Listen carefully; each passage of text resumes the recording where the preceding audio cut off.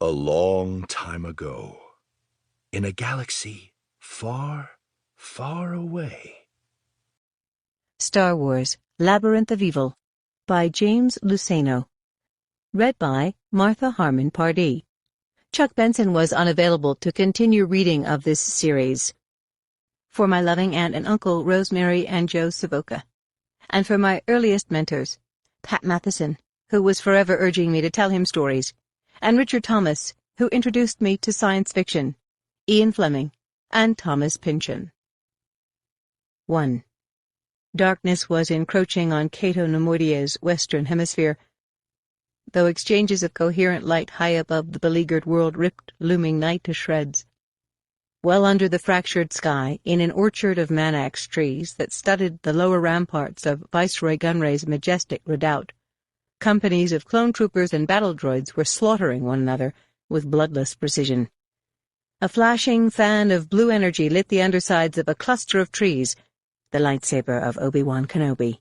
Attacked by 2 sentry droids, Obi-Wan stood his ground, twisting his upraised blade right and left to swat blaster bolts back at his enemies. Caught midsection by their own salvos, both droids came apart with a scattering of alloy limbs. Obi-Wan moved again. Tumbling under the segmented thorax of a Neimoidian harvester beetle, he sprang to his feet and raced forward. Explosive light, shunted from the Citadel's deflector shield, dappled the loamy ground between the trees, casting long shadows of their buttressed trunks. Oblivious to the chaos occurring in their midst, columns of the 5-meter-long harvesters continued their stalwart march toward a mound that supported the fortress. In their cutting jaws or on their upsweeping backs they carried cargoes of pruned foliage.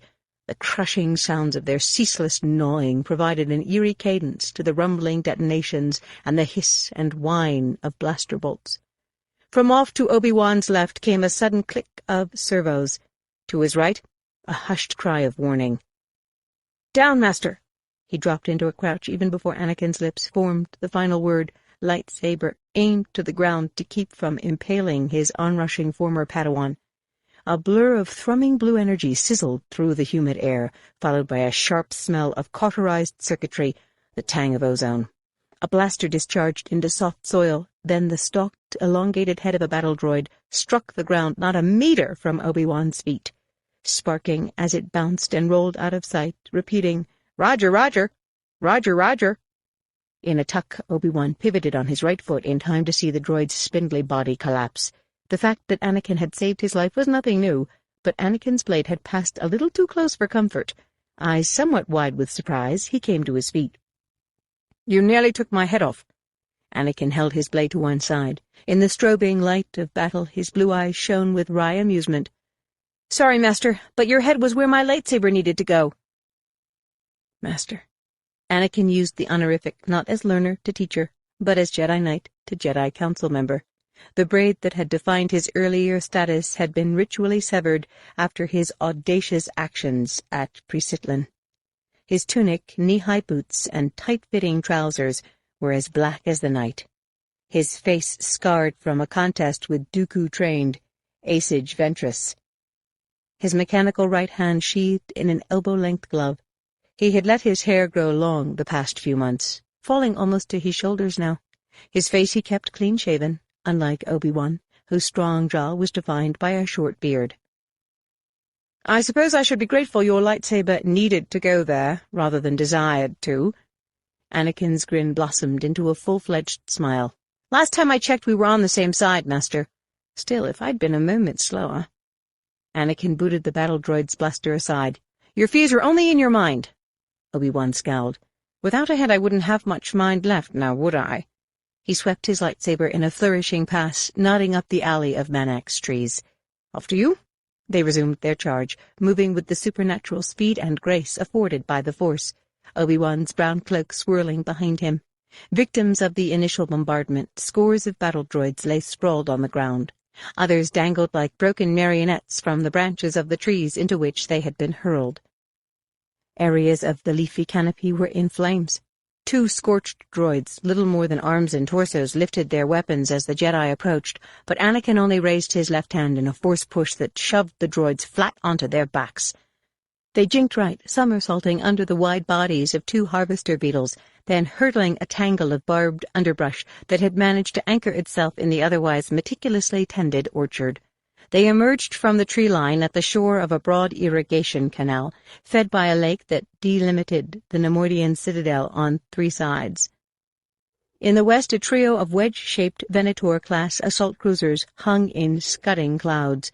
North and east, the sky was in turmoil, cross-hatched with ion trails, turbo-laser beams, hyphens of scarlet light streaming upward from weapons emplacements outside the citadel's energy shield. Rising from high ground at the end of the peninsula, the tiered fastness was reminiscent of the command towers of the Trade Federation core ships, and indeed had been the inspiration for them. Somewhere inside, trapped by Republic forces, were the Trade Federation elite. With his homeworld threatened and the purse worlds of Deco and Koru Neimoidia devastated, Viceroy Gunray would have been wiser to retreat to the Outer Rim, as other members of the Separatist Council were thought to be doing. But rational thinking had never been a Neimoidian strong suit, especially when possessions remained on Kato Neimoidia, the Viceroy apparently couldn't live without. Backed by a battle group of Federation warships, he had slipped onto Kato Neimoidia, intent on looting the citadel before it fell. But Republic forces had been lying in wait, eager to capture him alive and bring him to justice. 13 years late, in the judgment of many. Kato Neimoidia was as close to Corusant as Obi-Wan and Anakin had been in almost 4 standard months, and with the last remaining Separatist strongholds now cleared from the core and colonies, they expected to be back in the Outer Rim by week's end. Obi-Wan heard movement on the far side of the irrigation canal. An instant later, 4 clone troopers crept from the tree line on the opposite bank to take up firing positions amid the water-smoothed rocks that lined the ditch. Far behind them, a crashed gunship was burning. Protruding from the canopy, the lot's blunt tail was stenciled with the 8-rayed battle standard of the Galactic Republic. A gunboat glided into view from downstream, maneuvering to where the Jedi were waiting. Standing in the bow, a clone commander named Cody waved hand signals to the troopers on shore and to others in the gunboat, who immediately fanned out to create a safe perimeter. Troopers could communicate with one another through the comlinks built into their T-visored helmets, but the advanced recon commando teams had created an elaborate system of gestures meant to thwart enemy attempts at eavesdropping. A few nimble leaps brought Cody face-to-face with Obi-Wan and Anakin. "Sirs, I have the latest from Airborne Command." "Show us," Anakin said. Cody dropped to one knee, his right hand activating a device built into his left wrist gauntlet. A cone of blue light emanated from the device, and a hologram of Task Force Commander Dodonna resolved. "Generals Kenobi and Skywalker. Provincial Recon Unit reports that Viceroy Gunray and his entourage are making their way to the north side of the redoubt. Our forces have been hammering at the shield from above and from points along the shore, but the shield generator is in a hardened site and difficult to get at. Gunships are taking heavy fire from turbo-laser cannons in the lower ramparts. If your team is still committed to taking Gunray alive, you're going to have to skirt those defenses and find an alternative way into the palace. At this point we cannot reinforce. Repeat, cannot reinforce." Obi-Wan looked at Cody when the hologram had faded. "Suggestions, Commander?" Cody made an adjustment to the wrist projector, and a 3D schematic of the redoubt formed in midair. "Assuming that Gunray's fortress is similar to what we found on Deco and Koru, the underground levels will contain fungus farms and processing and shipment areas. There will be access from the shipping areas into the mid-level grub hatcheries, and from the hatcheries we'll be able to infiltrate the upper reaches." Cody carried a short-stocked DC-15 blaster rifle and wore the white armor and imaging system helmet that had come to symbolize the Grand Army of the Republic. Grown, nurtured, and trained on the remote world of Kamino 3 years earlier. Just now, though, areas of white showed only where there were no smears of mud or dried blood, no gouges, abrasions, or charred patches. Cody's position was designated by orange markings on his helmet crest and shoulder guards. His upper right arm bore stripes signifying campaigns in which he had participated. Aganar, Pre-Sitlan, Paracelsus Minor, Antar 4, Tibrin, Score 2, and dozens of other worlds from core to outer rim. Over the years, Obi-Wan had formed battlefield partnerships with several advanced recon commandos, Alpha, with whom he had been imprisoned on Rat Attack, and Jango Tat, on Ord Cestus. Early generation ARCs had received training by the Mandalorian clone template, Jango Fett. While the Kaminoans had managed to breed some of Fett out of the regulars, they had been more selective in the case of the ARCs. As a consequence, ARCs displayed more individual initiative and leadership abilities. In short, they were more like the late bounty hunter himself, which was to say more human. While Cody wasn't genetically an advanced recon commando, he had ARC training and shared many ARC attributes. In the initial stages of the war, clone troopers were treated no differently from the war machines they piloted or the weapons they fired. To many they had more in common with battle droids poured by the tens of thousands from Bactoid armor workshops on a host of separatist-held worlds. But attitudes began to shift as more and more troopers died. The clones' unfaltering dedication to the Republic and to the Jedi showed them to be true comrades in arms, and deserving of all the respect and compassion they were now afforded. It was the Jedi themselves, in addition to other progressive-thinking officials in the Republic, who had urged that second- and third-generation troopers be given names, rather than numbers, to foster a growing fellowship. "I agree that we can probably reach the upper levels, Commander," Obi-Wan said at last. "But how do you propose we reach the fungus farms to begin with?" Cody stood to his full height and pointed toward the orchards. "We go in with the harvesters." Obi-Wan glanced uncertainly at Anakin and motioned him off to one side. "It's just the two of us. What do you think?" "I think you worry too much, Master." Obi-Wan folded his arms across his chest. "And who'll worry about you if I don't?" Anakin canted his head and grinned. "There are others. You can only be referring to C-3PO. And you had to build him." "Think what you will."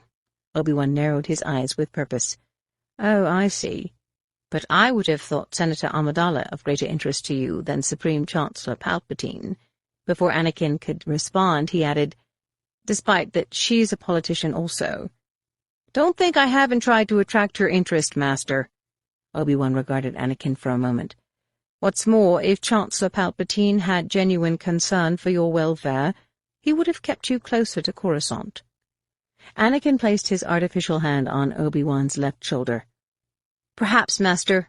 But then, who would look after you?" 2.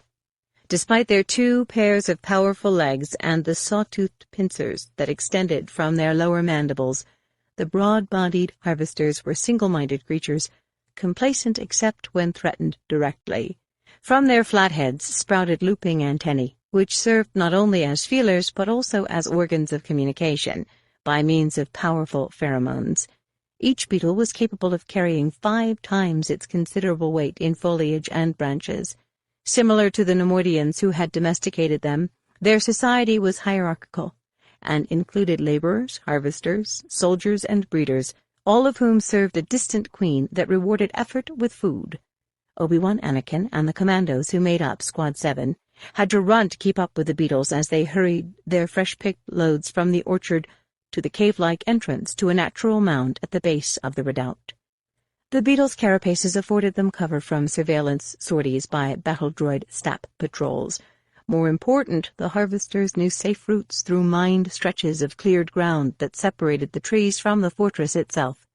The beetles' frequent habit of lowering their heads to exchange information with hive mates moving in the opposite direction demanded that the Jedi and troopers keep between the harvesters' rear legs. Hunched over, Obi-Wan ran with his lightsaber in hand but deactivated.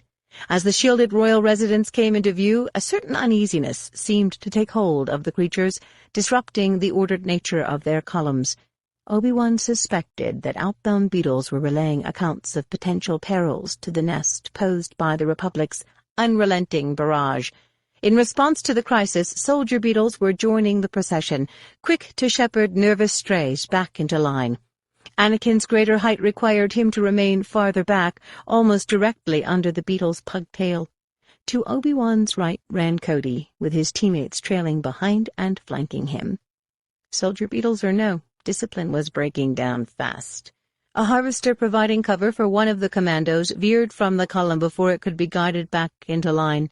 Instead of hurrying under another beetle, the commando stuck with the stray and quickly found himself out in open ground. Obi-Wan felt a ripple in the force an instant before the harvester's right foreleg tripped a landmine. A potent explosion fountained from the rocky ground, blowing away half the creature's foreleg. The commando threw himself to one side, rolling out from under a trio now of pounding legs, only to have to bob and weave as the harvester began to run in frantic circles, seemingly determined to trample the commando underfoot. A glancing blow from the beetle's left rear leg tipped the commando off his feet. Confused, the harvester lowered its head and butted at the hard white object in its path again and again, until there wasn't a smooth area left in the commando's armor. The harvester's distress was having an impact on the rest of the beetles as well.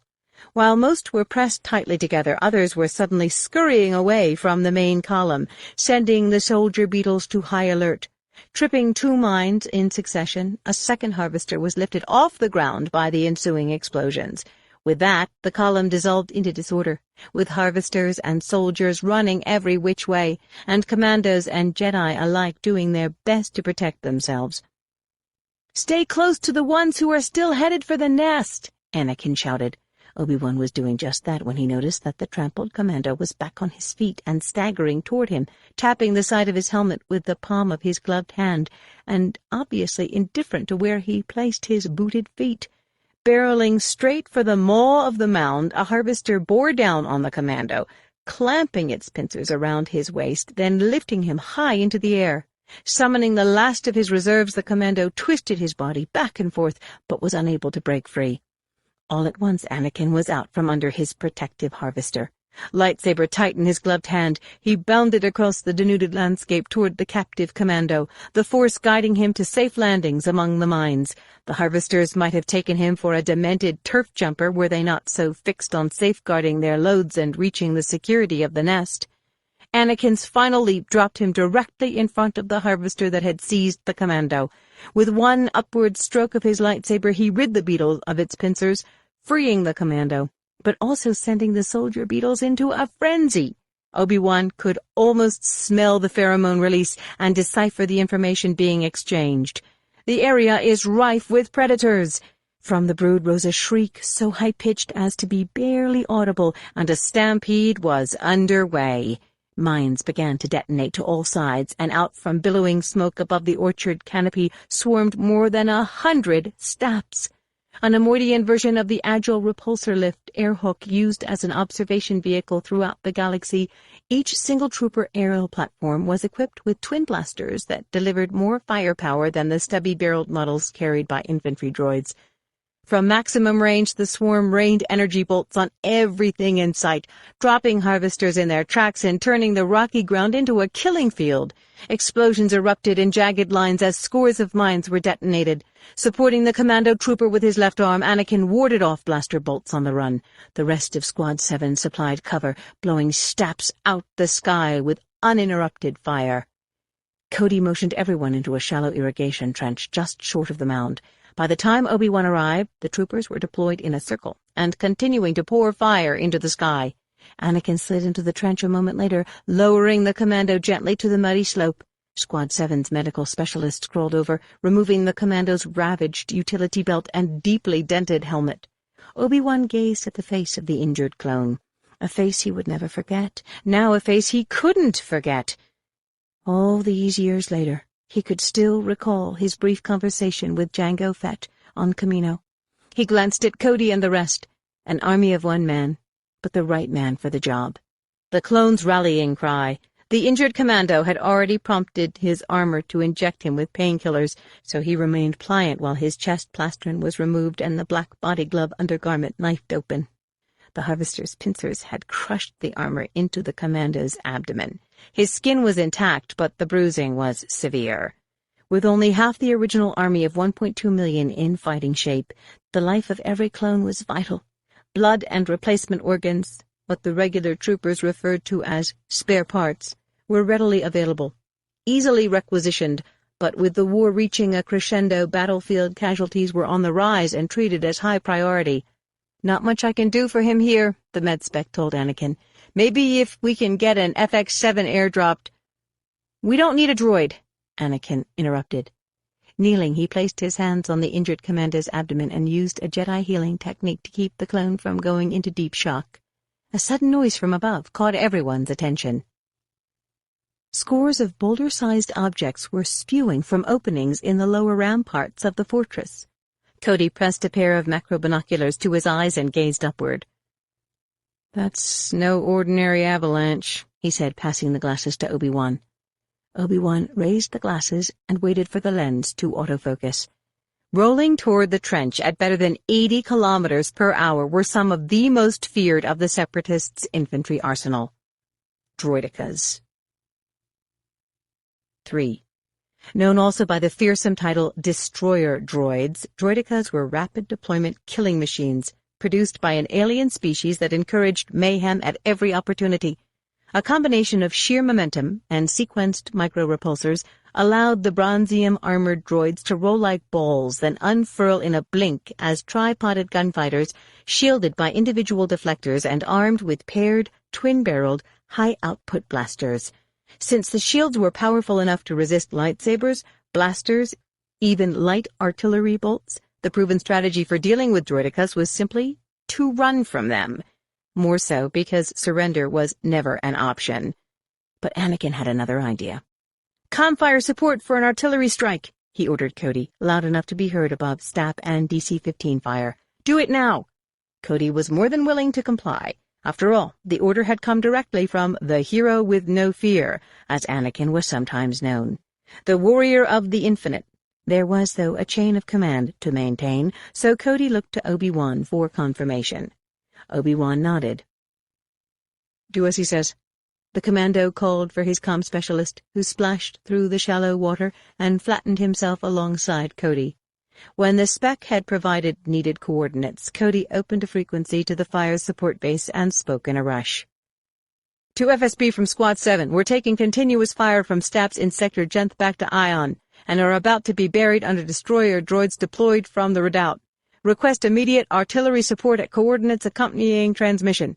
Recommend tactical electromagnetic pulse airburst, followed by Svati barrage." "Pulse weapons don't discriminate, Commander," Obi-Wan thought to point out. Cody shrugged. "It's the only way, sir." "Tell them we've got a wounded trooper for the Rimsu," Anakin said. The term stood for Republic Mobile Surgical Unit. Cody relayed the message. "Warn the evac pilot that he'll be setting down in a hot area.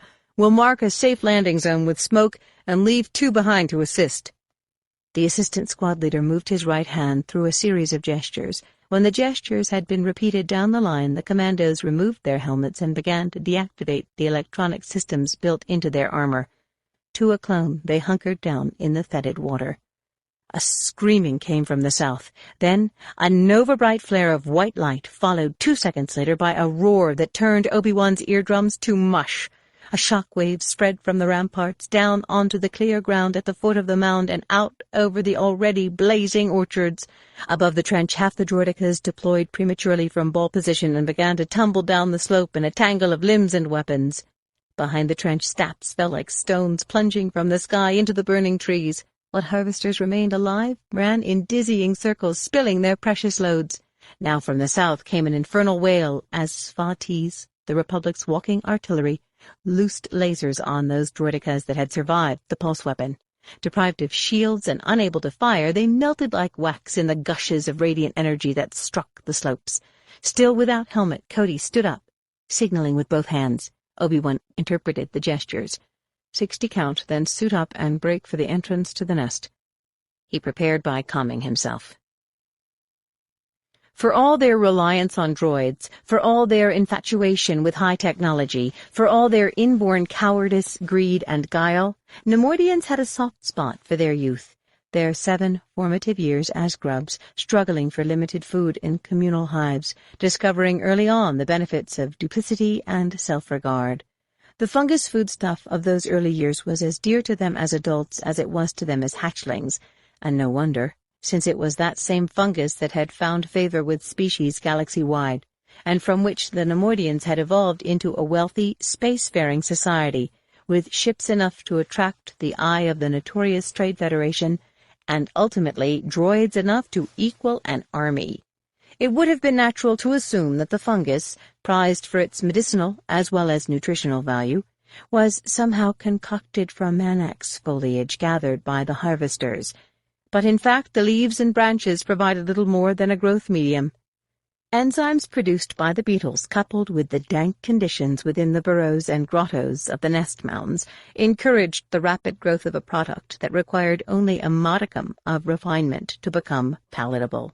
Elsewhere, during the sieges of Deco and Neimoidia, Obi-Wan had never visited a fungus farm.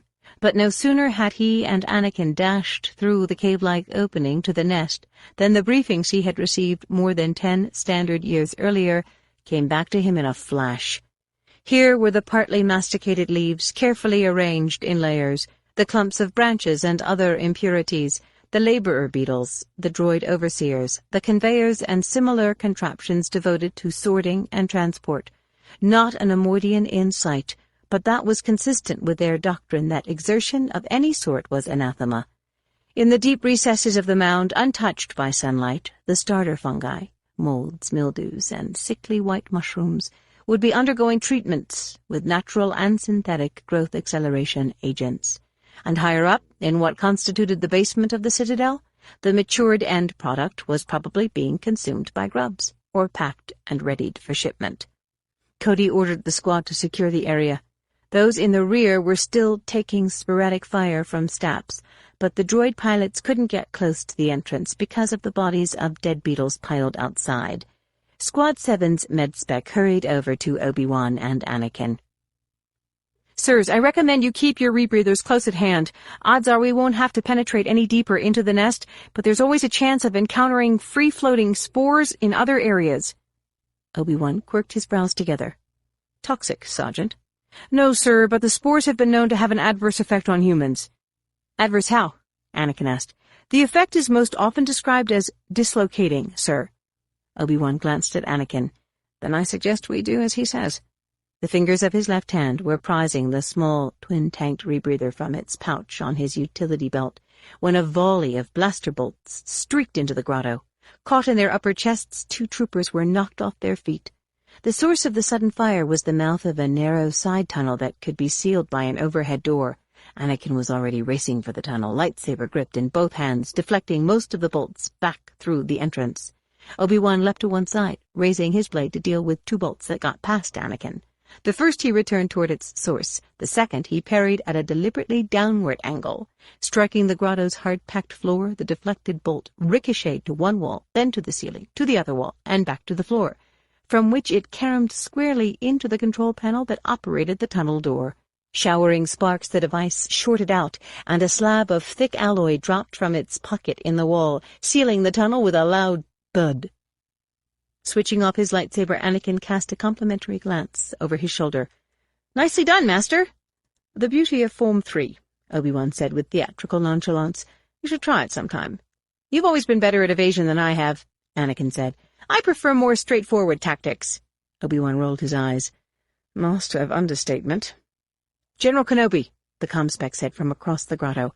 "Provincial Recon reports that Viceroy Gunray and his entourage are heading for the launching bays. They're protected by super battle droids, a group of which are now closing on our position." Anakin swung to Obi-Wan. "One of us has to divert the droids." "One of us," Obi-Wan repeated. "Haven't we been through this before?" "The beauty of our partnership, Master. You lure the bodyguards away, I capture Gunray. It hasn't failed us yet, has it?" Obi-Wan compressed his lips. "From a certain point of view, Anakin." Anakin scowled. "Fine, then I'll be the bait this time." "That makes no sense," Obi-Wan said quickly, shaking his head. "We play to our separate strengths." Anakin couldn't resist a smile. "I knew you'd listen to reason, Master." He signaled out 4 commandos. "You'll come with me." "Sir," they said in unison. Obi-Wan, Cody, and the rest of Squad 7 set out for the turbolift shafts. Obi-Wan hadn't gone 5 meters when he stopped and swung around. "Anakin, I know we've got a score to settle with Gunray, but don't make it personal. We want to take him alive." 4. "Oh, but it is personal," Anakin told himself, while he watched Obi-Wan, Cody, and 4 troopers disappear into the turbolift. It was personal because of what Newt Gunray had done to Naboo 13 years ago. It was personal because of Gunray's hiring of Jango Fett to assassinate Padme 3 years ago. First with a bomb planted on her ship, then with the pair of cowhuns a changeling had inserted into Padme's senatorial quarters on Corusant. the woman Anakin loved above all else, his wife. The deepest, though brightest, of his secrets, even Obi-Wan didn't know, for that would have created problems. Finally, it was personal because of all that had occurred on Geonosis, the mock trial, the sentencing, the executions that were to have taken place in the arena. Even if he could put all that aside, as Obi-Wan plainly wanted him to do, it was personal, because Gunray had aligned himself with Dooku and the Separatists, and the war they had planned from the start had brought ruin to 1,000 worlds. The deaths of the Separatist leaders was the only solution now. It had always been the solution despite objections by certain members of the Jedi Council, who still believed in peaceful resolutions, despite the Senate's attempts to bind the hands of Supreme Chancellor Palpatine so that corrupt politicians could continue to turn a profit, line the pockets of their shimmer silk cloaks with kickbacks from the immoral corporations that funded the war machine, supplying both sides with weapons, ships, whatever was needed to extend the conflict. It made Anakin's blood boil. Yes, just as Yoda had sensed after Qui-Gon Jinn and Obi-Wan had freed him from slavery on Tatooine and brought him to the Jedi Temple. He had a lot of anger in him. But what Yoda failed to realize was that anger could be a kind of fuel. In peaceful times, Anakin might have been able to bridle his rage, but now he relied on it to drive him forward, to transform him into the person he needed to be. Cut off the head. Twice he might have been able to kill Dooku himself had Obi-Wan not held him back, but he didn't hold that against his former master. For all his skills, Anakin still looked to Obi-Wan for guidance. On occasion. As he and the 4 troopers were exiting the grotto, the tip of his boot sent some object skittering across the floor. On the fly, he used the Force to call the thing to his left hand and realized that it was Obi-Wan's rebreather, which must have fallen from its utility pouch during the brief exchange with the unseen battle droids. But no matter. Obi-Wan was probably already in the lower levels of the redoubt, where there would be little need for the device. Opening one of the pouches on his belt, Anakin wedged the rebreather inside. He urged the troopers on, and they stayed close on his heels. Upward, following burrows, ramps, and shafts used only by droids. Through processing and shipment areas, through hatcheries filled with squealing grubs, upward, into the Citadel's gleaming middle levels, through rooms large as starship docking bays filled floor to ceiling with stuff. A boundless collection of junk, ritual gifts, impulsive purchases, thousands of faddish devices never to be used but too prized as possessions to be thrown out, donated, handed down, or destroyed. More technology than existed on entire worlds, hoarded, stacked, piled about, crammed into every available space. Anakin could only shake his head in wonder. In Mos Espa, on Tatooine, he and his mother had lived simply and never wanted for anything. His grin was short-lived. Anger and despair made him grit his teeth. Upward, until they reached the Citadel's semicircular projection of launching bays, which overlooked the surrounding lake and a ridge of forested mountains. Anakin brought his team to a halt. One of the commandos held up his hand, palm outward, then tapped the side of his helmet to indicate an incoming transmission. The commando listened, then spoke to Anakin with hand signals. Gunray's party is nearby. They're testing escape vectors for the shuttle by lowering the defensive shield and launching decoys, the commando said quietly. Turbo laser fire has allowed several of the decoys to get past our blockade and reach orbiting core ships. The muscles in Anakin's jaw bunched. Then we have to act quickly. No one contested when Anakin held point position. The commandos accepted without question that body armor and imaging systems were primitive compared to the power of the Force. They moved vigilantly through a maze of elegant corridors abandoned in a rush, strewn with belongings dropped during flight. Approaching an intersection, Anakin made a halting gesture with his left hand. He listened for a moment, heard from around the corner the telltale heavy footfalls of super battle droids.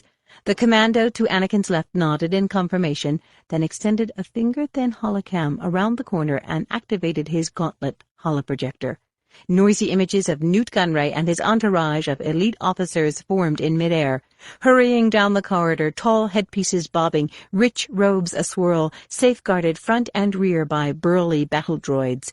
Anakin motioned for silence and was just about to step into the intersecting corridor when a banged-up silver protocol droid appeared from across the hall, raising its hands in delighted surprise. "Welcome, sirs," it said loudly. "I can't tell you how good it is to find guests in the palace. I am TC-16, and I am at your service. Nearly everyone has left, because of the invasion, of course, but I'm sure that we can make you comfortable, and that Viceroy Gunray will be most pleased." One hand clamped over TC-16's small rectangle of vocabulator. A commando yanked the droid to one side, but it was too late. Anakin leapt around the corner in time to see the Neimoidians set off at a run, red-eyed, flat-nosed Gunray casting a nervous glance over his shoulder. As for the super battle droids, they had about-faced and were marching stiff-legged in Anakin's direction. Catching sight of him, their right arms elevated, twisted downward, locked into firing position, and the corridor began to fill with blaster bolts. 5. Qui-Gon Jinn hadn't believed in baiting, Obi-Wan thought as he and the commandos rode the turbolift to the fortress's lowest level. Baiting implied a certain amount of advance planning, and Qui-Gon had no patience for that. He took situations as they came, throwing back his shoulders and striding boldly to the center of things, relying as much on his instincts as his lightsaber to deal with the consequences. It must have been difficult for him to have served under a methodical master such as Dooku, consummate planner, consummate duelist, now a Sith. But that made sense, of a sort. The desire to dominate and control. For a time, the same issues had stood at the center of Obi-Wan's conflicts with Anakin. Clearly, Anakin was as strong in the Force as any Jedi who had ever sat on the Council. But as Obi-Wan had told him time and again, the essence of being a Jedi didn't hinge on attaining mastery of the Force, but on attaining mastery over oneself. Someday Anakin would come to accept that, and then he would be truly unstoppable. Qui-Gon had had the insight to recognize it more than a decade earlier, and Obi-Wan felt duty-bound to his former master to help Anakin fulfill his destiny. His faith in Anakin had grown so strong that he had become Anakin's staunchest defender to those on the Council who had grown apprehensive about the young man's prowess and uncomfortable with his confidential, almost familial relationship with Supreme Chancellor Palpatine. If Obi-Wan was, as Anakin sometimes said, the father he never had, then Palpatine was his wise uncle, advisor, mentor in the ways of life outside the temple. Obi-Wan understood that Anakin envied him for having been appointed to the Council. But how could he not, having been all but anointed the Chosen One, continually bolstered by Palpatine's praise, driven to prove to his former master that he could be the perfect Jedi Knight?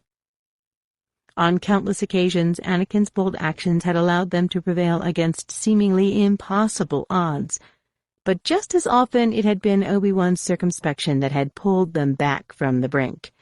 Whether foresight was something innate in Obi-Wan or the result of his continuing fascination with the unifying Force, the long view, Obi-Wan couldn't say.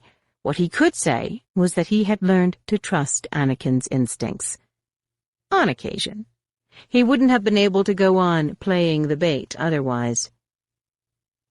"The next stop is ours, General," Cody said from behind him. Obi-Wan turned, watched Cody slam a new blaster pack into his DC-15, heard the familiar whine of the weapon's repower mechanism. Reflexively, he placed his thumb on the lightsaber's activator button. "How do you want to handle this, sir?" "You're the master of warcraft, Commander. I'll follow your lead." Cody nodded, perhaps grinning beneath his helmet. "Well, sir, our mandate is a simple one. Kill as many of the enemy as possible." Obi-Wan recalled a conversation he had had on Ord Cestus with a clone trooper named Nate regarding analogies between the Jedi and the clones, the former ushered by midi-chlorians to serve the Force, the latter grown and programmed to serve the Republic. But the analogies ended there, because the troopers never paused to consider possible repercussions of their actions. Tasked, they executed their orders to the best of their abilities, whereas lately even the most forceful Jedi knew moments of doubt.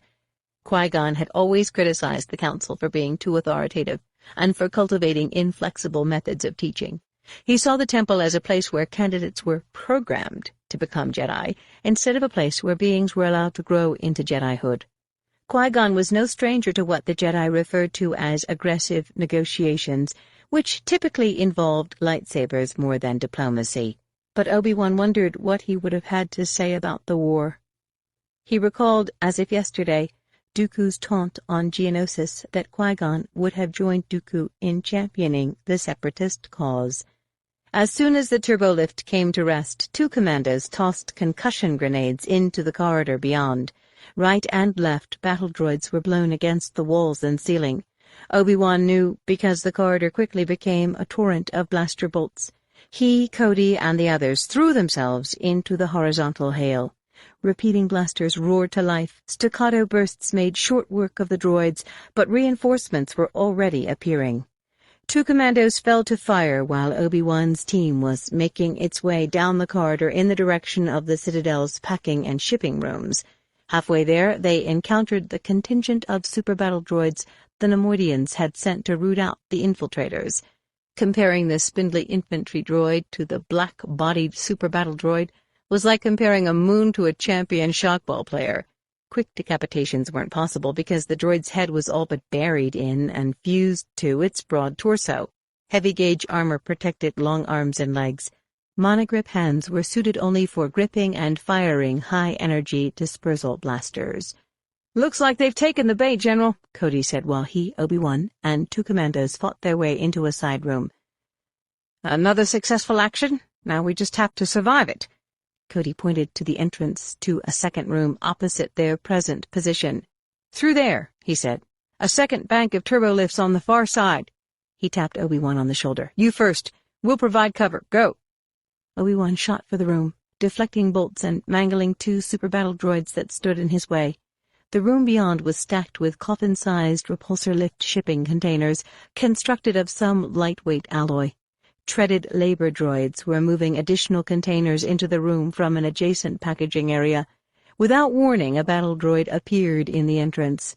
Obi-Wan glanced at the wall-mounted mechanism that operated the sliding doors.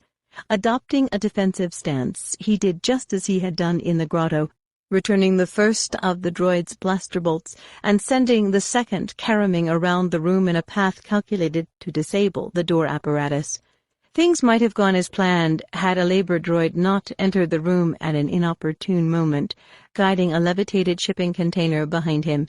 Ricocheting from the floor, the deflected bolt passed completely through the container before it struck the door mechanism. The pair of sliding doors attempted to close, but the crippled container was now in the way, so they began to cycle through attempts to repocket themselves, close, repocket themselves. Each time they opened, a battle droid would squeeze into the room, firing away, forcing Obi-Wan back toward the entryway through which he had originally come, where a brutal firefight was still raging between commandos and super battle droids. While all this was occurring, something else was afoot. Strands of some gauzy white substance were beginning to drift from the hold shipping container. Obi-Wan realized instantly what the substance was. Taking one hand from the hilt of lightsaber, he began to fumble for the rebreather pouched on his belt, only to find it empty. "Star's End," he cursed, more in disappointment than anger. Already beginning to feel woozy. 6. "Sirs, this is a terrible mistake," TC-16 inserted into a brief pause in the firefight. "Keep him quiet," Anakin snapped at the commando closest to the droid. "But, sirs," a second commando glanced at Anakin and motioned down the corridor behind them. 6 infantry droids advancing. We're going to be caught in a crossfire." Anakin gave his head a quick shake. "Wrong. Follow me, and bring the droid." A muffled sound of dismay escaped TC-16's vocabulator.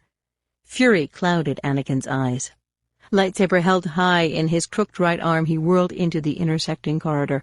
No need to use the Force, as many Jedi said, for he was never anywhere but fully in the Force. He called instead on his anger, bringing images to mind to fuel his rage. It wasn't difficult, with so many to choose from. Images of a Tusken Raider camp on Tatooine, Yavin 4, the defeat at Jabim, Pre-Sitlan, Blue blade flashing, he cut a swath through the super battle droids, opening their burnished carapaces with diagonal slashes, cutting off blaster arms, hobbling the droids by deflecting bolts into their hermetically sealed knees, scarcely letting a shot get past him so that the commandos following in his wake could concentrate their fire on the ones Anakin only wounded. Their enemies fell aside, almost as if surrendering. Focused on the route Gunray and his lackeys had taken, Anakin raced through corridors, rounding corners without slowing down, sprinting for the launching bay at the far end of the final corridor. Confronted with an iris hatch blast door, he thrust his glowing blade into the metal as if it were living flesh. Lips drawn back over his teeth, he tried to force the lightsaber to burn a fast circle in the door. He brought his will to bear on the task, but the lightsaber could accomplish only so much, even in the hands of a powerful Jedi. Withdrawing the blade, he stepped back from the door and moved his hands through a force pass, willing the iris portal to open. The door shuddered but remained sealed. Screaming through gnashed teeth, he tried again. When the commandos finally caught up with him, he spun to them. "Blow the door!" A commando hurried forward to place magnetic charges against the alloy. Anakin paced behind him, waiting. Another commando had to tug him to a safe distance. The charges blew and the portal yielded. Anakin charged through the irising seal even before it had opened fully. The launching bay was littered with containers, articles of clothing, objects the Neimoidians hadn't had time or space to take with them. The shuttle was gone. Wisps of vapor swirled about, and the air smelled faintly of fuel.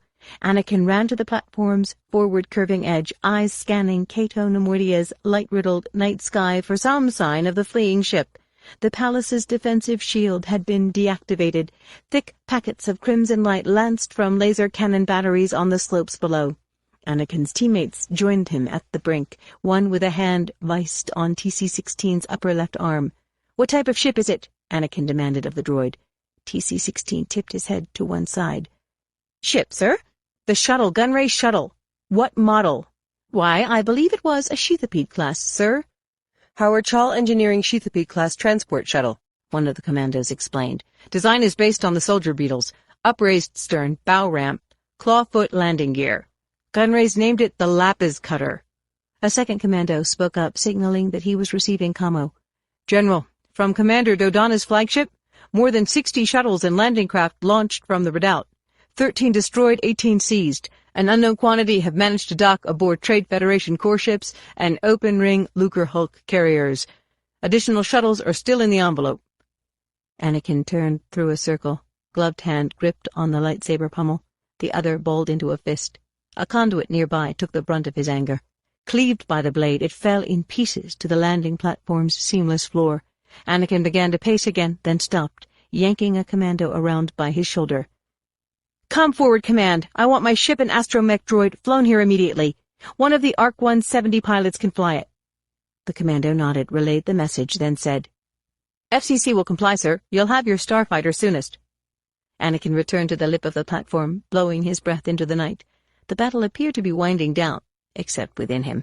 Not until he had Gunray in his grip. "General Skywalker," a commander said from behind him. "Urgent from Commander Cody. He and General Kenobi are pinned down on level 1. Anakin shot him a questioning look. "By droids?" "A lot of them, apparently." Anakin glanced into the glowing sky, then back at the commando who had delivered Cody's message. "General, forward command reports that your starfighter is on the way." Another commando updated. Again, Anakin glanced at the sky, only to turn back to the commando. "Where did you say Obi-Wan and Cody are?" "Level 1, sir, in the shipping area." Anakin compressed his lips. "All right, let's go rescue them." 7. In the shipping room, the sliding doors were still cycling, striking the punctured shipping container, retracting, attempting to close once more. Battle droids were still entering with each parting of the doors, and spores were still wafting through the air. Not much had changed, except within Obi-Wan, who felt as if he had downed 3 bottles of Huiron's Reserve. Bleary-eyed but lucid, tipsy but sure-footed, weary but attentive, Obi-Wan seemed to be the sum of all contrasts. More or less rooted in place, he swayed, wobbled, tottered, and reeled, evading or parrying an almost unremitting current of blaster bolts. His singed and burned cloak bore evidence of all the near hits, but the floor heaped with droids, whole and in parts, bodies sparking and limbs twitching, spoke to the accuracy of his deflections. He felt at times as if he were merely holding the lightsaber and letting it do all the work. In one hand, in both, it made no difference. Other times he was able to anticipate the bolts, twist himself aside at the last instant, and allow the walls and floor to handle the ricochets. Sometimes he actually took a moment to congratulate himself on the skill of his returns.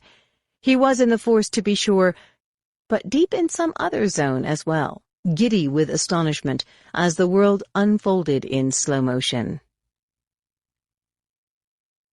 Alerted by the commandos that the air was saturated with spores, Anakin had his rebreather in his mouth as he approached the room in which Obi-Wan had held his own against better than 50 droids, all of which lay scattered about the room. A weaving, shuffling, staggering Obi-Wan was dealing with the last of them when Anakin entered. When the final droid collapsed, Obi-Wan aimed the blade of his lightsaber casually toward the floor and stood swaying in place, breathing hard but almost grinning. "Anakin," he said happily, "how are you?"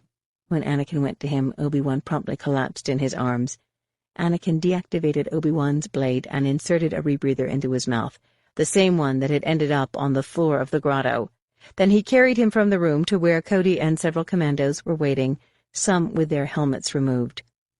"Exactly what lightsaber form were you using back there, Master?" Anakin asked when Obi-Wan had come around and the rebreathers were no longer necessary. "Form? More the absence of it," Anakin laughed shortly. "If Mace, Kit, or Shak T could have seen you." Obi-Wan blinked in confusion and glanced around at the carnage of droids in the shipping area. "We did this," he said to Cody. "You did most of it, General." Obi-Wan regarded Anakin in confusion. "I'll explain later," Anakin said. Obi-Wan ran his hand through his hair, then, as if just remembering, said, "Gunray, did you get him?" Anakin's shoulders dropped. "The entire entourage escaped the palace." Obi-Wan mulled it over for a moment. "You could have gone after them." Anakin shrugged. "And leave you?" He paused, then added, "Of course, if I'd known you'd become master of a new lightsaber form." Obi-Wan's eyes brightened. "They'll be taken in orbit. Maybe. If not, there'll be other times, Anakin. We'll see to it." Anakin nodded. "I know that, Master." Obi-Wan was about to add something when a helmeted commando stepped from a nearby turbolift and hurried over to them. "General Kenobi? General Skywalker? We found something of interest among the equipment the Neimoidians left behind." 8. The fact that the sheathopede shuttle had managed to thread its way through a storm of turbo-laser bolts and dock in the core ship's portside command tower was no guarantee of safety. Indeed, while everyone was filing down the shuttle's tongue-like boarding ramp, the core ship was still being pummeled by fire from Republic warships. First to set foot on deck, Viceroy Newt Gunray, attired in blood-red robes and sporting a tall, helmet-like mitre, asked for a situation report from one of the goggle-wearing technicians who was waiting in the docking bay. "Even now, coordinates for the jump to lightspeed are being calculated, Viceroy," the nearest one said. "A matter of moments, and we will be well away from Kato Neimoidia. Your peers on the Council of Separatists await us in the Outer Rim." "Let us hope so," Gunray said, as the vessel was rocked by a massive explosion. Behind Gunray walked Settlement Officer Rune Hacko, wearing a crested skullcap, and behind Hacko, various financial, legal, and diplomatic officers, each wearing a distinctive headpiece. Droids were already beginning to unload the possessions, the treasures, for which Gunray had risked so much. He called Hacko aside while the others were exiting the sterile docking bay. "Do you think there will be a chance to return and reclaim what we had to leave behind?" "Not a chance," puckered Hacko said flatly. "Our purse worlds now belong to the Republic. Our only hope is to find sanctuary in the Outer Rim. Otherwise, this ship will have to serve as our home, and perhaps our final resting place." Sadness crept into Gunray's red orbs. "But my collections, my keepsakes." "Your most cherished items accompany you," Hacko said, gesturing to the containers already piled at the foot of the boarding ramp. "More important, we escaped with our lives." Another instant, and the Jedi would have had us. Gunray allowed a nod of agreement. You warned me. I did. Count Dooku will help us find new worlds to settle when the war is won. If the war is won, you mean. The Republic seems keen on driving us from the galaxy. Gunray made a dismissive gesture with his fat fingers. Temporary setbacks. The Republic has yet to see the face of its real enemy. Hako hunched slightly at the reference. But is even he enough, Viceroy? He asked quietly. Gunray said nothing, although he had been asking himself the same question for the past several weeks. One thing was clear. The glory days of the Trade Federation had come to an untimely end. Ironically, the individual most responsible for that bright burning, for the rise of Newt Gunray himself, was the same individual who had repeatedly betrayed him, and to whom Gunray and the other separatists were now forced to look for salvation. The Sith Lord, Darth Sidious. There at Dorvala and Eriadu, manipulating events to shunt power and influence to the Neimoidians. There at Naboo, ordering a blockade of the planet, the murder of Jedi, assassination of the Queen, a debacle for the Trade Federation. Years of attempts by the Republic to try to convict Gunray and his chief officers to break the hold the Trade Federation enjoyed on galactic shipping. But not once during that time of public disgrace did Gunray mention the role Sidious had played. Out of fear? Certainly. But also because he had sensed that Sidious had not abandoned him completely. Rather, the Dark Lord was somehow seeing to it that the trials never came to fruition, that no lasting verdicts were rendered or punishments handed down. As the separatist movement gained strength, threatening the security of ships and shipments in the far sectors, the Trade Federation had actually been able to increase the size of its standing army of battle droids by dealing directly with Foundry worlds, such as Geonosis and Hippori. Making the most of the Republic's sudden instability, lucrative deals had been arranged between the Trade Federation and the Corporate Alliance, the Intergalactic Banking Clan, the Techno-Union, the Commerce Guild, and other corporate entities. It was during the final trial that Gunray had been approached by Count Dooku, who had promised that all would ultimately turn out well for the Trade Federation. In a moment of weakness, Gunray had revealed the truth about his dealings with Darth Sidious. Dooku had listened attentively, had promised to bring the matter to the attention of the Jedi Council, though he himself had left the Order some years earlier. Gunray had mixed feelings about Dooku's purpose in creating a separatist movement, chiefly because corruption in the Republic Senate had so often worked to the Trade Federation's advantage. But if Dooku's confederacy of independent systems could eliminate even some of the bribes and kickbacks commonplace in galactic trade, then so much the better. By and by, Dooku's real aims had been made clear. He was less interested in providing an alternative to the Republic than he was in bringing the Republic to its knees, through the use of force if necessary. In much the same way that the Trade Federation had amassed an army right under the nose of Supreme Chancellor Finis Valorum, Dooku, in plain sight, was seeing to it that Bactroid Armor Workshops was supplying weapons to any corporations that agreed to ally with him. Regardless, Gunray had resisted offers to throw his full support to the Separatists, not when there were still profits to be made in countless Republic star systems. Playing a game of his own, teasing Dooku along, he had informed Dooku that a precondition to their entering into any exclusive arrangement was the death of former Naboo Queen Padme Amidala, who had foiled Gunray on 2 occasions and had been the loudest opposition voice at his trials. Dooku had hired a bounty hunter to oversee the business, but 2 attempts at assassinating Senator Amidala had failed. Then came Geonosis. But just when Gunray finally had Amidala in his grasp, on trial no less for espionage, Dooku had equivocated, refusing to have Amidala killed outright, and not lifting a hand against the Jedi until some 200 of them had showed up with a clone army the Republic had grown in secret. That day had provided Gunray with the first in what would be a series of narrow escapes. Hurrying to the catacombs with Dooku at their side, Gunray and Hako had barely managed to flee the embattled surface and recall what core ships and droid carriers remained. By then, though, it was too late for anyone to resign from Dooku's confederacy. The war was begun, and it was Dooku's turn for revelations. He too was Sith, and his master was none other than Sidious. Whether a replacement for the fearsome Darth Maul, or a Sith even during his years in the Jedi Order, Gunray didn't care to know. What mattered was simply that Nute Gunray was right back where he had been so many years earlier, in service to forces over which he had no control whatsoever. When the war had been going well, the issue of whom he served had been scarcely a problem. Trade had continued, and the Trade Federation had continued in the black. For a time it appeared that Sidious and Dooku's dreams of toppling the Republic might succeed after all, but they found themselves facing a worthy opponent in the person of Supreme Chancellor Palpatine, also from Naboo, who had never much impressed Gunray, but who had managed, through a combination of charm and artfulness, not only to remain in power long past his term of office, but also, in conjunction with the Jedi, to conduct the war.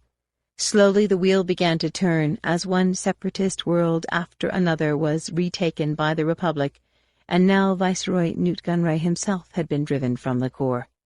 A tragedy for the Trade Federation, a tragedy he feared for the entire Neimoidian species. He gazed at the few possessions he had been able to gather, his costly robes and mitres, resplendent jewelry, priceless works of art. A sudden chill laddered up his spine. His bulging forehead and lower jaw tingled in dread.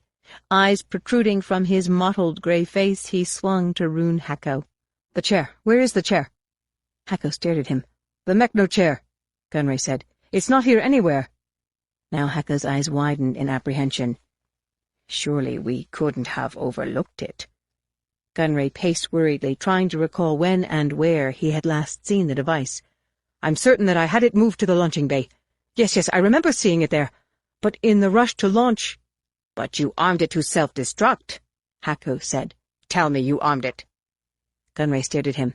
"I thought you had armed it." Hako gestured to himself. "I don't even know the sequence codes." Gunray fell silent for a moment. "Hako, what if they should decide to tamper with it?" Hako's broad slash of mouth twitched with worry. "Without the codes, what could they possibly gain from it?" "You're right. Of course you're right." Gunray tried to convince himself. It was just a Mechno chair, after all. Finely wrought, but just a walking chair. A walking chair equipped with a hyperwave transceiver. A hyperwave transceiver given to him 14 years ago by— "What if he should learn that we left it behind?" Gunray rasped. "Sidious," Hako said softly. "Not Sidious." "Count Dooku, you mean?" "Are you brain-dead?" Gunray fairly screeched. "Grievous! What if Grievous should find out?" Supreme Commander of the droid armies, General Grievous had been Sanhil and Poggle the Lesser's gift to Dooku. Once merely a barbaric living being, now a cyborg monstrosity devoted to death and destruction. Already the butcher of entire populations, the devastator of countless worlds. "It's not too late," Hako said suddenly. "We can communicate with the chair from here. Can we arm it to self-destruct?" Hako shook his head negatively. "But we might be able to instruct it to arm itself." A technician intercepted them while they were hurrying toward a communications console. "Viceroy, we are prepared to make the jump to light speed." "You will do no such thing," Gunray cried. "Not until I give the order." "But, Viceroy, our vessel can only withstand so much bombardment." "Bombardment is the least of our concerns." "Hurry," Hako insisted. "We haven't much time." Gunray rushed to join him at the console. "Say nothing of this to anyone," he warned. 9. Sickle-footed, hump-backed, incised with intricate designs, the Mechno chair sat in the launching bay of the now seized fortress, amid a heap of equally exquisite belongings left by the fleeing Neimoidians. Obi-Wan was circling it, right hand caressing his bearded chin. "I think I've seen this chair before." Squatting alongside it, Anakin looked up at him. "Where?" Obi-Wan stopped. "On Naboo, shortly after Viceroy Gunray and his entourage were taken into custody in Theed." Anakin shook his head. "I don't remember seeing it." Obi-Wan snorted. "I suspect you were too excited about having blown up the droid control ship to take much notice of anything. What's more, I saw it only for a moment, but I do remember being struck by the design of the holoprojector plate. I'd never seen one quite like it, or since, for that matter." On the far side of the spacious bay, up on its hard stand, sat Anakin's sleek yellow starfighter. R2-D2 stood nearby, communing with TC-16. Commander Cody and the rest of Squad 7 were elsewhere in the palace, mopping up, as the clones liked to say. Anakin examined the chair's holoprojector without touching it. An oval of ribbed alloy, it was equipped with a pair of dorsal sockets sized to accept data cells of some sort. "It is unusual. You know, Master, these cells could contain valuable messages in storage. All the more reason to leave it be until someone from intelligence can have a look at it." Anakin frowned. "That could take forever." Obi-Wan folded his arms and regarded him. "Are you in a rush, Anakin? For all we know, the cells could be programmed to erase themselves. Do you see any evidence of that?" "No, but then we're better off waiting until we can run a proper diagnostic." Anakin grimaced. "What do you know about running diagnostics, Master?" "I'm not exactly a stranger to the Temple's cyber labs, Anakin." "I know that, but R2 can run the diagnostic." He beckoned for the droid to join him at the Mechno chair. "Anakin," Obi-Wan started to say. "Really, sirs, I must protest," TC-16 interrupted, hurrying behind R2-D2. "These items remain the property of Viceroy Gunray and other members of his party." "You don't have a say in the matter," Anakin said. R2-D2 trilled and hooted at the battered protocol droid. The two had been bickering since R2-D2's arrival a short time earlier. "I'm fully aware that my circuits are corroded," TC-16 said. "As for my posture, there's little I can do about that until my pelvic joint is serviced. You astromechs think very highly of yourselves just because you can pilot starfighters." "Don't pay R2 any mind, TC," Anakin said. "He's been spoiled by another protocol droid. Haven't you, R2? R2 tootled a response, extended his computer interface arm, and inserted the magnetic tip into an output socket in the chair. "Anakin," Obi-Wan said sharply. Anakin stood up and joined Obi-Wan on the launch platform. Obi-Wan was pointing to a blinking light that was growing larger by the second in the night sky. "Do you see that? That is very likely the ship we're waiting for, and the intelligence officers aboard are not going to take kindly to our sticking our noses in their business." "Sirs," TC-16 said from behind them. "Not now," Obi-Wan said. R2-D2 began to loose a long series of whistles, chirps, and chitters. "If and when they give the okay," Obi-Wan went on, "then feel free to dissect the entire chair, if that's your objective." "That's not my objective, Master. Maybe Qui-Gon should have left you at Watto's junk shop." "You don't mean that, Master." "Of course not, but I know how you love to tinker with things." "Sirs, keep quiet, TC," Anakin said. R2-D2 honked and razzed, though as if from a distance. "And you too, R2." Obi-Wan glanced over his shoulder, and his jaw dropped. "Where's the Mechno chair?" Anakin swung around and scanned the bay. "Where's R2? "I've been trying to tell you, sirs," TC-16 said, gesturing toward the launching bay's ruined iris hatch. "The chair walked away, taking your high-thinking little droid with it." Obi-Wan stared at Anakin in bewilderment. "Well, it couldn't have gotten far on foot, Master." They rushed into the corridor, saw that it was deserted in both directions, and began searching the rooms that adjoined the bay. A prolonged electronic squeal brought both of them back into the main corridor. "That's R2, Anakin said. "Either that or TC has developed a talent for mimicry." The protocol droid following behind, they hurried into a compact data room, where they saw R2-D2 with his interface arm still jacked into the chair and the gripper of his grasping arm clamped to the bar handle of a storage cabinet. Stretched to its full extent, a computer interface cable now connected the Mechno chair to a control console of some sort. The chair's talon-like feet were in constant motion, attempting to gain purchase on the smooth floor in an effort to propel the chair closer to the console. "What's it doing?" Obi-Wan asked. Anakin made his face long and shook his head. "Recharging itself? Never seen such tenacity in a Mechno chair." R2-D2 chattered and wheezed. "What's R2 saying?" Obi-Wan asked TC-16. "He's saying, sir, that the Mechno chair has just armed itself to self-destruct." Anakin made a mad dash for the console. "R2, unplug yourself," Obi-Wan shouted. "Anakin, get away from that thing." Anakin's fingers were already busy undoing leads that linked the holoprojector unit to the chair. "Can't, Master. Now we know there's something stored in this chair no one wants us to see." Obi-Wan glanced worriedly at R2-D2. "How much time, R2?" TC-16 translated the astromech's response. "Second, sir." Obi-Wan rushed to Anakin's side. "There isn't time, Anakin. Besides, it could be rigged to detonate if tampered with." "Almost there, Master. You'll deactivate us in the process." Obi-Wan sensed a disturbance in the Force. Without thinking, he pulled Anakin to the floor an instant before the chair shot a stream of white vapor into the space Anakin had occupied. Coughing, Obi-Wan covered his mouth and nose with the wide sleeve of his robe. "Poison gas. Good bet it's the same one Gunray tried to use on Qui-Gon and me at Naboo." "Thank you, Master," Anakin said. "What's that make it? 25 to 37? 36, if you've any interest in accuracy." Anakin studied the chair for a moment. "We have to take the chance." Before Obi-Wan could even think about stopping him, Anakin had leaned forward and wrenched the interface cable from the control console. R2-D2 yelled, and TC-16 moaned in distress. A web of blue energy gambled around the chair and the console, knocking Anakin onto his backside. At the same time, a high-resolution blue hologram projected from the chair's holoplate. R2-D2 mewled in alarm. And to the meter-high figure in the hooded cloak, the unmistakable voice of Viceroy Newt Gunray was saying, "Yes, yes, of course.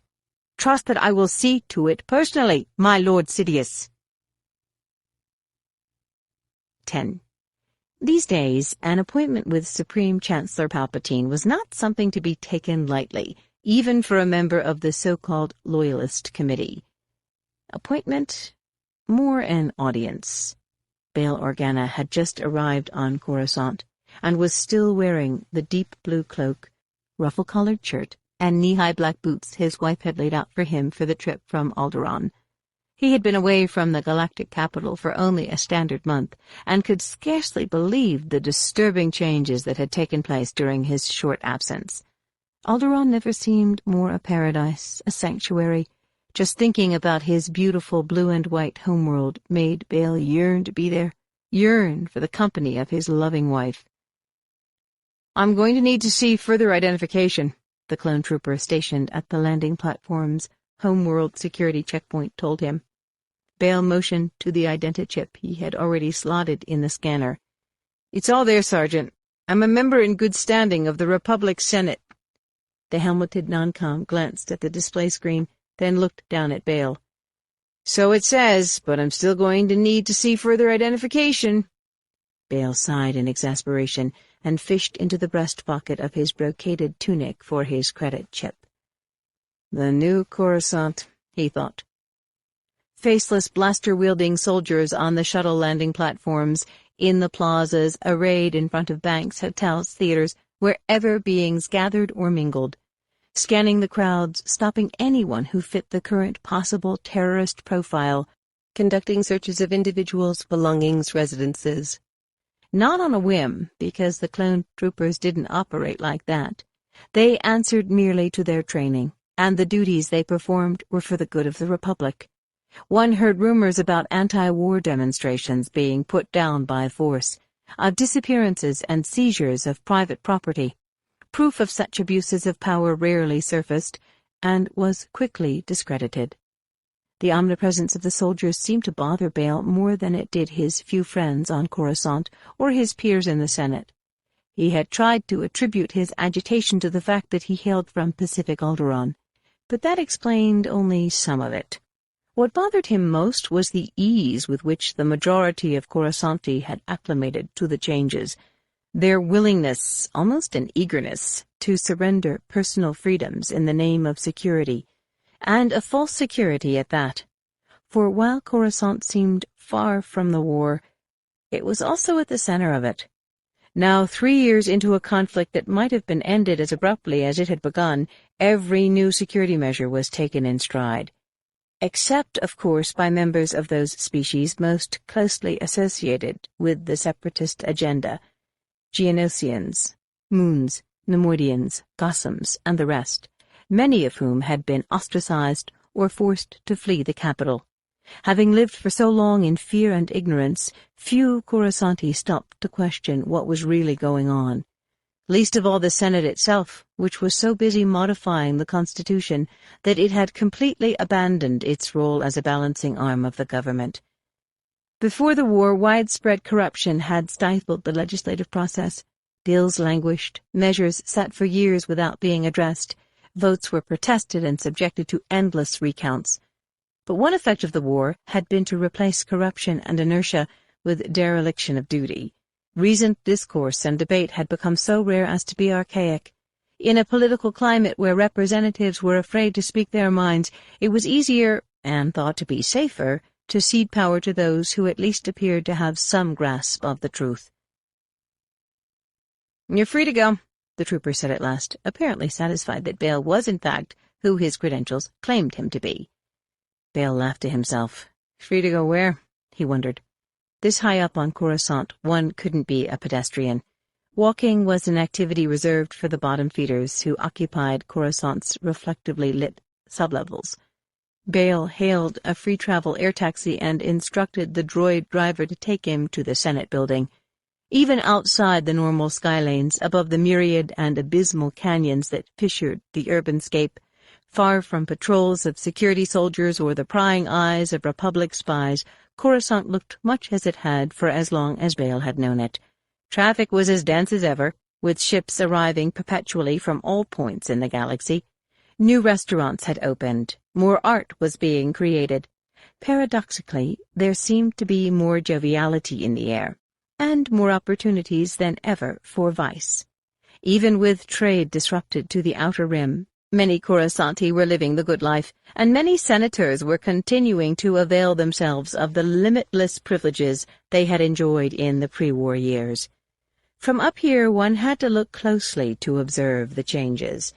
In the oval twin-drive air taxi, for example, running in tiny print across the passenger's seat display screen was a public service ad extolling the virtues of Compor, the Commission for the Protection of the Republic. Non-humans need not apply. And there, dazzling the sheer face of a towering office building, a piece of late-breaking HoloNet news detailing the Republic's victory at Kato, Neimoidia. Lately it was triumph after triumph, praise for the grand army of the Republic, all glory to the clone troopers. Rarely a mention of the Jedi, save for when one of them was commended by Palpatine in the Senate's great rotunda. Young Anakin Skywalker or some other. Otherwise one rarely saw an adult Jedi on Corusant any longer. Spread thin throughout the galaxy, they led companies of troopers into battle. The holofeeds were fond of using the phrase aggressive peacekeeping to describe their actions. To the extent that friendships could be forged with them, Bail had come to know a few. Jedi Masters Obi-Wan Kenobi, Yoda, Mace Windu, Saesee Tiin. The privileged few, who also were allowed to meet personally with Palpatine. Bail stirred in his seat. Even Palpatine's harshest critics in the Senate or in the various media couldn't hold him fully accountable for what Corusant had become. Though hardly the innocent he sometimes pretended to be, Palpatine was not to blame. His talent for being at once sincere and exacting was what had gotten him elected in the first place. According to Bail Antilles, at any rate, Bail's predecessor in the Senate. 13 years ago, the Senate was interested only in ridding itself of finis valorum, Antilles had once told Bail. Valorum, who had believed he could put honesty on the Senate agenda. Even in those days, Palpatine had had his share of influential friends.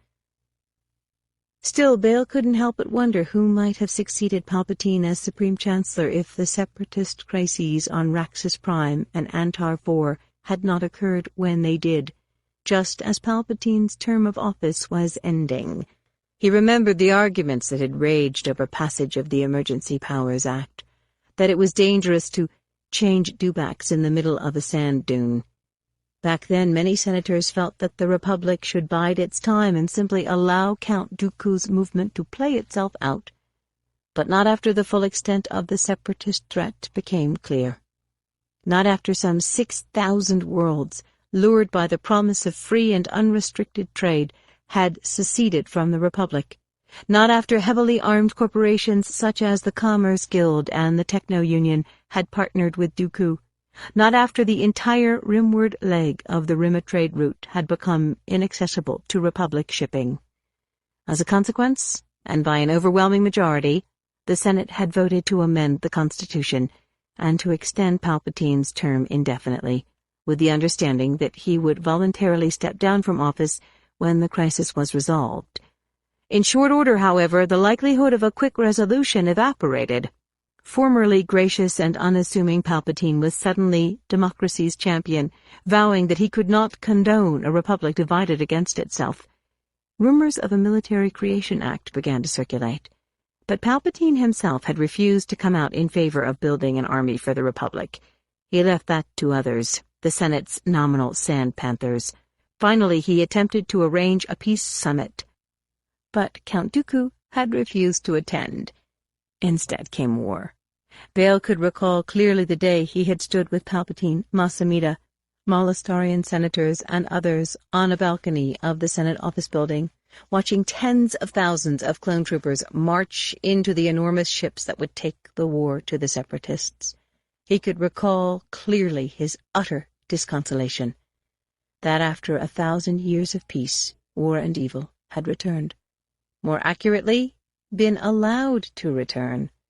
Regardless, Bail had put his feelings aside and had played his part, endorsing bills he might have previously denounced, supporting Palpatine's efficient streamlining of cumbersome bureaucracy.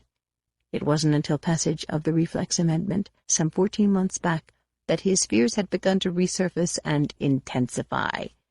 The sudden disappearance of Senator Seti Ashgod, after he had argued against installation of surveillance cams in the Senate building, the suspicious explosion of a star freighter aboard which Finis Valorum was a passenger, the passage of a security bill that granted Palpatine wide-ranging powers over Corusant, the behavior of the Supreme Chancellor himself, frequently isolated by his covey of advisers and illegal cadre of red-robed personal bodyguards, his unbending resolve to continue fighting until the war was won.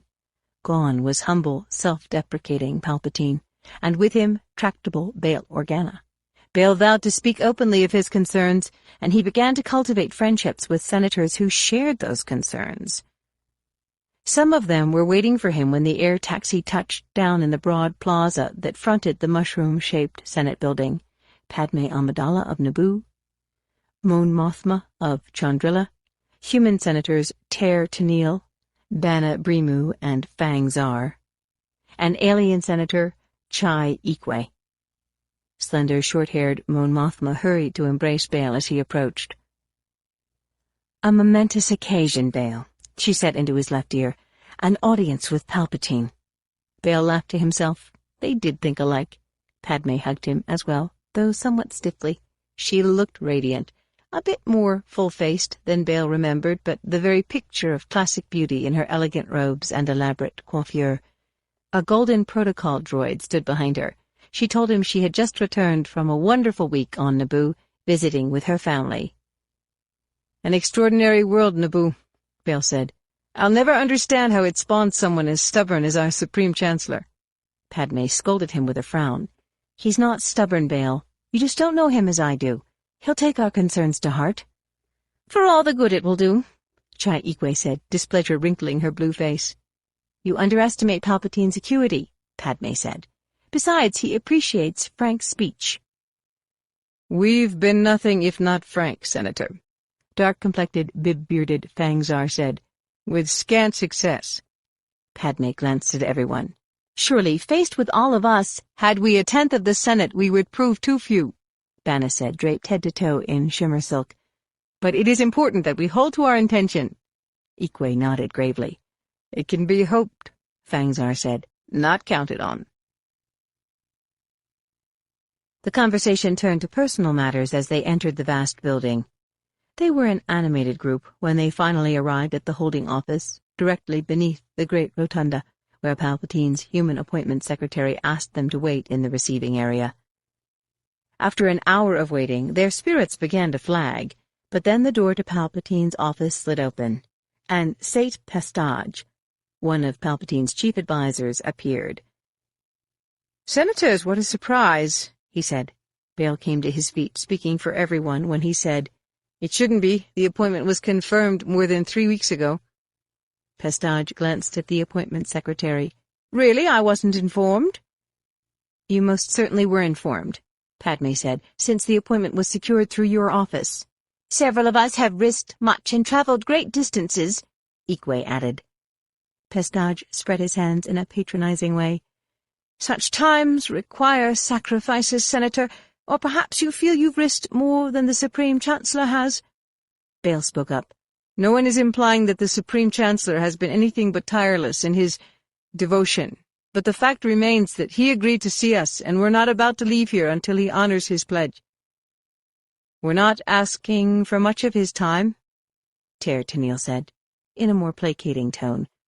"Maybe not, but you must realize how busy he is, what with new developments occurring daily." Pestage looked at Bale. "I understand you've become quite friendly with the Jedi Council. Why not visit with them, while I attempt to reschedule you?" Anger mottled Bale's bearded face. "We're not leaving until we see him safe." Pestage forced a smile. "As is your prerogative, Senator." 11. The shuttle whose landing lights had caught Obi-Wan's attention on Kato Neimoidia carried more than intelligence analysts and technicians. Yoda was aboard, eager to see for himself what Obi-Wan and Anakin had discovered. The technicians had succeeded in inducing the Mechno Chair's holoprojector to replay the image of Lord Sidious, and Republic cryptographers working with the Jedi were confident that the unique device would yield even greater secrets once it was relocated to Corusant and examined thoroughly. Refusing to let the Mechno Chair out of his sight, Anakin had demanded to oversee its transfer to the waiting shuttle.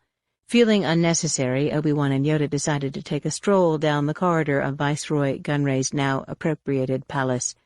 The venerable Jedi Master was pensive as they walked, the silence broken only by the sounds of distant blaster fire and the tick-tick of Yoda's Geimer stick as it struck the polished floor. Yoda was unreadable. Obi-Wan wasn't sure if Yoda was pondering the image of Sidious or the fact that 2 Jedi had been killed during the fighting on Kato Neimoidia. Every day saw more Jedi die. Many were as shot up as the clone troopers, wounded, blinded, scarred, deprived of arms or legs, patched up by Bota and Bacta. More than 1,000 Padawans had lost their masters, more than 1,000 masters their Padawans. When Jedi gathered now, they talked not about the Force, but about their military campaigns. New lightsabers were constructed not as a meditative exercise, but to handle the rigors of close combat.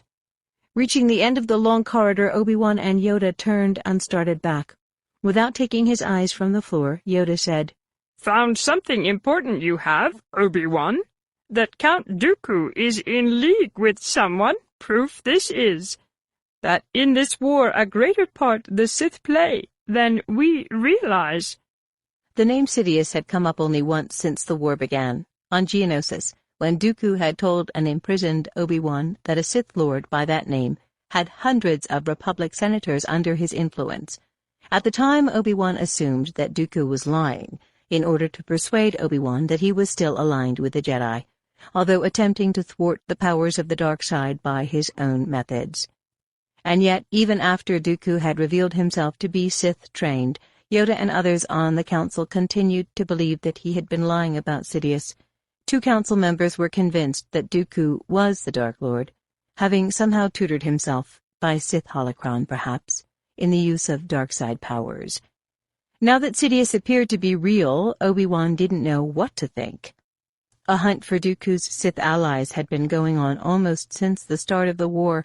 Dooku was known to have trained Jedi in the dark arts, Jedi Knights who had lost faith in the ideals of the Republic, Padawans fascinated by the power of the dark side, misinformed novices such as Asajj Ventress, who had been mentored by a Jedi. But the question remained, who, if anyone, had been Dooku's teacher? 13 years earlier, when Obi-Wan had fought and killed a Sith on Naboo, had he killed a master or an apprentice? The question was rooted in the belief that the Sith, having essentially defeated themselves a millennium earlier, had learned that an army of Sith could never stand, and that there should be only 2 at any given time, lest a pair of apprentices conspire to combine their strengths to eliminate a master. More a doctrine than a rule, but a doctrine that had managed to keep the Sith Order alive, if well concealed, for going on 1,000 years. But the horned and tattooed Sith whom Obi-Wan killed could not have trained Dooku, because Dooku had still been a member of the Jedi Order then. As clouded as the dark side made some things, there was simply no way Dooku could have been living a double life within the walls of the temple itself. "Master Yoda," Obi-Wan said, "is it possible that Dooku wasn't lying about the Senate being under the control of Sidious?" Yoda gave his head a quick shake while they walked. "Looked hard at the Senate, we did, and risked much we did by doing so, questioning in secret those we serve, but no evidence we found." He glanced up at Obi-Wan. "If in control of the Senate Sidious was, would not defeated the Republic already be? Would not to the Confederacy the core and inner rim belong?" Yoda paused for a moment, then added, "Perhaps at Geonosis, an accident it was that Dooku revealed himself. Had he not searched, we would have for Sidious, leaving Dooku to escalate his war. What think you, Obi-Wan? Obi-Wan folded his arms. "I've thought long and hard about that day, Master, and I believe Dooku couldn't help revealing himself, even though he may have regretted it. When he was fleeing for his ship, it was almost as if he allowed himself to be seen, almost as if he was attempting to draw us into an engagement. My first thought was that he was trying to ensure the safe escape of Gunray and the other separatist leaders, but my instincts tell me that he wanted desperately to demonstrate how powerful he had become. I think he was genuinely surprised to see you turn up, but instead of killing Anakin or me, he deliberately left us alive, to send a message to the Jedi." "Right you are, Obi-Wan. Pride undid him, forced him it did, to show us his true face." "Could he have been trained by this Sidious?" "Stands to reason it does. Accepted by Sidious he was, following the death of the one you killed." Obi-Wan considered it. "I've heard rumors about Dooku's early fascination with the dark side. Was there not an incident in the temple involving a stolen Sith holocron?" Yoda squeezed his eyes shut and nodded. "True that rumor is, but understand, Obi-Wan, a Jedi Dooku was, for many, many years. Difficult the decision is to leave the Order. Influenced he was by many things, the death of your former master, for one, even though avenged Qui-Gon was." He glanced at Obi-Wan. "Complicated this is, not merely by what we know, but by what we do not know, what we have to assume." Yoda stopped, then gestured to a carved bench. "Sit for a while, we will. Enlighten you, I can." Obi-Wan sat, his heart wanting to race. "A stern Master Dooku was, to Qui-Gon and others," Yoda began. "Powerful he was, skilled, disdainful. More important, convinced that lowering the shroud of the dark side was. Signs there were, all about us, long before to the temple you came, long before Qui-Gon came. Gross injustices, favoritism, corruption. More and more called the Jedi were to enforce the peace. More and more deaths there were. Out-of-control events were becoming." "Did the Council sense that the Sith had returned?" "Never absent they were, Obi-Wan, but stronger suddenly, closer to the surface. Spoke much of the prophecy Dooku did." "The prophecy of the Chosen One?" "The larger prophecy, that unfold the dark times would. Born into their midst the Chosen One is, to return balance to the Force." "Anakin," Obi-Wan said. Yoda regarded him for a long moment. "Difficult to say," he said quickly. "Maybe yes, maybe no. More important the shroud of the dark side is. Many, many discussions Dooku had. With me, with other members of the Council. Most of all, with Master Sci-Fi. Obi-Wan waited. Close friends they were, bound together by the unifying force. but worried about Master Dooku. Sidious was. Worried about his disenchantment with the Republic, about self-absorption among the Jedi. Saw in Dooku the effect of Qui-Gon's death. Sidious did. The effect that resurfaced the Sith had. Yoda shook his head mournfully.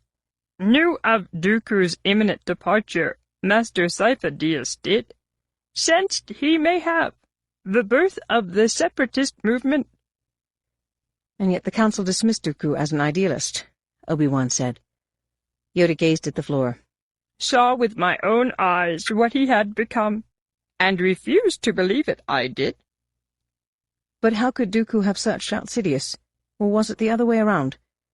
Impossible to know, but accept Sidious as a mentor, Dooku did. Could Sidious have foreseen that as well? Also impossible to know. Believed he might have that Sidious Dooku would hunt down, to destroy. Could that have motivated Dooku to leave the Order? Perhaps, but by the power of the dark side, even the most steadfast heart can be seduced. Obi-Wan turned to face Yoda. Master, did Sidious order the clone army? Yoda nodded. Contacted the Kaminoans, he did. Without your knowledge? Without it, yes. But exists a record of his initial contact. Obi-Wan gave in to some of his frustration. I should have questioned Lama Su more extensively. Questioned the Kaminoans were. Furnished much they did. Did they? Obi-Wan said in surprise. When? Reticent they were when first to Kamino I went. Only what already they had told you I heard. That Sidious the Order placed, that Tyrannus the donor clone furnished, that for the Republic the clones were, seen by the Kaminoans. Neither Sidious nor Tyrannus was. But later, after attacked Kamino was, more I learned, from Tanwi and Kosai, about the payments. From Sidious? From Tyrannus. Could Tyrannus have been an alias for Sidious?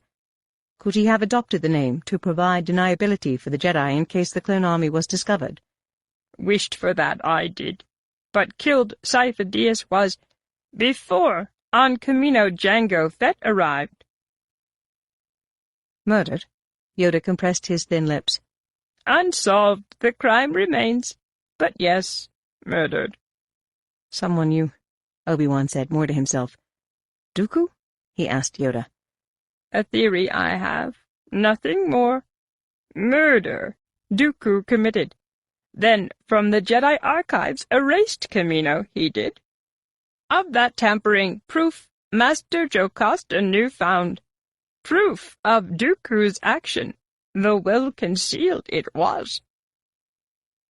Obi-Wan recalled his visit to the archives to search out the location of Kamino, only to be told by Jocasta knew that the planetary system didn't exist. What had caused him that day 3 years earlier to stare so intently at the library's bronzium bust of Count Dooku. Nevertheless, the clone army continued to be financed and built, he said at last. Could Sidious and Tyrannus have been partners? Of our ignorance, another example this is. But playing both sides Jango Fett clearly was. By someone on the side of the Republic, chosen he was on Bog 4 to be the clone template. But serving Dooku he was, as a hired killer. With the changeling who targeted Amidala, an intermediary he was.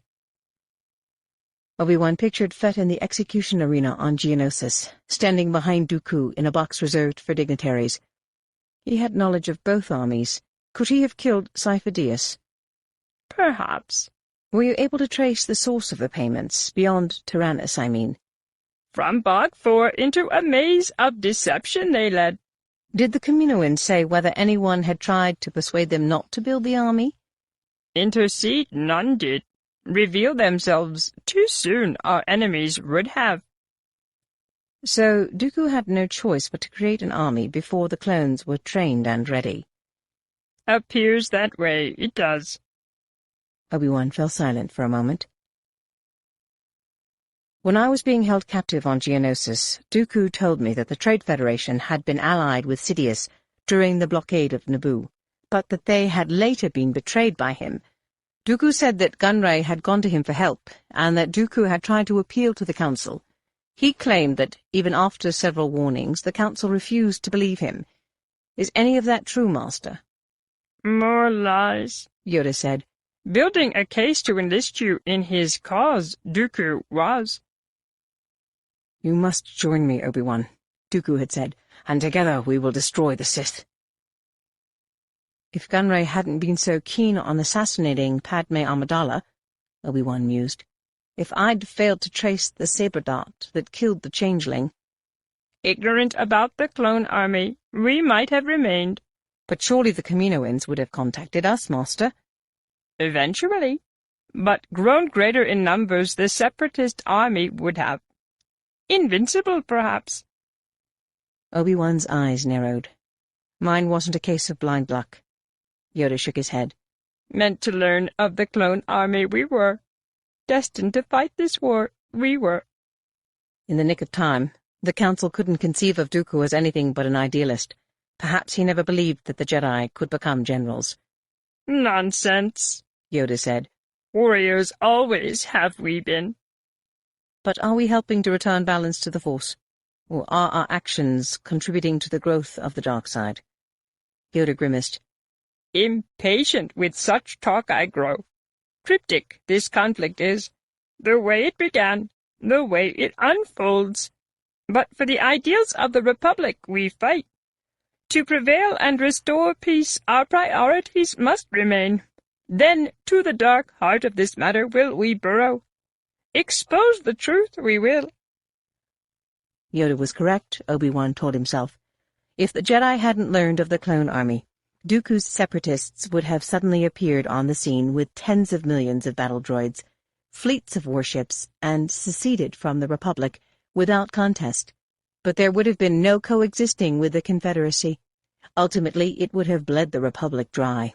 War would have been inevitable, and the Jedi would have been caught in the middle, as they were now. But why hadn't Yoda told him sooner about Sidious? Or was this yet another lesson, as the search for Kamino had been? Yoda's way of telling him to search for the thing that didn't seem to be there by analyzing its effects on the world around it. The difference between knowledge and wisdom.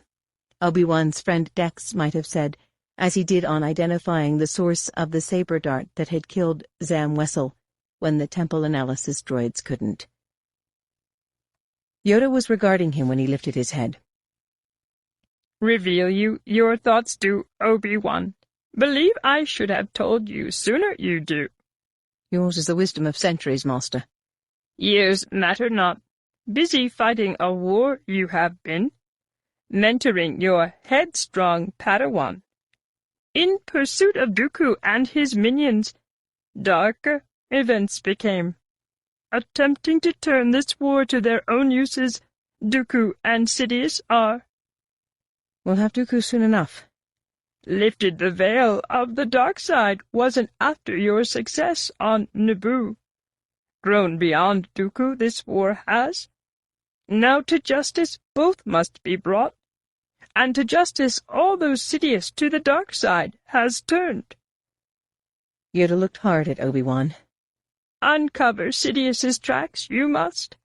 A chance this war to conclude. You and Anakin have been given. 12. In the launching bay, Anakin kept his eyes on the Mechno chair, while R2-D2 and TC-16 kept their photoreceptors on Anakin. Now that the analysts had run their diagnostic routines, the technicians were preparing to pack the device for safe shipment to Corusant. Just as Obi-Wan had said, they resented the fact that Anakin had tampered with the chair, despite the fact that, had he not, the chair would have blown itself to pieces, taking with it the hollow image of Sidious and whatever other communications, memories it might contain. Maybe Qui-Gon should have left you at Watto's junk shop, Obi-Wan's little joke, but the words had stung for some reason. probably because of Anakin's own musings about what might have become of him had the Jedi not been forced to land on Tatooine to find a replacement part for Padme's starship. It wasn't hard to imagine himself stuck in Mos Espa. With his mom, with C-3PO, without the bright shell he now wore. No. At 9 years of age he had been an expert pod racer. By 21 he would have been a galactic champion. With or without Qui-Gon's or Watto's help, he would eventually have won the Boonta Eve race. And his reputation would have been made. He would have bought freedom for himself, his mother, all the slaves in Mos Espa, gone on to win the grand races on Mala Stair, been hailed in the gambling casinos on Ord Mantell and Corusant. He wouldn't have become a Jedi.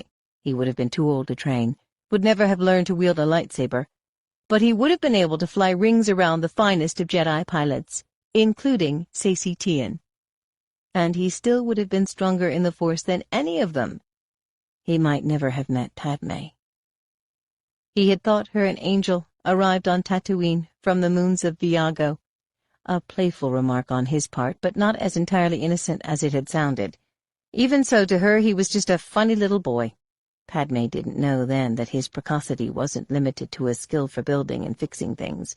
He had an uncanny sense for knowing what was going to happen, a certainty that he would become celebrated. He was different, chosen long before the Jedi Order had bestowed the title.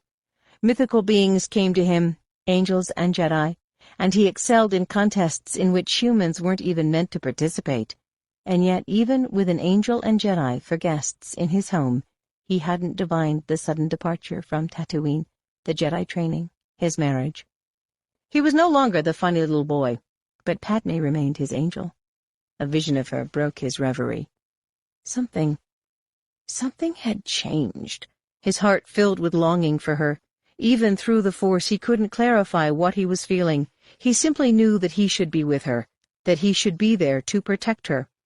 He flexed his artificial hand. Remain in the living Force, he told himself. A Jedi didn't dwell in the past. A Jedi surrendered attachment to persons and things that passed out of his or her life. A Jedi didn't fantasize or think, what if? He cut his eyes to the 3 human technicians who were fitting the Mechno chair with a crash foam safety harness. One of them was working too fast and almost knocked the chair over. Anakin shot to his feet and stormed across the bay. "Be careful with that," he shouted. The oldest of the 3 gave him a scornful glance. "Relax, kid, we know our job." "Kid." He waved his hand, calling on the Force to keep the Mechno chair fixed in place.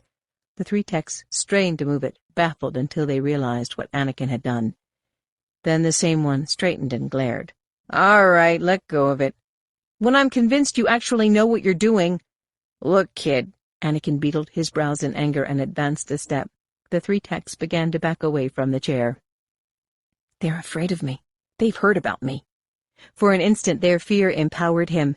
Then he felt shame and averted his glance. The eldest was holding up his hands. "Take it easy, Jedi. I didn't mean to offend you." "Pack it yourself if you want to," another said. Anakin swallowed hard. "It's important, that's all. I don't want anything to happen to it." He let the Mechno chair settle to the floor. "Carefully this time," the eldest said, refusing to so much as glance at Anakin. "General Skywalker," a trooper called from behind him. Anakin turned, saw the trooper motioning to the shuttle. "Hyperwave commo for you, from the office of the Supreme Chancellor." Now the 3 technicians looked at him again. As well they should. Without a word, Anakin spun on his heel and ascended the shuttle's boarding ramp. Above a holoprojector plate in the ship's comm center, a flickering image of Supreme Chancellor Palpatine was resolving. When Anakin had positioned himself on the transmission grate, Palpatine smiled. "Congratulations, Anakin, on your victory at Kato, Neimoidia." "Thank you, sir, but I'm sorry to report that Viceroy Gunray escaped, and that fighting continues in the Rock Arch cities." Palpatine's smile faltered. "Yes, I was informed as much." It wasn't the first time Anakin had heard from Palpatine in the field. At Jabim, Palpatine had ordered Anakin to retreat before the planet fell to the Separatists. At Presitlin, he had praised Anakin for having saved the day. Still, the communications were often as awkward as they were flattering. "What's wrong, my boy?" Palpatine asked. "I sense that you're troubled about something. If it involves Gunray, accept my word that he won't be able to hide from us forever. None of them will. One day you'll have your chance for complete victory." Anakin wet his lips. "It's not about Gunray, sir. Just a small incident here that made me angry." "What incident?" Anakin was tempted to disclose the details of his and Obi-Wan's discovery, but Yoda had told him to remain silent about the Mechno chair. "Nothing important," he said, "but I always feel guilty when I become angry." "That's a mistake," Palpatine said gently. "Anger is natural, Anakin.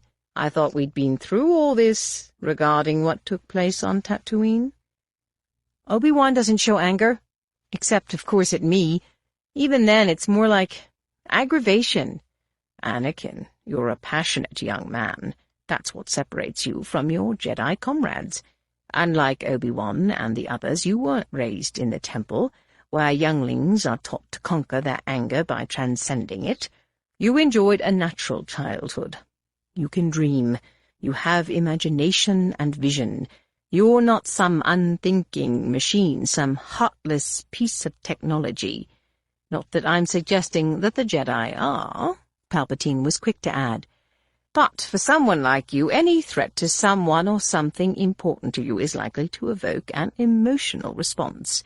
It happened with your mother. It will happen again. But you shouldn't fight those responses. Learn from them, but don't fight them." Anakin suppressed an impulse to reveal his marriage to Padme as well. "Do you think I'm immune to anger?" Palpatine said into the short silence. "I've never seen you angry." "Well, perhaps I've grown adept at reserving my anger for private moments, but it grows more difficult to do so in the face of the frustrations I face with the Senate, with the way this war persists. Oh, I know that you and the other Jedi are doing everything you can, but the Jedi Council and I don't always see eye to eye on how this war should be waged. You know my love for the Republic knows no bounds. That's why I'm struggling so hard to keep it from falling to pieces." Anakin forced a derisive breath. "The Senate should simply follow your lead. Instead, they block you. They tie your hands. It's as if they envy the power they gave you." "Yes, my boy, many do. But many support me as well. More important, we must abide by the rules and regulations of the Constitution, or else we are no better than those who stand in the way of freedom." "Some individuals should be above the rules," Anakin grumbled. "A case can be made for it, and indeed you are one of those people, Anakin. But you must know when to act and when not to." Anakin nodded. "I understand." He paused, then said, "How is Corusant, sir? I miss it." "Corusant is, as ever, a shining example of what life could be, but I am far too busy to indulge in its manifold pleasures." Anakin searched for some way to frame the question he needed to ask. "I guess you've been meeting frequently with the Loyalist Committee." "As a matter of fact, I have. A treasured group of senators who value the high standards of the Republic as much as you and I do." Palpatine smiled. "Senator Amidala, for example, so filled with vigor and compassion, the same qualities she brought to her term as Queen of Naboo. She causes a stir wherever she goes." He looked directly at Anakin. "I'm so glad that you and she have become such dear friends." Anakin swallowed nervously. Will you tell her hello from me?" "Of course I will." An ensuing silence lingered an instant too long. "Anakin, I will somehow see to it that you return from the Outer Rim soon," Palpatine said. "But we cannot rest until those responsible for this war have been held accountable for their crimes and eliminated as a threat to lasting peace. Do you understand?" "I'll do my part, sir." "Yes, my boy. I know you will." 13. In the reception area of the holding office, Bail Organa paced restlessly. He was preparing to vent his exasperation on Palpatine's appointments secretary when the door to the Supreme Chancellor's office opened once again, and his advisers began to file out between the imposing red-cowled guards that flanked the opening. Advisers Simalu and Janus Grigitus, Director of Intelligence Armand Isard, Senior Member of the Security and Intelligence Council Jani Hanuk of Glithnos, Shagrian Speaker of the Senate Masamida, and Staff Aide Sly Moore, tall and ethereal-looking, in her Ambaran shadow cloak. Last to exit was Pistage. "Senators, you're still here, I see." "We're nothing if not patient," Bale said. "Good to know, since the Supreme Chancellor still has much to attend to." Just then Palpatine himself appeared, glancing at Bale and the others, then at Pistage. "Senator Organa, Senator Amidala, all of you. What a delight to find you here." "Supreme Chancellor," Bale said, "we were under the impression we had an appointment with you." Palpatine lifted an eyebrow. "Indeed? Why wasn't I informed of this?" he asked Pistage. "Your schedule is so full, I didn't want to overburden you." Palpatine frowned. "My day is never so full that I can't take time to confer with members of the Loyalist Committee. Leave us, Sate, and don't allow us to be disturbed. I'll call for you when you're needed." Stepping aside, he gestured Bale and the others into the circular office. C-3PO was last to cross the threshold, twisting his head to regard both of the motionless guards. Bale took a seat directly across from Palpatine's high-backed chair, which was said to house some sort of shield generator, necessary for his protection, as were the guards, though something that would have been unheard of 3 years earlier. Saturated in red, the windowless carpeted office contained several singular pieces of statuary, as did Palpatine's chambers in the Senate office building, and his suite in the Crown of 500 Republica. Rumored to work for days on end without sleeping, Palpatine seemed alert, curious, somewhat imperious. "So, what matters have brought you here on such a glorious Corusant afternoon?" he said from his chair. "I can't help but sense a certain urgency." "We'll come directly to the point, Supreme Chancellor," Bale said. "Now that the Confederacy has been chased from the core and inner rim, we wish to discuss the abrogation of some of the measures that were enacted in the name of public safety." Palpatine gazed at Bale over steepled fingers. "Our recent victories have made you feel so secure?" "They have, Supreme Chancellor," Padme said. "The Enhanced Security and Enforcement Act in particular," Bale continued. "Specifically those measures that permit the unrestricted use of observation droids and searches and seizures without the need for warrants or due process." "I see," Palpatine said slowly. "Unfortunately, the fact of the matter is that the war is far from won, and I, for one, am not entirely satisfied that traitors and terrorists are not a continued threat to public safety. I realize that our victories give all appearances of a quick resolution to the war, but as of this morning I was informed that the Separatists still hold many key worlds in the Outer Rim, and that our sieges there could go on indefinitely." "Indefinitely?" Ikwe said. "Why not consider ceding some of those worlds?" Thangzar suggested. "Trade in the core and inner rim has resumed almost to pre-war standards." Palpatine shook his head. "Some of those Outer Rim worlds were Republic worlds taken by force, and I fear we risk setting a dangerous precedent by allowing the Confederacy to retain them. I believe, furthermore, that now is the very time to press our attack, until the Separatists no longer present a threat to our way of life." "Is there not some other way than continued warfare?" Bale asked. "Surely Dooku can be persuaded to listen to reason now." "You misjudge his resolve, Senator. But even if I'm wrong, suppose we decide to cede some worlds, as a conciliatory gesture. Who will choose which worlds? Me? You? Shall we submit the matter to a Senate vote? And how might the denizens of those ceded worlds respond to our gesture? How would the good people of Alderaan feel about being a Confederacy world?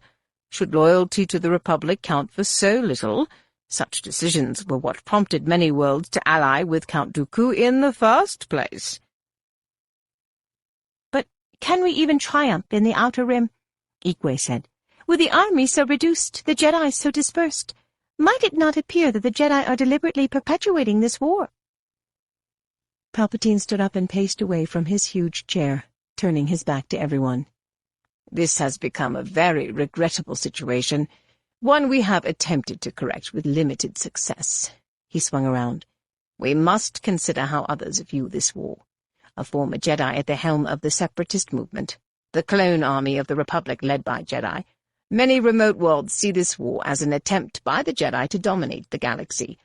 To many, the Jedi were not to be trusted before the war, in part as a result of the aggressive negotiations they were constrained to undertake during the terms of my predecessors. Word reaches those same worlds that it was the Jedi who invaded Geonosis, all because 2 of the Order had been sentenced to death for espionage. We know better, of course, but how to amend the misinterpretation?" Realizing that he had allowed the discussion to go off track, Bail said, "Returning to the matter of rescinding the Security Act, I serve the Republic, Senator Organa," Palpatine said, cutting him off. "Introduce a measure to repeal in the Senate. I will accept whatever outcome ensues from a vote." "Will you remain impartial during the debates?" "You have my word." "And these amendments to the Constitution," Mon Mothma started to say. "I view the Constitution as a living document," Palpatine interrupted. "As such, it must be allowed to expand and contract according to circumstances. Otherwise, what do we have but stasis?" "If we can be assured of a certain exhalation of power," Bana Brimu said. Palpatine grinned faintly. "Of course." "Then we've made a beginning," Padme said. "Just as I knew we would." Palpatine beamed at her. "Senator Amidala, is that not the droid Jedi Skywalker constructed?" Padme looked at C-3PO. "Yes, it is." For a moment it appeared that C-3PO was speechless, but only for a moment. "I am honored that you remember me, Your Majesty," he said. Palpatine returned an abrupt laugh. "A title more fit for a king or emperor." He glanced at Padme. "In fact, I have just spoken with him, Your Highness." "Anakin?" Padme said in surprise. Palpatine held her gaze. "Why, Senator Amidala, I do believe you're blushing." 14. Returning to the launching bay with Yoda, Obi-Wan observed Anakin and Yoda trade the briefest of looks, the meaning of which escaped him.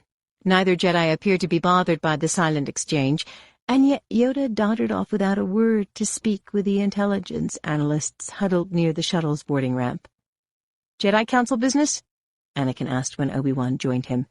"Nothing of the sort. Yoda believes that the Mechno-Cha may yield clues to the whereabouts of Darth Sidious. He wants us to take up the search." Anakin didn't respond immediately. "Master, aren't we obligated to notify the Supreme Chancellor of our find?" "We are, Anakin, and we will." "When the Council sees fit, you mean?" "No, after the matter has been discussed." "But suppose 1 or 2 of you should disagree with the majority." "Decisions are not always unanimous.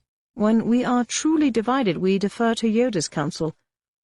"Then the Force can sometimes be felt more strongly by 1 than by 11. Obi-Wan tried to discern Anakin's intent. "Even Yoda is not infallible, if that's what you're getting at." "The Jedi should be." Anakin glanced furtively at Obi-Wan.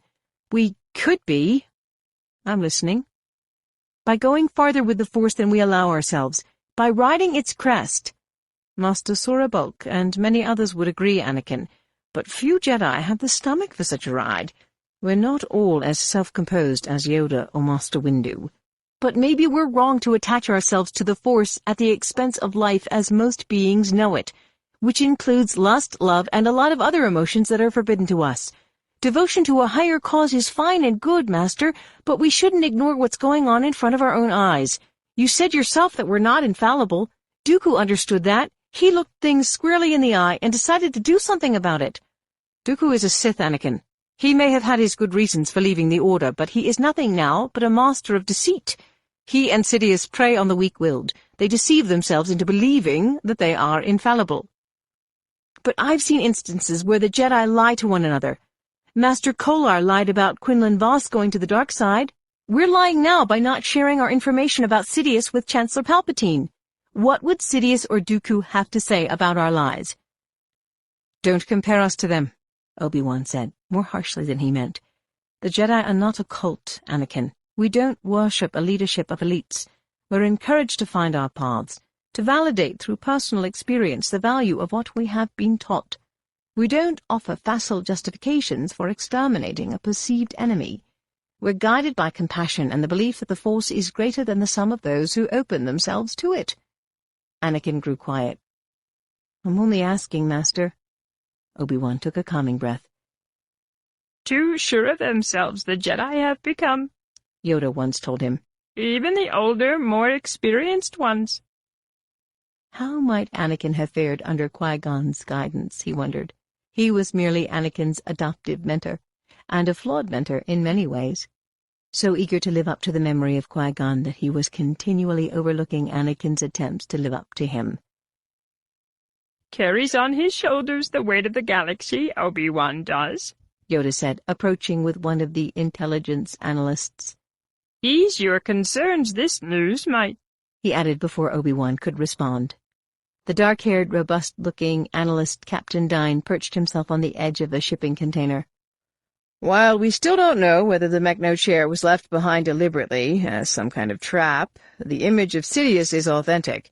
The transmission appears to have been received 2 days ago, local, but we're going to have trouble tracking its source because it was routed through a system of hyperwave transceivers used by the Confederacy as a substitute for the HoloNet, and was encrypted using a code developed by the Intergalactic Banking Clan.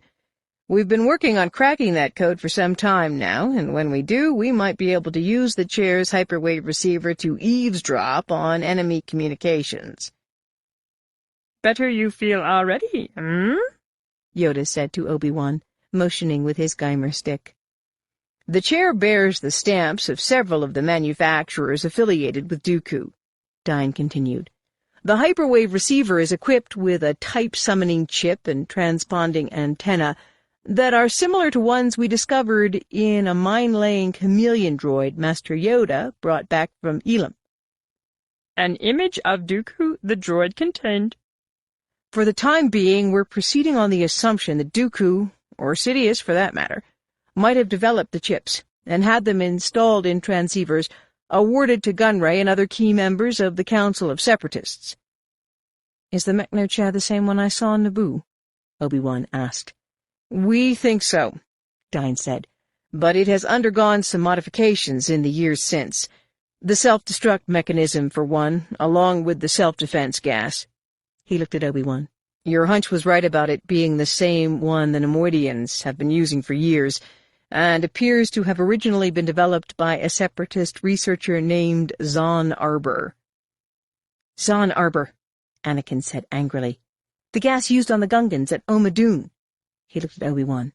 No wonder you were able to sense it. Dine glanced from Anakin to Obi-Wan. The gas emitter mechanism is identical to what you find in some of the Techno-Union's E-522 assassin droids. Obi-Wan stroked his chin in thought. If Gunray has had the chair for 14 years, then he could have been using it to contact Sidious during the Naboo crisis. If we could learn who manufactured the chair— Yoda laughed. Ahead of Obi-Wan, the experts are, he said to Anakin. We know who's responsible for the chair's Neimoidian engravings, Dine explained. A Z-Charian whose name I'm not even going to attempt to pronounce. How do you know? Anakin asked. The analyst grinned. Because he signed his work. Padme parted company with Bail and the others in the Senate Plaza. She spied Captain Typho waving to her from the landing platform and hastened toward their waiting speeder. The towering statues that graced the plaza seemed to stare down at her. The building had never seemed so enormous. The brief meeting with Palpatine had left her flustered, but for all the wrong reasons. Though her every other thought was of Anakin, she had resolved to put him from her mind for the meeting, to focus on what was expected of her both as a public servant and concerned citizen of the Republic. And yet, despite her best intentions, Palpatine had brought Anakin to the fore. Had Anakin confessed to him, she wondered? Had the Supreme Chancellor learned of their secret ceremony on Naboo from Anakin or others? A feeling of lightheadedness forced her to slow her pace. The heat of the afternoon, the glare, the enormity of recent events. She could feel Anakin at a great remove. He was thinking of her. She was certain of it. Images of him riffled through her mind. She paused at one that made her smile. Their first dinner together on Tatooine. Qui-Gon reprimanding Jar Jar Binks for his uncouth behavior. Anakin sitting beside her. Shmi. Was she sitting opposite her? Wasn't Shmi's gaze fixed on her when Shmi said, referring to Anakin, "He was meant to help you"? The truth didn't matter. That was the way she remembered it. 15. Protected by 2 squadrons of Trade Federation Vulture fighters, Newt Gunray's organic-looking shuttle cut a blazing trail through the void of deep space. Plasma bolts from a dozen Republic V-wings nipping at its upraised tail. The droid fighters were matching the twists and slaloms of the faster enemy ships, and the blaster cannons buried deep in the clefts of their narrow wings were spewing continuous cover fire. From the bridge of the Trade Federation cruiser the Invisible Hand, flagship of the Confederacy fleet, General Grievous observed the whole mad dance. To any other spectator it might appear that the Viceroy was risking his wattled neck, but Grievous knew better. Late to arrive at the rendezvous because of his decision to detour to Kato, Neimoidia, Gunray was putting on a show for the General's benefit, attempting to make it seem that he had been chased to the Outer Rim, when, in fact, he had undoubtedly allowed his hyperspace vectors to be plotted by Republic forces. Where common sense would have dictated using secret routes pioneered by and known only to members of the Trade Federation, the core ship the shuttle had launched from had adhered to standard hyperlanes in jumping from the inner systems. More to the point, Gunray's vessel was in no real peril. Outnumbered by better than 2 to 1, and flying headlong into the vanguard vessels of the Confederacy fleet, it was the pilots of the Republic starfighters who were risking their necks. At another time, Grievous might have applauded their bravery by allowing them to escape with their lives, but Gunray's transparent attempts at pretense had exposed the fleet to surveillance, and now the Republic pilots would have to die. But not immediately. First, Gunray would have to be punished for his blunder, given a foretaste of what awaited him the next time he disobeyed a directive. Grievous turned from the cruiser's forward viewports to the weapons stations, where a pair of rangy droids were monitoring the pursuit. "Gunners, the Republic starfighters are not to leave this sector. Target and destroy their hyperdrive rings. Then you are to target and destroy 1 squadron of the shuttle's escort Vulture fighters." "Acquiring targets," one of the droids said. "Firing," the other said. Grievous swung back to the viewport in time to see the half-dozen hyperdrive rings come apart in short-lived explosions. An instant later, clouds of billowing fire began to erupt to both sides of Gunray's shuttle, and 12 droid fighters vanished from sight. The unexpected explosions wreaked havoc on the rest of the escort, leaving the shuttle vulnerable to strafing runs by the starfighters. With the formation in tatters, the Vultures followed protocol by attempting to regroup, but in so doing left themselves open to precisely placed bolts from the starfighters.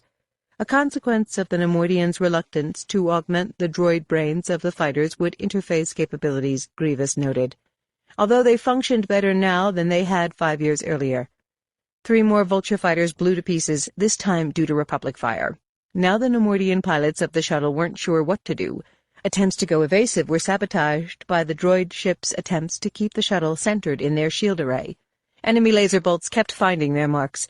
The destruction of the hyperdrive rings had alerted the Republic pilots to the fact that they were well inside the range of the cruiser's weapons, and that they had to make their kill quickly if they hoped to escape. Jinking and weaving among the remaining escort droids, they pressed the attack on the shuttle. Grievous wondered for a moment if any of the pilots might be Jedi, in which case he would opt to capture rather than kill. The more closely he studied the maneuvers, however, the more certain he grew that the pilots were clones. Skilled flyers, nevertheless, as indeed their Mandalorian template had been, but they evinced none of the supernatural perception afforded to the Jedi by the Force. Still, Gunray's shuttle was taking a beating. One of its landing appendages had been amputated, and vapor streamed from its pugtail. The vessel's primitive particle and ray shields were still holding, but they weakened steadily with each direct hit. The convergence of a few more plasma bolts would overwhelm them. Then the ship the shields protected could be sliced and diced or taken out by a well-placed proton torpedo. Grievous pictured Gunray, Hako, and the others strapped into luxurious acceleration couches, shivering with dread, perhaps sorry for the brief detour to Kato Neimoidia, wondering how a handful of Republic pilots had so easily decimated their squadrons, certainly comlinking the core ship to dispatch reinforcements. The general was almost of a mind to award the Republic pilots their kill, for he and Gunray had been at odds frequently over the past 3 years. One of the first spacefaring species to build a droid army, the Neimoidians had grown accustomed to thinking of their soldiers and workers as thoroughly expendable. Their extraordinary wealth had allowed them to replace whatever they lost, so they had never developed a sense of respect for the machines fashioned for them by Bactoid armor workshops, the Z-Char, Colicoids, or others. From their first acquaintance, Gunray had made the mistake of treating Grievous as just another droid, even though he had been told that this was not the case. Perhaps Gunray had thought of him as some mindless entity, like the reawakened Gendai, Durga, or Dooku's misguided apprentice, Asajj Ventress, or the human bounty hunter called Aurra Sing, all three of whom had been so driven by personal hatred of the Jedi that they had proved worthless, mere distractions while Grievous went about the real business of war. The attitude of the Neimoidians had changed quickly enough, though, in part because they had been witness to Grievous's capabilities, but more as a result of what had occurred on Geonosis. Had it not been for Grievous, Gunray and the rest might have suffered the same fate as Poggle the Lesser's lieutenant, Sun Fac. Grievous's actions in the catacombs that day, with the Geonosians retreating by the thousands from the arena and companies of clone commandos following them in, had allowed Gunray to escape the planet alive. Sometimes he wondered just how many clones he had killed or wounded that day. And Jedi, of course, though none had lived to speak of him. The Jedi corpses that were retrieved bespoke something atrocious that resided in those dark underground passages. Perhaps the Jedi believed that a rancor or a reek had shredded the bodies of their forceful comrades, or perhaps they thought the damage had been done by Geonosian sonic weapons set to maximum power. Either way, they must have wondered what became of the victims' lightsabers. Grievous regretted that he hadn't been able to see the reactions, but he, too, had been forced to flee as Geonosis fell. The revelation of his existence had had to wait until a handful of hapless Jedi had arrived on the foundry world of Hippori. By then, Grievous had already amassed a sizable collection of lightsabers, but at Hippori he had been able to add several more, 2 of which he wore inside his command cloak, even now. As trophies, they were superior to the pelts of hunted beings he knew some bounty hunters to affect. He admired the precision and care that had gone into the construction of the lightsabers. More, each seemed to retain a faint memory of its wielder. As a former swordmaster, he could appreciate that each had been crafted rather than turned out in quantity like blasters or pike weapons. He could respect the Jedi for that, though he had nothing but hatred for them as an order. Because of the remoteness of their homeworld, his species, the Kalish, had had few dealings with the Jedi. But then war had broken out between the Kalish and their planetary neighbors, a savage, insectile species known as the Huck. Grievous had become infamous during the long conflict, conquering worlds, defeating grand armies, exterminating entire colonies of Huck. But instead of surrendering, as would have been the honorable course, the Huck had appealed to the Republic to intercede, and the Jedi had arrived on Kali. In what passed for negotiations, 50 Jedi Knights and Masters ready to loose their lightsabers on Grievous and his army, the Kalish were made to appear the aggressors. The reason was plain. Where Kali had little to offer in the way of trade, the Huck worlds were rich in ore and other resources lusted after by the Trade Federation and others. Chastised by the Republic, the Kalish foundered. Sanctions and reparations were imposed. Traders avoided the planet. Grievous's people starved and perished by the hundreds of thousands. Ultimately, the intergalactic banking clan had come to their rescue, helping with funds, reinstating trade, providing Grievous with a new direction. Years later, the moons would come again. Grievous's eyes tracked the course of the now imperiled shuttle. Count Dooku and his Sith master would never forgive him if he allowed anything untoward to happen to Gunray. Neimoidians were clever. Their knowledge of secret hyperlanes was unparalleled, and their immense army of infantry and super battle droids were rigged with devices that compelled them to respond principally to Gunray and his elite. Should the Neimoidian chiefs die, the Confederacy would lose a powerful ally. It was time to spring Gunray from the trap he had fashioned for him. "Launch tri-fighters to assist the shuttle," Grievous instructed the gunners. "Target and destroy the Republic starfighters outright." Deployed from the cruiser, a wing of the new red-eyed droid fighters was soon visible from the bridge viewports. Alerted to the approaching tri-droids, the Republic pilots had sense enough to realize that they were severely outnumbered. Disengaging from the last of the Vulture fighters, they began to make for free space, the nearest habitable planets, wherever their sublight ion drives could deliver them, since their means of jumping to light speed had already been destroyed. 2 of the starfighters were slower than the rest to disengage. Calling for magnification of the shuttle pursuit, Grievous saw that the stragglers were newly minted ARC-170s, co-pilot crafts, equipped with powerful laser cannons at the tips of their outstretched wings and multiple torpedo launchers. He was eager to see what they were capable of. "Instruct 3 squadrons of the tri-fighter wing to shield the shuttle and escort it to our docking bay. Set the rest against the fleeing starfighters, except for the ARC-170s. The ARC-170s should be lured into engagement without disintegration, even if some of the tri-droids are forced to succumb to enemy fire."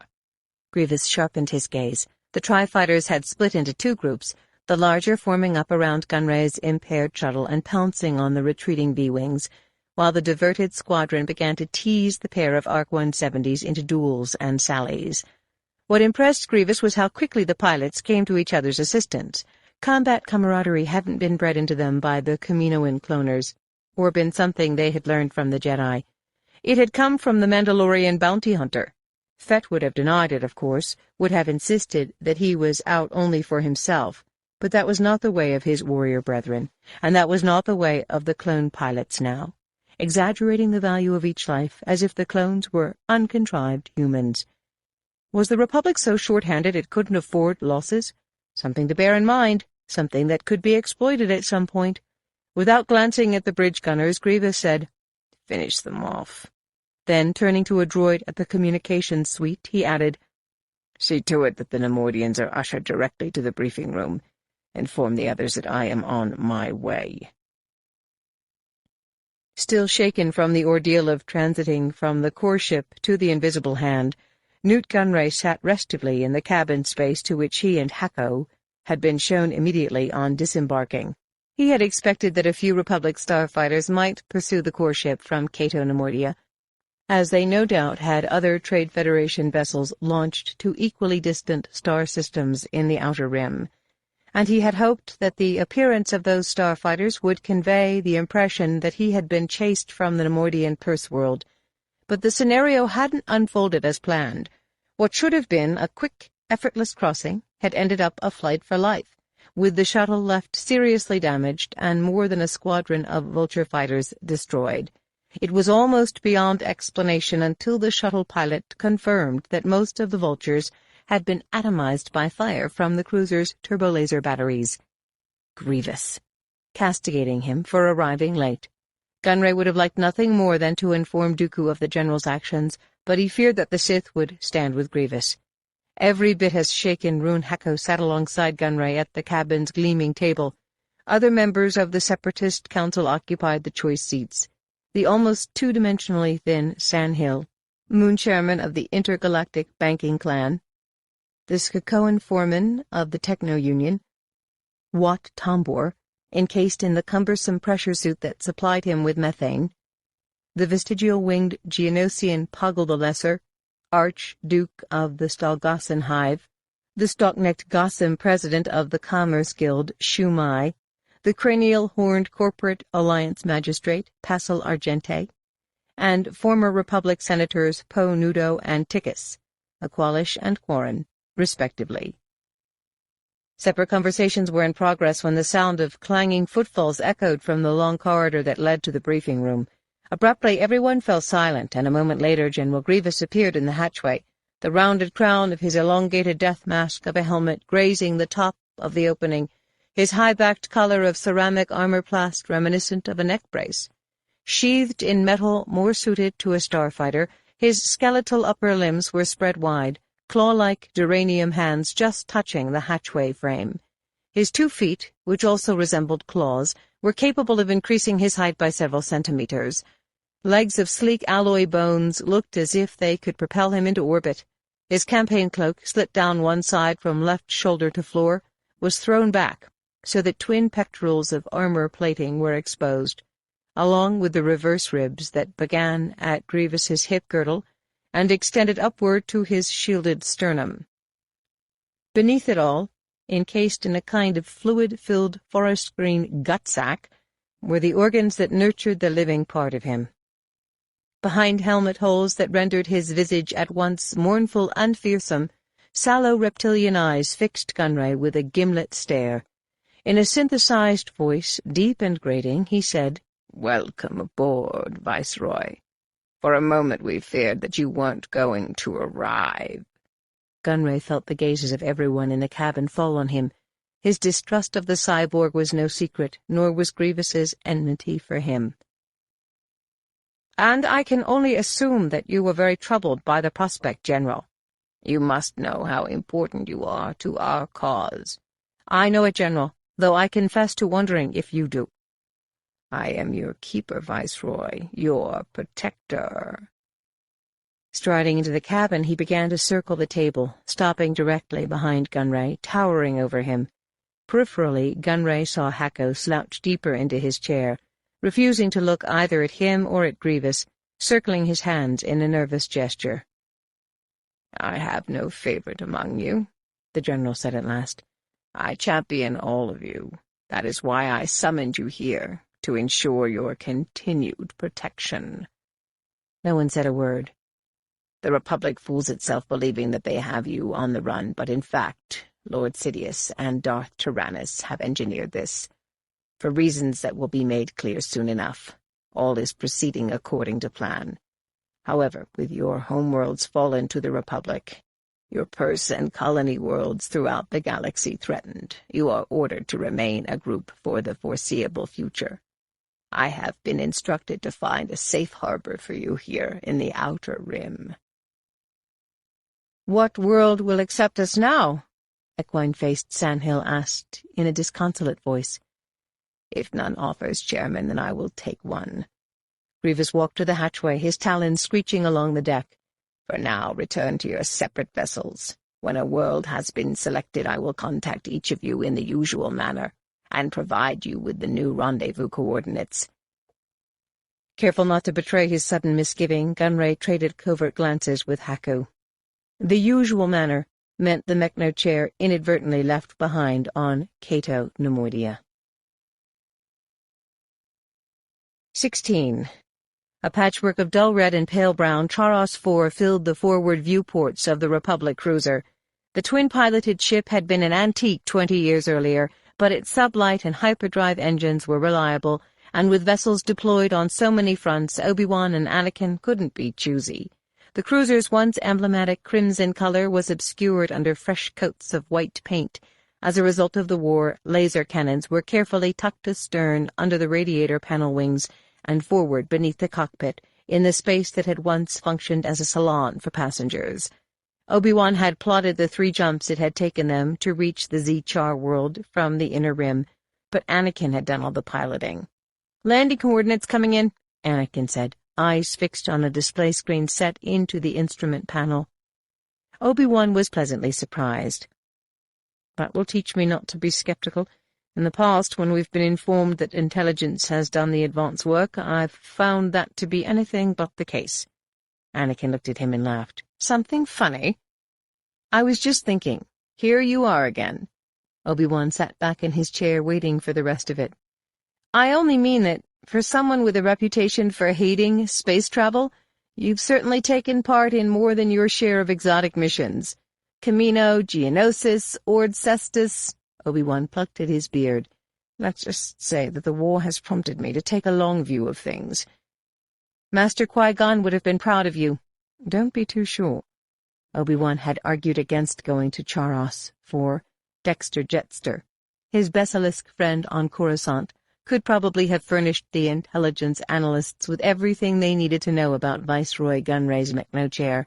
But Yoda had insisted that Obi-Wan and Anakin attempt to speak personally with the Z-Charian, whose sigil had been discovered on the walking chair. Now Obi-Wan wondered why he had been so averse to making the trip. Compared to the past few months, the mission already felt like a furlough. Anakin was correct about Obi-Wan's having had more than his share of such assignments, but several other Jedi had also doubled as intelligence operatives during the course of the war. Aayla Secura and the Kamasi Jedi, Elenik Itkla, had taken a Techno-Union defector into custody on Corellia. Quinlan Vos had gone undercover to infiltrate Dooku's circle of dark side apprentices. And Supreme Chancellor Palpatine hadn't been told, or learned since, about any of the covert operations. It wasn't that the Jedi Council didn't trust him, it was more a matter of no longer trusting anyone. "Do you think the Z-Char will talk to us?" Anakin said. Obi-Wan swiveled to face him. "They've every reason to be accommodating. After the Battle of Naboo, the Republic refused to do any business with them, for their having supplied the Neimoidians with prescribed weapons.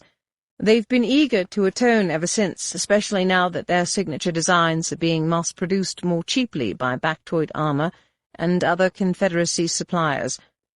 The Z-Char's principal contribution to the Neimoidian arsenal had been the so-called variable geometry self-propelled battle droid starfighter, a meticulously engineered solid-fuel craft that was capable of configuring itself into 3 separate modes.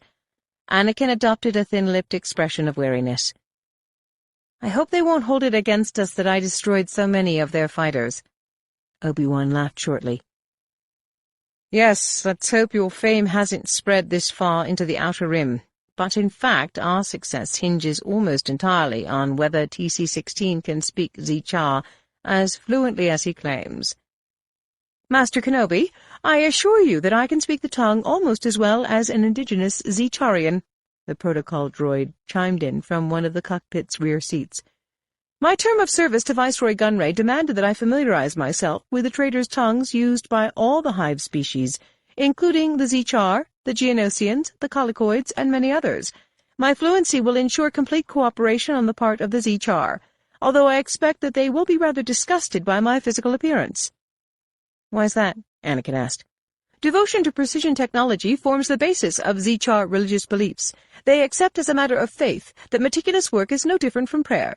Indeed, their workshops have more in common with temples than factories.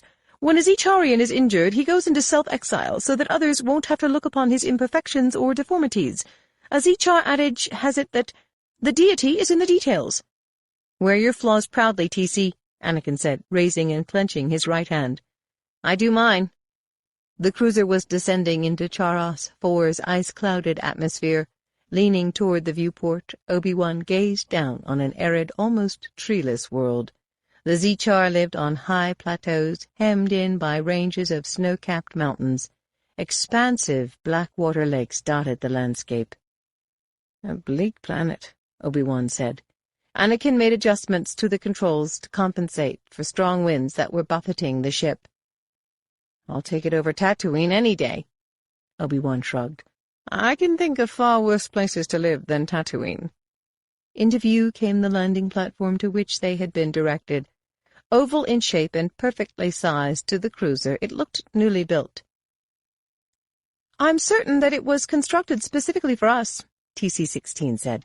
"That's why the Z-Char were unremitting in their requests to know the cruiser's exact dimensions." Anakin glanced at Obi-Wan. "The Republic could use the Z-Char right about now." He set the cruiser down on its broad discs of landing gear and extended the vessel's starboard boarding ramp. At the top of the ramp, Obi-Wan raised the hood of his cloak against a frigid wind that howled down the slopes. Ahead, a gleaming alloy runner ran from the edge of the landing platform to a cathedral-like structure 1/2 kilometer distant. To both sides of the runner stood hundreds of excited Z-Charians. "Guess they don't get many guests," Anakin said as he, Obi-Wan, and TC-16 started down the ramp. As was often the case, the Z-Char's technological creations mirrored their own anatomy and physiology. With their short, chitinous bodies, quartets of pointed legs, scissor-action feet, and teardrop-shaped heads, they might have been living versions of the shape-shifting droid fighters they had helped produce for the Trade Federation. In walk-patrol mode, at any rate. The wild chitterings of the hundreds-strong mob of welcomers was so loud that Anakin had to raise his voice to be heard. "Celebrity treatment! I think I'm going to enjoy this!" "Just be sure to follow my lead, Anakin." "I'll try, Master." The closer the Jedi and the protocol droid drew to the edge of the landing platform, the louder the chitterings became. Obi-Wan didn't know what to make of the sheer eagerness he felt from the aliens. It was as if some sort of foot race were about to begin. Frequently, an individual Zecharian, carried away by enthusiasm, would leap onto the sleek runner, only to be yanked back into the crowd by others. "TC, are they normally so zealous?" Obi-Wan asked. "Yes, Master Kenobi, but their zest has nothing to do with us. It's the ship." The meaning of the remark became clear the instant the three of them stepped from the landing platform. At once the Zecharians surged forward and swarmed the cruiser, covering it from flat-faced bow to barrel-thrustered stern. Obi-Wan and Anakin watched in awe as patches of carbon scoring disappeared. Dents were straightened, pieces of superstructure were realigned, and transparent steel viewports were polished. "Let's remember to tip them when we leave," Anakin said. Occasionally a Zecharian would leap on TC-16 or make a grab for one of his limbs, but the droid was able to shake his assailants off. "In their eagerness to perfect me, I'm afraid they'll wipe my memory," the droid said. "Would that be such a bad thing?" Anakin said, "after what you claim to have been through? How can I be expected to learn from my mistakes if I can no longer remember them?" They were halfway down the runner when a pair of larger Zecharians scurried out to meet them. TC-16 exchanged chitterings and stridulations with them and explained. "These two will take us to the prelate." "No weapons," Anakin said quietly. "That's a good sign." "The Zechar are a peaceful species," the droid explained. "They care only about the engineering of a piece of technology, not its intended use. That was why they felt unjustly accused and harshly judged by the Republic for the part their droid fighters played in the Battle of Naboo." The enormous building TC-16 had called a workshop, topped 200 meters in height, and was crowned with latticework spires and towers that evoked strains of eerie music from the steady wind. Arrays of tall skylights lit the vast interior space, in which thousands of Zecharians toiled. Arcades of exquisitely engraved columns supported a vaulted ceiling of exposed roof trusses, among which roosted several thousand more Zecharians, suspended by their scissor feet and humming contentedly. The night shift? Anakin wondered aloud. Their pair of escorts led them into a kind of chancery, whose tall doors opened on a spotless room that could have passed for the captain's cabin of a luxury space yacht. Occupying a throne-like chair in the center of the room was the largest Zecharian the Jedi had yet seen, being attended to by a dozen smaller ones. Elsewhere, groups of tool-wielding Zecharians were going over every square millimeter of the chamber, scrubbing, cleaning, polishing. Without ceremony, TC-16 approached the prelate and tendered a greeting. The droid had tasked his vocoder to provide Obi-Wan and Anakin with simultaneous translations of his utterances. "May I present Jedi Obi-Wan Kenobi and Jedi Anakin Skywalker," he began. Waving away his retinue, the prelate pivoted his long head to regard Obi-Wan. "TC," Obi-Wan said, "tell him we're sorry to have disturbed him during his ablutions." "You're not disturbing him, sir. The prelate is attended to in similar fashion at all hours of the day," the prelate chittered. "Excellency, I speak your language as a result of my former employment in the court of Viceroy Newt Gunray." The droid listened to the prelate's response, then said, "Yes, I realize that does not endear me to you, but may I say in defense that my time among the Neimoidians was the most trying of my existence, to which my physical appearance surely attests and is cause for my great shame." Clearly mollified, the prelate chittered again. "These Jedi have come to seek permission from you to pose questions to a devotee in Workshop Excan, a certain Talalak Slalak Tathak." TC-16 supplied the glottal stops and clicking sounds necessary to pronounce the name. "A virtuoso engraver, to be sure, Excellency. As to the Jedi's interest in him, it is hoped that a work of art to which he devoted himself will provide a clue as to the current whereabouts of an important separatist leader." The droid listened, then added, "And may I add that anything that brings joy to the Zechar brings contentment to the Republic." The prelate's eye groups found the Jedi again. "The lightsabers are not weapons, Excellency," TC-16 said after a brief exchange.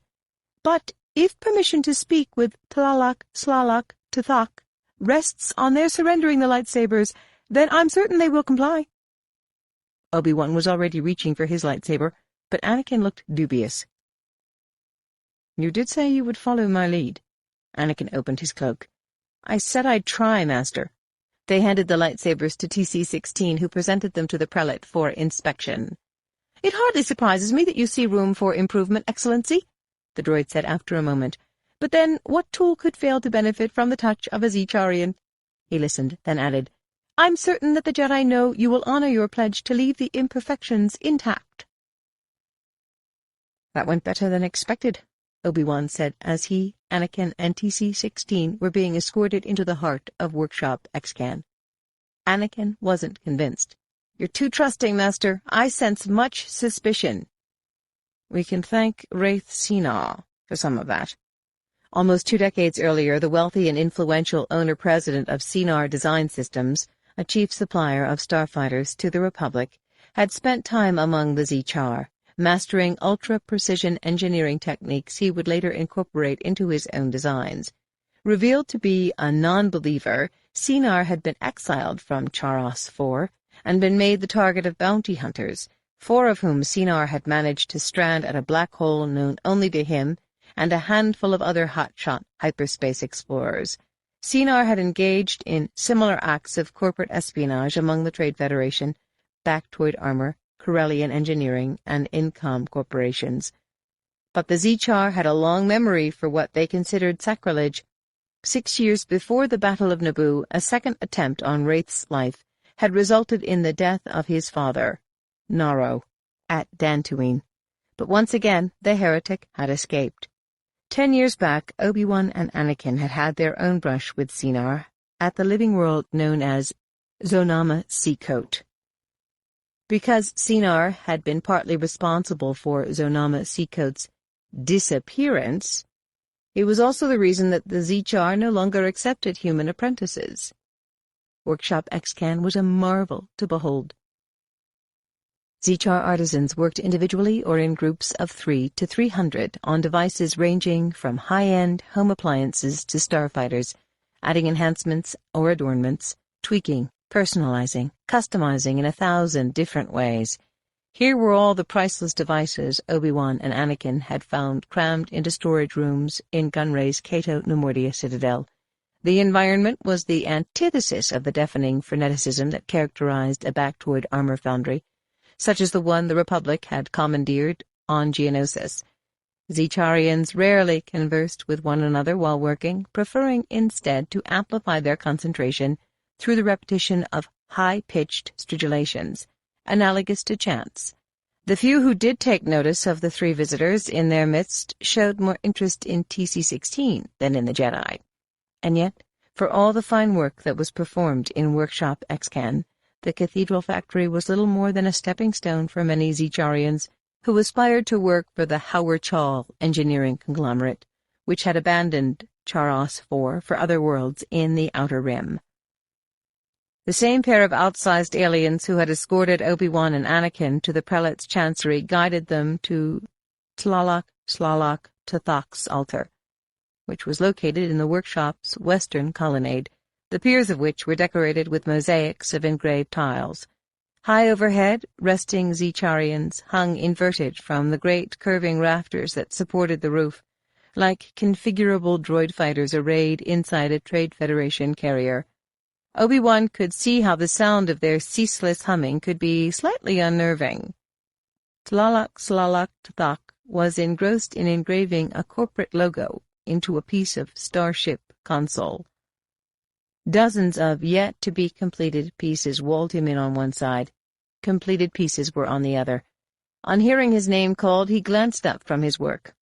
The escorts chittered to him briefly before TC-16 took over. Tlalak Slalak Tathak, first allow me to say that your work is of such exceptional quality that the deities themselves must be covetous. The Zecharian accepted the compliment in humility and chittered a response. We appreciate the offer to watch you at work, but in fact we are not unacquainted with some of your finer pieces, and it is because of one piece in particular that we have journeyed so far to speak with you, an example that recently came to light on Kato Neimoidia." The Zecharian took a long moment to respond. "A Mechno chair you adorned for Trade Federation Viceroy Newt Gunray some 14 standard years ago." TC-16 listened, then added, "But surely it was yours, for the inner portion of the rear leg bears your devotional symbol." Again he listened. "A Bactoid forgery? Are you suggesting that your work could so easily be imitated?" Anakin nudged Obi-Wan in the upper arm. Zecharians working nearby were beginning to take a keen interest in the conversation. "We understand your reluctance to discuss such matters," TC-16 was saying quietly. "Why, the very fact that you autographed a piece could be interpreted by the prelate as a statement of pride." Tlalak-Tlalak-Tathak's anger was apparent. "Well, of course you should be proud. But should the prelate learn that the piece has for all these years resided with a personage such as Viceroy Gunray—" Without another chitter, the Zecharian let go his tools and launched himself from his work pallet.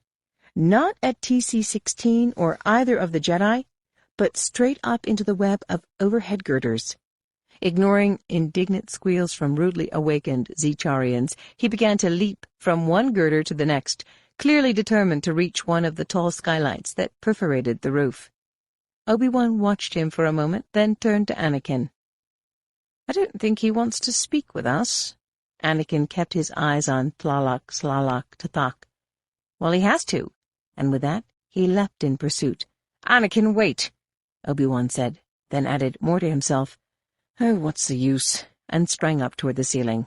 Hurling himself from truss to truss like some circus performer, Anakin arrived quickly at the intricate tracery surrounding the partially opened roof window, through which Tlalak-Tlalak-Tathak was desperately trying to squirm. The Zecharian's insectile forelegs were already outside the window when Anakin leapt again, clutching onto him in an effort to return him to the floor. But the alien was stronger than he looked. Chittering madly, he leapt for a higher window, this time taking Anakin with him. 10 meters away, Obi-Wan paralleled the Zecharian's flight into the upper reaches of the vaulted ceiling, where the chase had now roused scores of roosting Zecharians, inciting more than a few to join in. Anakin was still trying to drag his quarry down, but his weight was insufficient to the task.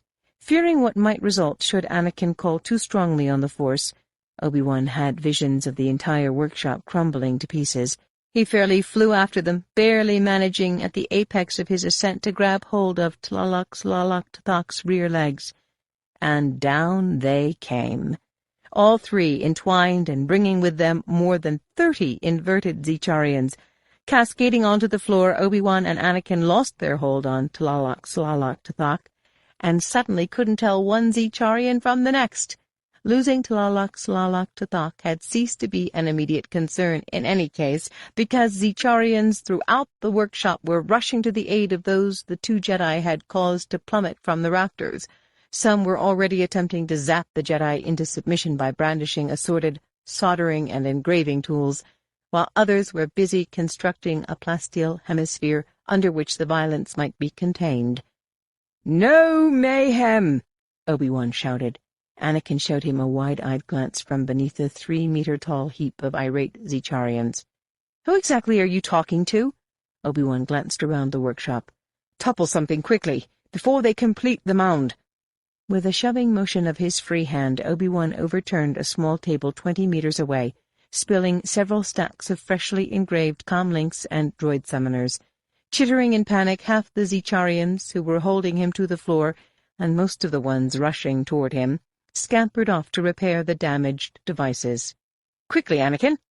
Even with his hands pinned under him, Anakin managed to upend a pallet of kitchen appliances, then knock over a carefully arranged collection of toys, then tear from the wall more than half a dozen sconces. Chittering in dismay, more Zecharians raced off. "Stop making it look like fun," Obi-Wan cautioned.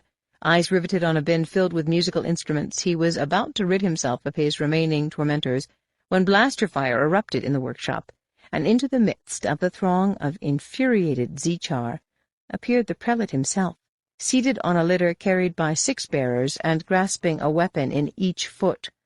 20 Zecharians flattened themselves to the floor as the prelate brought the blasters to bear on Obi-Wan and Anakin, but before a bolt could be fired, TC-16 emerged from a side gallery, his body realigned and polished to a dazzling luster, shouting, "Look what they've done to me!" The droid's tone of voice combined anguish and wonder, but the change in him was so unexpected and remarkable that the prelate and his bearers could only gape, as if a miracle had occurred in their midst. A babble of chitterings was exchanged before the prelate swung back to Obi-Wan and Anakin, raising the blasters once more. "But they meant no harm, Excellency," the droid intervened. "Tlalak, Slalak, Tathak fled in response to their questions. Master Obi-Wan and Jedi Skywalker sought merely to ascertain the reason." The prelate's gaze singled out Tlalak, Slalak, Tathak. TC-16 translated. "Master Kenobi, the prelate advises you to pose your questions and to leave Charos 4 before he has a change of heart." Obi-Wan looked at Tlalak, Slalak, Tathak, then at TC-16. "Ask him if he remembers the chair." The droid relayed the question. "He remembers it now." "Was the engraving done here?" "He answers yes, sir." "Was the chair brought to Charos 4 by the Neimoidians or by another?" "He says, sir, by another." Obi-Wan and Anakin traded eager looks. "Was the hyperwave transceiver already affixed to it?" Anakin asked. TC-16 listened. "Both the transceiver and the holoprojector itself were already affixed to the chair. He says that he did little but inscribe the legs of the chair and tweak some of its motion systems." Lowering his voice, the droid added, "May I say, sirs, that Tlalak Slalak Tathak's voice is quavering. I suspect that he is hiding something." "He's afraid," Anakin said, "and not of Newt Gunray." Obi-Wan looked at TC-16. "Ask him who made the transceiver. Ask him where it shipped from." Tlalak Slalak Tathak's chittering sounded contrite. TC-16 said, "The transceiver unit arrived from a facility known as Escara. He believes that the device's maker is still there." "Escara?" Anakin said. "An asteroid mining facility," TC-16 explained, "belonging to the Commerce Guild." 17. 10 years ago it would have had all the makings of a full-blown diplomatic incident, Intelligence Officer Dine was explaining to Yoda and Mace Windu in the data room of the Jedi Temple. Filled with computers, holoprojector tables, and communications apparatus, the windowless chamber also housed an emergency beacon that transmitted on a frequency known only to the Jedi, allowing the temple to send and receive encrypted messages without having to rely on the more public holonet. "Since when are the Zichar so forgiving?" Mace asked. Dressed in a brown-belted tunic and beige trousers, he was poised on the edge of a desk, one booted foot planted on the shiny floor. "Since they've been forced to make do with subcontracting work," Dine said. "What they want is to get back in the game by landing a nice fat Republic contract for starfighters or combat droids. It has to be driving them mad, knowing that Sinar is getting even richer on techniques he basically stole from them." Mace glanced at Yoda, who was standing off to one side, both hands resting on the knob of his Geimer stick. "Then the Zichar prelate isn't likely to report the incident to the Senate." Dine shook his head. "Not a chance. No real harm was done, anyway." "Reach the ears of the Supreme Chancellor it won't," Yoda said. "But surprised I was by Obi-Wan's report. Losing some of his better judgment, Obi-Wan is." "We both know why," Mace said. "He's become Anakin's partisan." "If the chosen one Skywalker is, then 100 such diplomatic incidents we should suffer without concern."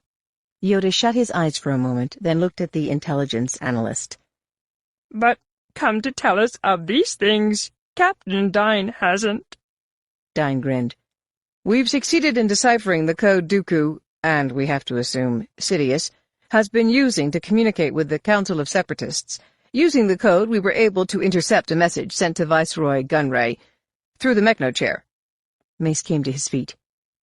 "Your people have been working on cracking that code for years. The chair's hyperwave transceiver provided us with our first solid lead.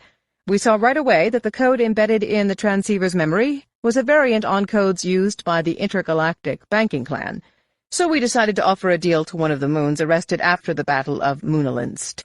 It took some convincing, but the moon finally confirmed that the Confederacy code comes closest to a code used on Argao, for transferring bank funds and such. Dine paused, then added, Remember the missing credits that became the basis for accusations leveled against Chancellor Valorum back in the day? Yoda nodded. Remember the incident well, we do. The credits that allegedly disappeared into the pockets of Valorum's family members, on Eriadu, were routed through Argao. Interesting, this is. Dine opened an alloy briefcase and removed a ribbed data cell. Moving to one of the holoprojector tables, he inserted the cell into a socket. A meter-high holoimage appeared in the table's cone of blue light. General Grievous, Yoda said, narrowing his eyes. You'll be pleased to learn that I've chosen a world for us, Viceroy, Grievous was saying. Eldaron will be our temporary home. The cyborg fell silent for a moment. Viceroy. Viceroy. Whirling to someone off-cam, he barked, End transmission. Dine paused the message before Grievous had faded from view. As high-resolution an image as I've ever seen, he said. Technology of a different order than we're used to seeing, even from the Confederacy. About his image, Sidious cares, Mace's clean-shaven upper lip curled. What was the source of the transmission? Deep in the Outer Rim, Dine said. 6 clone pilots pursued a core ship that jumped to the sector following the Battle of Kato Neimoidia. None returned. Rendezvous of the Confederacy fleet it is, Yoda said. Mace nodded. And Belderone next. Again his gaze fell on Dine. Anything further on the source of the original Sidious transmission? Dine shook his head. Still working on it. Mace paced away from the table. Belderone is not a highly populated world, but it is friendly to the Republic. Grievous will kill millions just to make a point. He glanced at Yoda. We can't let that happen. Dine looked from Mace to Yoda and back again. If Republic forces are waiting when Grievous attacks, the Separatists will realize that we've managed to eavesdrop on their transmissions. Yoda pressed his fingers to his lips in thought. Act we must. Lying in wait, Republic forces will be. Dine noted. You're right, of course. If no actions are taken, and word of this intelligence were to leak, he regarded Yoda. Do we inform the Supreme Chancellor? Yoda's ears twitched. Difficult this decision is. The information stays here, Mace said firmly. Yoda sighed with purpose. Agree I do. Use the beacon we will. To gather a force. Obi-Wan and Anakin aren't far from Belderone, Mace said, but they're pursuing another lead to Sidious's whereabouts. Right, the lead will. Needed Obi-Wan and Anakin will be. Yoda turned to the still image of General Grievous. Prepare carefully for this battle, we must. 18. In dreams, Grievous remembered his life, his mortal life, on Kali and in the aftermath of the Huck War. After all the close calls on battlefields on his home system worlds, on Huck worlds, sowing destruction, exterminating as many of them as he could, after all the times he had returned home wounded, bloodied to the bone, surrounded by his wives and offspring, basking in their support, relying on it to recall him to life, after all the brushes with death, to be fatally injured in a shuttle crash. The unfairness, the indignity had cost him more pain than the injuries themselves. To be denied a warrior's death, as was his due. Floating, suspended in Bacta, keenly aware that no healing fluid or gamma blade wielded by living being or droid could repair his body. In moments of consciousness, seeing his wives and offspring gazing on his ravaged body from the far side of the permaglass, offering words of encouragement, prayers for his return to health. He had asked himself, could he be content to be a mind in a body without feeling? More, could he abandon a life of combat for a life in which the only battles he fought were with himself? The struggle to endure, to live another day. No, it was beyond him. By then the Huck War had ended, more accurately had been ended by the Jedi, and the Kalish were still reaping the whirlwind. Their world in ruins, their appeals for justice and fair play ignored by the Republic. Ever on the alert for investment opportunities, members of the intergalactic banking clan had offered Kali a dubious sort of rescue. They would support the planet financially, assume its staggering debt, if Grievous would agree to serve the clan as an enforcer. Their Hailfire weapons were proficient at delivering payment reminders to delinquent clients, and their IG-series assassin droids took care of the wet work. But the Hailfires had to be programmed. The IGs were dangerously unpredictable, and assassination was bad for business. The clan wanted someone with a talent for intimidation, both to save his world and to provide himself with a touch of the life he had known as a warrior, a strategist, a leader of armies. Grievous had accepted the offer.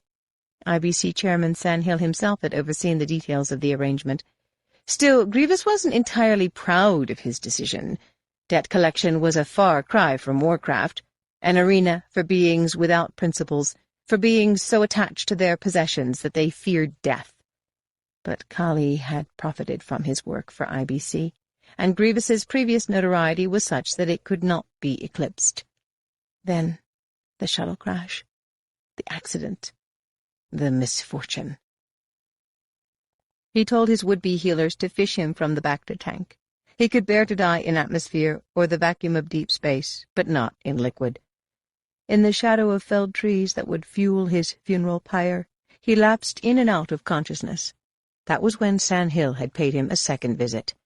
Something consequential in mind, obvious even to someone who could barely see straight.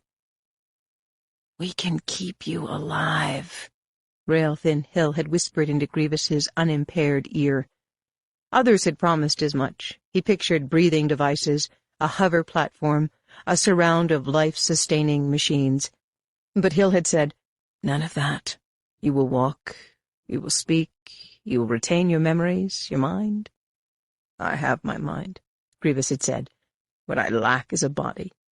"Most of your internal organs are damaged beyond the repair of the finest surgeons," Hill had continued, "and you will have to surrender even more than you already have. You will no longer know the pleasures of the flesh." "Flesh is weak.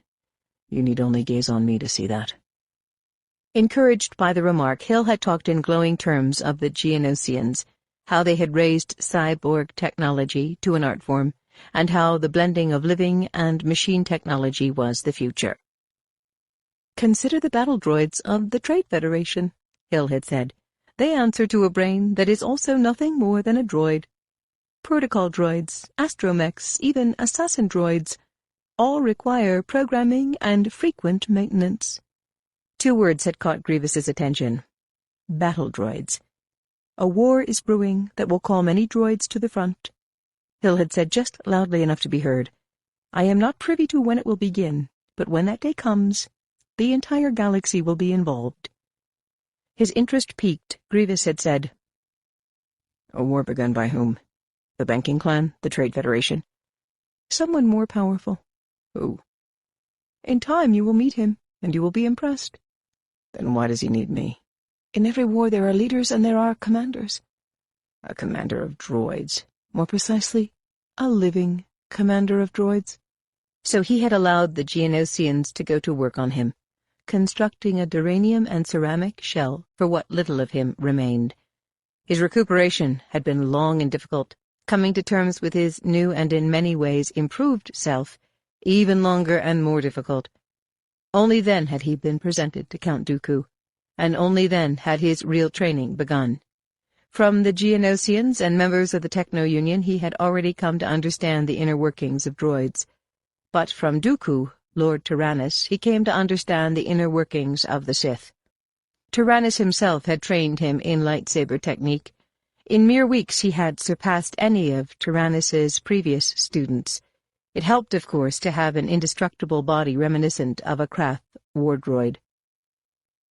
The ability to tower over most sentient beings. Crystal circuitry. 4 grasping appendages. In dreams he remembered his past life. But in fact he was not dreaming, for dreams were a product of sleep, and General Grievous did not sleep. He endured instead brief periods of stasis in a pod-like chamber that had been created for him by his body's builders. While inside that chamber he could sometimes recall what it had felt like to live, and while inside he was not to be disturbed, unless in the event of inimical circumstances. The chamber was equipped with displays linked to devices that monitored the status of the invisible hand, but Grievous was aware of a problem even before the displays told him as much. As he exited the chamber and hurried for the cruiser's bridge, a droid joined him, supplying updates. No sooner had the Separatist fleet emerged from hyperspace at Belderone than it had come under attack, not by Belderone's meager planetary defense force, but by a Republic battle group. "Wings of starfighters are converging on the fleet," the droid reported. "Assault cruisers, destroyers, and other capital vessels are arrayed in a screen formation above Nightside Belderone."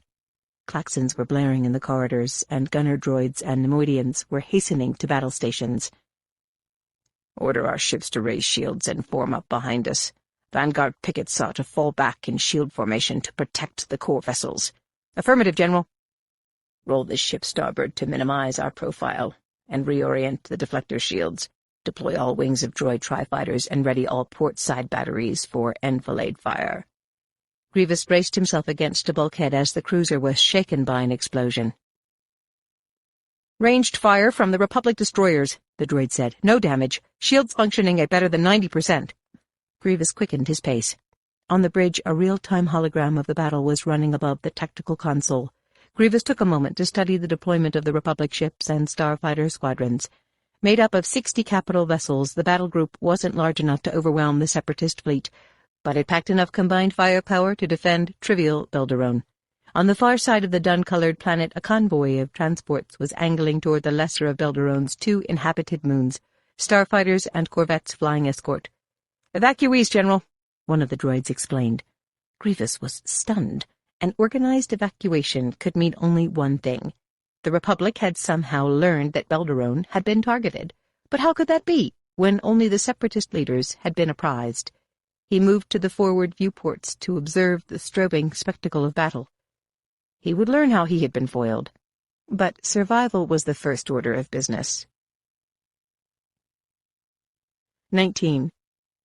With its stubby wings and bulbous aft cockpit, Anakin's starfighter was closer in design to the Delta-7 ether sprite he had flown at the start of the war than it was to the newer generation V-wings and ARC-170s flown by clone pilots.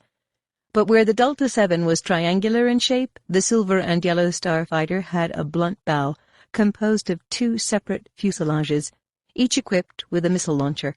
Laser cannons occupied notches forward of the wings. As with the Delta-7, the astromech socket was located to one side of the humpbacked cockpit. Plus, Anakin had made a few significant modifications. Already a veteran of battles at Zagoba and other worlds, the craft looked as if it had been around for 10 years, but it handled better than the modified Torpal he had flown at Prisitlan, and was faster as well. Launched from the Integrity, Anakin poured on speed in an effort to catch up with the ARCs and V-wings that had been first to deploy from the assault cruiser's massive ventral bay. An instrument panel monitor indicated that the starfighter's ion drive was functioning at just under optimal. "R2, he said toward the comlink. "Run a diagnostic on the starboard thruster." The starfighter's console display translated the droid's tootled response into basic characters. "I thought so. Well, go ahead and make the adjustments. We don't want to be last to arrive." R2-D2's plaintive mewl needed no translation. The drive readout graph pulsed and climbed, and the starfighter surged forward. "That's it, pal. Now we're moving."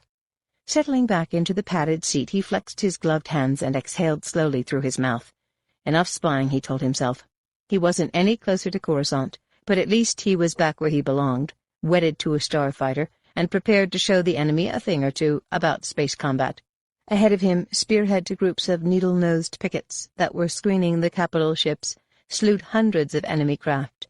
Some were 13-year-old vulture fighters with paired wings that resembled seed pods. Others were compact tri-fighter droids, and still others were space-capable Geonosian twin-beaked Nantex starfighters. Just now the lead ARC-170s were weaving through permutations of close combat with the droid fighters, the glowing pulses of energy beams turning local space into a web of devastation. Not since Prisitlan had he soared into such an enemy-rich environment. Target practice, he thought, allowing a grin. He took his right hand from the control yoke to activate the long-range scanners. The threat assessment screen displayed the signatures and deployment of the Separatist capital vessels. Trade Federation Lucre hulks and core ships, Techno-Union hard cells with their columnar thruster packages and egg-shaped fuselages, Commerce Guild diamond cruisers and Corporate Alliance fantails, frigates, gunboats, and communications ships featuring huge circular transponders. The whole separatist parade. Switching his comlink over to the BattleNet, Anakin hailed his wingmate. "I say we leave the small stuff to Oddball and the other pilots and go straight for the ones that matter." Accustomed to Anakin's disregard for call signs, Obi-Wan answered in kind.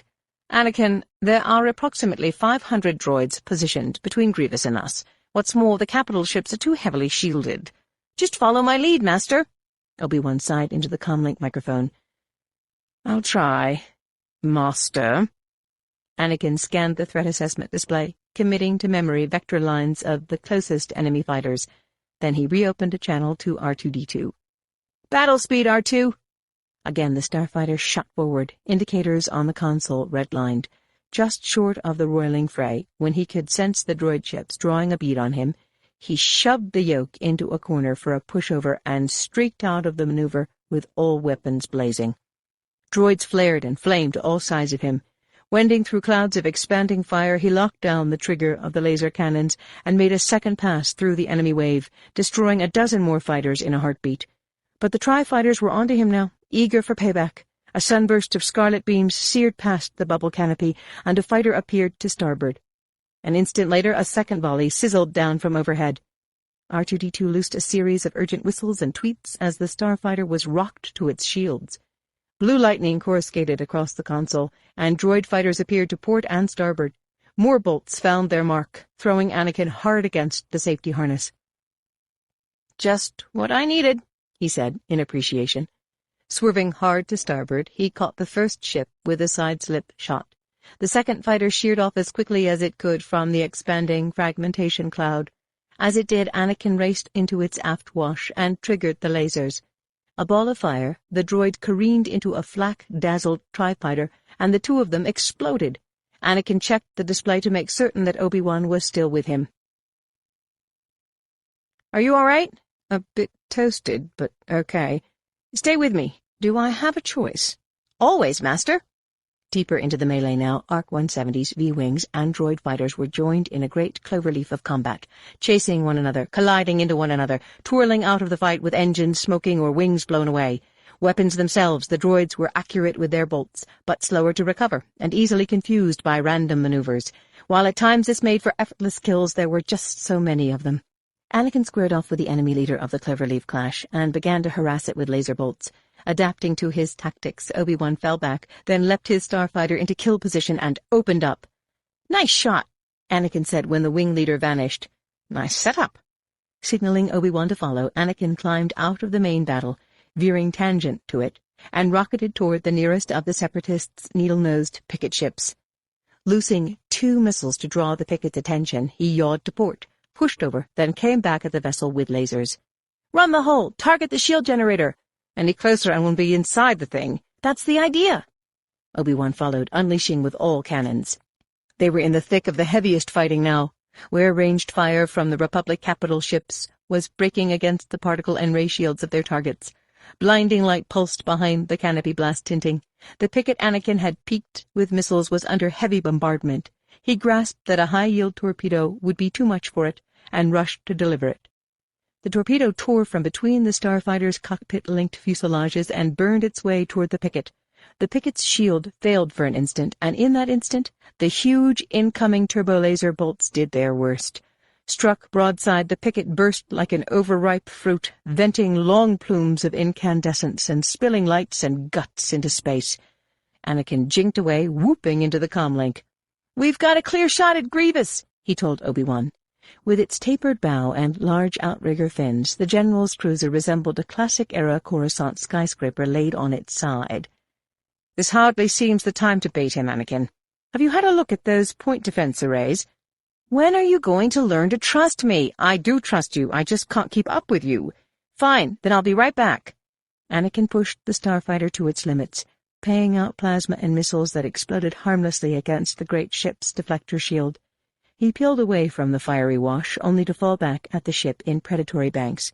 breaking ultimately for its 200-meter-tall conning tower. The cruiser's in-close batteries came alive, chundering, gushing enormous gouts of spun plasma at the pest that was attempting to besiege it. Snap-rolling, Anakin slid the starfighter hard to port, belly up, and continued to fire. Again he tried to harry the invulnerable bridge with bursts of his lasers, and again the batteries of the colossal vessel tried but failed to get him in target lock. Anakin pictured Grievous standing stalwart behind the transparasteel viewports.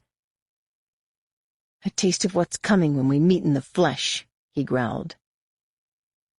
Grievous's reptilian eyes tracked the audacious maneuvers of the yellow and green starfighter that was attempting to strafe the bridge, firing with precision, anticipating the responses of the forward batteries, taking chances even a clone wouldn't take. The pilot could only be a Jedi. But a Jedi unafraid to call on his rage. Grievous could see that in the pilot's dauntless determination, his abandon. He could sense it even through the invisible hands, shimmering shields, and the viewport's transparasteel. Oh, to have the lightsaber of that one dangling from his belt, he thought. Anakin Skywalker. Certainly it was him, and in the starfighter that was guarding Anakin's stern, Obi-Wan Kenobi. Thorns in the Separatists' side. Elsewhere in the battle arena, Republic forces were demonstrating similar enthusiasm, atomizing droid fighters and punishing the capital ships with long-range cannon fire. Grievous was confident that, if pressed, he could turn the tide of battle, but that was not his present mandate. His Sith masters had ordered him to safeguard the lives of the council members, though in fact the Confederacy needed none other than Lords Sidious and Tyrannus. He turned to watch the simulation playing above the tactical console, then swung back to the viewports, recalling the ARC-170 pilots who had hounded Gunray's shuttle only days earlier. He waved for one of the droids. "Alert our vessel commanders to stand by to receive revised battle orders." "Yes, General," the droid acknowledged in monotone. "Raise the ship. Prepare to fire all guns on my command." There is no death. There is only the Force. Obi-Wan wondered if he had ever witnessed a more lucid demonstration of the Jedi axiom than Anakin's Force-centered, death-defying harassment of Grievous's ship. His speck of a starfighter all but nose-to-nose with the mammoth cruiser, leaving Obi-Wan to deal with the vengeful droid fighters Anakin was either ignorant of or deliberately disregarding. "He really is going to be the death of me," Obi-Wan mumbled. But he was indifferent to his own fate, wondering instead, what if Anakin should be killed? Could he even be killed? As the Chosen One, was he destined to fulfill both the title and the prophecy? Was he immune to real harm, or, as someone born to restore balance to the Force, did he require defenders to guide him to that destiny? Was it Obi-Wan's duty, more the duty of all the Jedi, to see to it that he survived at all costs? Was that what Qui-Gon had intuited so many years earlier on Tatooine, and had motivated him to attack with such resolve the Sith who had revealed himself in that parched landscape? Though the cruiser's shield was removing the sting of Anakin's laser bolts, he could not be deterred from persevering. Even Obi-Wan's repeated attempts to hail him through the battle net had had no effect. But now the huge ship was beginning to climb and reorient itself. Obi-Wan thought for a moment that Grievous was actually going to bring all forward guns to bear on Anakin. Instead, the cruiser continued to rise until it was well above the plane of the ecliptic, with its bow angled slightly coreward. Then it fired, not at the Republic battle group nor at Belderone itself, but at the convoy of evacuees and its escort starfighters. Obi-Wan felt a great disturbance in the Force, as ship after ship disintegrated or erupted in flames. Thousands of voices cried out, and the battle and command nets grew shrill with shouts of dismay and outrage. The follow-up volley Obi-Wan waited for never arrived. Tri-fighters and vulture droids were suddenly slinking back to the ships from which they had been disgorged. At the same time, the entire Separatist fleet was turning tail. Of course, Grievous realized that his barbaric act had caught the Republic forces by surprise, but he had nothing more in mind than escape into hyperspace. The general had obviously made up his mind that Belderone simply wasn't worth the risk, not with so many defenseless Outer Rim worlds still up for grabs. "Anakin, the evacuees need our help," Obi-Wan said. "I'm coming, Master." Obi-Wan watched Anakin's starfighter break off its futile pursuit of the cruiser. Farther out, Separatist ships were disappearing from sight as they made the jump to light speed. "Vessels of the main fleet are safely away," a droid reported to Grievous as soon as the cruiser entered hyperspace.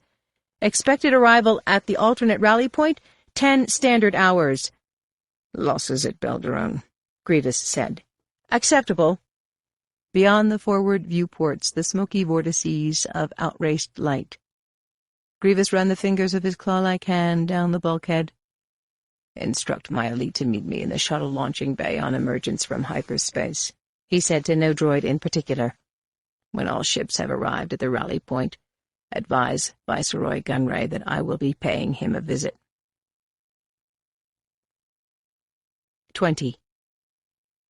Trained well by Dooku, General Grievous was, Yoda said. He and Mace Windu were in Yoda's chambers in the Jedi Temple, each atop a meditation dais. Entrapped, they strike at the weakest. Force us, they do, to choose between saving lives and continuing the fight. Yoda recalled his duel with Dooku in the Solar Sailor's docking bay on Geonosis. Dooku bested, left with no alternative but to distract and flee. Representatives from Belderon have expressed their gratitude to the Senate, Mace said, despite the losses. Yoda shook his head sadly. More than 10,000 killed. 27 Jedi. The muscles in Mace's jaw bunched. Billions have died in this war. Belderon was saved, and, more importantly, we were able to keep Grievous on the run. Know where he jumped to, we do. We'll chase him to the ends of known space if we have to. Yoda fell silent for a moment, then said, Speak with the Supreme Chancellor, we must. Without apology, Mace said bluntly. Our deference to him has to end. With the war's end it will. Yoda turned slightly to regard Mace. A terrible warning, Belderon is. Increasing the power of the dark side is.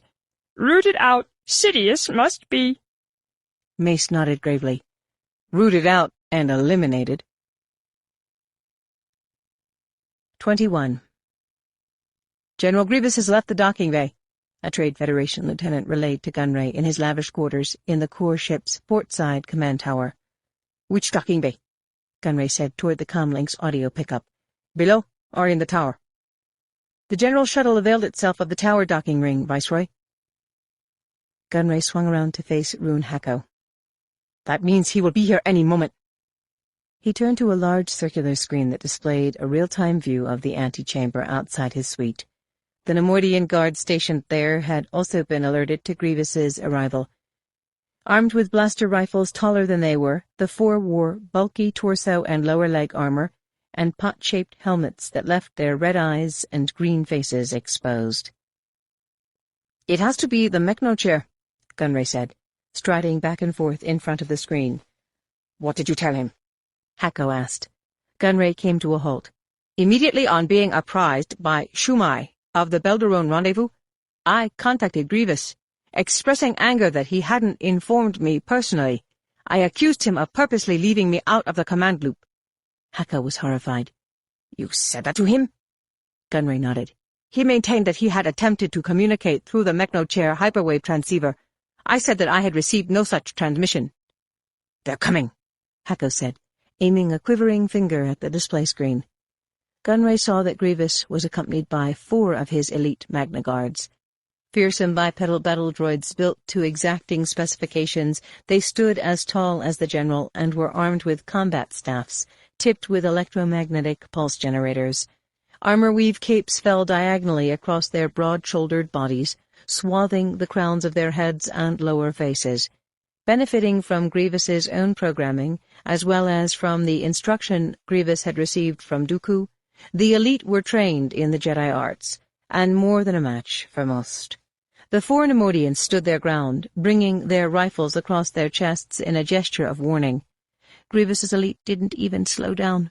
Mirroring the Neimoidians, they raised their double-tipped electroshock batons, then swung them forward with such speed and precision that Gunray's sentinels were literally swept off their feet, as if they were children. Grievous glared into the lens of the holocam mounted outside the hatch. Admit us, Viceroy, or shall I instruct my elite to lay waste to everything that stands between me and you? Hako spun on his heel and hurried for the suite's rear hatch. Where are you going? Gunray said. Running will only make us appear guilty. We are guilty, Hako threw over his shoulder. He doesn't know that.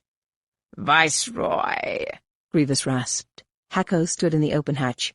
He will, and disappeared through it. Gunray paced for a moment, wringing his hands, then, straightening robes and mitre, and pulling his shoulders back, he pressed a fat finger to the hatch release. The general swept into the suite, the 4 Magna Guards in his angry wake spreading out to both sides, ready for violence. "What is the meaning of this intrusion?" Gunray said from the center of the main room. "Your masters will not tolerate such ill treatment of me." Grievous glowered at him. "They will when they learn what you've done." Gunray touched himself in the chest. "What are you talking about, you abomination? When Lord Sidious hears that you promised us a world you could not deliver—" Stepping forward, a Magna Guard thrust his staff to within a millimeter of Gunray's face. "Lord Sidious's alloy puppet," Gunray said, his voice quavering. "If not for the Trade Federation, you would have no army to command." Grievous raised his right claw and pointed to Gunray. "The Mechno chair. I want to see it." Gunray gulped. "In a fit of anger, I had it destroyed and purged from the ship." "You're lying. There was no problem with my transmission to you.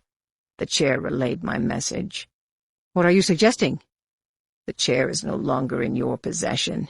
It has somehow fallen into enemy hands, and through it the Republic was able to learn of my plan to attack Belderone." "You're brain-dead."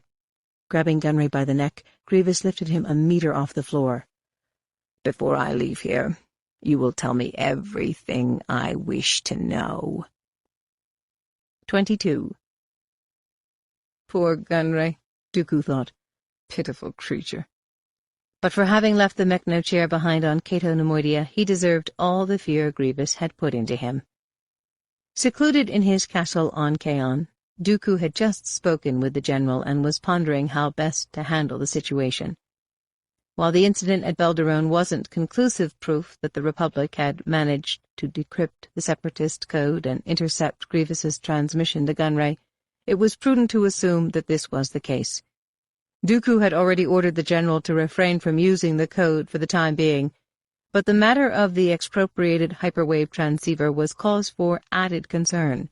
The very fact that the Republic had tipped its hand at Belderone, declaring the success of its eavesdropping, implied that the Mechno chair had furnished more than intelligence, clues to secrets that would astonish even Grievous. The general was not accustomed to losing in battle. Even when a general among his own species, he had suffered few defeats. That was originally what had brought him to the attention of Sidious. After the Sith Lord had expressed interest in Grievous to Dooku, Dooku in turn had expressed interest in Grievous to Chairman Sandhill of the Intergalactic Banking Clan. Poor Grievous, Dooku thought. Pitiful creature. During the Huck War and later, while in the employ of the IBC, Grievous had survived numerous attempts on his life, so an assassination attempt was ruled out almost immediately. Hill himself had come up with the idea of a shuttle crash, though that too presented risks. What if Grievous should actually die in the crash? Then the Separatists would simply have to look elsewhere for a commander, Dooku had told Hill. But Grievous had survived, and only too well. In fact, most of the life-threatening injuries he sustained had occurred after he had been pulled from the flaming shuttle wreck, and with great calculation. When at last he had agreed to be rebuilt, promises were made that no critical alterations would be made to his mind. But the Geonosians had ways of modifying the mind without a patient ever being aware that he had been tampered with. Grievous certainly believed that he had always been the cold-blooded conqueror he was now, when in truth his cruelty and prowess owed much to his rebuilding. Sidious and Dooku couldn't have been more pleased with the result, Dooku especially, since he had no interest in commanding an army of droids, and already had his hands full nursemaiding the likes of Newt Gunray, Shumai, and the hive-minded others who eventually would form the Council of Separatists. Grievous had been a delight to train as well. No need to coax him to release his anger and rage, as Dooku had been forced to do during the training of his so-called Dark Jedi disciples. The Geonosians had arranged for Grievous to be nothing but anger and rage, and as to the general's combat skills, few, if any, Jedi would be capable of defeating him. There had been moments during the extensive combat sessions when even Dooku had been hard-pressed to outduel the cyborg. But then Dooku had kept some secrets to himself. Just in case. Manipulation of the sort that had gone into the transformation of Grievous went to the heart of what it meant to be a Sith, if indeed the words heart and Sith could be used together. The essence of the dark side lay in a willingness to use any means possible to arrive at a desired end, which in the case of Lord Sidious meant a galaxy brought under the dominion of a single, brilliant mind. The current war had been the result of 1,000 years of careful planning by the Sith, generations of bequeathing knowledge of the dark side from mentor to apprentice. Rarely more than 2 in each generation, from Darth Bane forward, master and apprentice would devote themselves to harnessing the strength that flowed from the dark side, and to making the most of every opportunity to allow darkness to wax, facilitating war, murder, corruption, injustice, and avarice when and wherever possible. Analogous to introducing a covert malignancy to the body politic of the Republic, then monitoring its spread from one organ to another until the mass reached such size that it began to disrupt vital systems. The Sith had learned from their own internecine struggles that systems were often brought down from within when power became their reason for being. The greater the threat to that power, the tighter the threatened would cling. That had been the case with the Jedi Order. For 200 years before the coming of Darth Sidious, the power of the dark side had been gaining strength, and yet the Jedi had made only minimal efforts to thwart it. The Sith were pleased by the fact that the Jedi, too, had been allowed to grow so powerful, because, in the end, their sense of entitlement would blind them to what was occurring in their midst. So, let them be placed on a pedestal.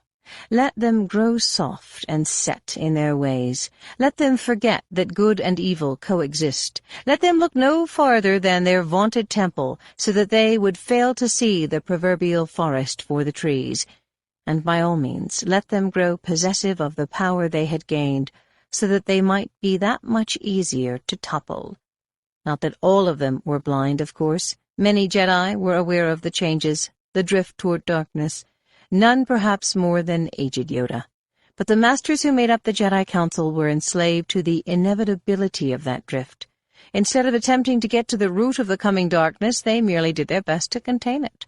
They waited for the chosen one to be born, mistakenly believing that only he or she would be capable of restoring balance. Such was the danger of prophecy. It was into such times that Dooku had been born, placed because of a strong connection to the Force among an order that had grown complacent, self-involved, arrogant about the power they wielded in the name of the Republic. Turning a blind eye to injustices the Republic had little interest in eradicating because of profitable deals forged among those who held the reins of command. While midi-chlorians determined to some degree a Jedi's ability to use the Force, other inherited characteristics also played a part.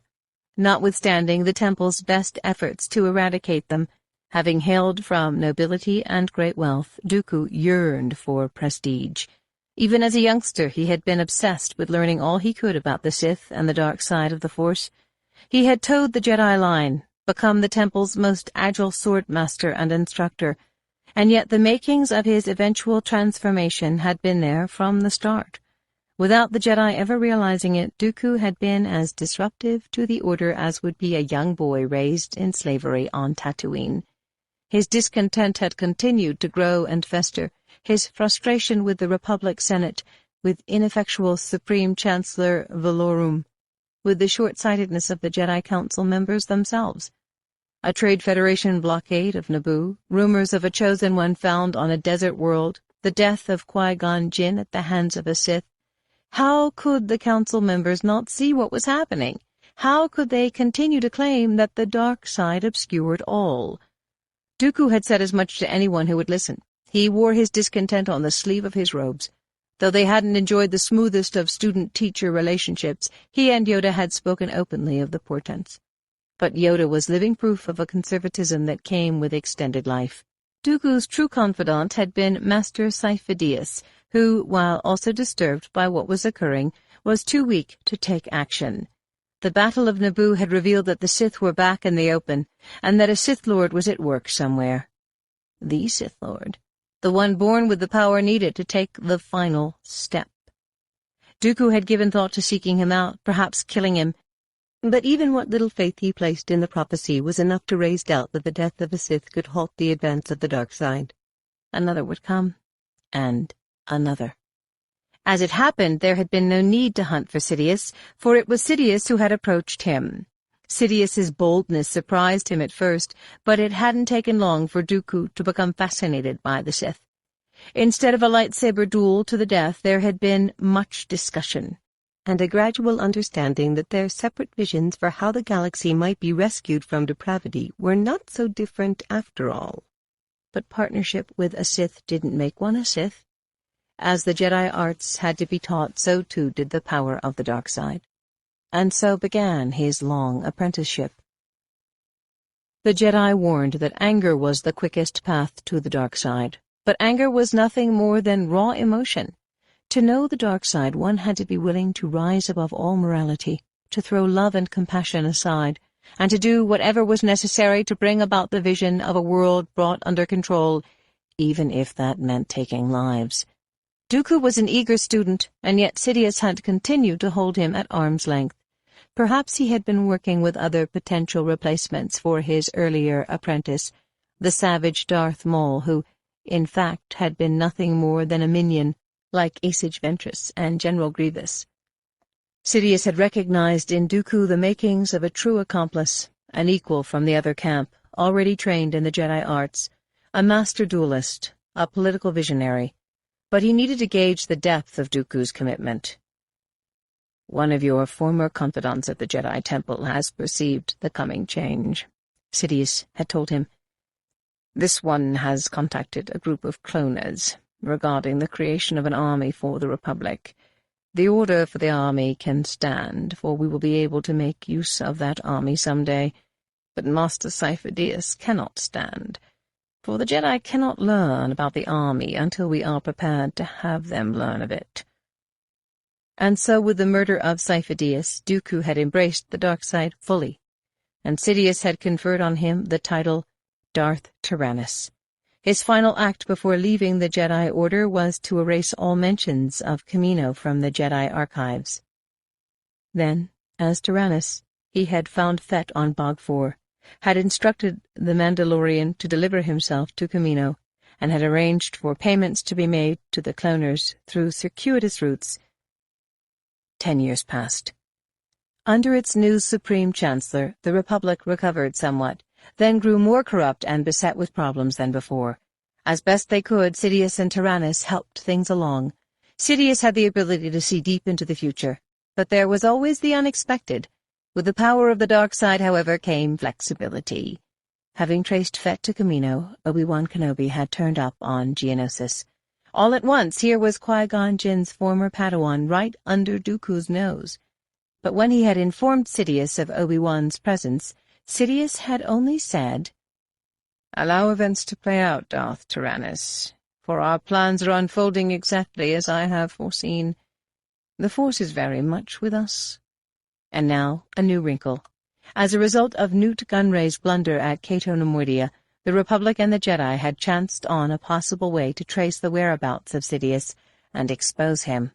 The Mechno Chair's exceptional transceiver, and others like it, had been created for Sidious by a host of beings, a few of whom were still alive, and if agents of the Republic, or the Jedi for that matter, were clever and persistent enough, they could succeed in learning more about Sidious than he would want anyone to learn. He had to be informed, Dooku thought. Or did he? For a heartbeat he hesitated, imagining the power that could be his. Then he went directly to the hyperwave transmitter Sidious had given him, and began his transmission. 23. Mace Windu couldn't recall a visit to the Supreme Chancellor's chambers in the Senate Office building when his attention hadn't been drawn to Palpatine's curious and somehow unsettling collection of quasi-religious statuary. On one occasion, picking up on Mace's interest, Palpatine had offered lengthy and enthusiastic accounts of when and how he had come by some of the pieces, acquired at an auction on Kaminoor, procured after many years and at great expense from a Corellian dealer in antiquities, salvaged from an ancient temple discovered on a moon of the gas giant Yavin. A gift from the Theed Council of Naboo, another gift from that world's Gungans. Just now Mace's eyes were on a small bronzium statue Palpatine had once identified as Wapo, the mythical artisan demigod of disguise. "I'm relieved that you contacted me, Master Jedi," the Supreme Chancellor was saying from the far side of his expansive desk, "as I was about to contact you on a matter of some gravity." "Then speak of your matter first, we will," Yoda said. He was seated for a change, atop a cushioned chair that made him appear even smaller than he was. Mace was at Yoda's left hand, sitting with legs widely spread, forearms resting on his knees. Palpatine touched his steepled fingers to his lower lip, then inhaled and sat back in his throne of a chair. "This is rather awkward, Master Yoda, but I suspect that the matter I have in mind is the very one that brought you and Master Windu here. By that I mean Belderone." Yoda compressed his lips. "Fail you, your intuition doesn't. About Belderone, much to say we have." Palpatine smiled without showing his teeth. "Well then, suppose I begin by saying that I was most pleased to learn of your recent victory there. I only wish I had been informed of your plans before the fact." "We had no time to corroborate the intelligence we received," Mace said without hesitation. "We thought it best to commit as few Republic ships as could be spared. It was essentially a Jedi operation." "A Jedi operation," Palpatine said slowly. "And by all accounts you, that is, the Jedi, were successful in routing General Grievous's forces." "A rout it was not," Yoda said. "To hyperspace Grievous fled, but protecting the Separatist leaders he was." "I see. And now?" Mace leaned forward. "Wait for him to resurface and strike again." Palpatine regarded him. "Might I be informed of your intelligence next time? Didn't you and I have this discussion after Master Yoda was thought to have been killed at Ithor?" Before Mace could respond, he continued. "You see, the problem here is one of appearances. While I can appreciate the need to keep secret some intelligence, many in the Senate do not. In the instance of Belderone, and largely because it constituted a Republic victory, I was able to allay the fear of certain senators that the Jedi are taking the war into their own hands and are no longer accountable for their actions." Mace's nostrils flared. "We can't allow the Senate to go on dictating the course of the war." Yoda nodded sagely. "Miring the Jedi in uncertainty, some of the Senate's decisions are." He looked askance at Palpatine. "A matter of appearances, this is." Mace made it emphatic. "We're not rogues." Palpatine spread his hands in a gesture of appeasement. "Of course you're not. Nothing could be farther from the truth. But, as I say, well, if nothing else, the Senate at least needs to believe that it is being kept informed, particularly in light of the extraordinary powers it has granted this office." He sat straighter in the chair. "Not a day passes that I am not subjected to suspicion, accusations, suggestions of ulterior motive. And I will tell you, the suspicions do not end here in this office. They extend to the role of the Jedi in the war. Master Jedi, we cannot, under any circumstances, be perceived as being in collusion." Yoda frowned. "In collusion we must be, if victory the goal remains." Palpatine smiled tolerantly. "Master Yoda, far be it from me to lecture someone of your vast experience on the nature of politics. But the truth of the matter is that with the war now exiled to the Outer Rim, we must be judicious about the campaigns we undertake, and about the targets to which we assign our forces. If a lasting peace is ever to be achieved when this madness concludes, each and every act from this point forward must be handled with utmost delicacy."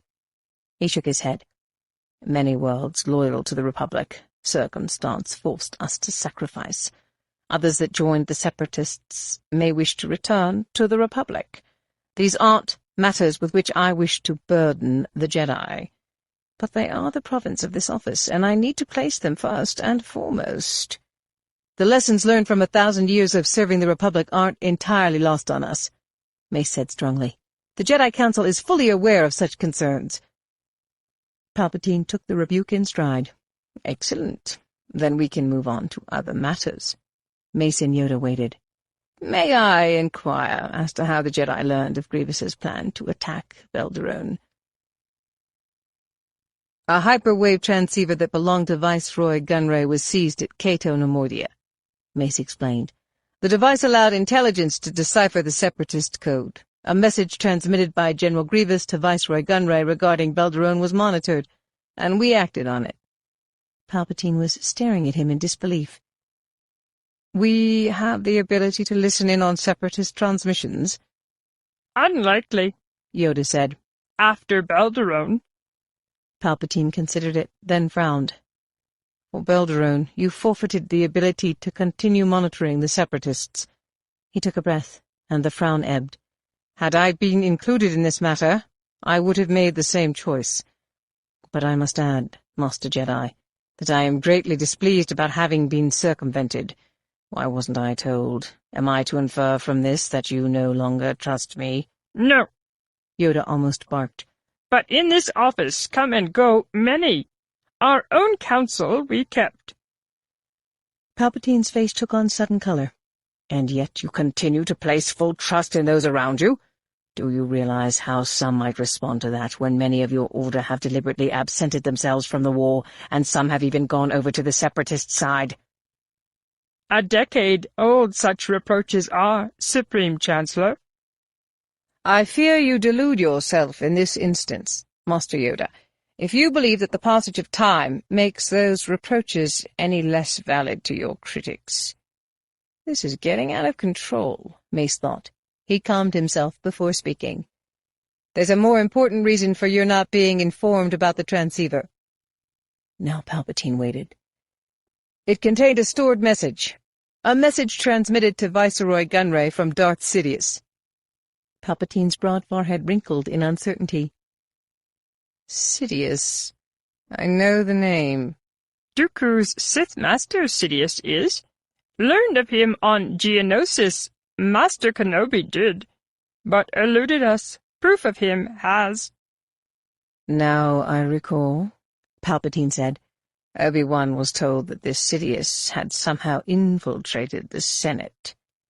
Dismissed that we have, but lying about Sidious Dooku wasn't. Palpatine swiveled his chair toward the room's immense curved window, the panorama of Corusant. Another Sith. Turning back to Yoda, he said, Forgive me, but why is this of such great concern? Carefully balanced this war has been. Republic victories, Separatist victories. In prolonging it, a part the Sith may play. Again Palpatine paused to consider Yoda's words. I think I begin to understand the reasons for your secrecy. The Jedi are attempting to expose Sidious. In pursuit of clues we are. Might the capture of Sidious end the war? Hasten the end, Mace said. Palpatine nodded in finality. Then I trust that you will accept my apologies. Do whatever you must to hunt Sidious down.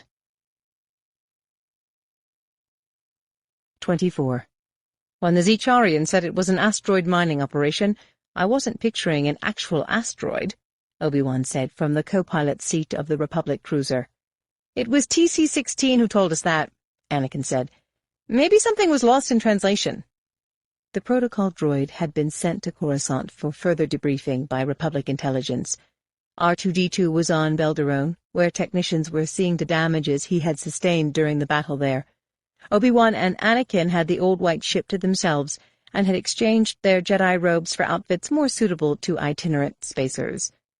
Named for the asteroid belt in which it was prominent, the Escara Commerce Guild facility orbited between massive, multi-mooned gas giants in an otherwise uninhabited star system 2 hyperspace jumps from Belderone, on the rimward side of the Prolemian trade route.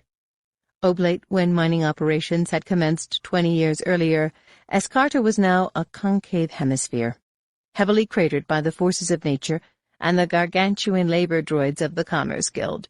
Satisfied that every bit of ore had been extracted from Escarta, the Guild had converted the asteroid's consequent quarries, tunnels, and shafts into processing centers and field offices.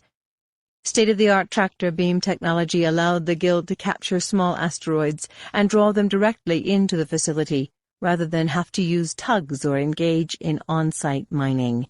In many ways, Escarta was the ore mining equivalent of the Tibana gas mining facilities that floated in the dense atmosphere of Bespin, far across the stars. Unfriendly space, the belt was defended by Commerce Guild corvettes and fleet patrol craft modeled on the Geonosian starfighter.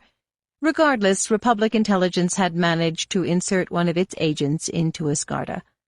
Obi-Wan and Anakin hadn't been told when or even if they were going to make contact with the agent, but moments before leaving Belderone, they had been informed that Thal Kassar, the Bith artisan who allegedly had designed the hyperwave transceiver and holoprojector for Gunray's mechno-chair, had been arrested, on charges yet to be learned.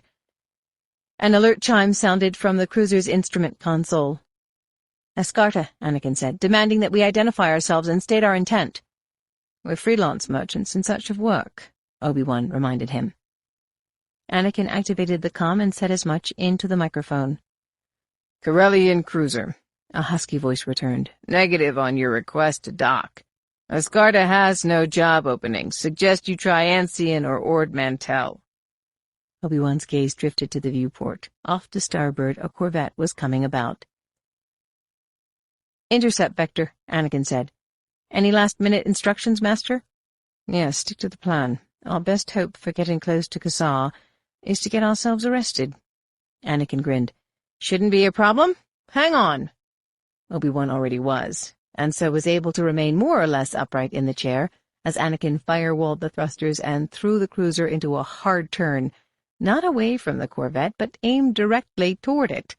The console chimed another alert. "They're warning us away, Anakin." Anakin kept the cruiser on course. "Quick flyby, our way of saying we're not happy about being turned away." "No lasers." "Promise, we're just going to buzz them." Obi-Wan watched the corvette grow larger in the viewport. The console continued to chime in escalating alerts. An instant later, 2 turbolaser beams streaked across the cruiser's bow. Obi-Wan clenched his hands on the chair armrests. "They're not amused. We'll just have to try harder." Dropping the cruiser's nose, Anakin increased speed. He seemed bent on maneuvering directly under the corvette, but at the last moment he pulled back on the control yoke, taking the cruiser through a spiraling, high-boost climb. A fusillade from the corvette's forward batteries narrowly missed clipping the ship's tail.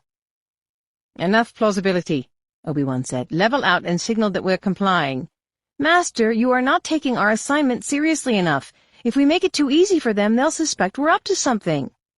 Obi-Wan saw that 2 patrol craft were rushing in to join the pursuit.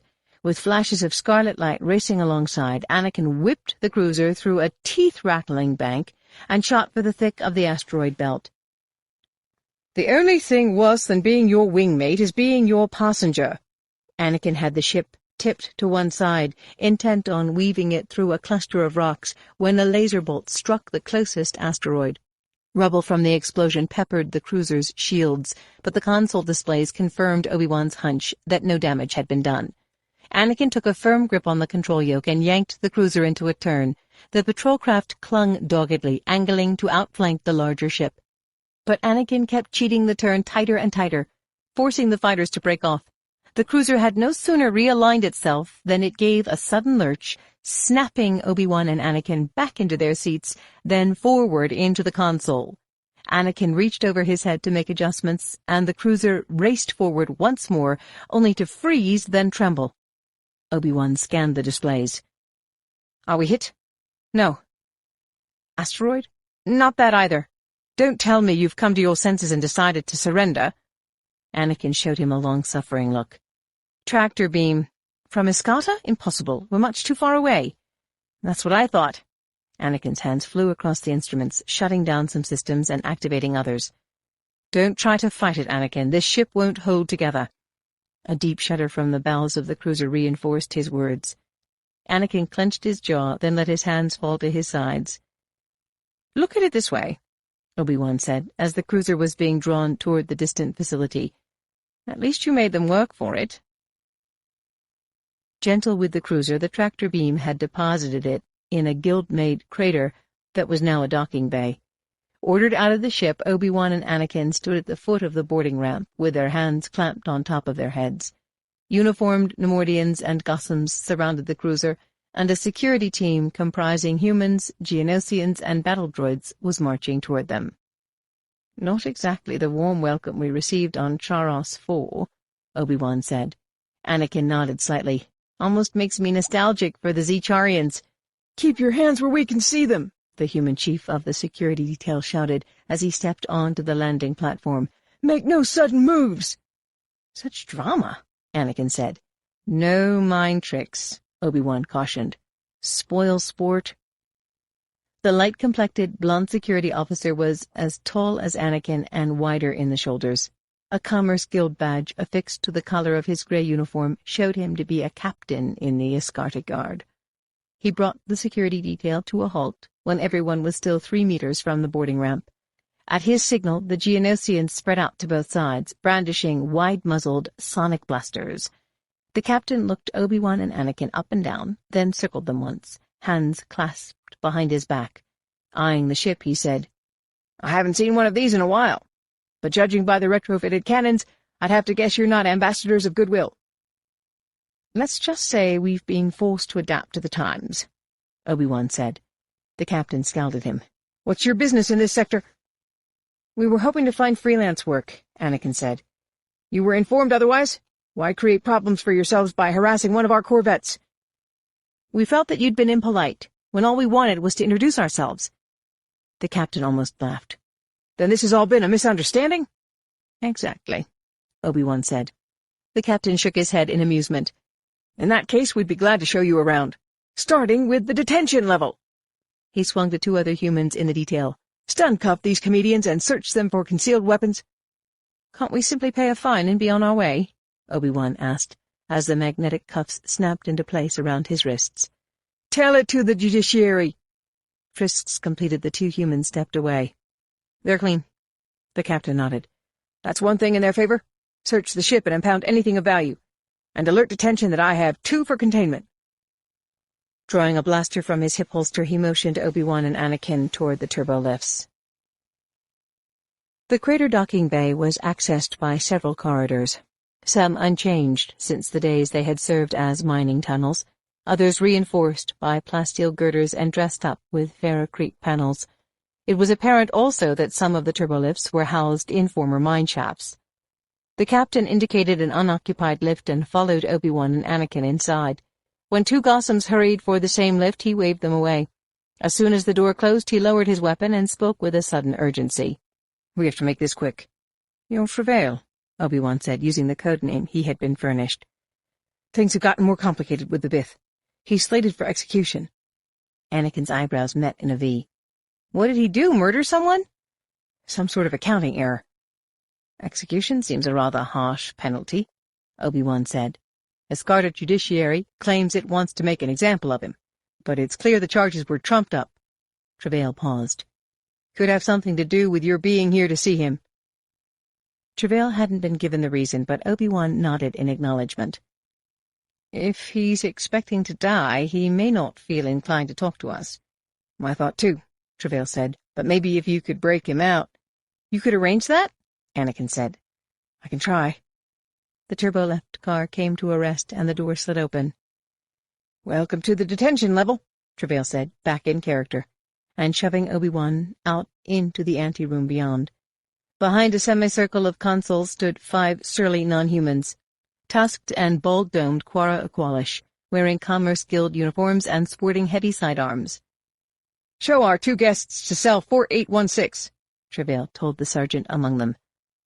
"Already occupied by the Bith, Kussar." "Misery loves company," Travail said. Executing a crisp about-face, he returned to the turbo-lift, emerged from the enclosure of display screens, A four-eyed Aqualish led Obi-Wan and Anakin into a narrow corridor lined with detention cells. 30 meters along, he stopped to enter a code into a wall-mounted touchpad, and the blood-stained door to 4816 slid open. Square and squalid, it contained neither cots nor refresher. The smell of waste was almost overpowering.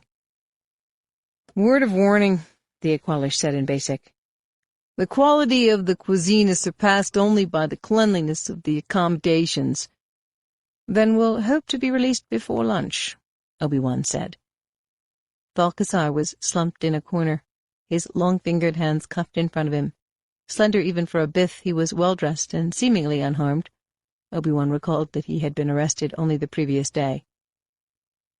Kasar glanced up, but didn't return Obi-Wan's nod of greeting. "Some fix," Anakin said loudly when the cell sealed. "Good job back there." Obi-Wan played along. "You didn't help matters any by flooring that security guard." "Ah, she had it coming." Anakin ambled over to where Kasar was huddled. "What landed you in here?" he asked. Though surprised to hear his own language spoken by a human, Kasar kept silent. When Anakin made a second attempt, the Bith said in Basic, "It's none of your concern. Please leave me alone." Anakin shrugged and joined Obi-Wan on the far side of the room. "Patience," Obi-Wan said quietly. Backs pressed to the filthy wall, the two of them sank down onto their haunches. Less than a standard hour had passed when they heard voices in the corridor. The door grated open, revealing Travail and two Aqualish security officers.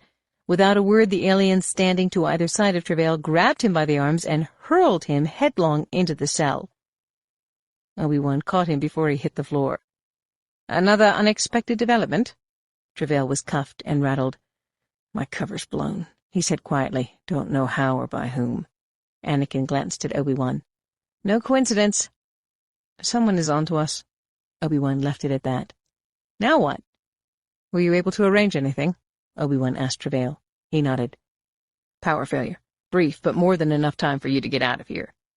"Us," Anakin amended. "You're coming along." "I appreciate that." He frowned in uncertainty. "Hope I wasn't wrong in figuring that you two will be able to open the door. Manually, I mean." "We can open the door," Obi-Wan assured him. "How long before the power fails?" Anakin asked. "An hour from now." Travail glanced at Kasar. "What about him?" Anakin stood up and crossed the room. "I know you're not interested in small talk, but we think we may have a way out of here. Does that interest you?" The Bith's lidless black eyes grew considerably larger. Yes, thank you. Just be ready." "Take the tunnel to the left of the guard station," Travail was telling Obi-Wan when Anakin returned. "Keep taking lefts until you reach a stairway, then follow that to the docking level." "You're going a different way?" Anakin said. "Someone has to deactivate the tractor beam, or your ship's not leaving. 2 levels below this one there's a power coupling station. I know just enough to disable it temporarily." "You're not going alone," Obi-Wan said. Anakin grinned at him. "I believe it's your turn." Obi-Wan didn't argue. "That means Kasar goes with you. Don't allow him out of your sight, Anakin." Travail nodded toward the cell-block corridor. "We'll still have the guards to deal with." "Don't worry about them," Anakin said. Spreading his hands, he snapped the cuffs from his wrists. Obi-Wan did the same, then snapped Travail's open. Travail smiled broadly. "I love a good plan." Anakin and Obi-Wan were standing by the door when the cell's grime-encrusted illuminator faltered and died. Obi-Wan shoved his hands sideways through the air and the door retracted. Travail shook his head in wonderment. "It never ceases to amaze me." Anakin swung to Kasar. "Now, hurry!" The 4 of them moved into the unlit hall. "Emergency power should come on shortly," Travail said. Ahead of them they could hear the 5 guards toggling switches on the console and speaking in excited voices. Anakin wasn't halfway to the anteroom when one of the guards appeared at the end of the narrow corridor. The Aqualish's huge eyes allowed him to see in the dark, but not as well as the Bith, nor as well as the Jedi. Before the guard could realize what was happening, his raised blaster was soaring down the corridor into Anakin's hand. A force push from Obi-Wan sent the Aqualish flailing back into the anteroom and slamming into the turbolift wall. The rest of the guards hurried out from behind the darkened console to counterattack. By then, Obi-Wan and Anakin were on them, dropping them with punches, sidekicks, force pushes. Bodies sailed across the anteroom, tumbled over one another, smashed into display screens. One Aqualish managed to get off a shot, but the blaster bolt missed anyone during its mad carom around the room. The fracas was over almost before it began. In the red glow of emergency lights, Kassar cast a dumbfounded look around. "You're Jedi." "2 out of 3, Travail said. "But what are you doing here, on Escara?" Anakin pressed his forefinger to his lips with elaborate seriousness. "Republic business." Then into Kassar's hands he pressed the blaster he had summoned from the guard. Kassar stared at the weapon. "But I won't need it." "Here's where we part company," Travail said to Anakin. "Remember, stay left until you reach the stairway." "Where are you sending him?" Kassar asked. "Docking Bay 36. The Bith nodded. "I know the way." Travail chuckled. "This just keeps getting better and better." He swung back to Anakin. "Kassar will also know the way to Docking Bay 40. That's where we'll be waiting for you. Escarta Control won't be able to bring the tractor beam back online immediately, and judging by the way you fly, you shouldn't have much trouble dodging the patrol craft. But good luck anyway." "Thanks, but there's no such thing." As Travail and Obi-Wan were running off, Anakin noticed that one of the turbolift cars was descending. "Security detail coming to check on the guards," Kassar said. Anakin nodded toward the dark corridor they were supposed to take. "Go!" Kassar's long legs propelled him at a fast clip, but instead of going left as Travail had advised, he turned right at the first intersection. Anakin grabbed him by the shoulder and spun him around. "This isn't the way we were told to go." "The captain's a newcomer to Escarta," the Bith said, short of breath.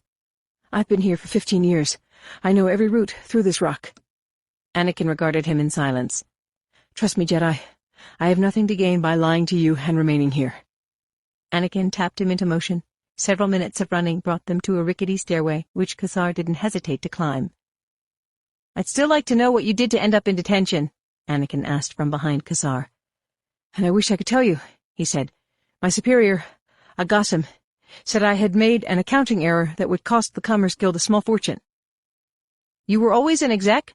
"I started out as a technician, design, installation, the whole gamut. Gradually I worked my way up." Maybe.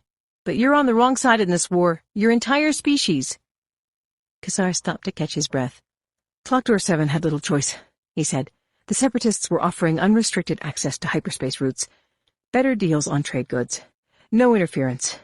As for me, I was already working for the Guild. One day it was business as usual, the next, on the heels of what happened on Geonosis, at any rate, the Guild was suddenly at war with the Republic." He raised his gaze.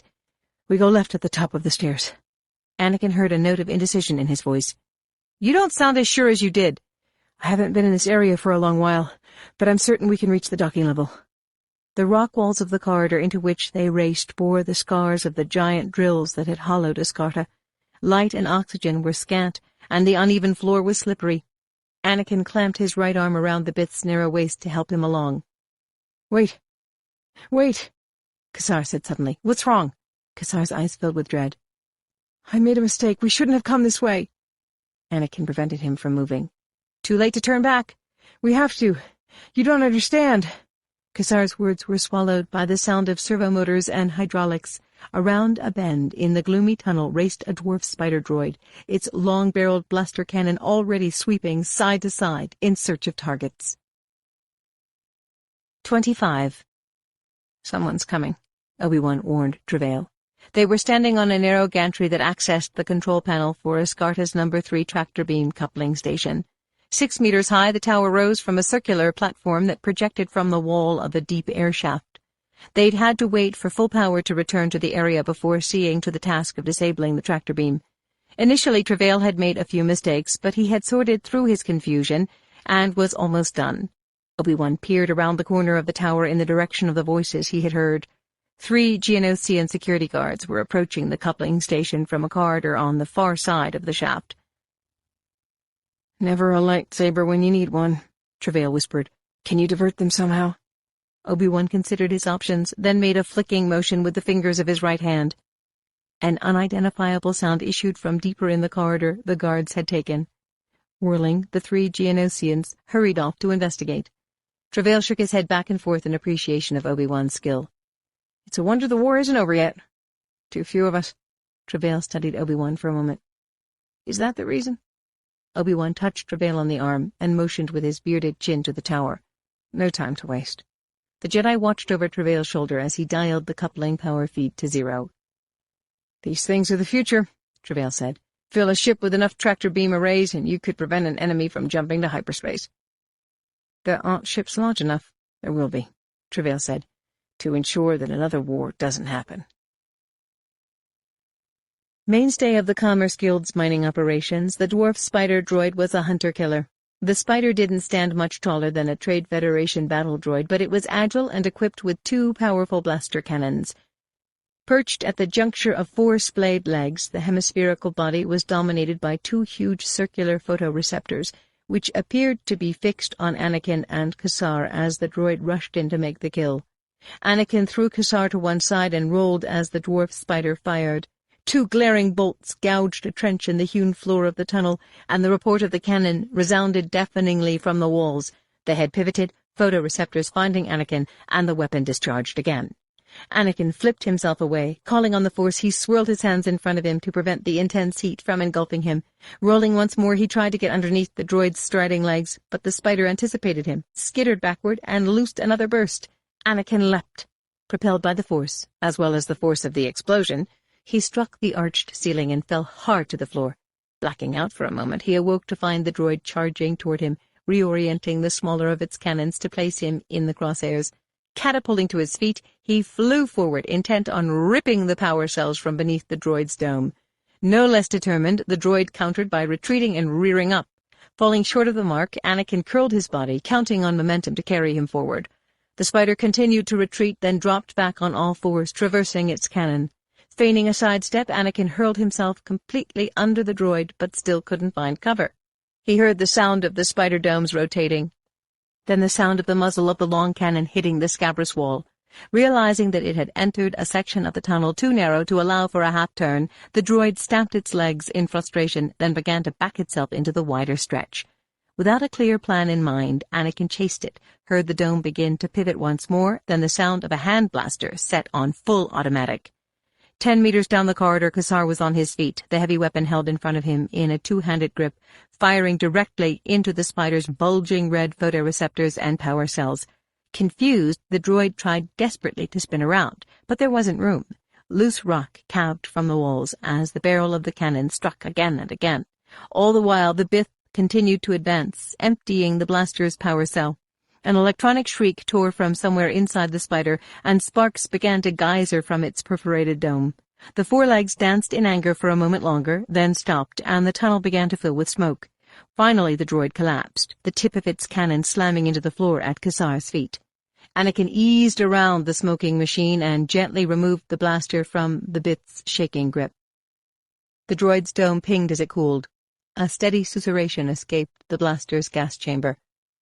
"How much farther?" Anakin asked after a moment. "We're close," Kassar said in a daze. "Half a kilometer or so past the bend."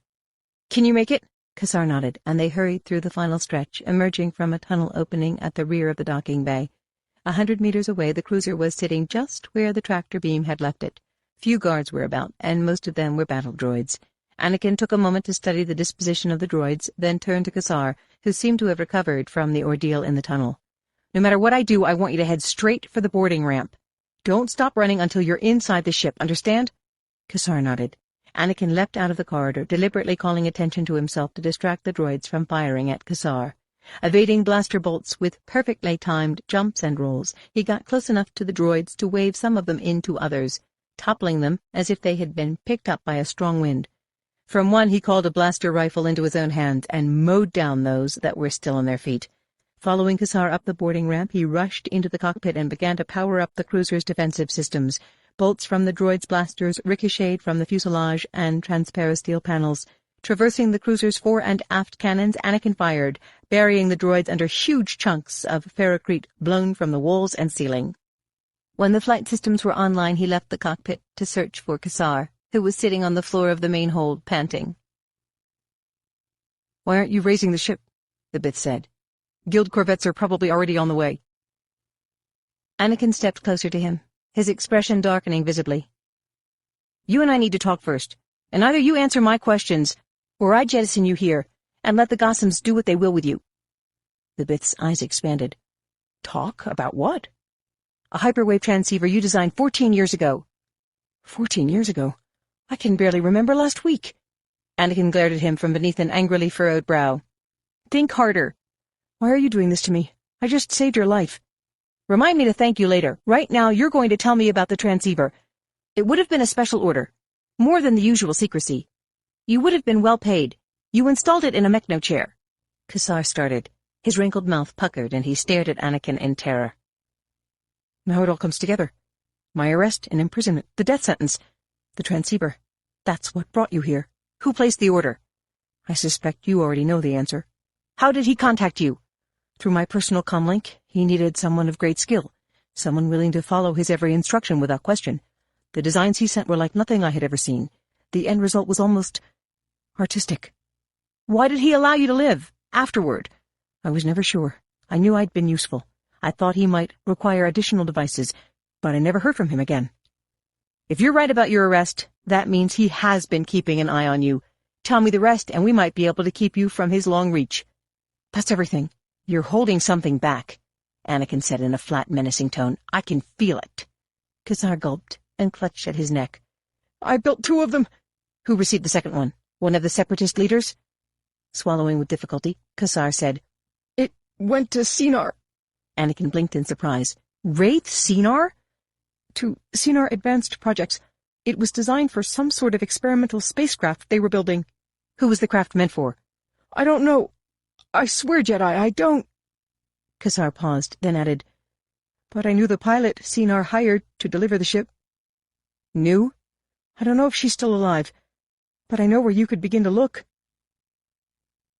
Obi-Wan and Travail negotiated the cofferdam that linked Escarta's airlock to a docking ring just forward of the cruiser's tri-barreled thruster fantail. Stepping into the main hold, Travail gave a shout of joy. Good to be alive. Obi-Wan glanced at Thal Kassar, thinking the Bith might feel the same. Instead, Kassar was curled up on the hold's worn acceleration couch. Obi-Wan hurried on to the cockpit and strapped into the co-pilot's seat. Any problems reaching the ship? The usual close calls, Anakin said evasively. Obviously you were successful at disabling the tractor beam. Not a skill I expect to draw on again, but yes, thanks to Travail. Anakin glanced at the console, waiting for the cofferdam telltale to go off, then called on the thrusters to move the cruiser away from Escarta. Off to port, Obi-Wan saw 2 Guild corvettes dead in space. And here I was certain we weren't out of this yet. Anakin shrugged. Anticlimactic. Obi-Wan regarded him for a moment. Kassar seemed rather subdued. Were you able to question him? Anakin busied himself with the controls. Briefly. And? We have a new lead. Before Obi-Wan could reply, Anakin said, Hyperspace coordinates coming in. Banking widely, the cruiser left Escarta and sluggish light behind. 26.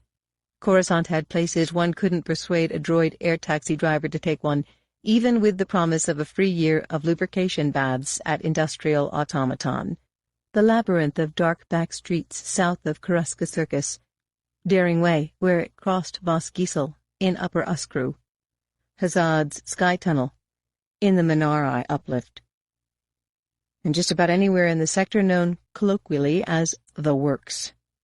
Footmat to the Senate District, with its new architecture spires and domes, its blade-thin obelisks that resembled oft-used candles dipped in gleaming alloy, the Works had been a booming manufacturing area until escalating costs had driven the production of spacecraft parts, labor droids, and construction materials off-world.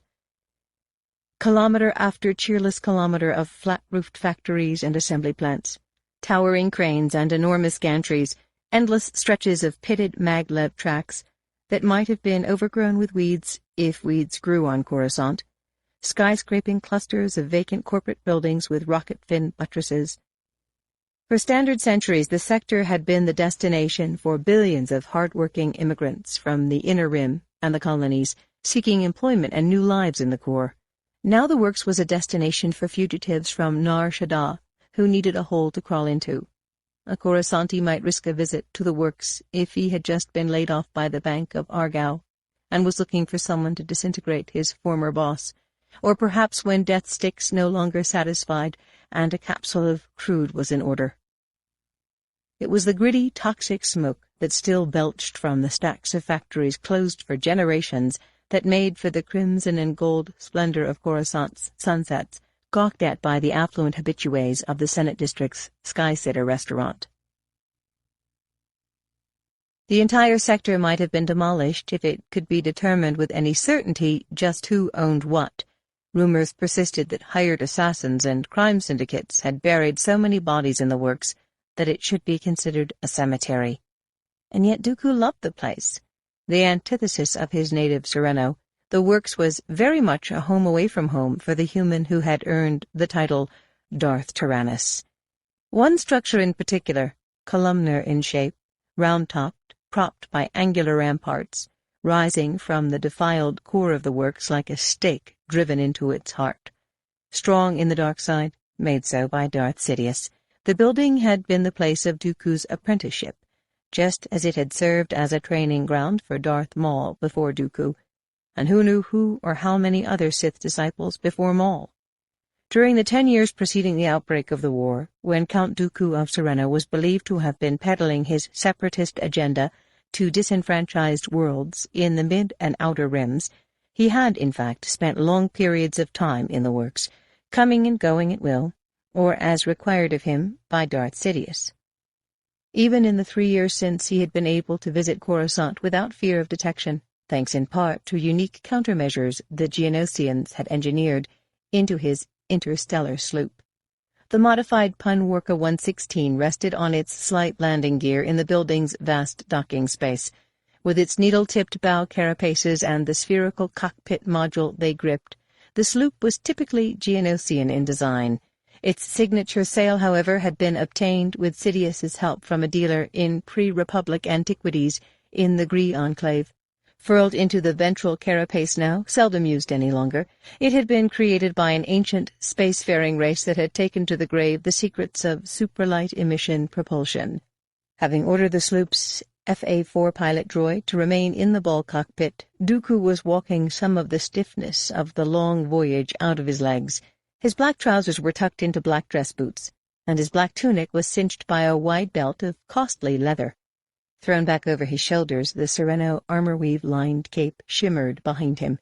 He made no efforts to disguise himself for such trips to Coruscant. The silver hair, mustache, beard, and flaring eyebrows that gave him the look of a stage magician were as meticulously groomed as ever. Normally measured, Dooku's pace was rushed and somewhat haphazard, evidence to anyone who knew him that the Count was troubled. If asked, he might have admitted as much. Even so, in moments when he could put aside the reasons for his visit, he surveyed the docking bay with a certain fondness, recalling the years he had spent under Sidious's tutelage, learning the ways of the Sith, practicing the dark arts, perfecting himself. "Mastering evil," Yoda would have said. The problem was partly semantic, in that the Jedi Order had seen to it that the dark side of the Force had become equated with evil. But was shade more evil than stark sunlight? Recognizing that the dark side was on the ascendant, the Jedi, in service to the Force, should have known enough to embrace it, to ally themselves with it. After all, it was all a matter of balance, and if the preservation of balance required the dark side to be on top, then so be it. With Dooku, Sidious hadn't had to waste precious hours on lightsaber technique, nor on ridding Dooku of ill habits born of a lifetime spent in the Jedi Temple, for Dooku had long before rid himself of those. Instead, Sidious had focused on giving Dooku what had amounted to a crash course in tapping into the power of the dark side, a mere taste of which had proved intoxicating, enough to convince Dooku that no course was left open to him but to abandon the Order. More, that his entire life had been preparation for his apprenticeship to Sidious. That at long last he had found a true mentor. The Sith saw no need to take on only young disciples, though they often did. Sometimes the training went smoother with disciples who had lived long enough to grow disillusioned or angry or vengeful.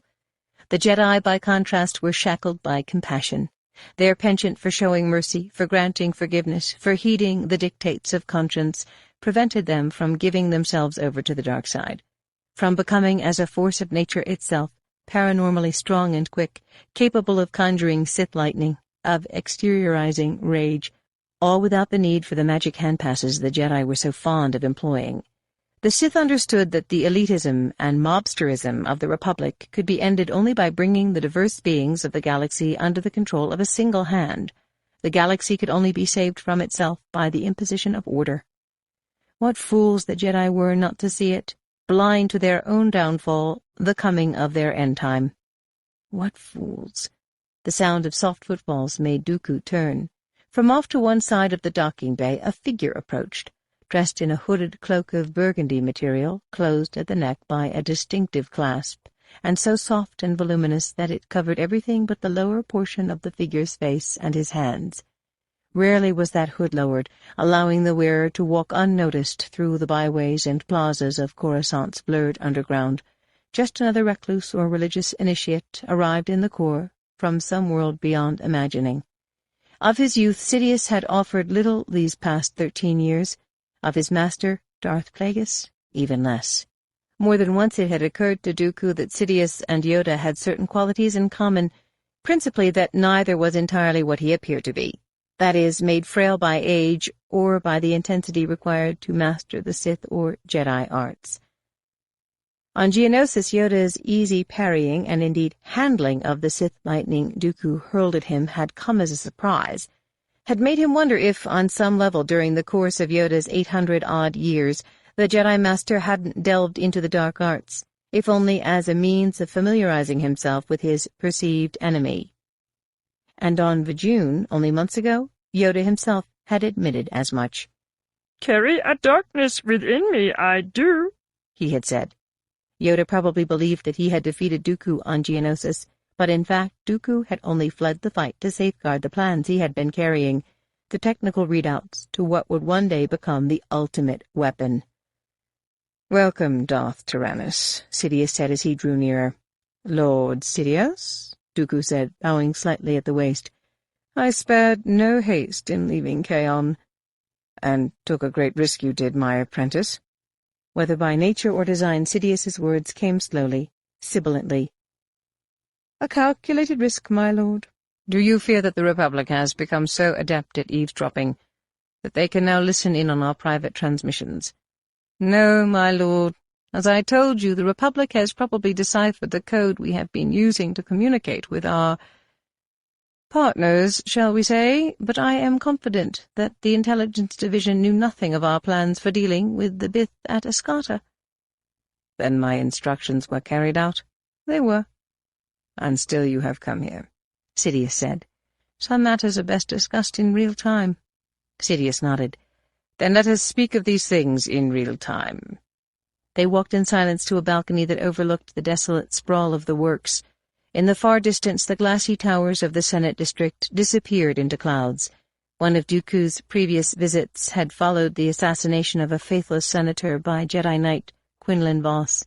Duped by Dooku on several occasions, Vos had managed to track Dooku to the works, though he apparently hadn't perceived just how deeply the dark side had taken root there. "I suspect that the planned disappearance of Thal Kassar did not go according to plan," Sidious said finally.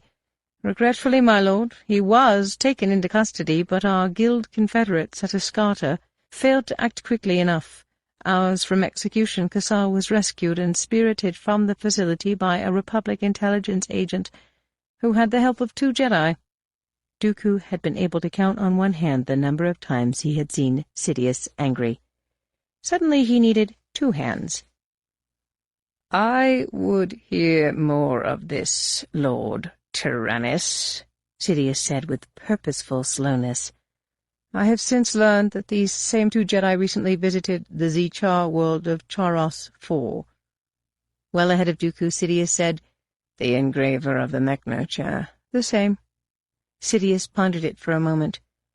"From Viceroy Gunray to the Zechar engraver to the Bith who implemented my designs for the hyperwave transceiver and holoprojector." "The Jedi mean to expose you, my lord." "And what if they should?" Sidious snapped.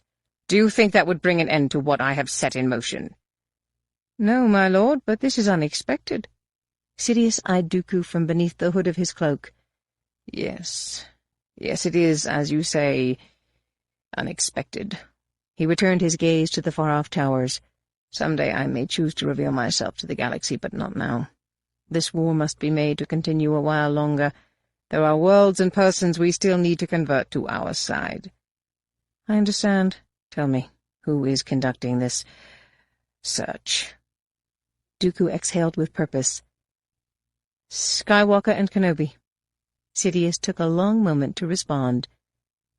The so-called Chosen One, and a Jedi with enough good fortune to almost make one believe in luck. Without turning from the view, he added, I am displeased by this turn of events, Lord Tyrannus. Greatly displeased. Once Master and Padawan, Kenobi and Skywalker had become the scourge of Dooku's existence. On Geonosis he had deliberately allowed them to pursue him, just as Sidious had instructed him to do. Also as instructed, Dooku had made Kenobi aware of the existence of Darth Sidious, as a means of confusing the Jedi Order by telling them the truth. In the sloop's docking bay he had demonstrated his mastery to Kenobi and Skywalker, although Skywalker hadn't been as easily defeated the second time they had dueled. Enraged, the young Jedi had proved a powerful opponent, and Dooku suspected that he had grown only more powerful since Geonosis. Long have I watched young Skywalker, Sidious had once admitted, and all the more so of late. My lord, the Jedi may search for others who contributed to fashioning the communications devices you distributed to Gunray, myself, and others. Also there is the matter of Grievous's defeat at Belderone.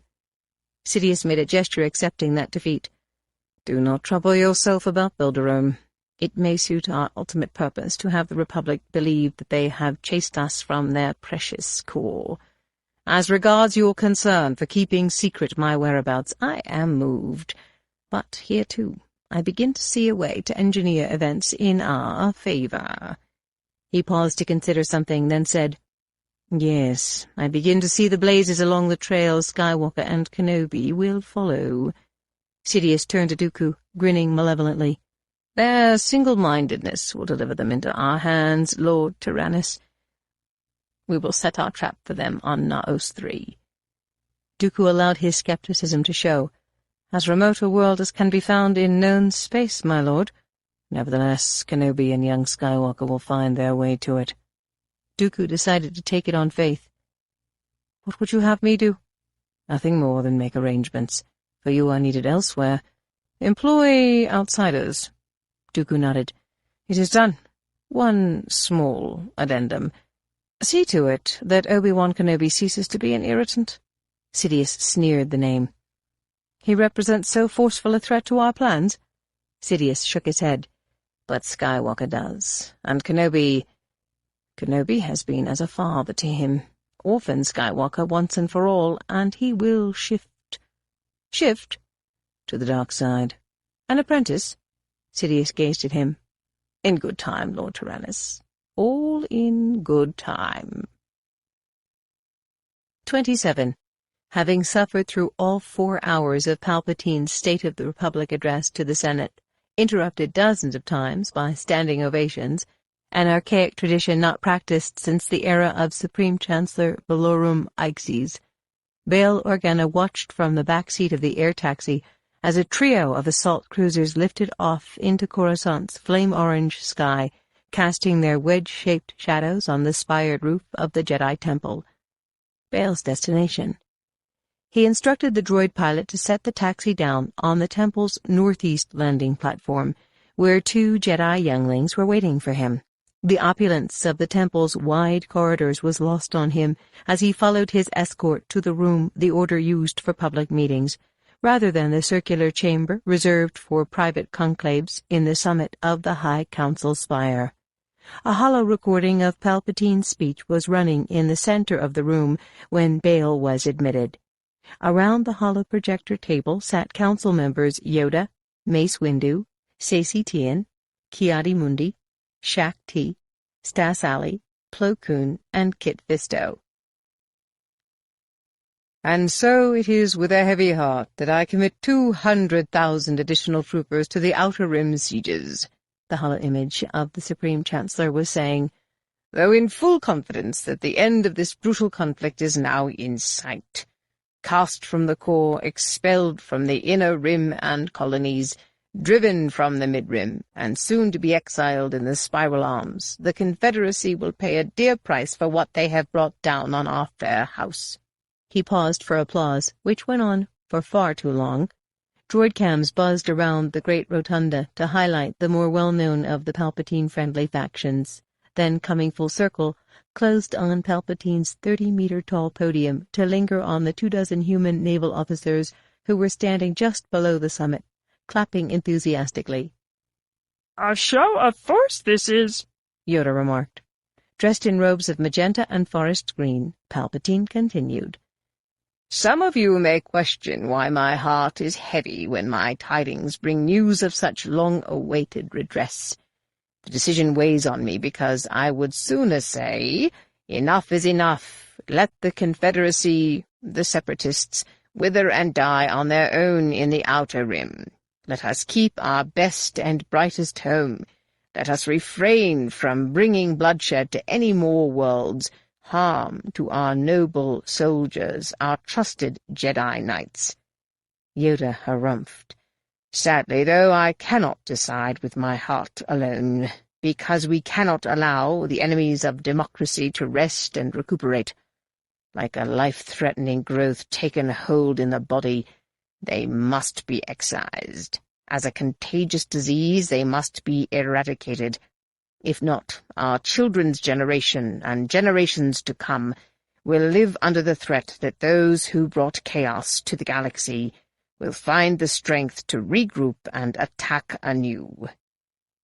"Applause break," Bail said, because he had been there. The Jedi Masters stirred in their high-backed chairs but said nothing. "Lest my statements convey an impression that the hardest decisions are behind us, let me hasten to add that much work remains to be done. So much rebuilding, so much reordering. To you, all of you, will I look for guidance in determining which worlds we should welcome back into the Republic's embrace, and which, if any, should be kept at arm's length or shunned for the injuries they have heaped upon us. Similarly will I look to you for guidance in reshaping our Constitution to conform to the needs of the new epoch." "What does he mean by that?" Mace Windu interjected. "Finally will I look to you, all of you, to author a new spirit in Corusant, in the core, throughout the star systems where the light of democracy continues to shine, so that we can look forward to another 1,000 years of peace, and another 1,000 beyond that, and so on, until war itself is stamped from our just domain." "Had enough?" Stas Ali asked, while the Senate broke into extended applause. Tall, slender, and dark-complected, she wore a Tholoth headdress, similar in design to that worn by her immediate predecessor on the council, Adi Gallia. When no one objected, she deactivated the holo projector. Turning to Bail, Yoda said, "Appreciate your visit, we do, Senator Organa." "I just wanted all of you to know that, despite what the HoloNet news might lead you to believe, not all of us were on our feet." "Aware of this we are." Bail gestured broadly to the room's triangular windows and shook his head in dismay. "Coruscant is already in a celebratory mood. You can practically taste it in the air." "Premature. Any celebration is," Yoda said ruefully. Mace leaned forward in his chair.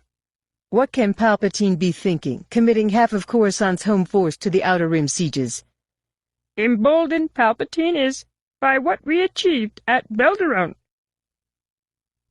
"The Supreme Chancellor singles out Maigito, Sali Ukami, and Felucia," Plo Koon said from beneath the mask that supplied him with life gases. Ki-Adi-Mundi's elongated head made a subtle nod. "A triad of evil," he labeled them. "Separatist bastions they are," Yoda said.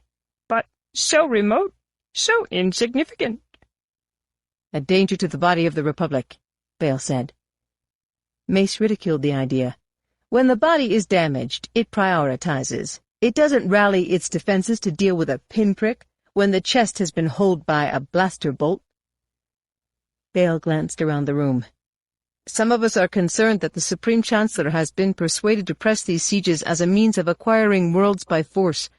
There are bills before the Senate now that could grant him the authority to overrule local system governments. Yoda compressed his lips in indignation. A labyrinth of evil this war has become. But protect ourselves we must. Safeguard the traditions the Jedi have upheld for 1,000 generations. Mace ran a hand over his shaven head. We can only hope that Obi-Wan and Anakin find their way to the source of this war before it's too late. 28. With a slurping sound, Anakin's right leg sank almost to the knee in the muck that passed for Naos 3's main street. An equally onomatopoeic sound accompanied Anakin's reclaiming of the leg, and expletives flew from his lips as he hopped off on his left foot toward solid ground. Crossing his right leg over his left while standing, he tried to shake some of the filth from his boot, then pointed to a pinkish strand that refused to let go. "What is that?" he asked in alarmed disgust, with breath clouds punctuating his every word. Reluctantly, Obi-Wan leaned in to peer at the slick boot, not wanting to get too close. It could be something alive, or something that was once alive, or something that came from something alive. Well, whatever it is, it's going to have to catch a ride on someone else. Obi-Wan straightened and shoved his hands deeper into the sleeves of his robe. I warned you there are worse places than Tatooine. Lining both sides of the puddled street were low-slung prefab buildings, their alloy roofs capped with crystalline snow and bearded with thick icicles. Pieces of a collapsed skyway had been moved to one side of the street, left to marinate in a puddle much like the one Anakin had inadvertently waded into, and fashioned by areas of radiant heating that still functioned beneath the mostly ruined ceramicrete paving. Anakin began stomping his boot on the solid ice. Ultimately, the clingy, unidentifiable pink thing decided that it had had enough and flew off into a snowdrift. Worse places than Tatooine, he mumbled. And what, you feel we need to visit every last one of them? When are we going to be allowed to return to Corusant? Blame Thal Kassar. He was the one who suggested we should start here. Anakin gazed around. I just can't help thinking the next place will be worse. They both fell silent for a moment, then said in unison, Almost makes me nostalgic for Escarta. Anakin winced. You know it's time to end the partnership when that happens. In fact, I could see you and Yoda teaming up. You share the same fondness for caution and lectures. Yes, we're two of a kind, old Yoda and me. They continued their slog toward what seemed to be the heart of the place. For most of its short year, the moon known as Naos 3 was a frigid little orb with days that never seemed to end. Indigenous herbivores and carnivores had been hunted to extinction early on by colonists from Rhodia and Ryloth, lured by the hope of discovering rich veins of real spice in Naos 3's volcanically heated cave systems. The creatures one saw most often now were bovine rykrits and woollier-than-normal banthas. The moon's continued habitation owed to a pink-fleshed delicacy fished from the ice-covered rivers that plunged turbulent and roaring from a surround of nearly sheer mountains. Known as the Naos sharptooth, the fish spawned only in the coldest months, was shipped off-world, flash-frozen, and sold at exorbitant prices in eateries from Mon Calamari to Corellia. Still, few locals banked enough credits to buy passage off Naos 3. Preferring instead to return their meager earnings to Naos 3 Mercantile, which oversaw the sharptooth industry and owned nearly every store, hotel, gambling parlor, and cantina. The dispirited humanoids who had colonized the moon had never bothered to award a name to their principal population center, so it too was known as Naos 3. Visitors expecting to find a typical spaceport found instead a cluster of fortified hilltops, interconnected by bridges that spanned a delta of waterways. As befitted a place with such a dearth of creativity, the moon had attracted nomads and spacers of dubious character, eager either to lose or reinvent themselves. While Rhodians and Lethan Twi'leks comprised the majority, humans and other humanoids were well represented. A few wealthy sport fishers arrived each year, but Naos 3 was simply too remote and too lacking in infrastructure to support a tourist trade. Despite the fact that the moon seemed a perfect place for a red-complected Twi'lek to hide, Obi-Wan doubted that Falalay would be found here. To begin with, she would have certainly changed her name by now, possibly even the color of her complexion. More important, Naos 3 didn't offer much in the way of job opportunities for a former spice runner, unless Lay was one of the death-defying few who piloted loads of flash-frozen sharptooths to the Tyan or Corward on the Prelemian. According to Kassar, Lay had been in the business of transporting shipments of spice from Ryloth to worlds in Hutt space, when Sinar had hired her to deliver the experimental spacecraft for which Kassar had constructed a transceiver identical to the one he had affixed to Gunray's Mechno chair. To Obi-Wan's mind, the ship in question could only be the modified star courier that had belonged to the Sith he had killed on Naboo, and had been confiscated by the Republic after the battle there. Flight, weapons, and communications systems had self-destructed when Republic intelligence agents had bungled an attempt to enter the courier. But, unknown to many, its burned-out carcass still sat in a clandestine docking bay in Theed. It had long been assumed that the tattooed Zabrak Sith had performed the modifications, but information supplied by Kassar suggested that Wraith Sinar's Advanced Projects Laboratory had been responsible not only for building the ship, but also for implementing Darth Sidious's designs. Obi-Wan and Anakin might have gone directly to the source, to Wraith Sinar, had Supreme Chancellor Palpatine not vetoed the idea. The Republic's other major supplier of weapons, Kuat Drive Yards, was known to have contributed to both sides during the war. Under its subsidiary, Rothana Heavy Engineering, the builders of the Acclamator-class assault ships, as well as the AT-T Walkers, KDY had also supplied the Confederacy with the Storm Fleet, which had been the terror of the Prelemian, until retired from service with the help of Obi-Wan and Anakin. With snow falling harder in Naos 3, the two stopped to get their bearings. Obi-Wan gestured to a nearby cantina. "This has to be the 15th we've passed. On this street," Anakin said. "If we stop for a drink in each one, we'll be drunk before we reach the bridge. With any luck. Still, they're likely to be our best source of information, as opposed to just looking up her name in the local comm directory, and a lot more fun." Anakin grinned. "Fine with me. Where do you want to start?" Completing a circle, Obi-Wan pointed to a cantina diagonally across from them. The Desperate Pilot. 4 hours later, half-drunk and near-frozen, they entered the final cantina before the bridge. Brushing snow from the shoulders of their cloaks and lowering the hoods, they scanned the patrons crowding the bar and occupying nearly every table. "Not a lot to do in Naos 3 when you're not fishing," Anakin said. "I have the distinct impression that some drinking goes on even during work hours." Replacing two Rhodians who stumbled away from the curved bar, they ordered drinks. Anakin sipped from his glass. 10 cantinas, as many Lethan females, and every one of them claims to have been born on-world. I'd say we're in for a long stay." "Kassar didn't supply you with anything else to go on? Scars, tattooed Leku, anything?" Anakin shook his head. "Nothing." When Obi-Wan signaled for the human bartender, he added, "You order one more Twi'lek appetizer. I promise I'm going to cut your arm off." Obi-Wan laughed. "I found the Izzy mold at the Lost Place to be very flavorful." Anakin took another sip. "And speaking of arms, were we?" "We were. At least I think we were. Anyway, remember in the Outlander Club, when you went off to get a drink? Did you have an inkling that Zam Wessel would follow you? On the contrary, I knew she would follow you. Implying that shapeshifters have a special fondness for me? The way you were strutting around, what female could help herself?" Mimicking Anakin's voice, Obi-Wan said, "Jedi business." "Then you admit it. You were using me as bait. A privilege that comes with being a master. You have more than repaid me in kind, in any case." Anakin raised his glass. "A toast to that." Seeing the bartender approach, Obi-Wan placed a sizable credit chip under his empty glass and slid it forward. "Another drink, and the rest is for you." An athletic man with red hair that fell almost to his waist, the bartender eyed the credit chip. "Rather a large remuneration for such a rudimentary libation. Perhaps you'd permit me to concoct something a trifle more flavoursome." "What I'd actually prefer is a bit of information.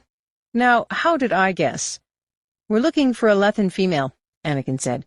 "Who isn't?" Obi-Wan shook his head. "Strictly business." "That's what it often is with them. I suggest you try the Palace Hotel." You don't understand. Oh, I think I do. Look, Anakin said, this one probably isn't a masseuse. Or a dancer, Obi-Wan thought to add. Then what would she be doing on Naos 3? She used to be a pilot, with a taste for spice. Obi-Wan watched the bartender closely. She would have arrived on Naos 3 within the past 10 or so years. The bartender's eyes narrowed. Why didn't you say so to begin with? You mean Genna. The name we know her by is Falalay. My friends, on Naos 3, a name is nothing more than a convenient handle. But you do know her, Obi-Wan said. I do. Then you know where she can be found. The bartender jerked a thumb. Upstairs, room 7. She said you should go right up. Anakin and Obi-Wan traded confused glances. She's expecting us? Obi-Wan said. The bartender heaved his massive shoulders in a shrug. She didn't say who she was expecting, just that if anyone came looking for her, I should send them up. They canceled the drink order and walked to the foot of a long flight of stairs. Jedi mind trick? Anakin asked. If it was, I wasn't aware of performing it. 10 drinks will do that to you. Yes, and maybe it was the Twi'lek Izzy mold. What seems infinitely more likely is that we're about to walk into a trap. So we should be on guard. Yes, Anakin, we should be on guard. Obi-Wan led the way up the stairs and rapped his hand on room 7's green plastoid door.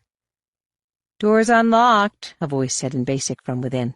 They made certain that their lightsabers were in easy reach, but left them affixed to their belts and concealed.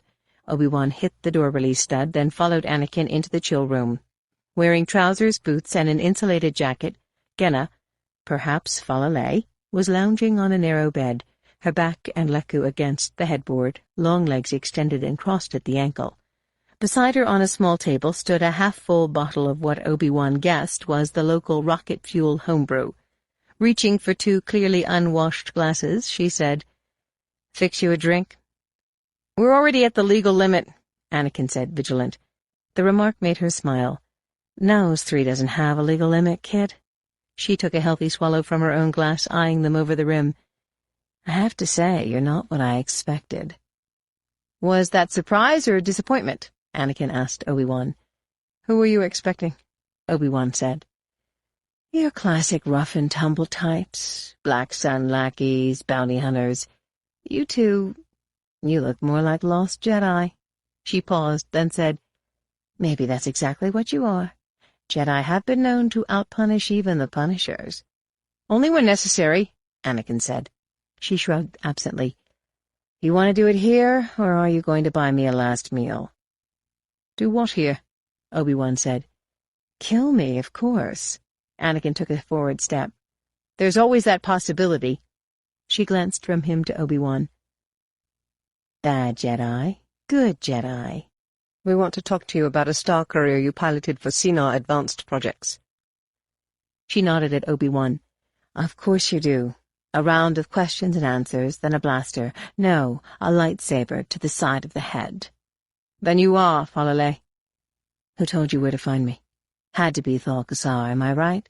He's the only one still alive. That betraying little bit. Tell us about the courier, Anakin said, cutting her off. She smiled in apparent recollection.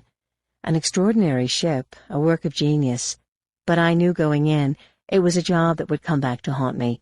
And so it has. Obi-Wan looked around the room. You've been in hiding here for more than 10 years. No, I came for the beaches. She motioned in dismissal. You know, they killed the engineers, the mechanics, just about everyone who worked on that craft. But I knew. I made the delivery, grabbed what was due me, and I was away. Not far enough, though. They tracked me to Ryloth, Nar Shaddaa, half the star-forsaken worlds in the Tingle Arm. I had my share of close calls. I could show you the scars. No need, Obi-Wan said, as Fala was bringing her left head-tail over her shoulder. She threw back another drink. So who sent you? Sina? Or was it the one the courier was built for? Who was it built for? Anakin said. She regarded him for a moment. That's the funny thing. Sinar, Wraith Sinar himself, told me it was for a Jedi. But the guy I handed the yoke over to, he was no Jedi. Oh, he had a lightsaber and all, but I don't know, there was something off about him. Obi-Wan nodded. We've had dealings with him. Where did you deliver it? Anakin pressed. Well, to Corusant, of course. Obi-Wan glanced at the ceiling. An instant before it blew inward, raining plastoid rafters, ice-covered roof panels, ceiling tiles, and 2 heavily armed Trandoshans, he had rushed to the bed and overturned it, dumping falalay, foam mattresses, and bed covers onto the cold floor.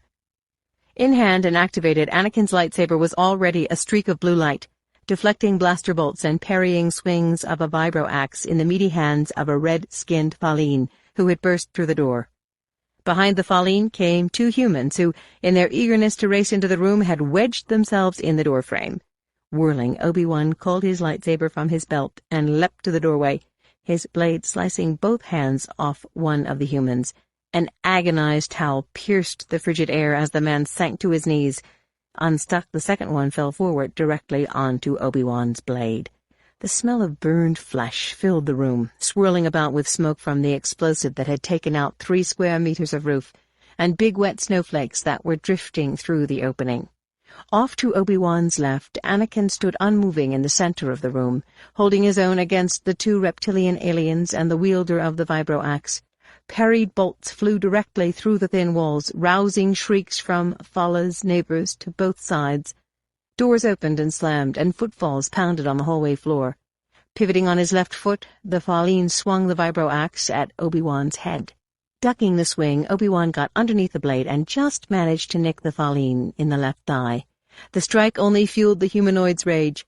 Raising the axe over his head, he rushed forward, intent on splitting Obi-Wan down the middle. A backflip carried Obi-Wan out of the blade's path, but Fala's bedside table wasn't as fortunate. Cleaved, each half-table fell to the floor, launching the Twi'lek's bottle of firewater clear across the room and square into the face of the larger of the 2 Trandoshans.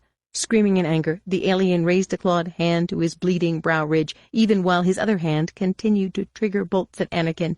As the bolts began to go wide, Anakin raised his left hand, pushing it through the air in the Trandoshan's direction and blowing him backward through the room's only window. Determined to make the most of Anakin's split attention, the reptiloid's partner risked a lunge forward. Obi-Wan tracked the flight of the alien's head across the room, out the door, and into the hallway, where someone loosed a blood-curdling screech. The Faline, finding himself on his own with the 2 Jedi, extended the axe in front of him and began to whirl. Anakin backed away from the circling blade, then dived forward, sliding across the wet floor on his belly with his lightsaber held out in front of him, and amputating the Faline's legs at the knees. Shorter by half a meter, but no less enraged, the humanoid sent the vibro axe flying straight for Obi-Wan, then drew from his hip holster a large blaster and began firing. In mid-flight from the vibrating blade, Obi-Wan watched Anakin rid the Faline of blaster and hand, and thrust his lightsaber directly into the Faline's chest. Whatever torso armor the humanoid was wearing beneath his jacket gave the energy blade pause, but heat from the lightsaber set fire to the Faline's bandolier of explosive rounds. Backing away from the lightsaber on the cauterized stumps of his legs, the Faline began swatting at the growing flames in mounting panic, then turned and executed a perfect front dive out the window, only to explode short of the snowdrift that might have been his destination. The room fell suddenly silent, except for the sizzle of huge snowflakes hitting the lightsabers. Obi-Wan shouted, "Get her out of here!" Deactivating his blade, Anakin pulled Fala out from under the mattress and bedding and yanked her to her feet. Wobbling drunkenly, she took in the ruined room. "You 2 seem like decent folk, even for Jedi. Sorry you have to get mixed up in this." Catching sight of a bottle that had somehow survived the violence, she started for it. When Anakin tightened his hold on her, she balled her hands and hammered at his chest and upper arms. "Stop trying to be a hero, kid. I'm tired of running. It's over, for all of us." "Not till we say it is," Anakin said. She sagged in his grip. "That's the problem. That's why we're in a war to begin with." Anakin began to drag her toward the door. "Right on time," Obi-Wan said from the window. 6 more that I can see." A blaster bolt destroyed what was left of the window frame. Anakin hauled Fala to her feet once more and planted himself face to face with her. "You've outwitted assassins for 10 years. You have a way out of here." He shook her forcefully. "Where?" She remained still for a moment, then shut her eyes and nodded. Obi-Wan and Anakin followed her out the door to a utility closet at the end of the hall. Concealed behind a false rear wall, 2 shiny poles dropped into darkness. Fala took hold of one of the poles and vanished from sight. Anakin went next. Through the closed door, Obi-Wan could hear a crowd of beings race past the closet, heading for the Twi'lek's room. Gripping the pole with hands and feet, he let gravity take over. The descent was longer than expected. Instead of ending up in the basement of the cantina, the poles ran completely through the hill on which that portion of Naos 3 had been built, all the way to the river itself. The bottom of the poles disappeared into thick ice. In dim natural light, Obi-Wan saw that he was in a cavern that had become an inlet for the river. Close to the base of the poles sat 3 surface-effect sleds of the sort the locals used for ice fishing, outfitted with powerful-looking engines and pairs of long skis. "I'm too drunk to drive," Fala was saying.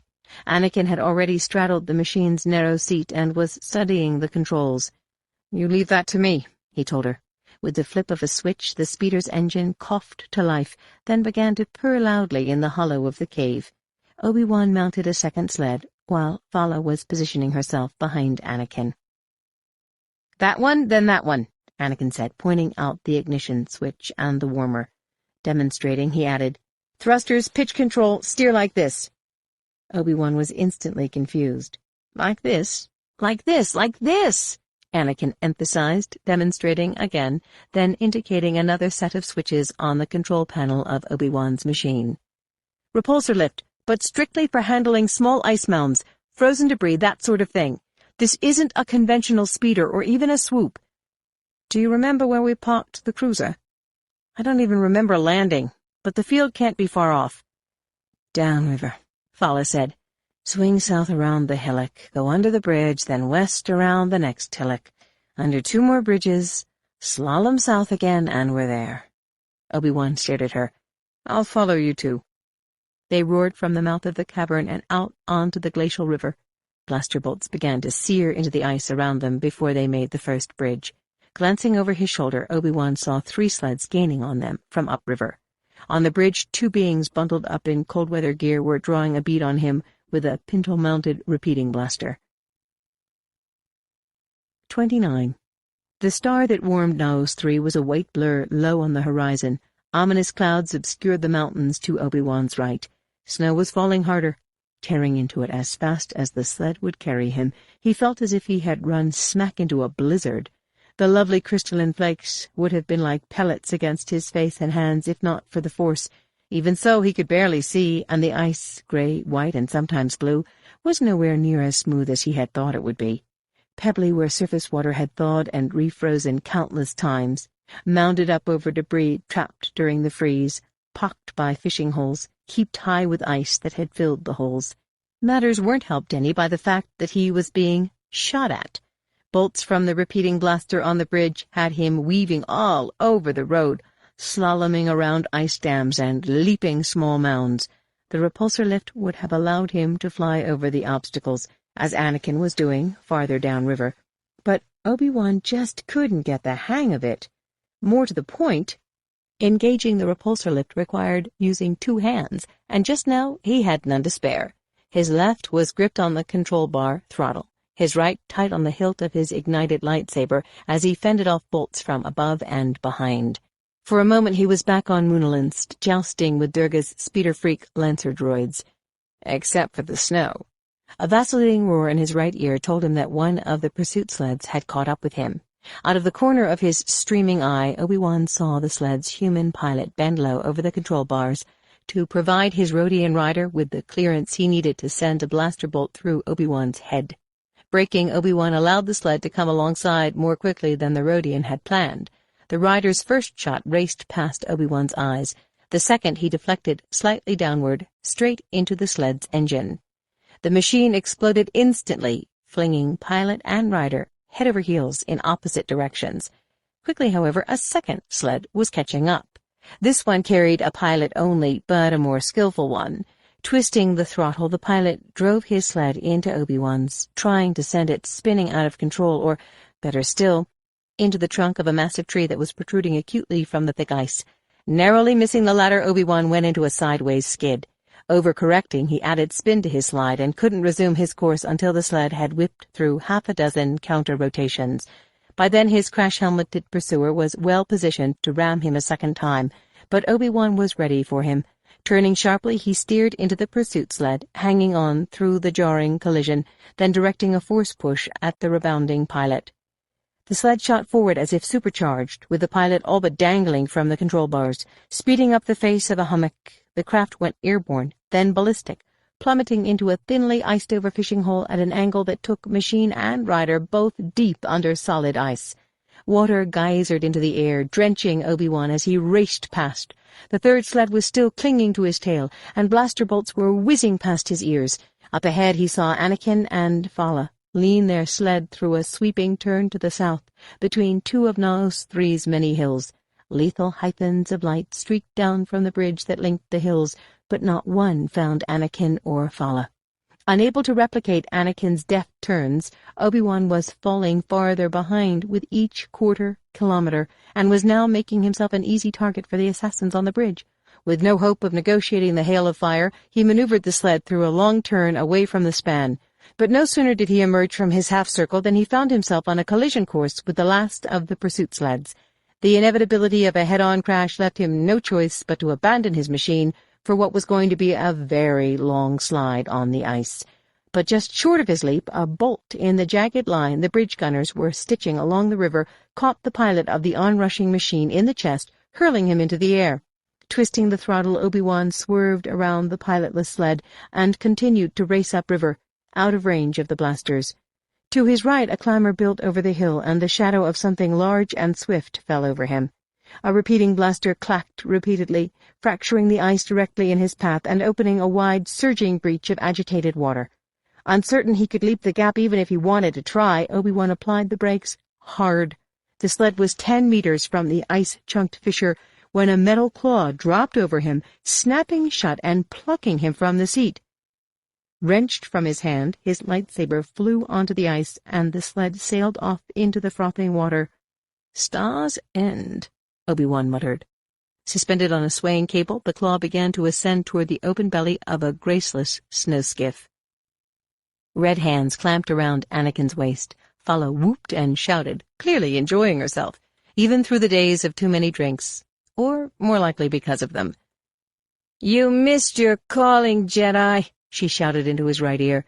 "You could have been a champion pod racer." "Been there, done that," Anakin said over his shoulder. It was then that he caught sight of Obi-Wan being lifted from his sled. Bringing brakes and thrusters to bear, Anakin powered the sled through a fast 180 and shot back upriver, under the bridge they had just left behind, dodging the unrelenting fire of hand blasters. "Sharp-tooth collector," Fala explained when she saw the snow skiff.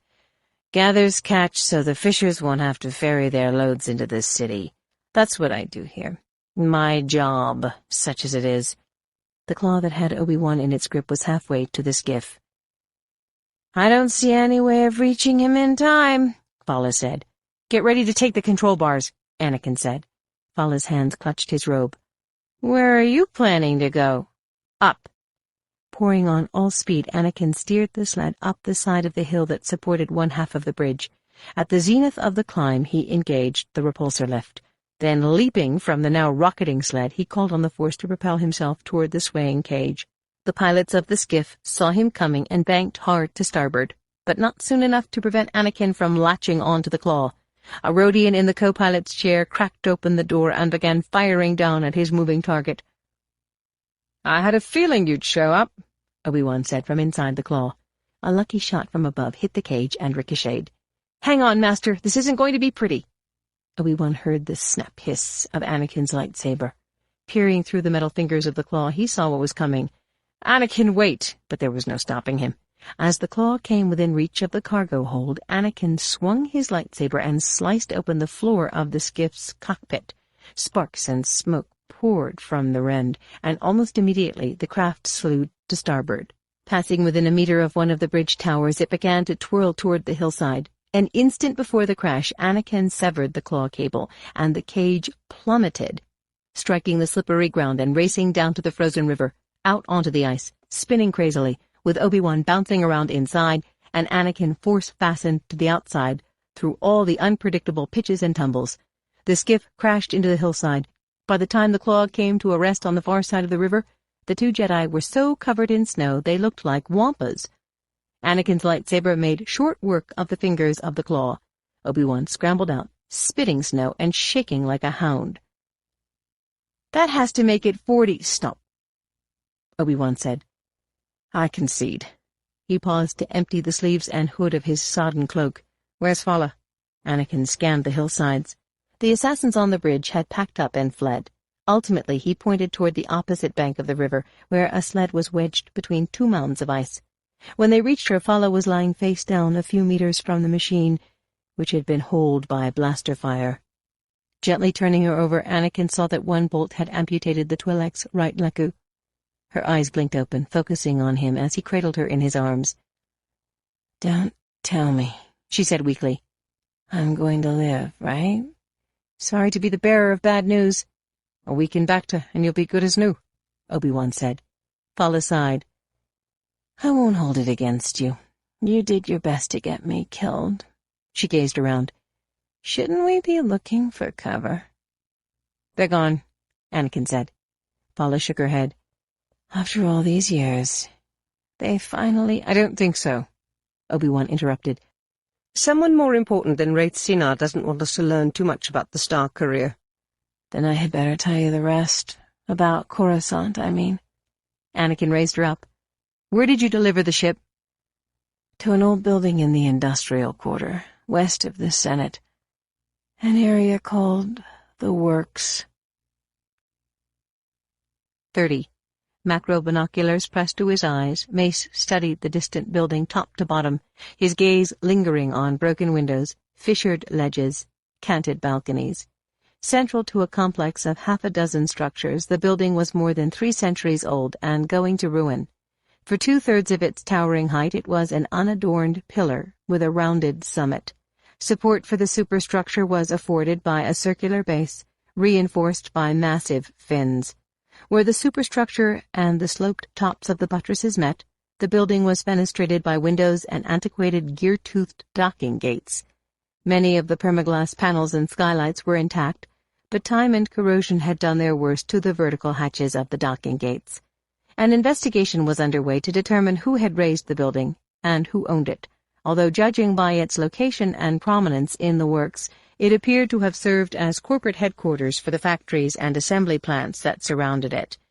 Mace and his team of Jedi, clone commandos, and intelligence analysts were a kilometer east of the structure, in an area of squat, peak-roofed foundries, lorded over by smoke-belching permacrete stacks.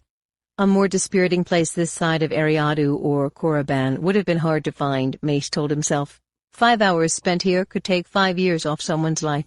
He could feel the damage with every breath he took, every grimy surface he touched, every vagrant, poisoned whiff that wafted his way. The acids in the air were fast digesting everything, but not quickly enough for some. Ambitious developers and urban renewalists had deliberately introduced stone mites, duracrete slugs, and conduit worms to aid and abet the caustic rain, without heed for the risk such vermin posed to the nearby skyscrapers of the Senate district. All in all, the perfect environment for a Sith Lord. "Probe remotes are away, General Windu," the Ark reported.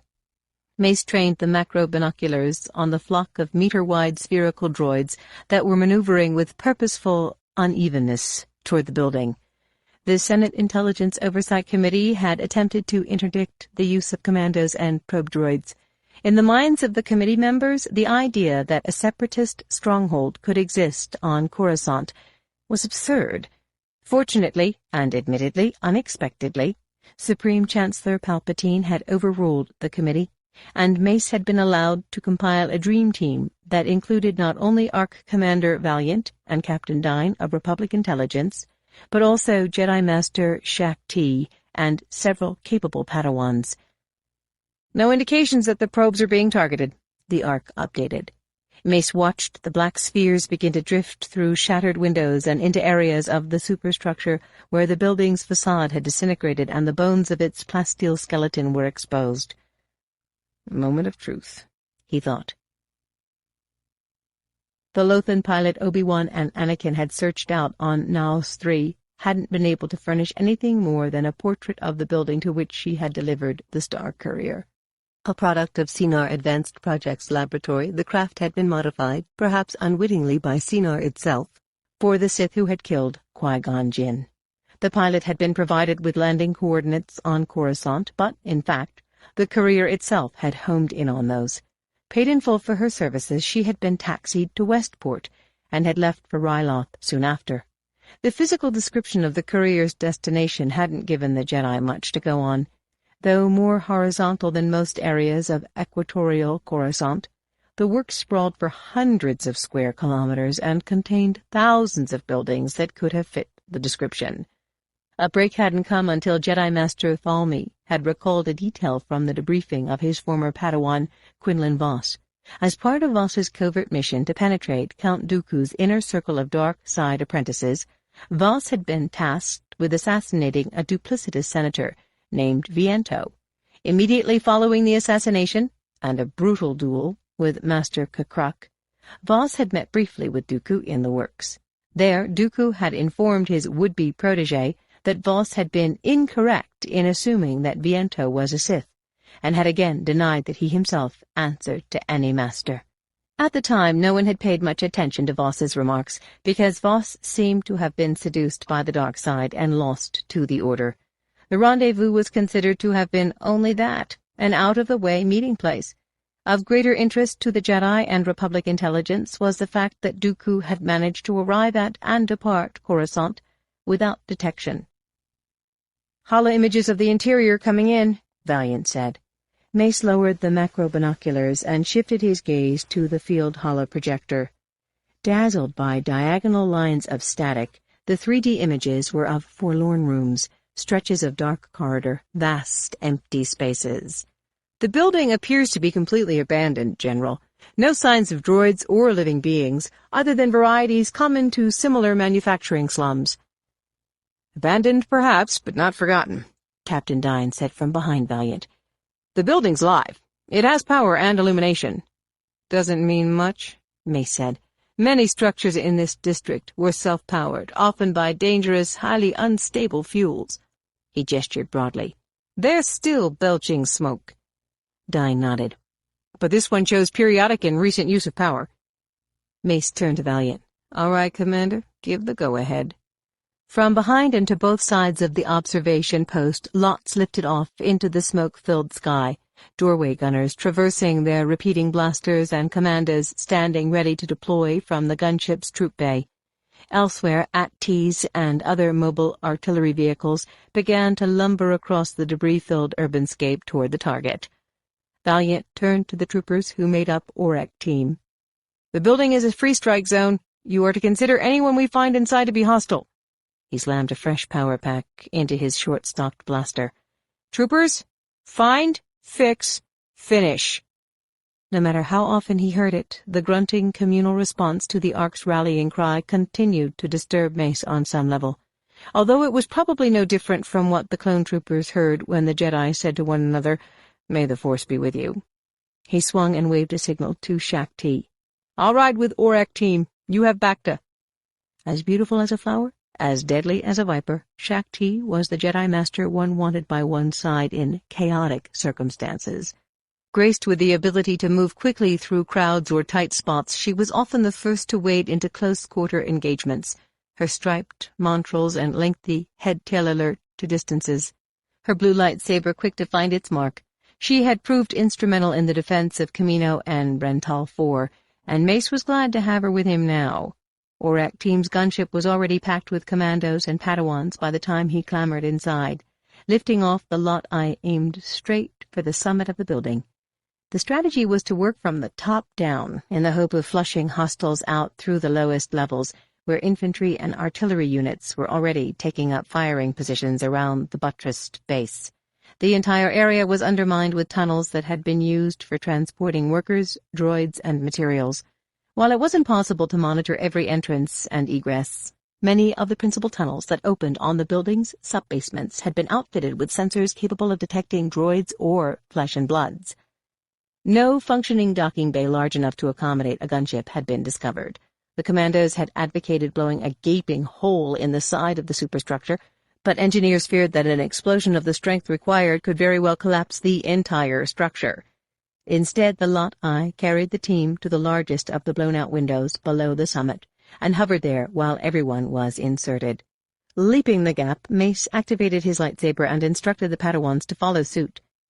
Weapons raised to their chests, the commandos spread out in fire and maneuver squads, and began to move deeper in the building, checking out each room and alcove before declaring any level secure. Mace's blade glowed amethyst in the gloom. Stretching out with a force, he could feel the presence of the dark side.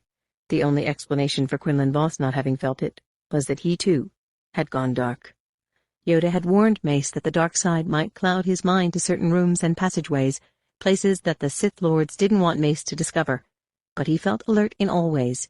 Besides, that was what the commandos were for. They worked their way down and down, without encountering resistance or finding anything of interest. "Quiet as a tomb, General," Valiant said when the top 10 levels had been secured.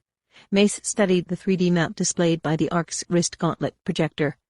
"Inform back to team that we will rally with them in designated Sector 3. Valiant was about to speak when his comlink toned. "Commander, this is back to team leader," a voice said. "We have a functioning docking gate on level 6 that shows evidence of recent use. And, sir, wait until you get a look at the landing zone." The floor that served as a landing area was scarcely large enough for a gunship, but it gleamed as if scrubbed and polished daily by custodial droids. Parallel to the long sides of the rectangle were banks of slender blue illuminators. "Everyone stay exactly where you are," Captain Dine said when Mace and the rest of Auric team appeared at the mouth of a corridor that intersected the docking bay at its lengthwise center point. Deployed in a circle formation, Shaak Ti and the Padawans, who had entered with Bacta, were clustered in the middle of the floor. 30 meters to Mace's right, Dine and 2 other intelligence officers were interpreting the data being sent to them by several probe droids meandering with design throughout the room, some of them misting the floor with a highly volatile substance. The well-lubricated vertical docking gate was open, revealing an oval of blackened sky. "A Huppla-Pasa-Tisk sloop occupied this docking bay less than 2 standard weeks ago," Dine said, loud enough for everyone to hear. "The arrangement of its landing gear and aft boarding ramp matched the footprint of the Punwarka 116 class that launched from Geonosis during the battle there." "Dooku's ship," Mace said. "A reasonable supposition, Master Windu," Dine said loudly. After several moments of gazing at the monitor screens of his equipment and conferring with his associates, he added, "The floor reveals traces of 2 beings who were here contemporaneous with the sloop." Green light from one of the drifting droids played across the alloy floor panels. Dine directed the droid to concentrate on certain areas and studied the data again. "The first being exited the sloop and walked to this point." He indicated an area close to the open gate. "Taking into consideration trace impressions and the length of the being's stride, I would hazard that being 1 stands 195 centimeters in height and was wearing boots." It was Dooku, Mace thought. The droid focused its sights on another area, and Dine continued. "Here, being 1 met with being 2, lighter in weight, perhaps shorter in stature, and wearing—" Dine consulted what Mace assumed to be some sort of database. "What can best be described as soft-soled footwear or slippers. This unknown being came from the direction of the building's east turbolifts and accompanied Dooku, for all intents and purposes, to a balconied niche above the docking gate.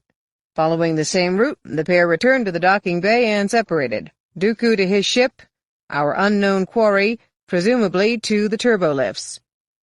Tasking the probe droids to track the prints of the second being, Dine began to trail them, waving for Mace, Shaak Ti, and the commandos to follow. "Single file behind me," Dine cautioned. "No straying out of line." Mace and Shaak Ti took the point, with the Padawans and commandos strung out behind. By the time the 2 Jedi Masters caught up with Dine and his droids, the intelligence analyst was standing at the door to a dated turbolift. "Verified," Dine said, grinning in self-satisfaction. "Being 2 used the turbolift." Turning to the wall, he pressed his gloved right hand to the call stud. When the summoned car appeared, he affixed a scanner to the control pad inside. "The car's memory tells us that it arrived from Sub-Basement 2. If we fail to discover evidence of our unknown quarry there, we'll have to work our way back up one level at a time until we do. The turbolift was just roomy enough for Dine, his associates, Mace, Shakti, the 2 team commanders, and 2 probe droids. Comlinking troopers outside the building, Valiant ordered them to make their way to Sub-Basement 2, but forewarned them to stay clear of the east turbolift and any nearby corridors or tunnels. The probe droids were first to exit the car when it stopped, misting the corridor in both directions. One of the droids hadn't gone 5 meters before it stopped in mid-flight and began playing its detection lights across the floor. "Footprints," Dine said with enthusiasm. "We're still on track." Stepping carefully from the car, he followed the probe droids to the entrance of a wide tunnel. After the droids had disappeared inside and returned, Dine swung to Mace, who was waiting with everyone else at the base of the turbolift. "The prints end here. From this point on, the unknown used vehicle. Certainly a repulsor lift of some sort, although the droids aren't detecting any phantom emissions." Mace and Shakti joined Dine and his teammates at the tunnel entrance. Shakti peered into the darkness. "Where does it lead?"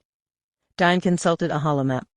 "If we can trust a map that's older than any of us, it connects to tunnels all over the works, to adjacent buildings, to the foundries, to a one-time landing field. There must be 100 branches." "Forget the branches," Mace said. "What's at the far end of this one?" Dine called up a series of displays and studied them in silence. At last he said, "The principal tunnel leads all the way to the western limit of the Senate District." Mace walked 2 meters into the darkness and ran his hand down the tunnel's tiled wall. "Hundreds of senators are now under the influence of a Sith Lord called Darth Sidious," Dooku had told Obi-Wan on Geonosis. Turning to face Shakti and the clone commanders, Mace said, "We're going to need more troops."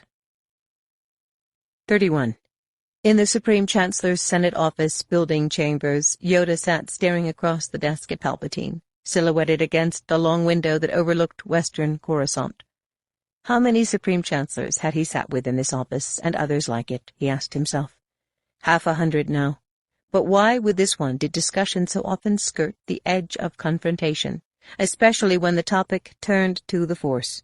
As ineffectual a leader as he was, Finis Valorum had tried to comport himself as if he placed the Force above all.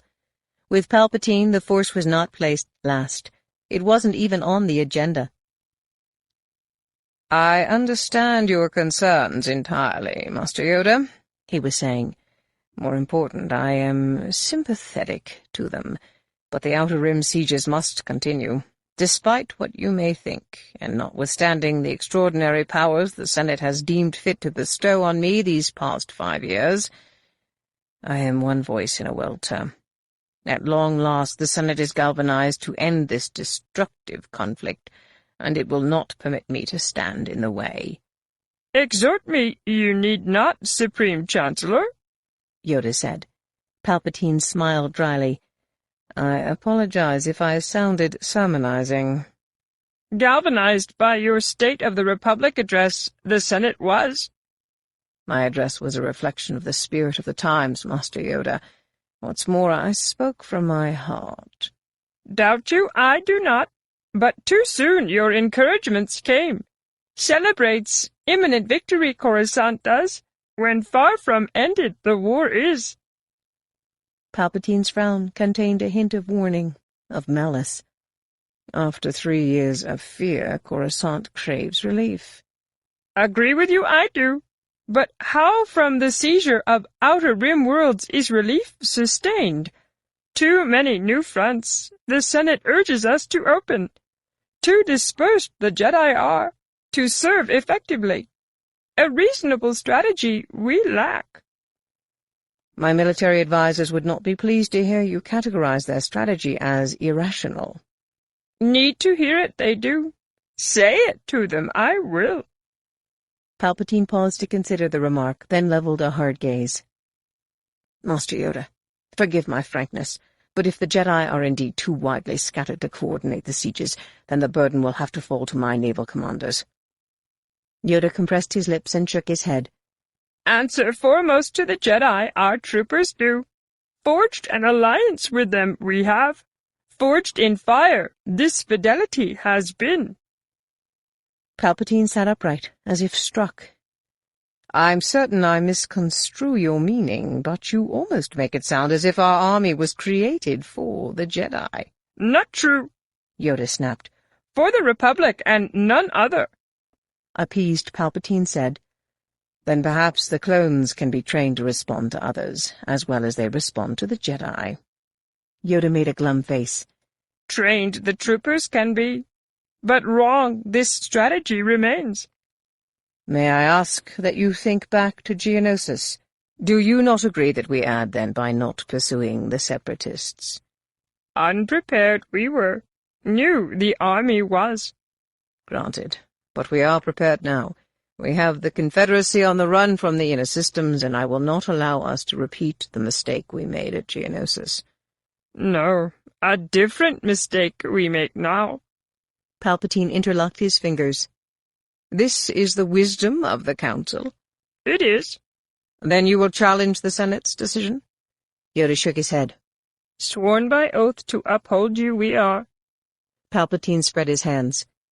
That does not instill confidence, Master Yoda. If it's nothing more than an oath, then you are duty-bound to reconsider. Reconsidered we have, Supreme Chancellor. You imply no threat, I trust. No threat. Palpatine forced a fatigued exhale. As I've told you on many occasions, I do not have the luxury of seeing this world through the Force. I see only the real world. No problem there would be, if the real world all there was.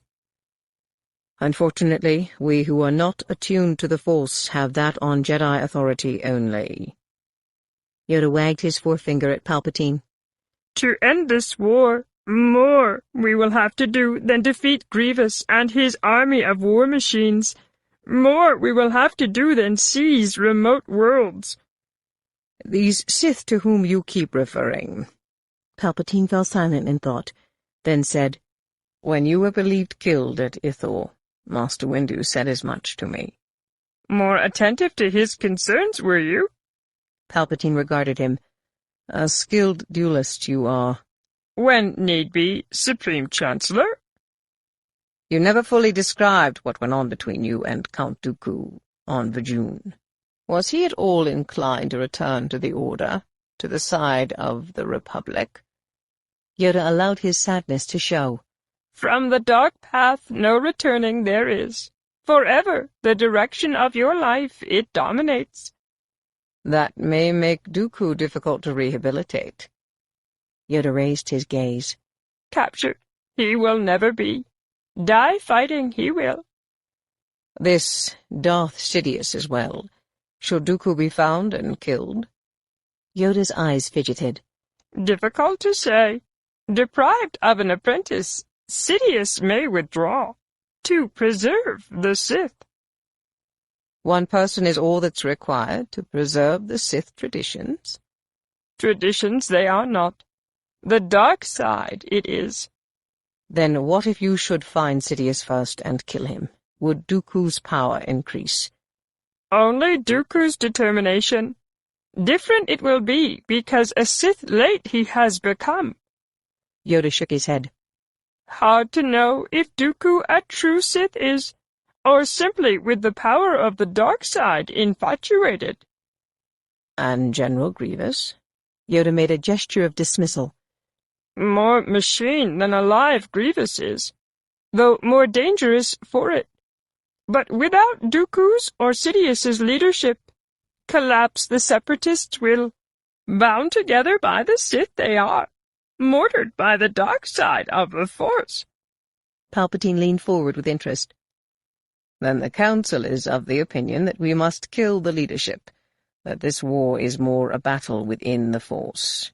United we are in that matter. You are persuasive, Master Yoda. You have my word that I will bear this conversation in mind when I meet with the Senate to discuss our campaigns. Relieved I am, Supreme Chancellor. Palpatine reclined in his chair. Tell me, how goes the hunt for Darth Sidious? Yoda leaned forward for emphasis. coming closer to him, are we? 32. In a forward hold of Grievous's flagship, Dooku watched the cyborg general duel with his elite Magna Guards, 3 of his trophy lightsabers in constant motion, parrying thrusts of the guards' pulse-weaponed staffs, slicing the recycled air a hairbreadth from the expressionless faces of his opponents, incapacitating arm and leg servos when he could. Grievous was a force to be reckoned with, to be sure, but Dooku deplored his habit of collecting lightsabers. It had merely bothered him that Ventress and lesser combatants such as the bounty hunter, Aura Singh, had adopted the foul practice. Grievous's habit struck Dooku as the worst kind of profanation. Even so, he was not about to discourage the practice. The more Jedi that could be dispatched, the better. The only aspect of Grievous's technique that vexed him more was the General's penchant for using 4 blades. 2 was bad enough, in the form they had been used by Darth Maul, or in Anakin Skywalker's sad attempt to employ the technique on Geonosis. But 3? What was to become of elegance and gallantry if a duelist couldn't make do with 1 blade? Well, what had become of elegance and gallantry in any case? Grievous was fast, and so were his IG-100 series sparring partners. They had the advantage of size and brute strength. They executed moves almost faster than the human eye could follow. Their thrusts and lunges demonstrated a singular lack of hesitancy. Once committed to a maneuver, they never faltered. They never stopped to recalculate their actions. Their weapons went exactly where they meant them to go, and they always aimed for points beyond their opponents in order to slice clear through. Dooku had taught Grievous well, and Grievous had taught his elite well. Coupled with Dooku's coaching, their programming in the 7 classic forms of lightsaber dueling, in the Jedi arts, made them lethal opponents. But they were not invincible, not even Grievous, because they could be confused by unpredictability, and they had no understanding of finesse. A player of Dejera could memorize all the classic openings and counter-moves and still not be a master of the game. Defeat often came at the hands of less experienced players who knew nothing about the traditional strategies. A professional fighter, a combat artist, could be defeated by a cantina brawler who knew nothing about form but everything about ending a conflict quickly, without a thought to winning gracefully or elegantly. Enslavement to form opened one to defeat by the unforeseen. This was often the failing of trained duelists, and it would be the failing of the Jedi Order. Given that elegance, gallantry, and enchantment were gone from the galaxy, it was only fitting that the Order's days were numbered, that the fire that had been the Jedi was guttering and dying out.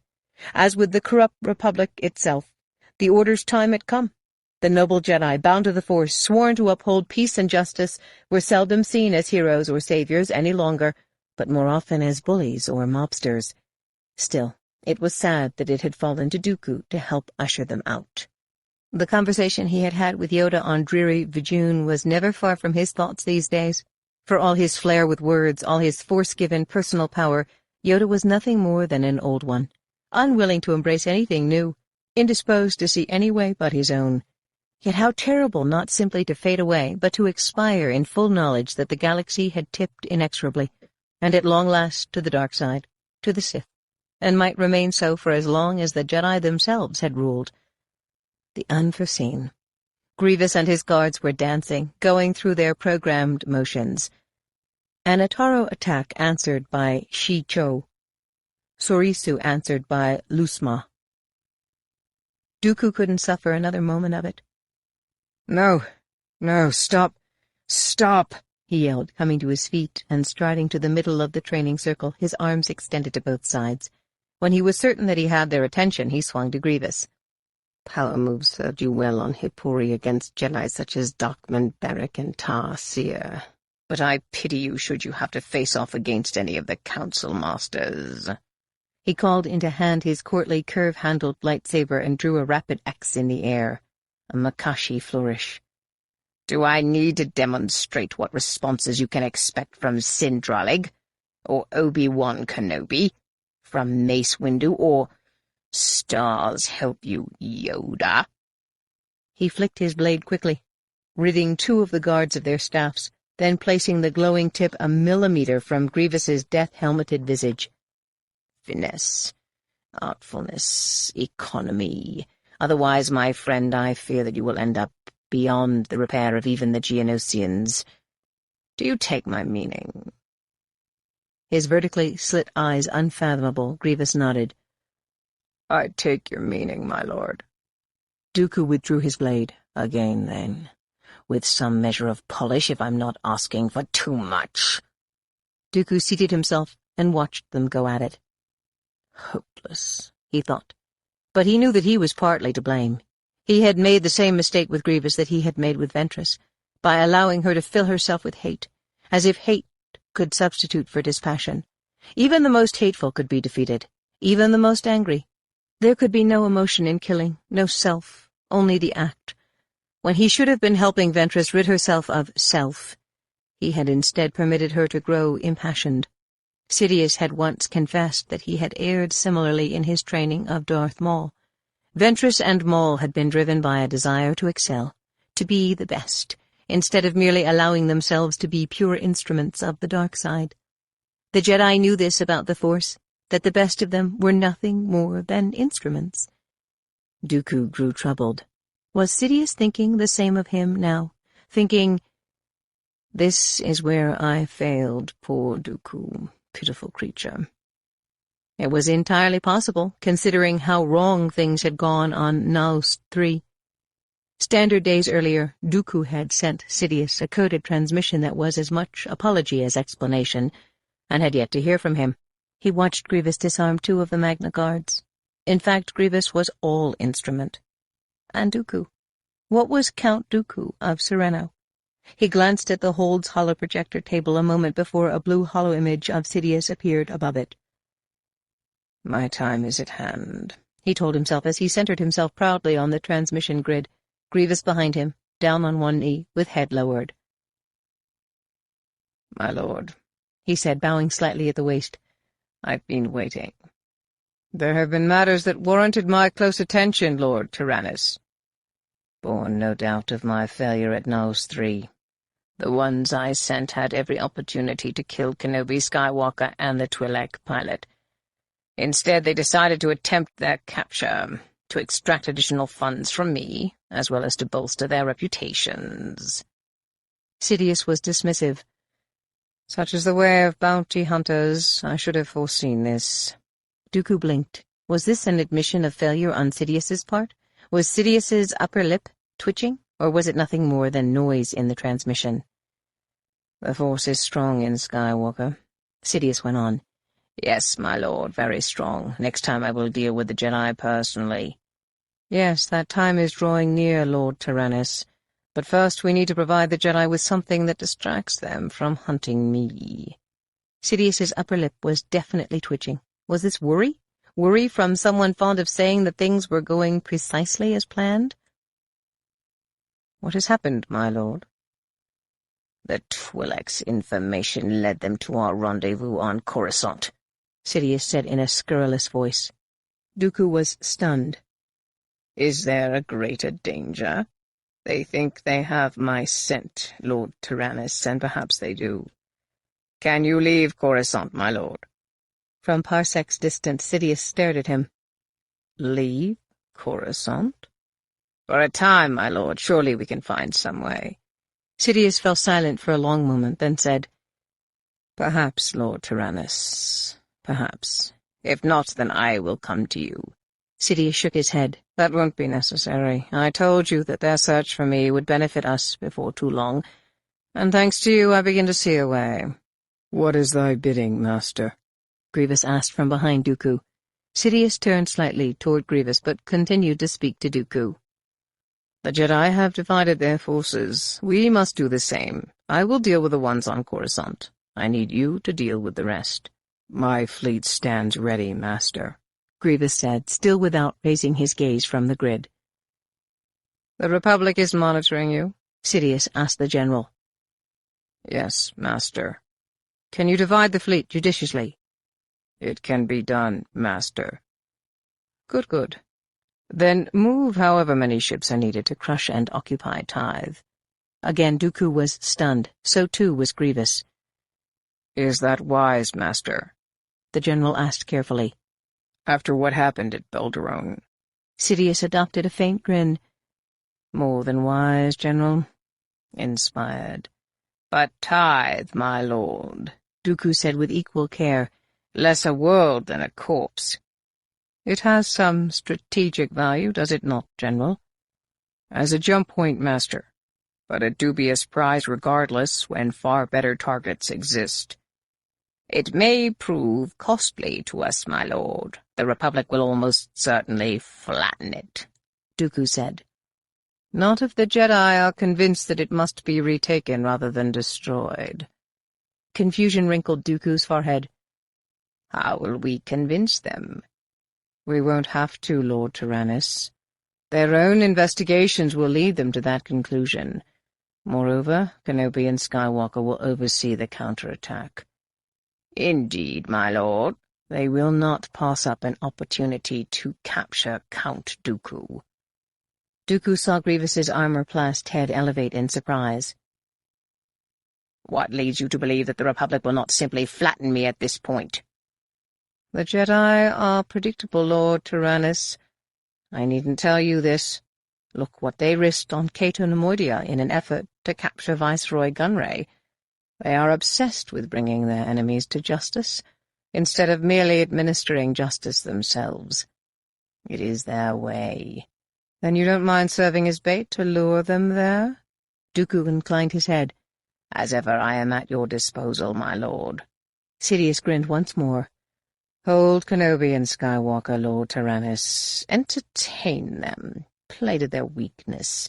Demonstrate your mastery as you have on previous occasions. Grievous made a meaningful sound.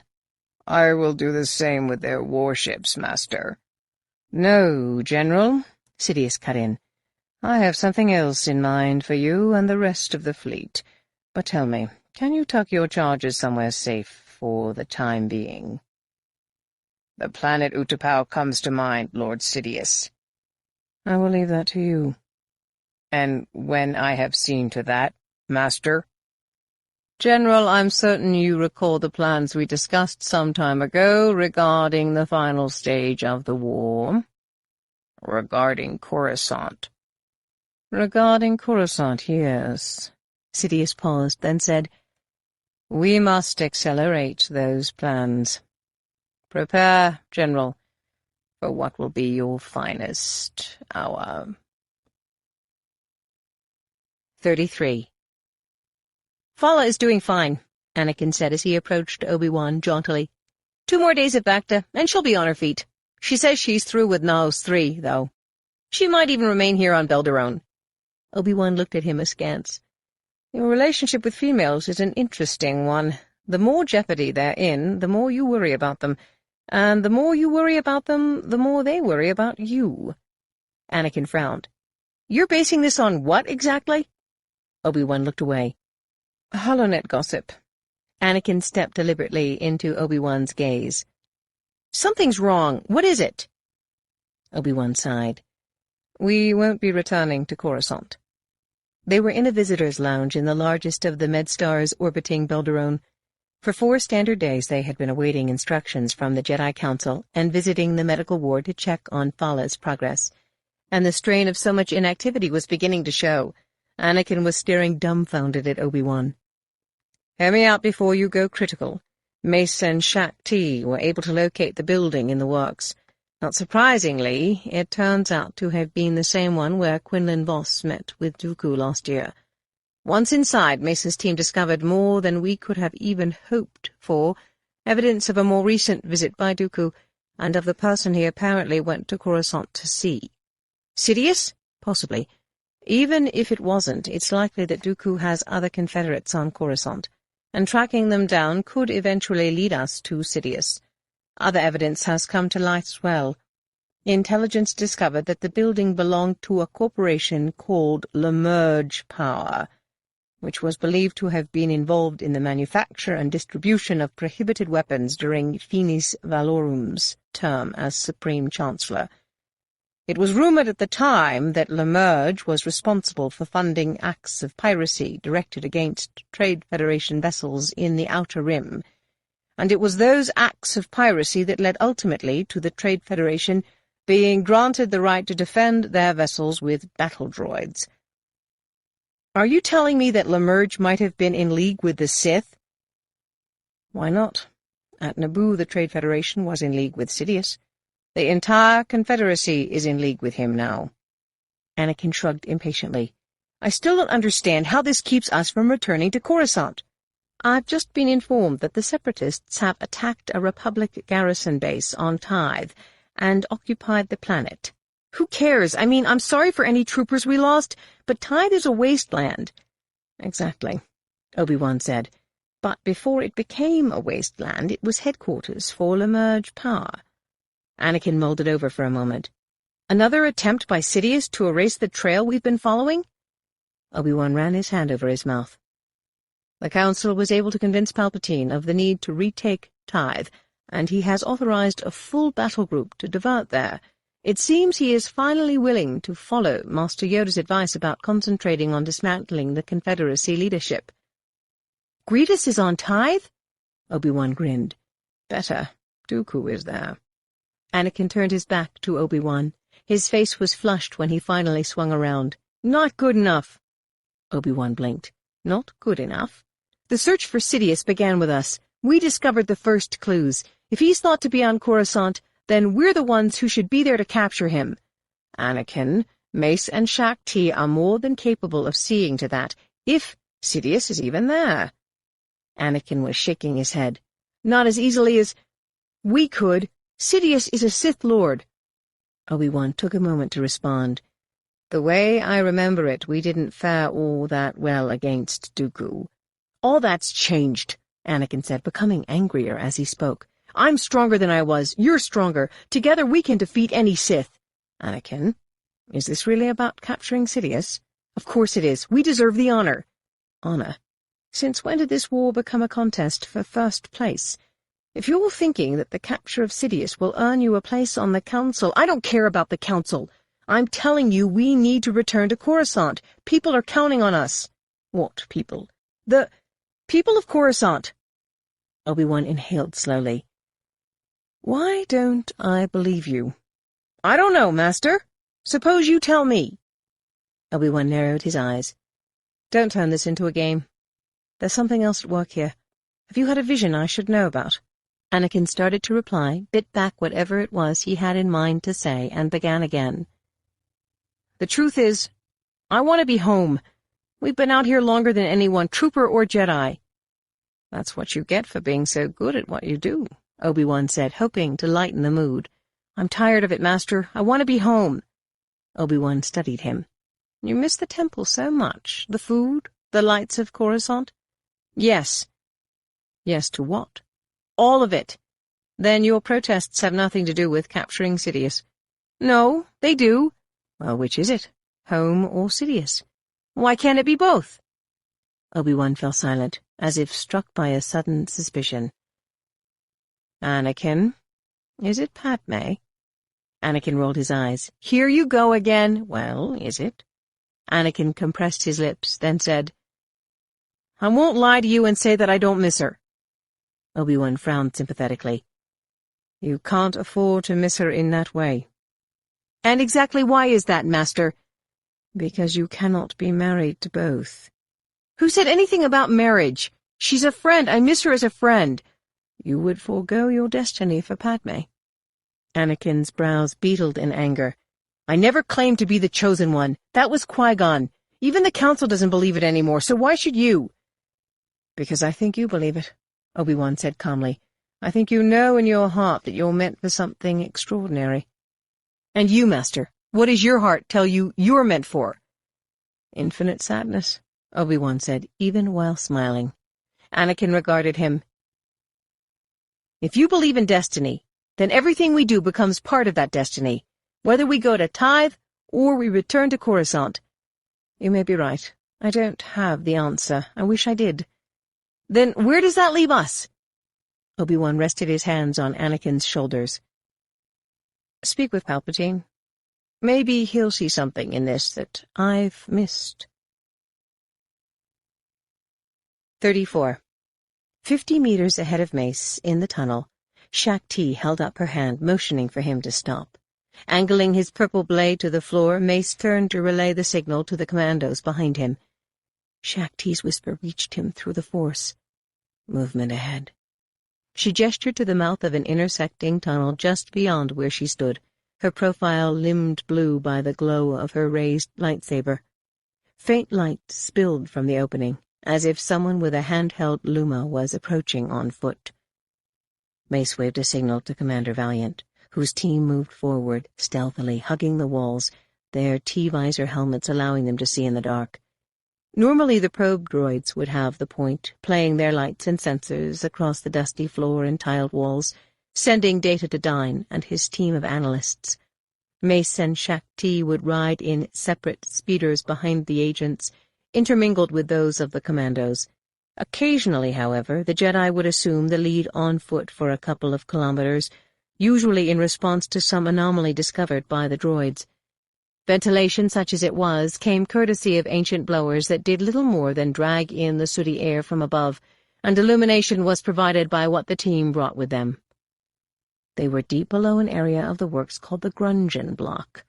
Encompassing 20 square kilometers, the block had originally been a production center for servodroid, Huvico, and nebula manufacturing. But it had fallen on hard times when its 3 principal clients had declared bankruptcy.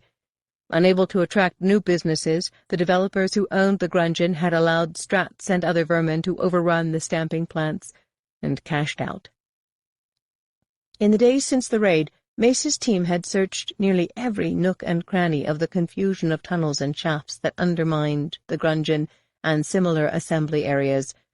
10 kilometers into the tunnel that led to the Labyrinth building's sub-basement, a shaft had been found, leading to a deeper, older tunnel that also ran east toward the Senate district. In appearance, the parallel tunnels were similar, save for the fact that the floor of the older one hosted an ancient maglev rail. The probe droids had discovered places along the rail where the accumulated decades of dust and debris had been blown away by the rapid passage of a repulsor lift vehicle of some sort. With no other clues to go on, the team had made the maglev tunnel the focus of the investigation. Still, Mace felt that the team was on the right track. An extensive search of the Labyrinth building had revealed the remains of several Trang Robotics duelist elite droids that had been reduced to durasteel pieces by a lightsaber. Only Sidious, Dooku, or Sidious's previous apprentice could have performed the amputations. And there was more. Shortly before Dooku had left the Jedi Order to return to his native Sereno, during the period when he had taken the title Count, and had first gone public with his discontents about the Republic, he had been known to frequent a tavern called the Golden Cuff, which had been a watering hole for senators, lobbyists, and aides.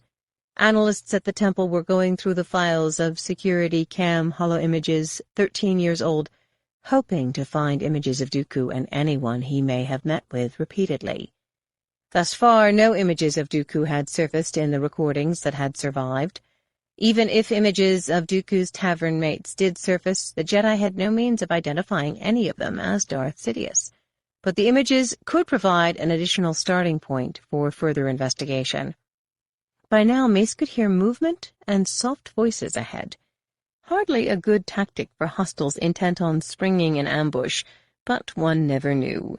He stretched out with his feelings, alert for diversions or clues he might have overlooked, obscured by the dark side, or owing to his own neglect. Standing nearby, Valiant looked to Mace for the go signal. When Mace nodded, Valiant said, "Light it up." Weapons raised, gas and fragmentation grenades enabled, the commandos sprinted into the intersecting tunnel, firing tracer bolts into the gloom. Tight on their heels, Mace heard Valiant yell, "Down on the floor! Don't move! I said don't move!" More fire erupted, then several commando voices were shouting, "Stay still! Down on your faces! Hands up, all 4 of them!" All 4 of them? Mace thought. Edging through the commandos, he reached Valiant, whose blast tech was aimed at a cowering crowd of 30 or so 4-armed insectoid aliens, who were babbling in some language other than Basic, or speaking it with an accent so thick as to make their words unintelligible. "Lower your weapons," Mace told the commandos. And someone bring that interpreter droid forward. Mace's command was relayed down the line, and a moment later a highly polished silver protocol droid tottered into the tunnel, muttering to itself.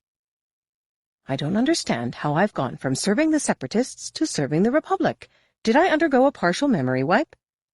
Consider yourself lucky, one of the commandos said. Now you're on the side of the good guys. Good guys, bad guys, who can tell anymore? What's more, you won't be so quick to say that, should someone compel you to shift loyalties at a moment's notice. Droid, Mace shouted. I do have a name, sir. Mace glanced at Valiant. TC something or other, the Ark said. Fine, Mace said, grabbing hold of TC-16 and pointing him in the direction of the terrified aliens.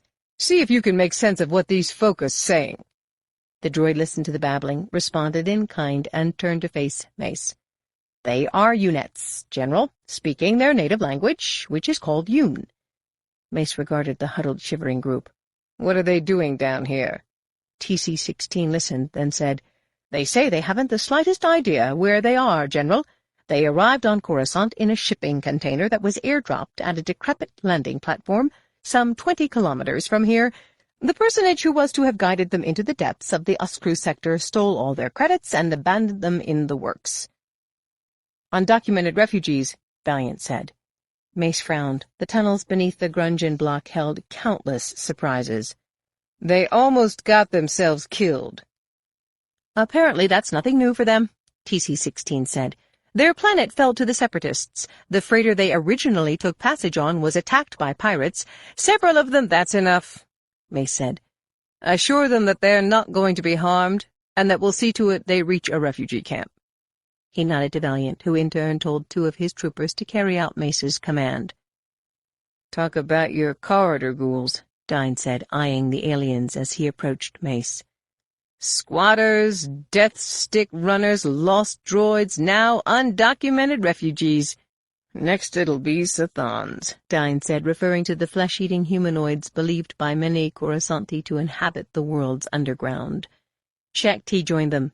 These corridors are highways for people who want to enter central Coruscant illegally. Dine sighed in disappointment.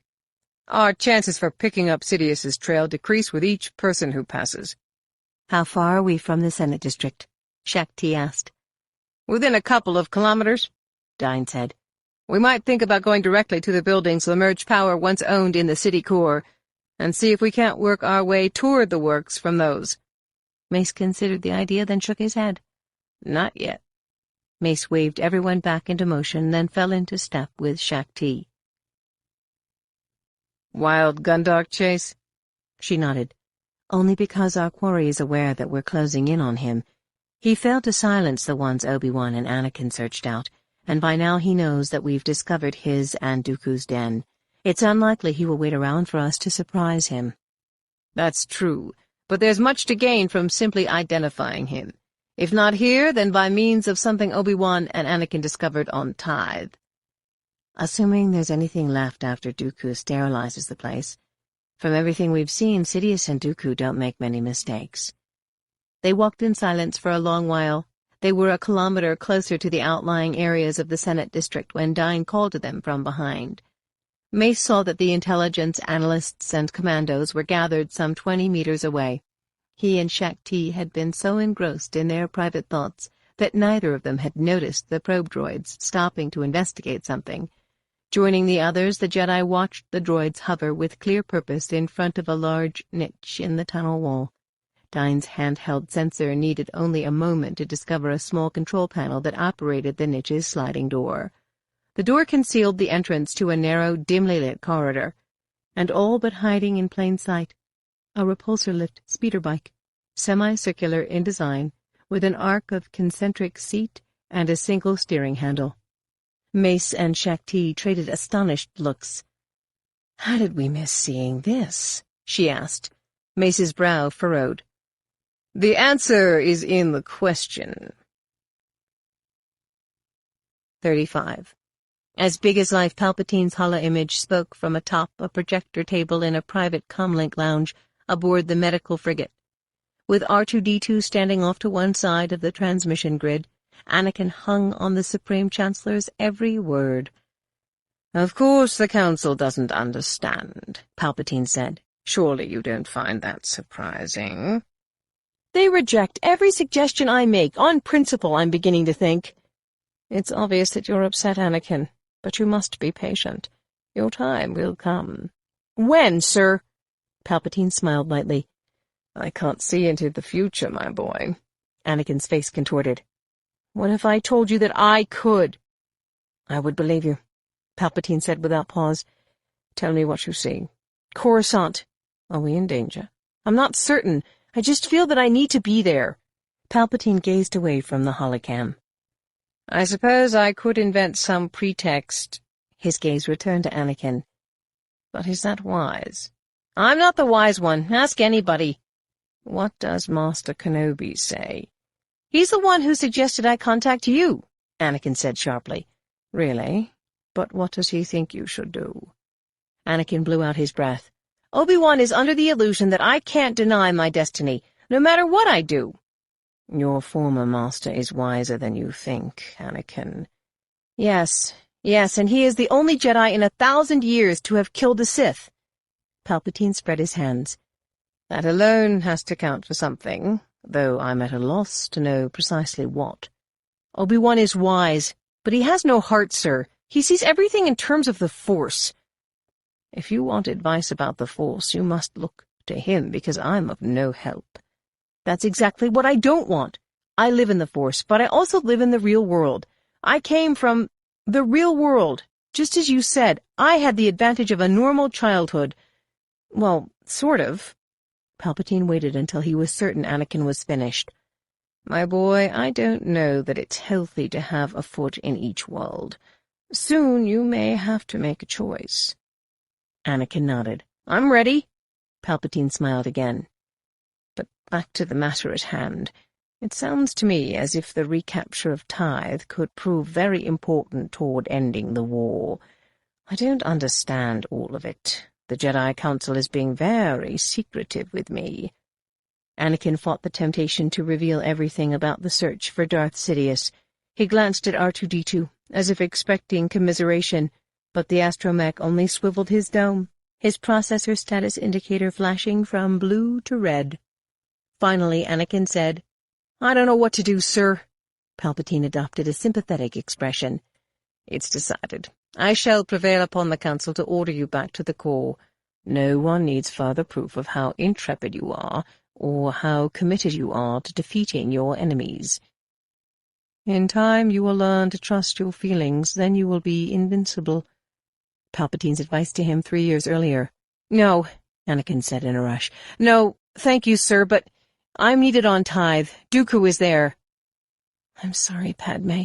I'm so sorry. I miss you so much. Yes, Palpatine was saying. Dooku is the key to everything just now. Despite all our victories in the inner systems, do you suspect he and General Grievous may have some secret strategy? If they do, Obi-Wan and I will defeat them before they can implement it. The Republic counts on it. Safeguard Corusant, sir. Safeguard everyone there. I will, my boy. And rest assured that I will call on you if I need you. Obi-Wan was in the MedStar's docking bay waiting for the shuttle that would take him to the light cruiser Integrity. His arms were folded across his chest, and his small rucksack was sitting on the deck. Did you get through to him? He asked as Anakin and R2-D2 approached. Well, I spoke to him. That's what I meant. And Anakin averted his gaze. We both decided that my place is here, Master. He sounded on the verge of tears. Obi-Wan merely nodded. For a moment I thought you were going to leave it to me to retake Tithe. Anakin looked at him. I know better than that. You don't think I'm capable? Obi-Wan asked around a forming grin. I know you'd be willing to die trying. There is no trying. Yes, there is. Anakin cut him off. And you're living proof of it.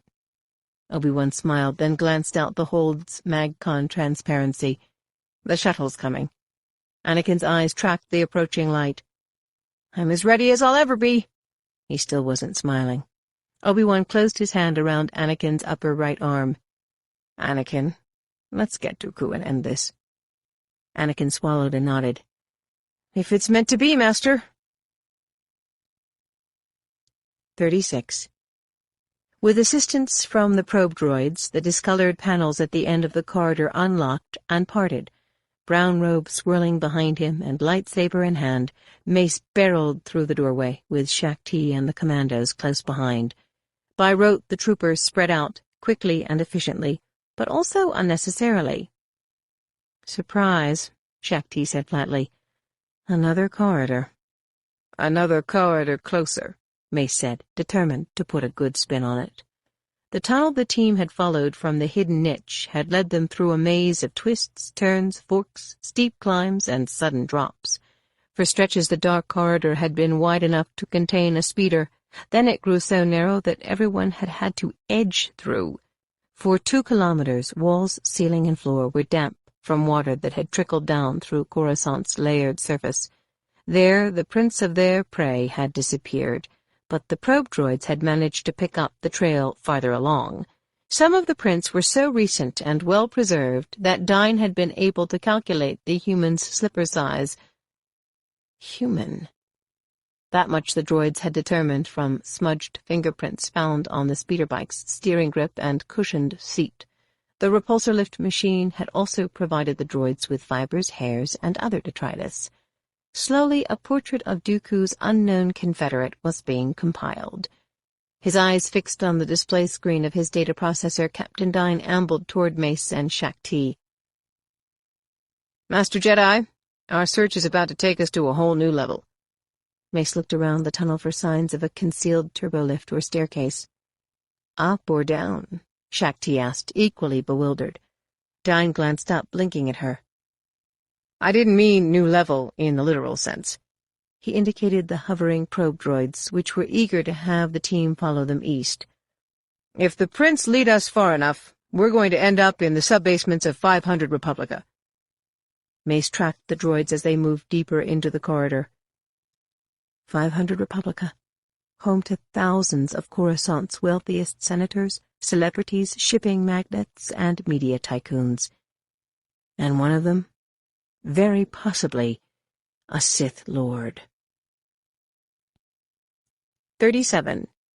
There was little the Confederacy or the Republic could add to the damage Lamerge power had inflicted on Tithe generations earlier. From deep space, the surface, glimpsed through a pall of ash-gray clouds, looked as if it had been licked by a flare from its primary, or had had a brush with an enormous meteor. But Tithe's scars owed to none of that. The planet had been spared everything but Lamerge itself, whose attempts to exploit Tithe's abundant deposits of natural plasma had invoked a cataclysm of global proportions. The 3 drifting hulks that had been Republic cruisers might have been caught up in the cataclysm, but were, in fact, casualties of the Separatist attack, which had come swiftly and without quarter. Nimbused by what vacuum had drawn from their interiors, the scorched and lanced trio lazed midway between opposing battle groups of Separatist and Republic vessels. "Just once I wish we could repay Dooku and Grievous in kind," Anakin said over the tactical net, as Red Squadron dropped from the belly of the Integrity and rocketed toward Tithe. "The fact that we don't is what keeps us centered in the Force," Obi-Wan said. Anakin grunted. "There'll come a time when they'll have to answer to us personally, and it will be the Force that guides our blades." The 2 starfighters were flying abreast, almost wingtip to wingtip, astromech droids R2-D2 and R4-P17 in their respective sockets. Tide's Rubicon star was at their backs, and the ships that made up the Separatist flotilla were strung menacingly above the planet's northern hemisphere.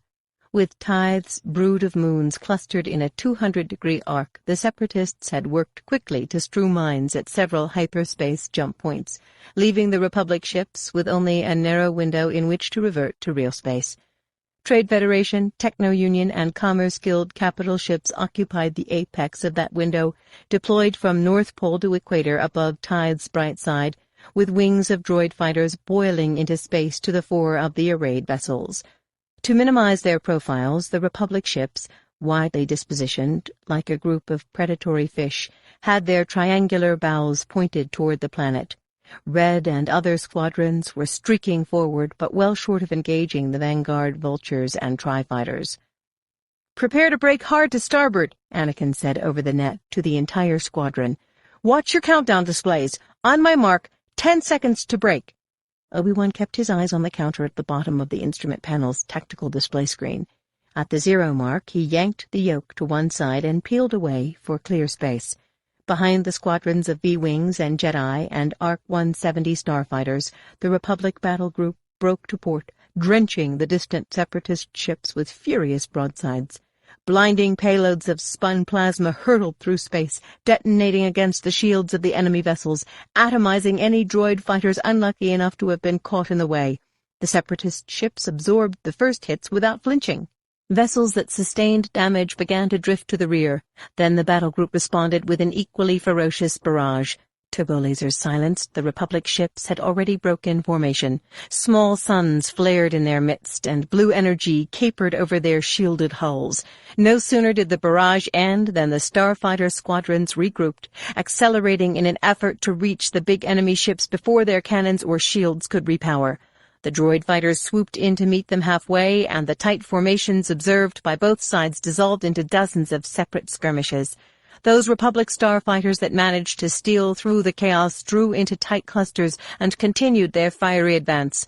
The rest became embroiled in swift attacks and evasive maneuvers. Local space became a scrawl of scarlet lines and white spirals, punctuated by expanding explosions. Craft of both camps came apart, tumbling and spinning from the arena, wingless or in flames. "They're being shot to pieces," Red 7 said over the net. "They know their job," Anakin responded. That job was to buy Red Squadron enough time to skirt the main action and race down Tide's gravity well. A burst transmission from survivors of the assault on the Republic's small base had confirmed Dooku's presence on the surface. But on the possibility that Tithe was a calculated diversion, Palpatine's Naval Command staff had agreed to committing only a single battle group from the Outer Rim fleet. In the view of those same naval commanders, invasion was senseless, a base Delta Zero attack justified. In the end, it was decided that saturation bombardment, augmented by limited starfighter engagement, would send Dooku fleeing, in keeping with the Republic's strategy to force the Separatists deeper into the galaxy's spiral arms. The Jedi had insisted, nevertheless, that an attempt be made to take Dooku alive. Obi-Wan and Anakin didn't need to be reminded of what had happened only weeks earlier on Kato Neimoidia, when they had gone after Viceroy Gunray, but they were not about to forego a chance to capture the Sith Lord. Red Squadron's intended insertion point was 20 degrees south of Tide's North Pole, where the Separatist line was most dispersed. With droid fighters still pouring from the curving arms of Trade Federation Lucre hulks, and the recoiling barrels of Commerce Guild cannons filling local space with storms of unleashed energy, Anakin led the starfighters on a weaving course through the heart of the enemy fleet. "No signature for Grievous's cruiser," he said to Obi-Wan. "None of the ships of the Separatist leadership are here." Obi-Wan glanced at the wire-frame display of his threat assessment screen. All the more reason to believe that Dooku was ordered here by Sidious. "Then where's everyone else?"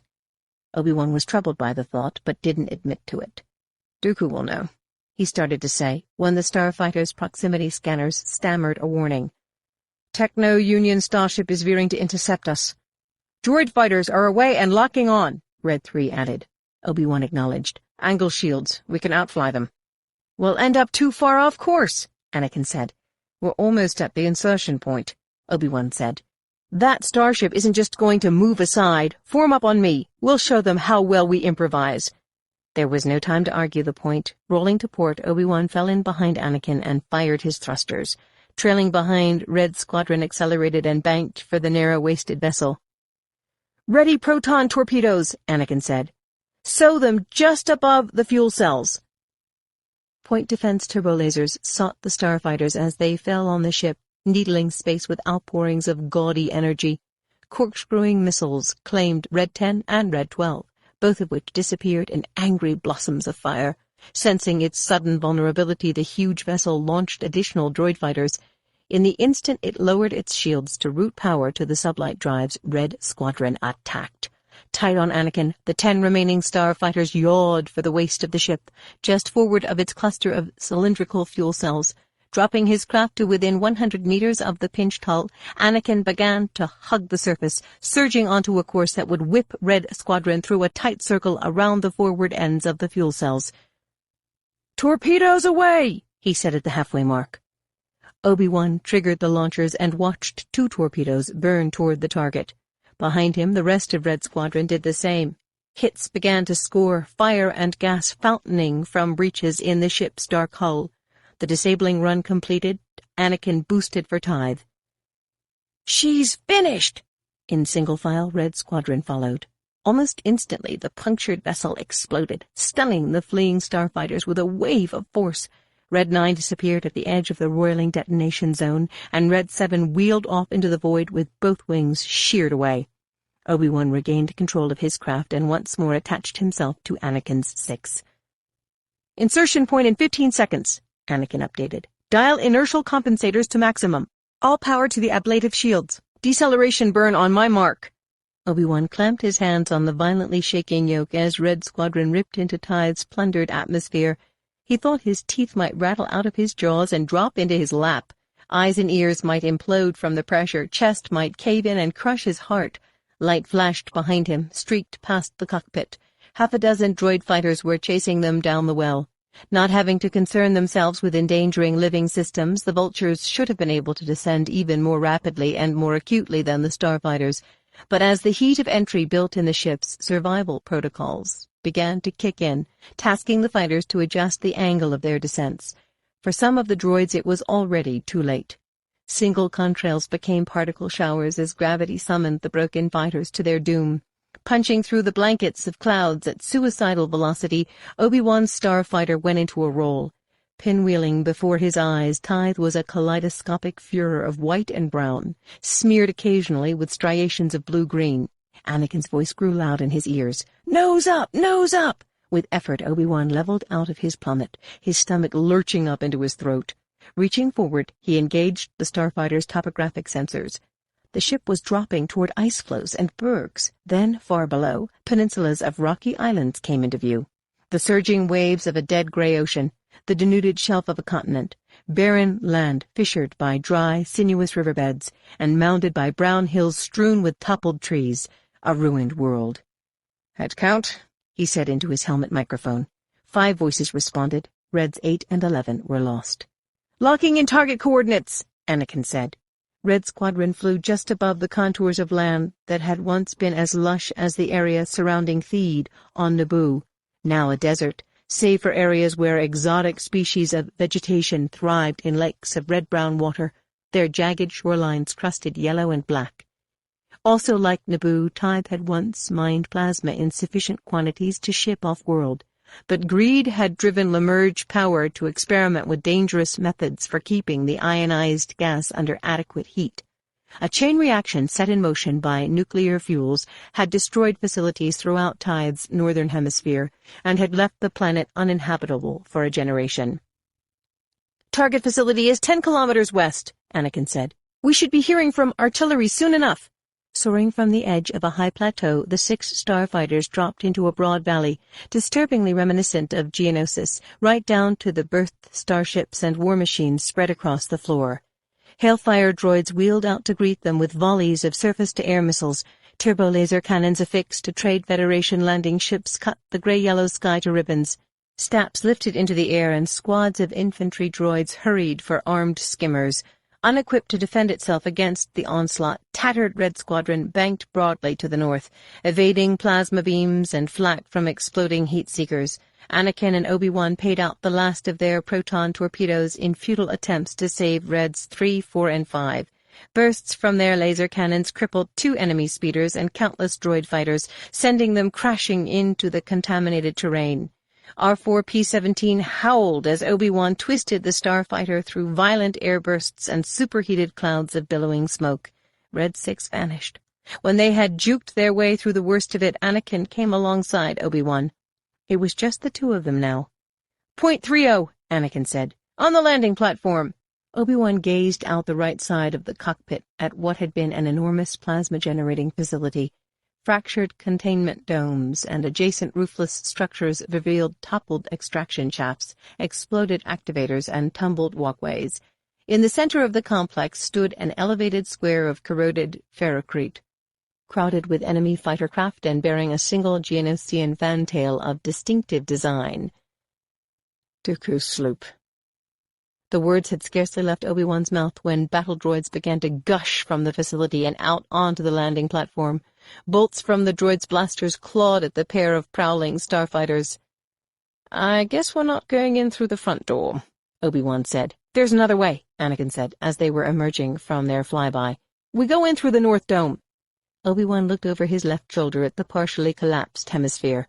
The lid that had once topped the plasma containment structure was long gone, and the resultant circular opening was large enough for a starfighter to thread. Obi-Wan had misgivings, nevertheless.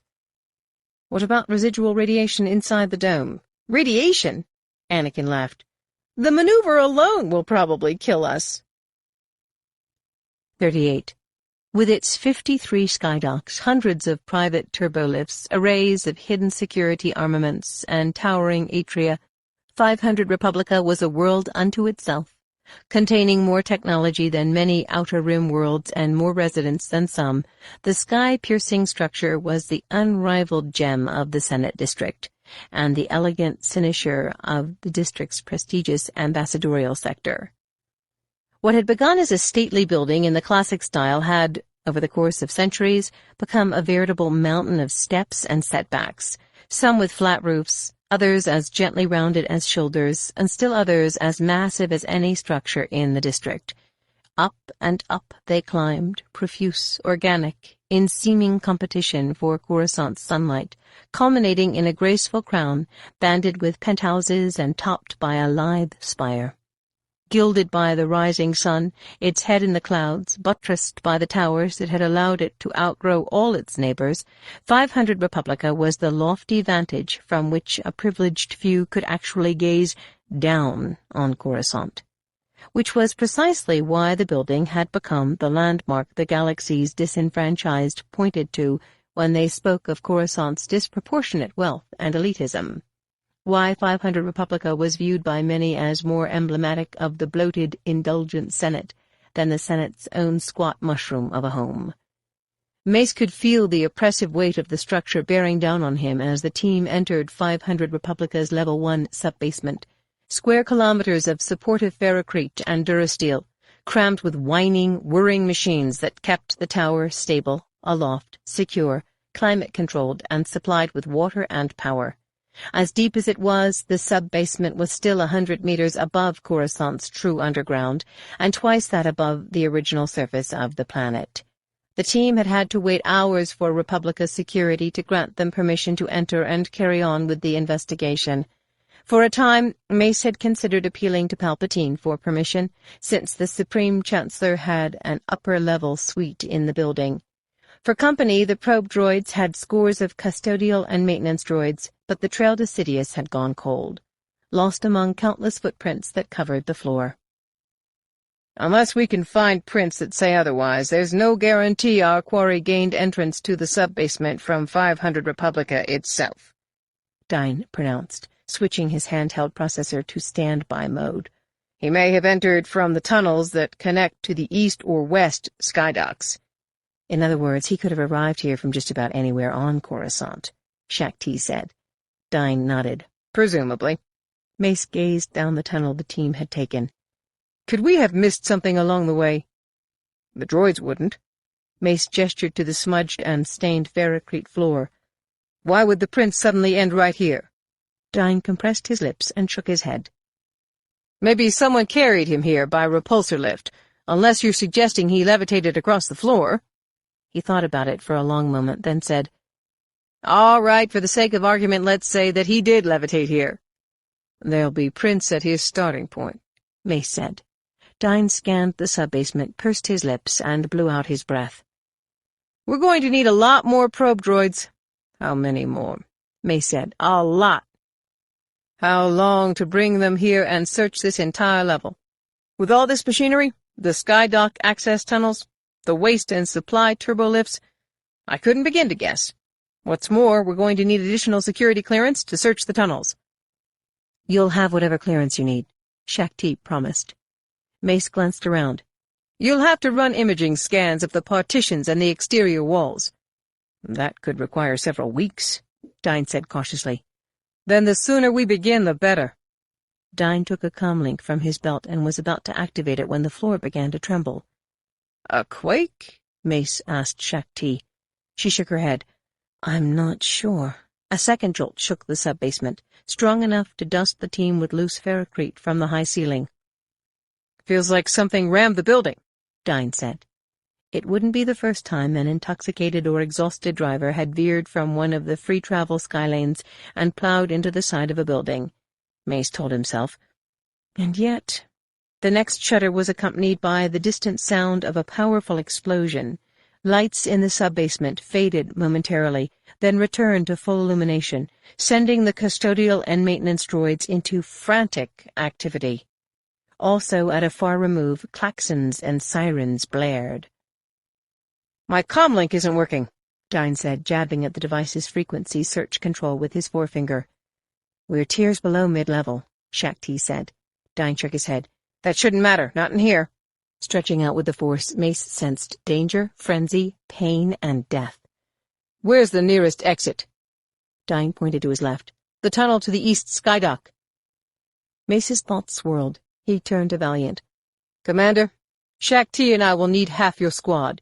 You and the rest of your team will assist Captain Dine with the search. Keep me informed of your progress." "What about me, sir?" Mace looked at TC-16, then at Dine. "The droid stays with you." Flanked by commandos, Mace and Shakti raced off. The tunnel to the east skydock shook as they hurried through mixed-species crowds of frightened pedestrians heading toward and away from 500 Republica. Ahead of them loomed a square of dim sunlight, almost aquatic in quality, typical of the lower reaches of Coruscant's urban canyons. On the huge quadrangular skydock, humans, humanoids, and aliens were crouched behind parked limos, taxis, and private yachts, or hurrying for the entrance to the upper-level maglev platform. Shouts and screams punctuated the drone of overhead traffic. Panic gripped the free-travel skylanes. Taxis and transports were swerving in all directions, careening into one another on the sides of buildings, making desperate rooftop and plaza landings. Higher, a plunging vehicle, a boxy cargo ship, engulfed in flames, came streaking through a horizontal auto-navigation lane, surrendering some of its velocity to a violent collision with a public transport pod before continuing its fiery plunge toward the bottom of the canyon. Mace tracked the ill-fated ship for a moment, then tilted his head back and put the edge of his hand to his brow. Distant buildings shimmered as if miraged by heat. The district's defensive shield had been raised. Higher still, something was wrong with the flickering sky. Light flared behind stratified clouds, and thunder of a kind reverberated from the summits of the taller buildings. Far to the south, Coruscant's pale blue mantle was hashed into triangles and slivers by white contrails. In their oblate pools of white skin, Shakti's eyes were wide when she looked at Mace. "An attack," she said in stunned disbelief. Comlink already in hand, Mace activated the Jedi Temple frequency and held the device to his ear. "Nothing but noise." "The deflector's shield," Shakti said. She craned her neck, striped montrals and head-tail quivering. Or could they be jamming transmissions? Mace's nostrils flared. "Crowd control," he told the commandos. To Shakti he said, "Find Palpatine. See to it he's conveyed to safety. I'll send backup." 39. In the ruined archive hall of Lamerge Power's plasma facility, Count Dooku waited for Kenobi and Skywalker to arrive. The room was enormous by any standard, 30 meters high and 3 times that in circumference. Dooku could imagine it when it had hummed with life and activity, before the catastrophe. Still, that it had remained intact was a testament to its builders, and with its curved walls of holobooks and data storage disks, irradiated beyond salvage, he accepted that some might believe that secrets of the most sinister sort were concealed here. Jedi like Kenobi and Skywalker, who wanted to believe as much. Despite their gullibility, they were nothing if not tenacious and, dare he admit it, exceptional. In the risks they undertook, in how deluded they were, about so many things. In their unabashed zeal to capture him, they had actually piloted their starfighter straight through the roof of the largest of the facility's containment domes, and had managed to survive. Such superhuman feats were almost enough to convince Dooku that they still had the Force with them. If only they weren't so naive and easily manipulated. Once again, Darth Sidious had divined the actions they would take well in advance of their own deciding. The talent had less to do with being able to peer into the future than with having access to streams of possibilities. Sidious wasn't unerring. He could be surprised or taken off his guard, as at Geonosis, as in the case of Gunray's Mechno chair, but not for long. His mastery of the dark side of the Force endowed him with the power to decipher the currents that comprised the future, and to comprehend that while those currents were manifold, they were not boundless. Such mastery was one of the skills that distinguished Sidious from Yoda, who believed the future was so much in motion it could not be read with any clarity, especially during times when the dark side was on the ascendant. But how could Yoda be expected to see the whole picture with one eye closed? Deliberately closed. The Jedi accepted as a matter of faith that embracing the dark side meant cutting themselves off from the light, when in fact the dark side opened one to the full range of the Force. There was, after all, only the Force. It was unfortunate for the Jedi that they believed the Force was theirs alone to use and honor. That sense of entitlement was evident in the way Kenobi and Skywalker called on the Force in their fervor to confront him, opening doors with waves of their hands, clearing obstacles from their path with similar gestures, moving with what appeared to be numinous speed and agility, flourishing their blue blades as if they were powered by the will of the Force itself, while at the same time oblivious. Dooku took a moment to set in place his compact welcoming device, then hurried through a series of decontamination chambers into the facility's control room, which overlooked the rear of the archive hall and the vast space enclosed by the containment dome itself. There he activated a second small holoprojector and positioned himself for the holocam. Owing to interference, images of the archive hall were nowhere near as clear as he might have wished, and the audio feed was worse. It was more important, though, that Kenobi and Skywalker be able to see him than he them. At long last, the two Jedi rushed headlong into the hall, only to stop upon spying his life-sized holo-image emanating from the compact holoprojector he had left behind. "Dooku!" young Skywalker said, as if his tone of voice should suffice to send shivers down the backbones of his opponents. "Show yourself!" Rooms distant, Dooku merely spread his hands in a gesture of greeting and aimed his words at the holoprojector's microphone. "Stand not amazed, young Jedi. Is this not the way you had your first glimpse of Lord Sidious?"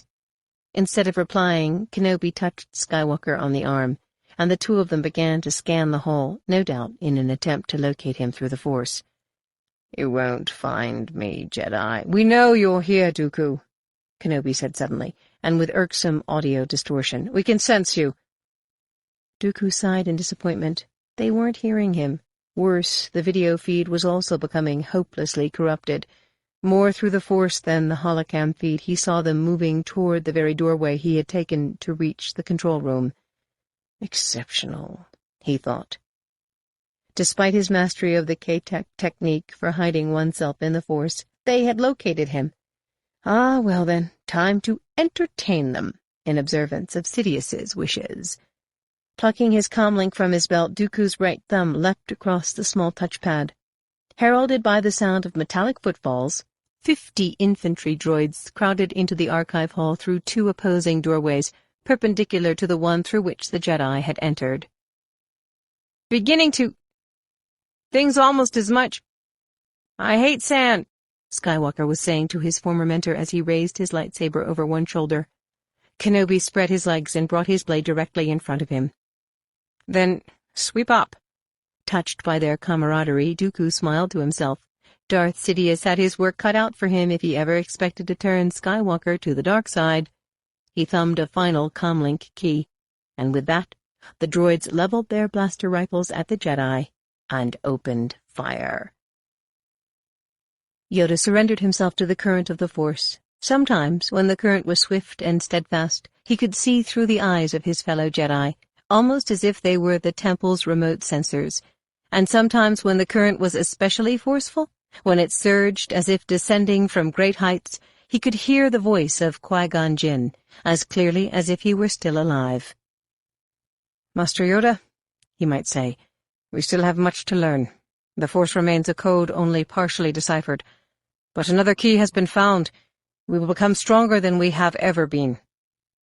Today was not one of those days.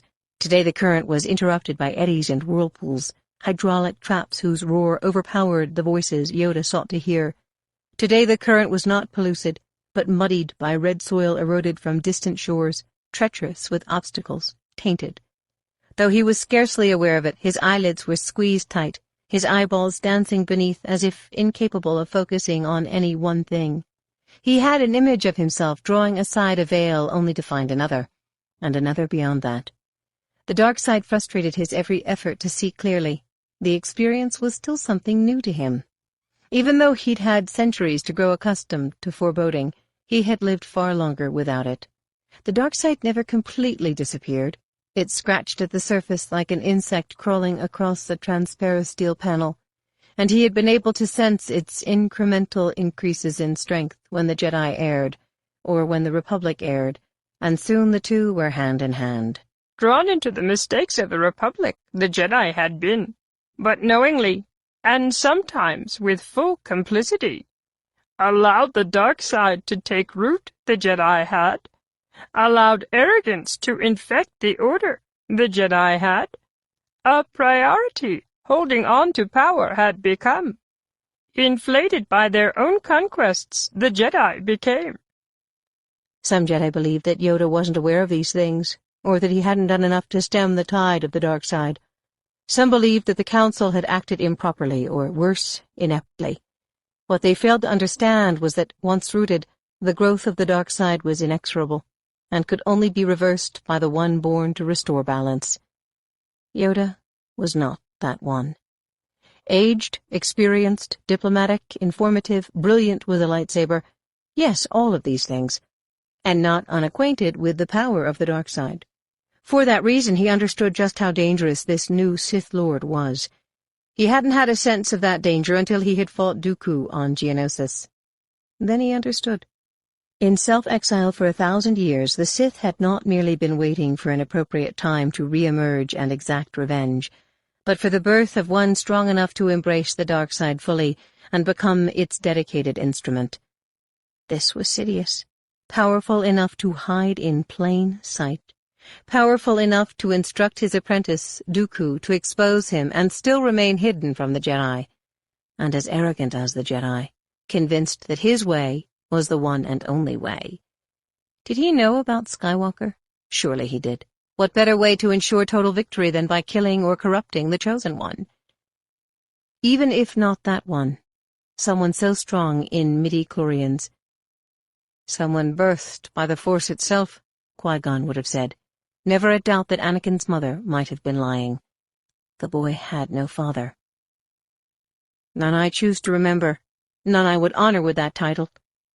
The Sith were aware of Skywalker. How would he react when they tried finally to ensnare him? Yoda's eyes snapped open. A disturbance in the Force, of such magnitude that he had been hurled from the current. At his thought command, the window shutters in his quarters opened, and he gazed out on Corusant, over the plain of the works and beyond. Something was wrong with the sky. Behind gathered clouds turned red and gold by noxious smoke, a light storm. Pulsing light, brighter than the waning rays of Corusant's sun. Movement as well, outside Corusant's busy envelope, not seen but sensed. An attack. The Sith Lord's response to his being chased? Was it possible?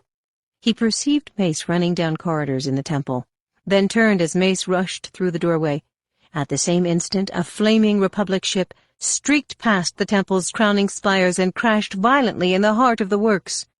"Tien, Kun, Ki-Adi-Mundi, and some of the others are on their way up the well," Mace said. "I sent Stas Ali to assist Shak Ti in guarding Chancellor Palpatine." Yoda nodded sagely. Well-trained the Supreme Chancellor's Red Guards are, but display due concern for his safety the Jedi must. "Reports from Naval Command are garbled," Mace continued. "It's clear that the attack caught the home fleet by surprise. Groups of separatist ships managed to penetrate the envelope before the fleet had time to engage.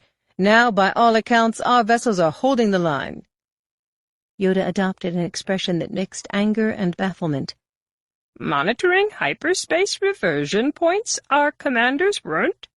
Mace's eyes narrowed. "The separatist fleet jumped from the deep core." "Secret, those routes were. Known to us and few others." Yoda looked at Mace. "Unrestricted access to the archives Dooku had. Access enough to erase all mentions of Kamino. Access enough to learn of explorations in the deep core." Mace went to the window wall and stared at the sky. "Dooku isn't leading this attack. Obi-Wan confirmed that he is on Tithe." Revealed the importance of Tithe is to draw into the outer rim additional Jedi.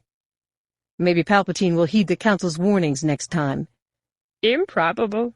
But as you say, perhaps. Mace swung back to Yoda. "It's Grievous, but he can't be planning to occupy Corusant. There aren't enough battle droids in the entire galaxy for that." "Desperate he is," Yoda said, more to himself. "It's not in his programming." Yoda looked up. "Not Grievous. Sidious." Mace took a moment to answer. "If that's true, then we're closer to finding him than we thought. Still, he can't believe we'd call off the search now." "Demoralize Corusant, Grievous will. Harry those who live in the heights and who wield power. Send them fleeing for safer havens the attack will. Disrupt the Senate." Mace paced in front of the windows. "This will only encourage Palpatine to triple the size of the clone army, construct more and more starships and fighters, strike at more worlds. With the Senate crippled, no one will oppose him." "Modulate, this war does. Recall every available Jedi, we must." "The holonet is down," Mace said. "Surface communications are distorted by the defensive shields." Yoda nodded. "Use the beacon, we will." 40. In the wake of the erratic and mostly unintelligible messages that had reached 500 Republica regarding the Separatists' surprise attack, Dine had considered the sub-basement to be the safest place on Corusant. But now that the team had discovered a possible finish to the long trail they had followed from the works, the building's vast underground seemed the most dangerous place to be. With a battle raging in space, and notwithstanding Mace Windu's command to the contrary, Dine had been tempted to suspend the search for Sidious's lair and report back to the Intelligence Division, as he had ordered the other analysts to do. But as Arc Commander Valiant had pointed out, the search team's objective was as important to the war as the actions of the ships that were protecting Corusant. So, while the team waited for intelligence to deliver additional probe droids, a search of the sub-basement had begun. Admittedly superficial and somewhat desultory, but only in response to the seeming impossibility of the task. Electronically tethered to the probe droids, Dine and the commandos had performed imagings of some of the partitions and walls, and investigated numerous unlit hollows and recesses. The basement became a kind of microcosm for the entire war, with everyone on the team contributing separate skills. Only the interpreter droid, TC-16, was at a loss for something to do. 500 Republica hadn't sustained any follow-up jolts. Dine had learned that the initial jolts had owed not to bombardment, but to the fall of ships destroyed at the edge of space. With thousands of cargo and passenger vessels arriving at Corusant at any given moment, he could scarcely imagine the chaos upside. Secondary shocks that had rocked the huge building had been traced to the firing of plasma weapons concealed in 500 Republica's cake of a crown. Several hours into the cursory search, Dine had been struck by the possibility that certain Coruscanti, perhaps the Sith Lord himself, could be helping to coordinate the attack. With holonet transmissions jammed and surface communications sabotaged by the defensive shields, he had theorized that the probe droids might be able to home in on exchanges occurring on eccentric frequencies. He was as astonished as anyone when the hovering probe droids had led the team right back to where they had begun the search, where the footprints of their as-yet unidentified quarry ended. The source of the unusual frequency was determined to be directly beneath them. The droids had discovered further that the ferrocrete floor panel, thought to have been the end of the trail, was actually a movable platform, not unlike a turbolift, but powered hydraulically rather than by anti-grav repulsor. The search for a hidden control panel, such as had been detected at the niche, hadn't come to anything, but by broadcasting sounds, both within and outside the range of human hearing, the probe droids had ultimately conjured a response from the platform. Following what had sounded like a debate, the probe droids had chirped and bleated at the panel a second time. Issuing a resolved click, the panel had descended a couple of centimeters, then come to a halt. Dine recalled wondering where the platform's shaft could lead. Unlike many of Coruscant's tallest buildings, 500 Republica did not rely on the support of earlier structures for its foundation, but was solid almost all the way down to bedrock, or at least was thought to be. This far below Coruscant's civilized crust, there remained areas as unfamiliar as the surfaces of some distant worlds. Dine had decided to contact Mace Windu at the Jedi Temple for advice on how to proceed, but when his repeated attempts failed, he and Valiant had made a command decision to carry on without the Jedi. Ground imaging scans had already shown the shaft to be 50 meters deep. 4 meters in diameter, the panel was large enough to accommodate the entire team, including the interpreter droid. Definitely the most dangerous place to be, Dine thought as he wedged himself among the commandos. The probe droids chirped instructions to the panel and it began to drop, slower than would have been the case had it answered to a repulsor lift. The wall of the circular shaft was ancient ceramicrete, cracked and stained in places. "If anyone's down here," Dine said to Valiant, "they're probably aware we're on the way." The commandos didn't need to be told. Weapons enabled, they hurried to firing positions the moment the platform came to a rest. Ribboned with conduits and crowded with ancient machinery, the dismal space bore some resemblance to the tunnels and rooms they had passed through and explored since leaving the works. But this one, Dine told himself, was an archaeologist's dream, probably a maintenance node for buildings that had stood here in Coruscant's dim past. 20 meters ahead of them, flickering light lanced from around the edges of a large metal door. Dine sent the droids to investigate, then studied the processor's data screen. "One flesh and blood behind the door," he whispered to Valiant. "Readings also indicate the presence of droids." He looked at the Ark. "It's your call, Commander." Valiant regarded the door. "We've come this far. I say we go in like we own the place." Dine's heart began to race. Find, fix, finish. 41. In what had served as the archive room for Lamerge Power's plasma facility, droid parts were piling up so fast and so high that Obi-Wan and Anakin could scarcely see Dooku's wavering holo-image any longer. The business of destroying infantry droids, for that's precisely what the confrontation had come down to, was beginning to take a toll on Obi-Wan. The decapitations and amputations were no longer as surgical as they had been when Dooku had first unleashed the droids.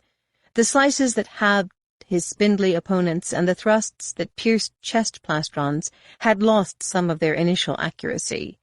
Neither he nor Anakin was relying on lightsabers only. Calling on the Force, they hurled whatever could be lifted from the floor or yanked from the walls.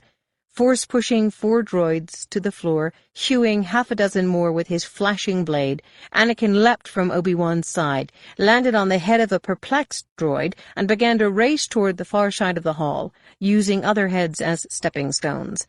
But for every droid either of them destroyed, 5 more would appear, creating an impenetrable barrier between them and the doorway through which Dooku had certainly disappeared moments before they had arrived.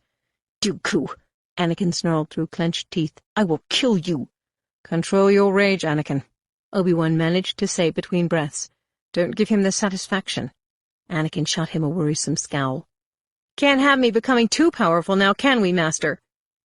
Before Obi-Wan could reply, 20 battle droids hurried into the room through the door behind him. Whirling, he deflected their first barrage, then fought his way to cover behind a heap of dismembered droids, where Anakin joined him. In the hope that Dooku was listening from afar, he shouted, "Whatever happens here, Dooku, your confederacy is finished. The Republic has all of you on the run, even your master, Sidious." More droids appeared.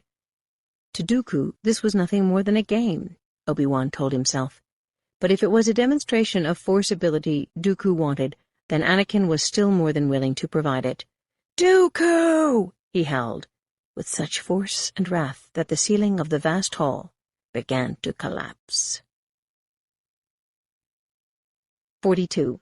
"Hurry, 3PO, Padme said over her shoulder, "unless you want the Senate to be your final resting place." The protocol droid hastened his pace. "I assure you, mistress, I'm moving as quickly as my limbs permit. Oh, curse my metal body! I'll become entombed here." The broad, ornate hallways leading from the great rotunda were packed with senators, their aides, staff members, and droids, many laden with armloads of documents and data disks, and in some cases expensive gifts received from appreciative lobbyists. Blue-robed Senate guards and helmeted clone troopers were doing their best to oversee the evacuation, but, what with the warbling sirens and flying rumors, alarm was beginning to yield to panic. How could this happen? A Sullustan was posing to the Gotal next to him. How? To all sides of her, among Bith, Gran, Wookiees, Rhodians, Padme heard the same question being asked. How could Corusant be invaded?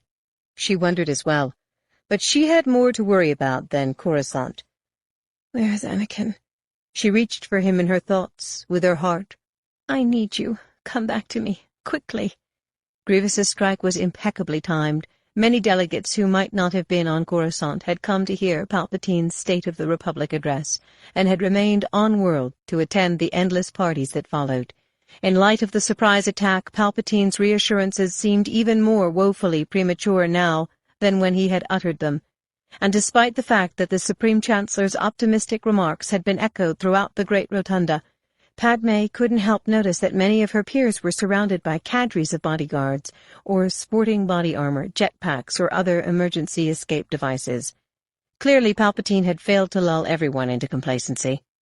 13 years earlier, Padme could have claimed to be one of the few dignitaries whose homeworld had succumbed to an invasion and occupation.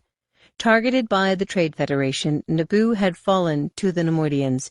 Her parents and advisors were arrested and jailed. Now she was just one of thousands of senators whose worlds had been similarly invaded and ransacked. Regardless, she refused to accept that Coruscant could fall to the Confederacy, even with the home fleet reduced to half its former strength. Word of mouth had it that buildings in the ambassadorial sector had been toppled, that battle droids were surging through Loyjin Plaza, that mid-level skylanes overflowed with Geonosian fanblades and droid fighters. Even if the rumors proved true, Padme was convinced that Palpatine would find some way to drive Grievous from the core. Again. Perhaps he would recall battle groups participating in the Outer Rim sieges. That meant that Anakin would be recalled. She chided herself for being selfish.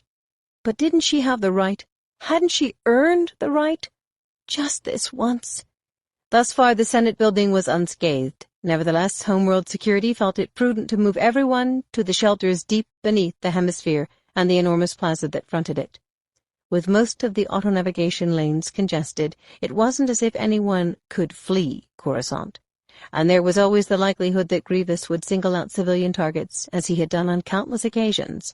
Jostled by the surging crowd, Padme collided with a grand delegate, who fixed his trio of eye stalks on her. "And you originally opposed the Military Creation Act," he barked. "What do you say now?" There was really no answer.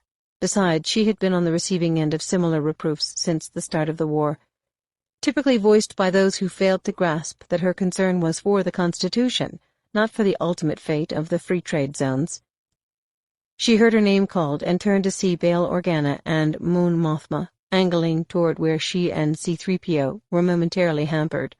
With them were 2 female Jedi, Masters Shaak Ti and Stas Ali. "Have you seen the Chancellor?" Bail asked when he could. She shook her head. "He's probably in the holding office."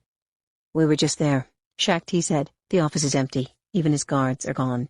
"They must have escorted him to the shelters," Padme said. Bail glanced at something over her shoulder and raised his hand over his head to call attention to himself. "Masamida," he explained for Padme's benefit. "He'll know where to find the Chancellor."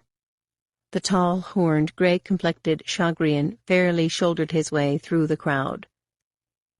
"The Supreme Chancellor had no meeting scheduled until later today," he said in answer to Bale's question. "I assume he is in his residence." 500 Republica, Shaak Ti muttered to herself in seeming frustration. I was just there. Amida gazed down at her in sudden concern. "And the Chancellor wasn't?"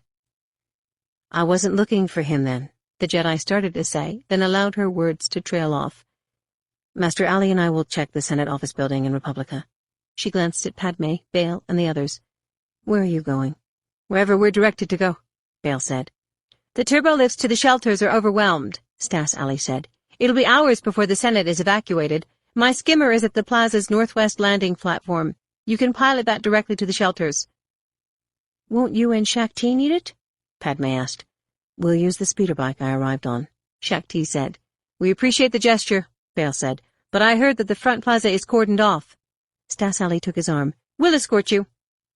Troopers stationed in the corridor opened a path for the group, and before long they reached the doorways to the main plaza.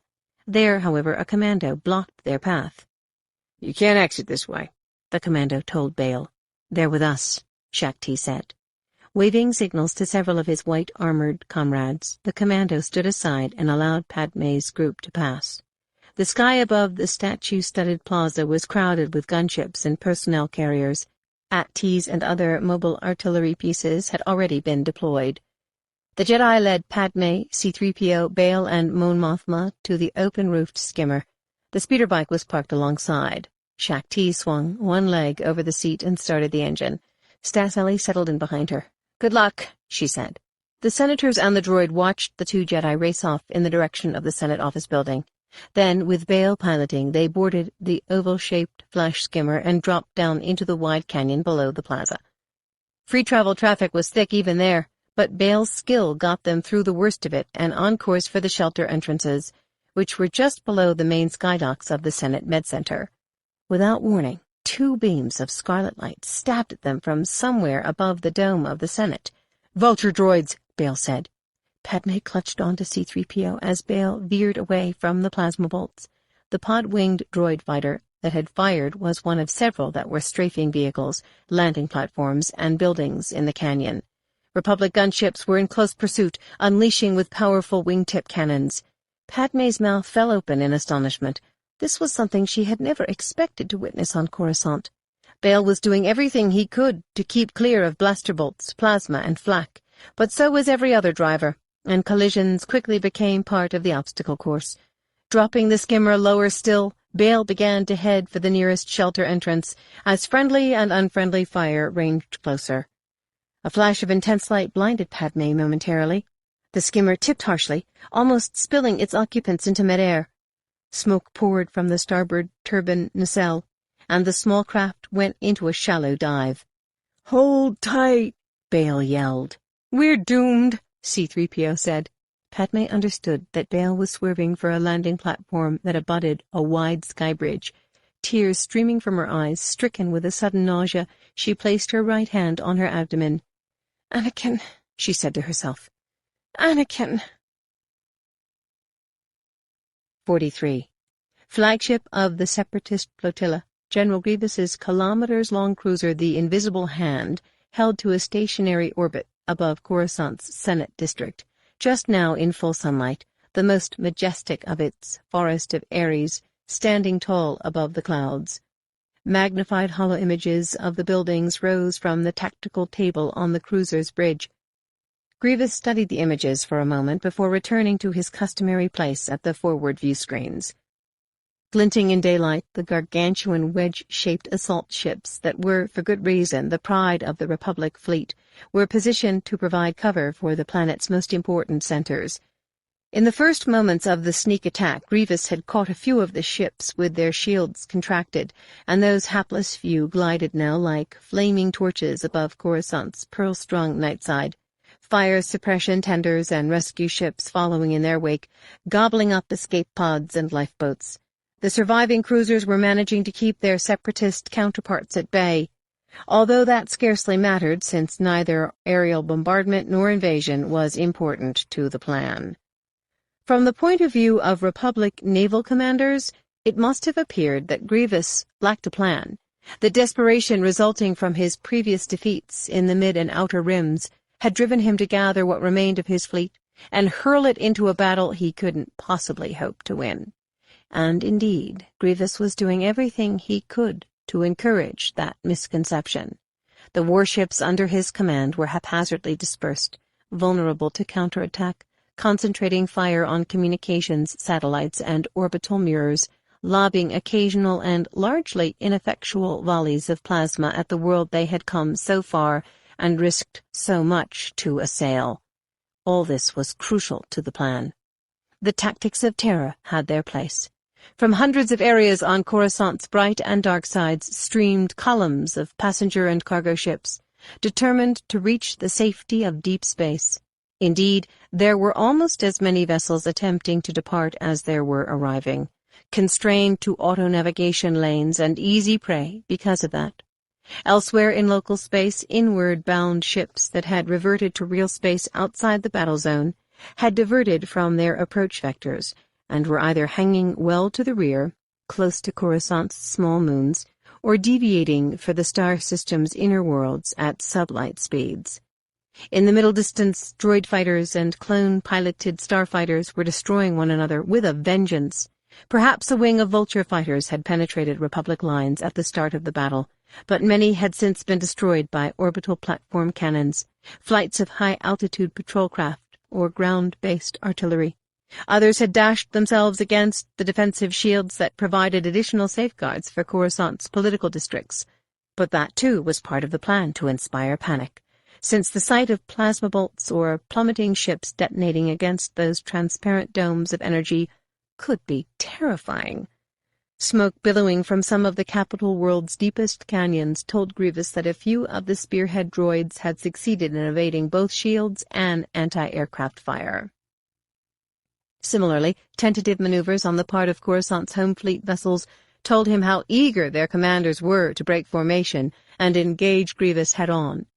But they had a world to protect and, more important, were too meager in number to proceed with certainty. No doubt they were waiting for reinforcements to arrive from distant systems.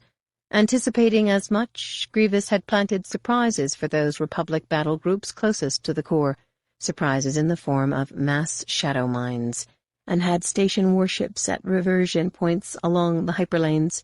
If he couldn't prevent reinforcements from arriving, he could at least delay them.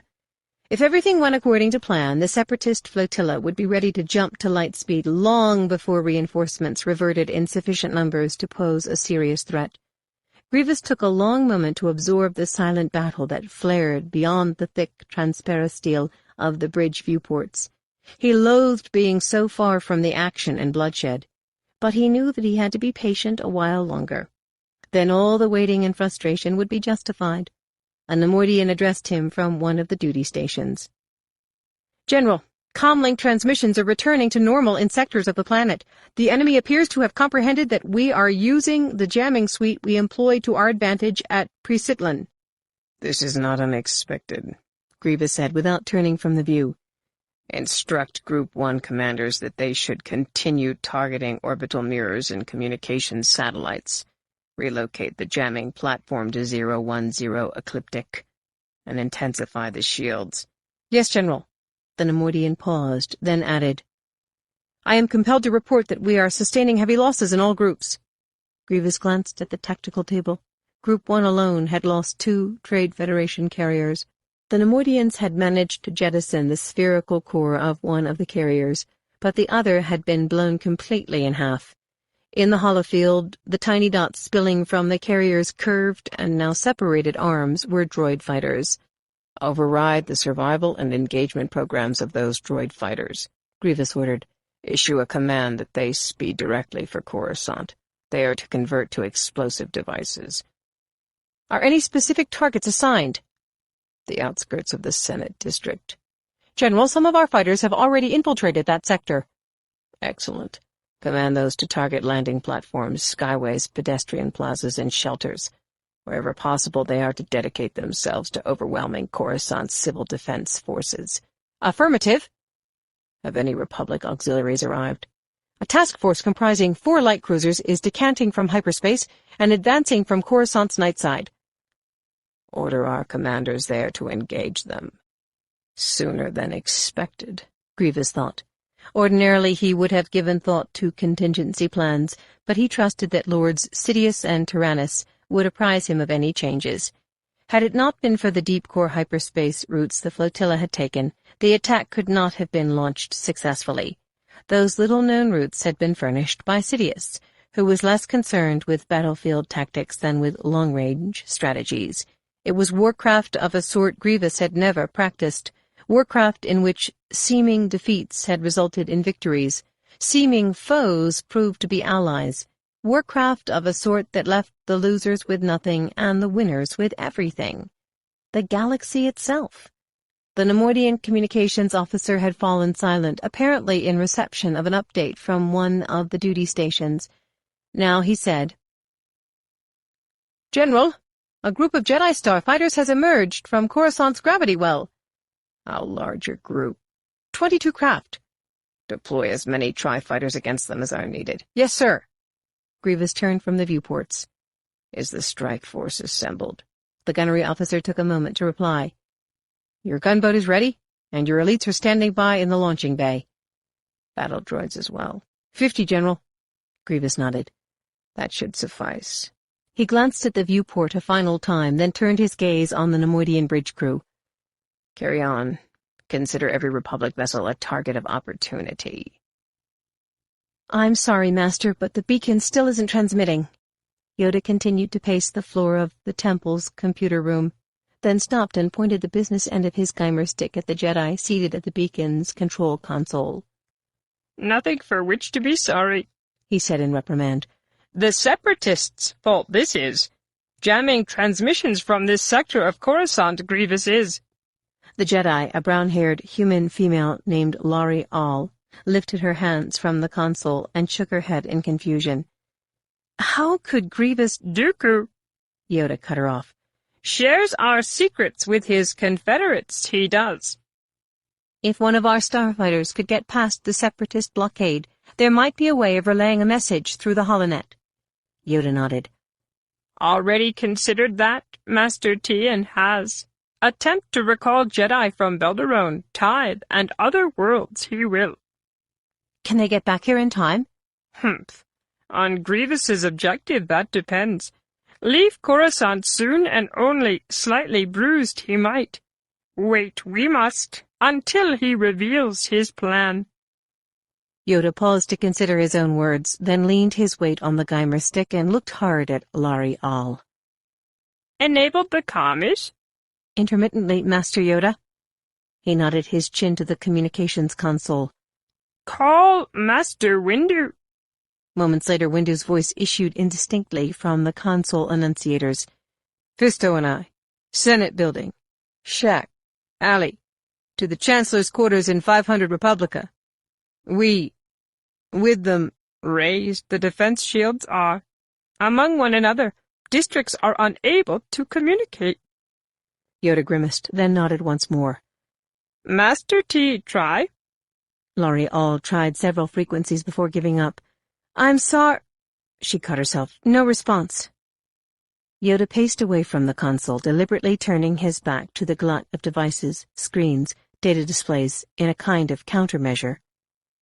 Shutting his eyes to distance himself farther, he stretched out with his feelings, placing in his mind's eye Mace and Kit Fisto, skimming through the deranged sky. Shack T and Ali Stas hurrying toward Palpatine's quarters in 500 Republica. Saesee Tiin, Agen Kolar, Boltar Swan, and other Jedi Masters and Jedi Knights, streaking from Coruscant's envelope in their starfighters, local space flashing with energy bolts and globular explosions, ships too numerous to count embroiled in a monumental battle. Grievous was loosing his war machines against both military and civilian targets, firing at anything and everything that wandered into his sights, commanding his droid fighters to dash themselves against Coruscant's defensive umbrellas or race down through traffic lanes, initiating chain reactions of collisions. And yet, for all the diversion, disruption, and terror those stratagems incited, they had little to do with the real battle. As was true of the war itself, the real battle was being fought in the Force. Yoda stretched out farther, immersing himself fully in the Force, only to feel his breath catch in his throat. Frigid the current became, arctic. And for the first time he could feel Sidious. Feel him on Corusant. Captain Dine stepped cautiously from the platform that had dropped the team into the unexplored depths of 500 Republica.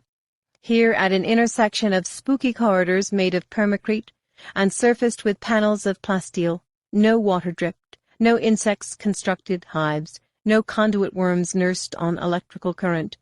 Strangely, however, the air was stirred by a faint and fresh breeze. Dine took a breath to steady his nerves. He was trained for combat, but had spent so many of the past few years doing routine intelligence work that his once sharp reflexes were shot. Commanding the hovering probe droids to go to stasis mode, he deactivated the handheld processor and hooked it on his belt. Drawing his Merson blaster from its holster, he hefted it, then thumbed off the stun-setting switch. Ahead of him, ghost-like in the dismal light, the commandos were moving toward the thick door at the end of the hall, keeping close to the walls with weapons raised. Valiant had the point, with the squad's explosives expert close behind, a thermal detonator in hand. Dine stepped between the powered-down pair of probe droids, TC-16 following in his footsteps. They hadn't advanced 3 meters down the corridor when Dine's ears pricked up at the sound of gurgled voices. He could sense TC-16 come to a sudden halt behind him. "Why, someone is speaking Geonosian," the protocol droid started to say.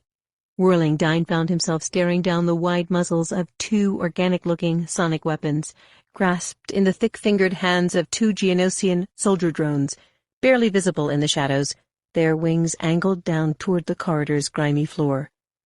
The next few moments unfurled in silent slow motion.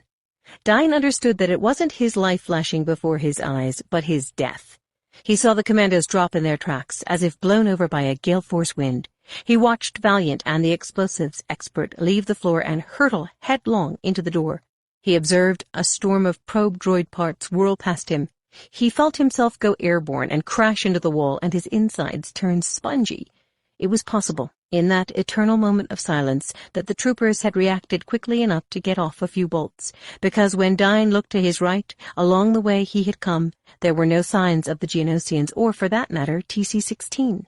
Then again, for all he knew, he had lapsed into unconsciousness for an undetermined amount of time. He was vaguely aware of being slumped against the wall in a position that didn't come naturally to a human being. It was as if every bone in his body had been made pliant. Soundlessly, the distant door opened inward, and light flooded into the corridor. The light was either red or tinted so by the blood that was filling his ruptured eyeballs. Still set on slow motion, the immediate world came in and out of focus. What remained of his vision registered a room filled with blinking equipment, screens filled with scrolling data, a holoprojector table, above which drifted a Trade Federation battleship, halved and in flames. 2 machine intelligences emerged from the room, their slender tubular bodies identifying them as assassin droids. Behind them walked a human of medium height and build, who stepped nonchalantly over Valiant's grotesquely twisted body. His liquefying brain notwithstanding, Dine found a moment to be astonished, because he recognized the man instantly. Incredible, he thought. As the Jedi suspected, the Sith had managed to infiltrate the highest levels of the Republic government. The fact that the man had made no attempt to mask himself assured and comforted Dine that he was about to die, and shortly after the realization, he did. 44. "Where is the Chancellor?"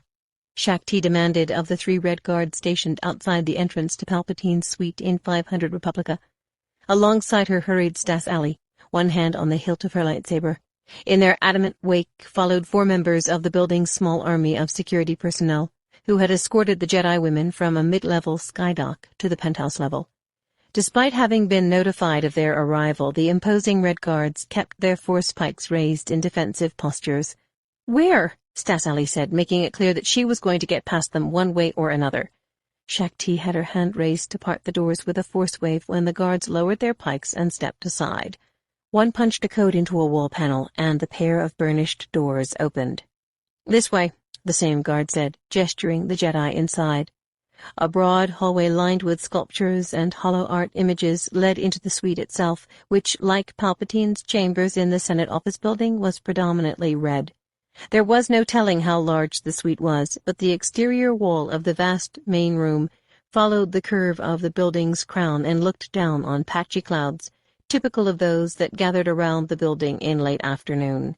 Distant auto-navigation lanes, transverse and to and from orbit, were motionless with stalled traffic.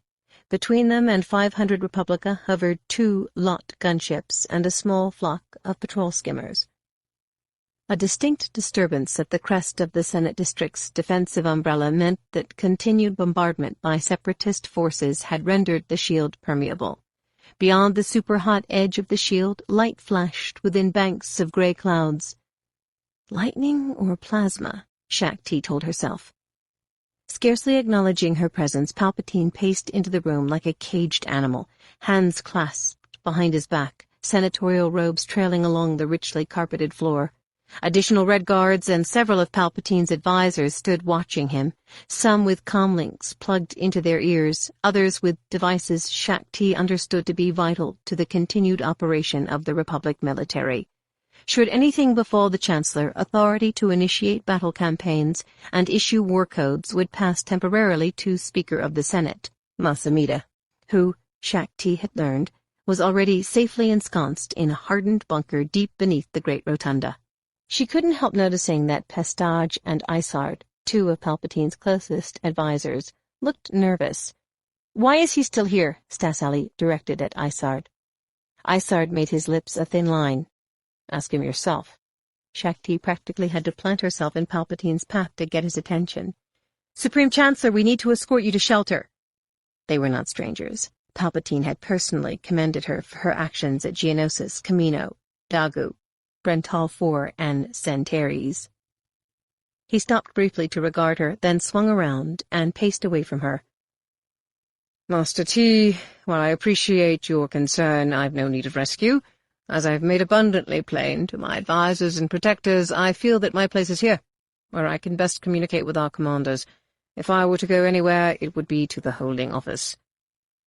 "Chancellor, communications will be clearer from the bunker," Pestage said. Isard added, "All those familiarization drills you so despised were conducted for just this scenario, sir." Palpatine sent him a skewered grin.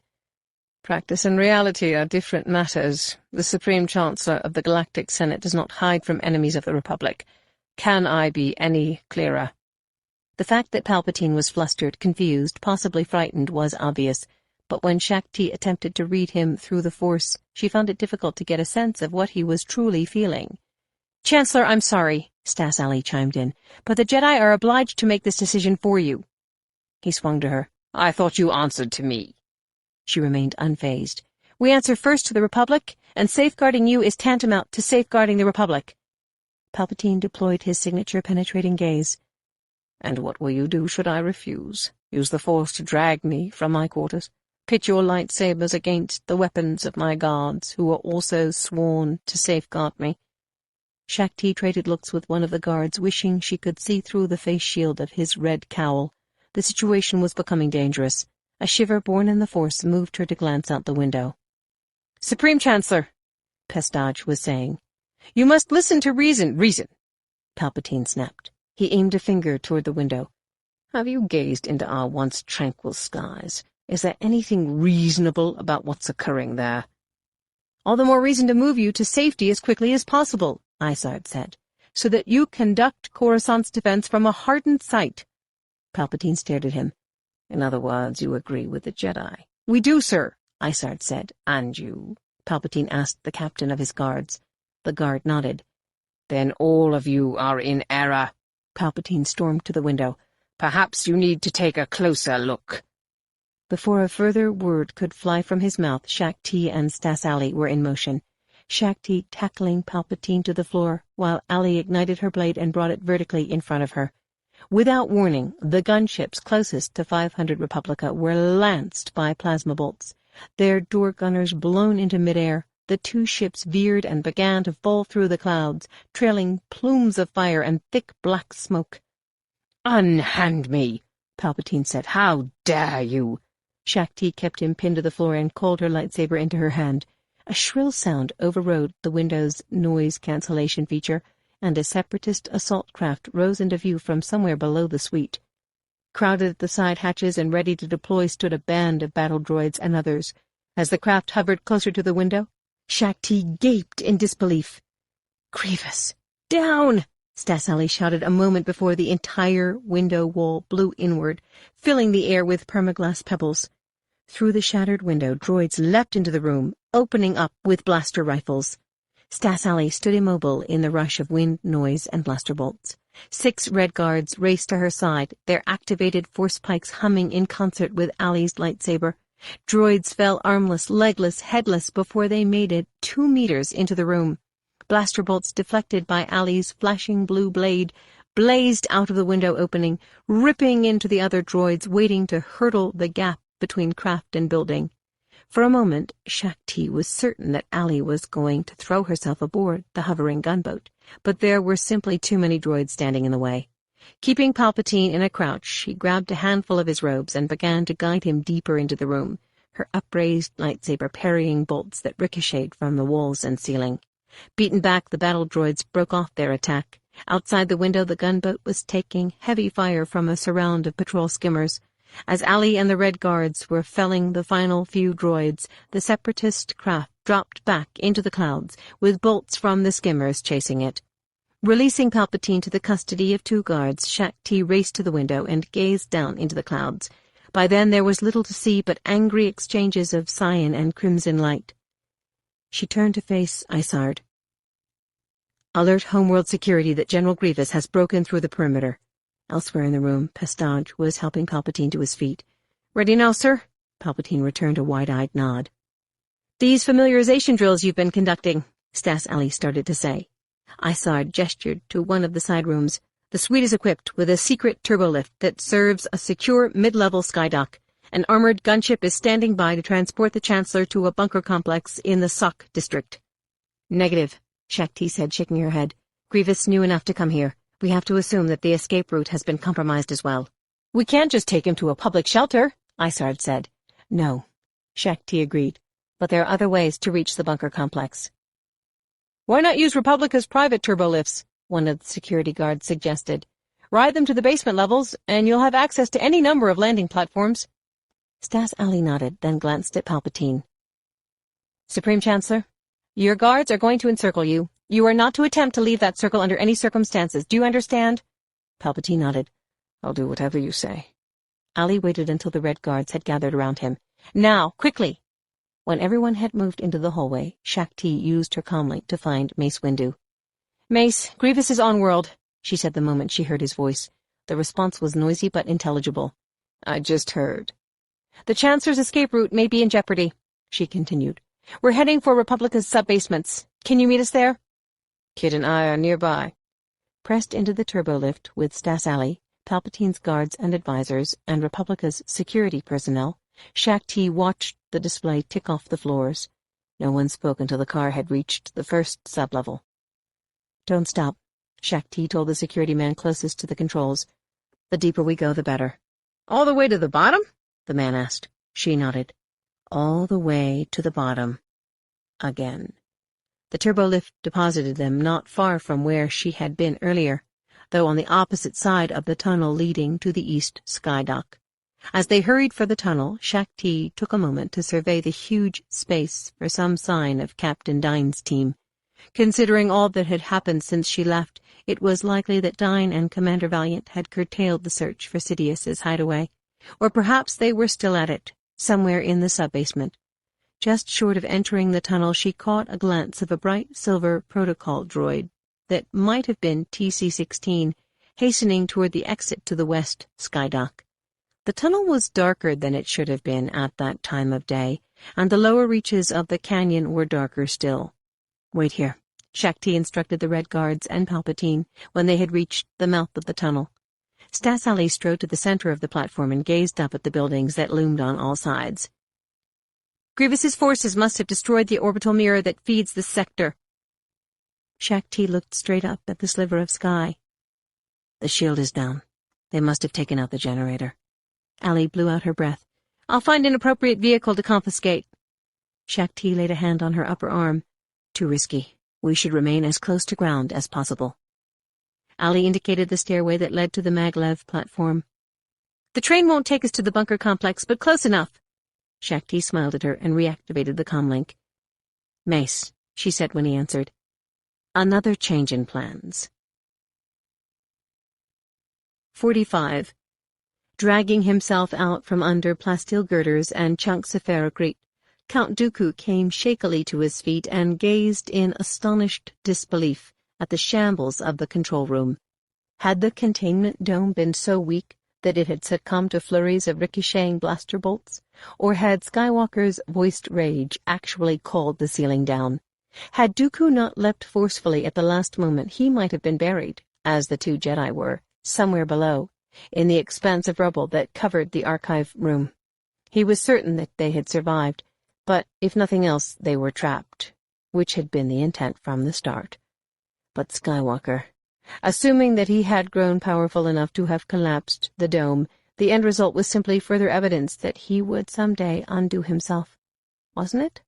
Because admitting to any alternative explanation meant accepting that Skywalker was potentially a greater threat to the Sith than anyone realized.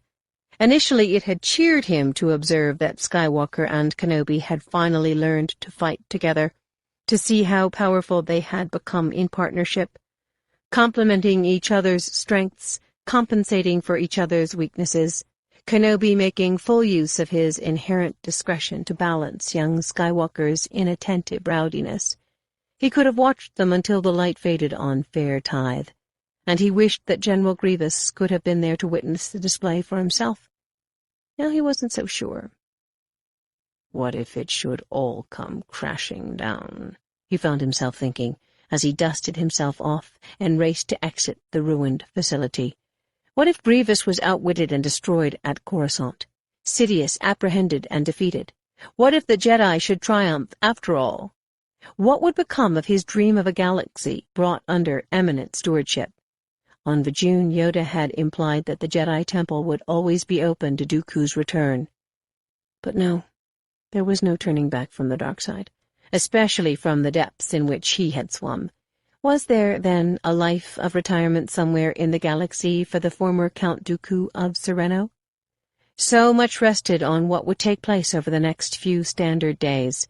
So much rested on whether Lord Sidious's plan could succeed on all fronts, even though forced to unfold hastily because of a foolish oversight by Newt Gunray.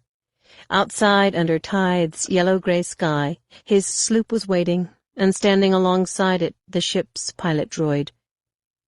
"A recorded message," the droid announced, "from General Grievous." "Play it," Dooku said as he hurried up the sloop's aft boarding ramp and into the instrument-filled main hold. A paused holo-image of the cyborg floated in blue light. Throwing off his dusty cape, Dooku paced while the FA-4 triggered the recording to replay. "Lord Tyrannus," Grievous said, in motion suddenly and genuflecting. "Supreme Chancellor Palpatine will soon be ours." Dooku exhaled in satisfaction. "And just in time," he muttered. As if recalled to life, he positioned himself on the transmission grid and sent a simple return message. "General, I will join you shortly." 46. Padme's eyes fluttered open. Into focus swam the faintly smiling face of Mon Mothma. "No sleeping on the job, Senator," Mon Mothma said, as if from underwater. "We have to get you out of here." Padme took stock of herself, realized that she was reclined in the rear seat of Stas Ali's skimmer. Her head was pillowed on Mon Mothma's left arm, and her ears felt as if they were plugged with cotton. "How long?" "Just for a moment," Mon Mothma said in the same watery tone. "I don't think you struck your head. You were fine after the crash. Then you fainted. Can you move?" Padme sat up and saw that the skimmer's safety mechanisms had deployed. Light-headed but unhurt, she brushed her hair from her face. "I can barely hear you." Mon Mothma regarded her in knowing silence, then extended a hand to help her climb from the craft. "Padme, you have to be careful," Quickly now. She nodded. Crashing wasn't exactly on my agenda. Mon Mothma hurried her away from the skimmer to where Bail and C-3PO were hiding behind the blockish pedestal of a modernistic sculpture. Master Ali doesn't strike me as someone who will sue for damages, the droid was saying. Still in a daze, Padme grasped that they had skidded into the plaza that fronted the Embassy Mall, taking out a large holosign and 3 news kiosks along the way. Bail's skill had somehow kept them from mowing down pedestrians who had apparently scattered on first sight of the nosediving ship, or perhaps at sight of the craft that had fallen to separatist fire ahead of the skimmer. A military police vehicle, similar to a Naboo giant speeder, tipped on its side against the facade of the mall and belching smoke. Sprawled on the plaza close to the vehicle were the charred corpses of 3 clone troopers. Reality reasserted itself in a rush of deafening noise, flashing light, and acrid smells. From nearby came anguished moans and terrified screams. From the tiered heights above the plaza, distant discharges of artillery. Higher still, plasma bolts raked the sky. Fire bloomed, detonations thundered. Padme saw a smear of blood on Bail's cheek. "You're hurt." "It's nothing," he said. "Besides, we have more to worry about."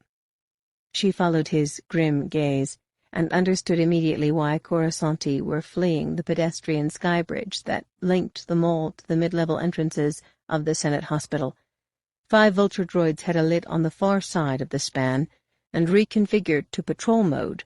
4-legged gargoyles with heads deployed forward and sensor slits red as arterial blood. They were striding through Hospital Plaza, sowing destruction.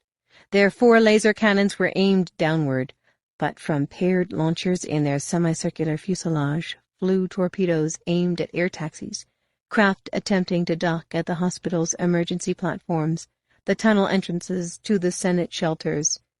Republic lots had dropped from the Senate Plaza to engage the 3.5-meter-tall droids, but were maintaining a wary distance just now, pilots and gunners clearly worried about adding energy weapons or EMP missiles to the chaos.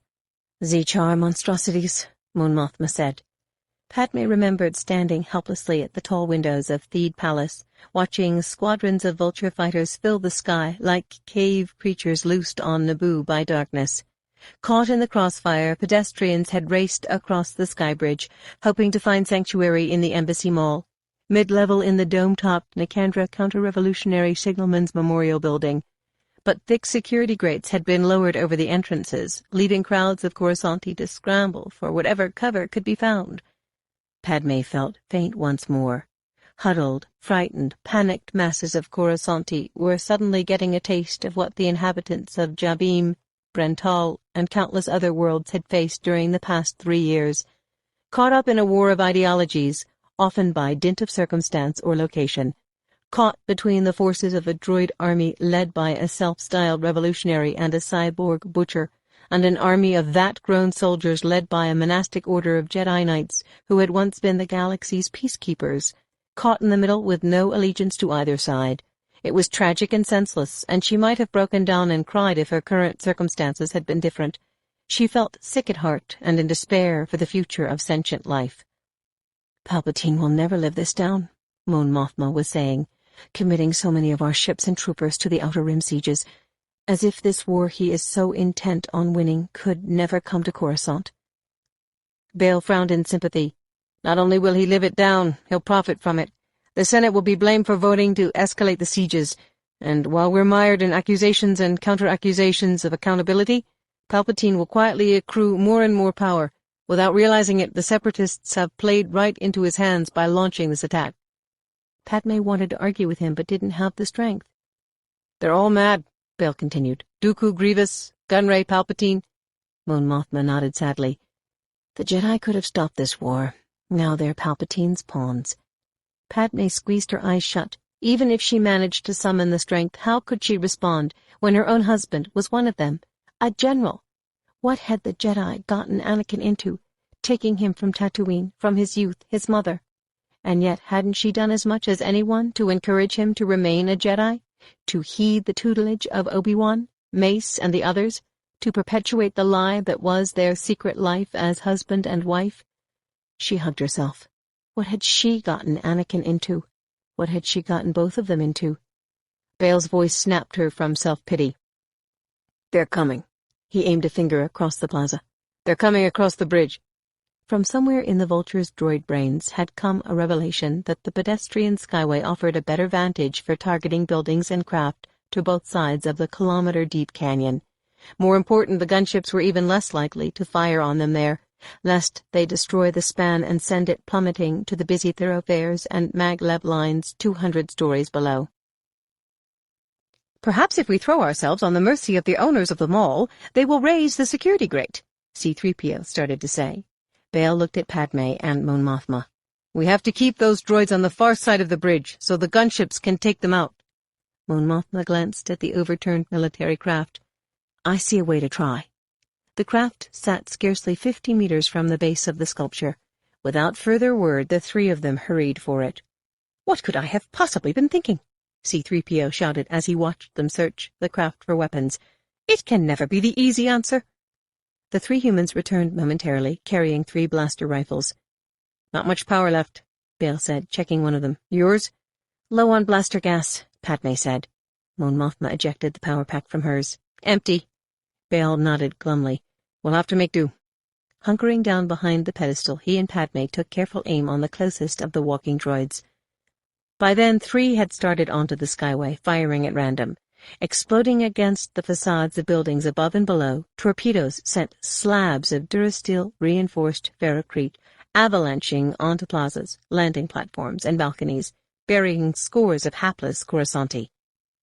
"Be prepared to move as soon as we fire," Bale said. He indicated one of the kiosks that had survived the crashes of both speeders. "There's our first cover." Padme centered the lead droid in the blaster's targeting reticle and squeezed the trigger. Her initial bursts did little more than catch the droid's attention, but subsequent bolts from both blasters started to score hits on vital components. The droid actually retreated a couple of steps toward Hospital Plaza, only to launch a trio of torpedoes straight across the skyway. Padme and company were already in motion. One torpedo hit the pedestal, blowing it and the sculpture to fragments. A second slagged what was left of Stas Ali's skimmer. The third detonated against the lowered security grate, blowing a gaping hole into the mall. Pedestrians to both sides hastened for it, fighting with one another to be first through the smoking maw. Padme thought that one of the vultures would target them, but in their moment of inattention the droids had left themselves open to strafing runs by the gunships. Converging beams of brilliant light streaked from the fire dishes of the Lot's wing and armature-mounted ball turrets, and staccato bursts erupted from the forward guns. 2 droids exploded. One turned to answer the volleys, but not in time. Missiles from the gunship's mass-drive launchers took off the droid's left legs, then the head, then blew the rest clear across the plaza. The remaining 2 vultures skittered onto the skyway to increase their odds of survival. Bale and Padme laid down steady lines of fire, but the droids were undeterred. "And I thought the Senate was a battlefield," Mon Mothma said.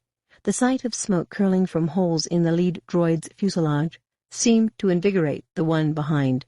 Driving Padme and the others in search of new cover with a single torpedo, the droid scurried forward, edging around its stricken comrade and stepping brazenly into the mall plaza, red sensors gleaming. A gunship made a quick pass, but couldn't find a clear field of fire. "I'm out," Bale said, dropping his rifle. Padme checked her weapons display screen. "Same." C-3PO shook his head. "How will I ever explain this to R2-D2? They broke for cover a final time, hoping to throw themselves through the ragged hole in the still-smoking security grate. But the droid hurried to intercept them, then, in seeming sadistic delight, began to back the 4 of them against the wall of the Nicandra building. A rage began to build in Padme, born of instincts as old as life itself. She was on the verge of hurling herself against the towering machine, ripping the sensors from its teardrop-shaped head, when the droid came to a sudden halt, obviously in reception of some remote communication. Retracting its head and stiffening its scissor-like legs into wings, it turned and launched itself over the edge of the plaza into the canyon below. The droid on the skyway did the same, even with 2 gunships in close pursuit. Padme was first to reach the skyway railing. Far below, the Senate District maglev was racing south toward the sky tunnel that would take it through the kilometer-wide Heerim complex and on into the wealthy Suk district. The 2 vulture droids were swooping down to join ranks with a separatist gunboat that was already chasing the train. 47. How had Grievous known to attack 500 Republica? Mace asked himself as the maglev rushed at 300 kilometers per hour toward the sky tunnel that would spirit the train from the Senate district. Having boarded the maglev at its 500 Republica platform, he, Kit Fisto, Shak T, and Stas Ali were in the car the Supreme Chancellor's Red Guards had commandeered, second in a train of some 20 cars. Through a gap in the protective circle the guards had forged, Mace caught a glimpse of Palpatine, his head of wavy gray hair lowered in what might have been anguish or deep concentration. How had Grievous known? Mace asked himself. Many Coruscanti knew that Palpatine resided in 500 Republica, but the location of his suite was a well-kept secret. More important, how had Grievous known that Palpatine wasn't to be found in either of his offices? Not everything could be traced to Dooku. It was conceivable that Dooku had furnished Grievous with data on hyperlanes that skimmed the outer limits of the deep core. That much Dooku could have pilfered from the Jedi archives before he left the Order, presumably when he was erasing mentions of Kamino from the databanks. Similarly, Dooku could have supplied Grievous with the orbital coordinates of specific communications satellites and mirrors, or with tactical information regarding the location of dedicated shield generators on the surface. But Palpatine had only just been elected Supreme Chancellor when Dooku left Coruscant to return to Sereno, and back then, some 13 years ago, Palpatine had been living in a high-rise tower close to the Senate building. So, how had Grievous known to go to 500 Republica? Sidious? If it was true that hundreds of senators had, for a time, been under the Sith Lord's influence, then he may have had access to the highest levels of confidential information. As many on the Jedi Council feared, Sidious's network of agents and assets might have infiltrated the Republic Military Command itself, which suggested that the sneak attack on Coruscant may have been years in the planning. Mace caught another glimpse of Palpatine, insulated by the flowing red robes of his hand-picked bodyguards. This was hardly the time to question him about his closest confidants. But Mace would make it his business to find the time later. Briefly, he wondered what had become of Captain Dyne's team. Surmising that Dyne had called off the search for Sidious shortly after the attack had commenced, Intelligence hadn't dispatched a second search team, aimed at locating Dyne and Valiant, until neither of them had been heard from, even after communications had been restored to the Senate district. Shak T hadn't seen them when she and Palpatine's protectors had whisked the Supreme Chancellor through 500 Republica's sub-basement. So had Dyne and the commandos fallen victim to Grievous's attack? Were they trapped somewhere under a crashed cargo ship or tons of Ferrocrete rubble? Yet another ill-timed concern, Mace thought. The maglev's other cars were packed cheek to jowl with Coruscanti attempting to flee the Senate and financial districts. Palpatine's guards would have commandeered the entire train if Palpatine hadn't intervened, refusing to allow it. Shak T had told Mace and Kit about the Supreme Chancellor's earlier reluctance to leave his suite. Mace didn't know what to make of it, but now at least they were on the way to the bunker. The maglev line didn't run past the complex, but the first stop in Suck was close to a system of skyways and turbolifts that did.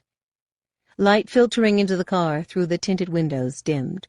The maglev was entering the Hia-Rim sky tunnel, a broad burrow that accommodated not only the speeding train, but also opposing lanes of auto-navigation and free travel traffic, passing through several of the Senate district's largest buildings. Lanes leading south, away from the district, and off to the right side of the maglev, were crawling with public transports and air taxis. By contrast, the northbound lanes were almost empty, the result of traffic having been rerouted well before it reached the Senate district. A blur of light off to the left-hand side of the car caught Mace's eye, and he hurried to the closest window. Streaking southbound in the northbound free travel lane, 2 droid fighters were trying to overtake the train. Before Mace could utter a word of warning, cannon fire from one of the twin-winged ships stitched a broken line of holes across the blunt nose of a transport in the auto-navigation lane. Instantly the transport exploded, savaging nearby vehicles with shrapnel and nearly rocking the maglev from its elevated guide rails. Screams issued from Coruscanti wedged into the cars to the front and rear of Palpatine's. "Vulture fighters," Mace told the Jedi and Red Guards. Leaning low at the window, he saw one of the droids climb over the maglev, only to descend on the opposite side of the train in the midst of the free travel lane, initiating a succession of collisions that flung speeders, taxis, and buses all over the sky tunnel. 2 vehicles careened into the train, only to rebound back into the travel lane, starting a second series of fatal crashes. Racing alongside Palpatine's car, the same droid responsible for the collisions surged into a steep climb and disappeared from view. Not a moment later, an ear-splitting sound reached Mace from somewhere in the rear of the train and overhead. Behind the tinted glass, sparks showered down the rounded sides of the car, and the smell of molten metal wafted from the ventilation grills. A tumult of terrified cries rose from the car directly behind Palpatine's, and hands and feet began to pound against the passageway door. Part of a group of maglev security personnel stationed there. A Weequay looked at Mace. "We won't be able to hold them back." In turn, Mace whirled to Shakti and Ali. "Move the Chancellor into the forward car." Shakti regarded him as if he had lost his mind. "It's packed, Mace." "I know that. Find a way." He gestured for Kit Fisto, and the 2 of them shouldered through the cluster of security personnel at the rear of the car and activated their lightsabers. Faced with the purple and blue blades, passengers on the far side of the door's window began to retreat into the vestibule, battling with those behind them who were attempting to press into the forward car. When there was space enough in the vestibule, Mace instructed the Weequay to unlock the door.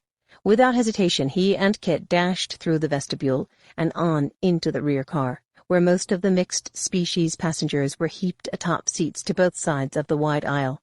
Wind howled through the car from a jagged rend that had been opened in the roof, and through which had dropped 6 infantry droids.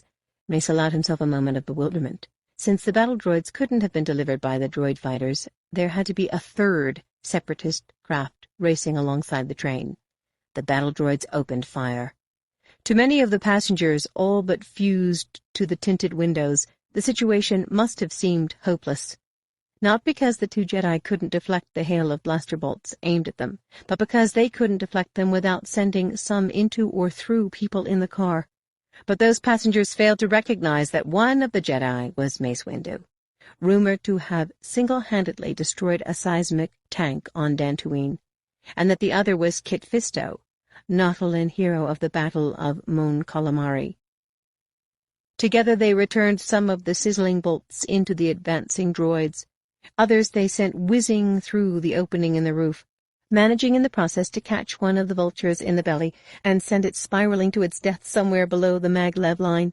Sparks and smoke whirled through the car, and parts of spindly arms and legs flew about unavoidably, but Mace and Kit called on the Force to control even those.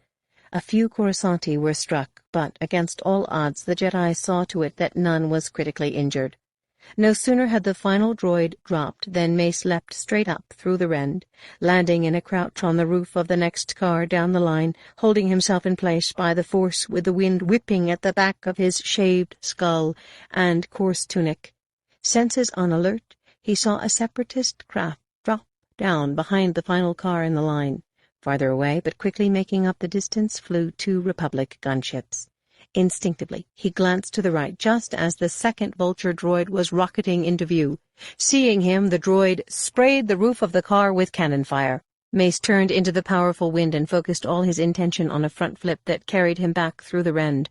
The vulture veered, positioning itself directly over the laceration its partner had opened, and reorienting its wing cannons. In what would surely have been a futile act, Mace raised his lightsaber. But the expected cannon blast never arrived. Wings clipped and repulsors damaged by missiles fired from the gunships. The vulture slammed down onto the roof of the speeding train, then rolled out of sight. Deactivating their blades, Mace and Kit rushed into the forward car, which was now filled with Palpatine's advisors and those passengers the Jedi women and Red Guards had relocated from the train's lead car. Mace and Kit continued to squirm forward, arriving in the Supreme Chancellor's car just as the maglev was emerging from the sky tunnel. The sun was going down, and the tall buildings that rose to the west cast enormous shadows across the city canyon and the busy thoroughfares far below the cantilevered maglev line. In the middle of the car, Palpatine stood at the center of the cordon the Red Guards had formed around him, and at a fixed-pane window they had deliberately shattered, Shaak-Ti and Stas Ali were gazing toward the rear of the train. "Those fighters could easily have derailed us with a torpedo," Shaak-Ti said as Mace and Kit approached. Mace leaned partway out the window, eyes searching the canyon. "And battle droids don't just drop from the sky. There's a third craft." Kit's bulging black eyes indicated Palpatine. "They want to take him alive."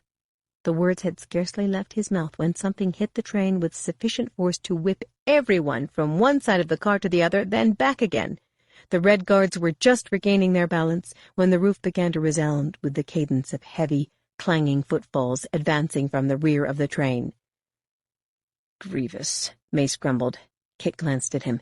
"Here we go again." Hurrying into the vestibule between the two lead cars, they launched themselves to the roof. 3 cars distant marched General Grievous and 2 of his elite droids, their capes snapping behind them in the wind, pulse-tipped batons angled across their barrel chests. Farther back, clamped by animal-like claws to the roof of the train, was the gunboat from which the frightful trio had been released. Without pausing, Grievous drew 2 lightsabers from inside his billowing cloak. By the time they were ignited, Mace was already on and all over the cyborg, batting away the 2 blades, swinging low at Grievous's artificial legs, thrusting at his skeletal face. The lightsabers thrummed and hissed, meeting one another in bursts of dazzling light. In a corner of Mace's mind, he wondered to which Jedi Grievous's blades had belonged. Just as the Force was keeping Mace from being blown from the Maglab's roof, magnetism of some sort was keeping the General fastened in place. For the cyborg, though, the coherence hindered as much as it helped, whereas Mace never remained in one place for very long. Again and again the 3 blades joined in snarling attacks and parries. As Mace already knew from Ki-Adi-Mundi and Shaak-Ti, Grievous was well trained in the Jedi arts. He could recognize the hand of Dooku in the General's training and technique. His strikes were as forceful as any Mace had ever had to counter, and his speed was astonishing. But he didn't know Vapad, the technique of dark flirtation in which Mace excelled. To the rear of the car, where Grievous's pair of Magna Guards had made the mistake of pitting themselves against Kit Fisto, the Nautilin's blade was a cyclone of blazing blue light. Resistant to the energy outpourings of a lightsaber, the Frick alloy staffs were potent weapons, but like any weapon they needed to find their target, and Kit simply wasn't allowing that. In moves a Twi'lek dancer might envy, he spun around the guards, climbing a limb from both with each rotation. Left legs, right arms, right legs. The speed of the train saw to the rest, ultimately whisking the droids into the canyon like insects blown from the windscreen of a speeder bike. The loss of his Confederates was noted by whatever computers were slaved to Grievous's organic brain, but the loss neither distracted nor slowed him. His sole setting was attack. Successful at analyzing Mace's lightsaber style, those same computers suggested that Grievous alter his stance and posture, along with the angle of his parries, ripostes, and thrusts. The result wasn't Vapad, but it was close enough, and Mace wasn't interested in prolonging the contest any longer than necessary. Crouching low, he angled the blade downward and slashed, guiding it through the roof of the car, perpendicular to Grievous's stalwart advance. Mace saw by the surprised look in the cyborg's reptilian eyes that, for all his strength, dexterity, and resolve, the living part of him wasn't always in perfect sync with his alloy servos. Clearly, Grievous, one-time courageous commander of sentient troops, realized what Mace had done and wanted to sidestep, where General Grievous, current commander of droids and other war machines, wanted nothing more than to impale Mace with lunging thrusts of the paired blades. Slipping into the gap made by Mace's saber, Grievous's left talon lost magnetic purchase on the roof, and the General faltered. Mace came out of his crouch prepared to drive his sword into Grievous's guts, but some last-instant firing of the General's cyber synapses compelled the cyborg's torso through a swift half-twist that would have sent Mace's head hurtling into the canyon had the maneuver prevailed. Instead, Mace leapt backward out of the range of the slicing blades and force-pushed outward just at the instant of Grievous's single misstep. Off the side of the car the General went, twisting and turning as he fell, Mace trying to track the General's contorted plunge, but unsuccessfully. Had he fallen into the canyon? Had he managed to dig his duranium claws into the side of the car or grab hold of the maglev rail itself? Mace couldn't take the time to puzzle it out. 100 meters away, the gunboat retracted its landing gear and rose from the roof on repulsor lift power. Reckless shots from one of the pursuing gunships obliged the Separatist craft to skew, then dive, with the gunship following close behind. Mace and Kit watched in awe as the two ships began to helix forward around the speeding maglev, exchanging constant fire, climbing away from the train's sharp nose, within which the magnetic controls were housed. The gunboat made as if to bank west, only to bank east at the last instant. By then, however, the gunship, leading its target west, had already fired. Drilled by a swarm of deadly hyphens, the maglev's control system blew apart, and the entire train began to drop. 48. In the darkness, buried alive, Anakin stretched out with his feelings.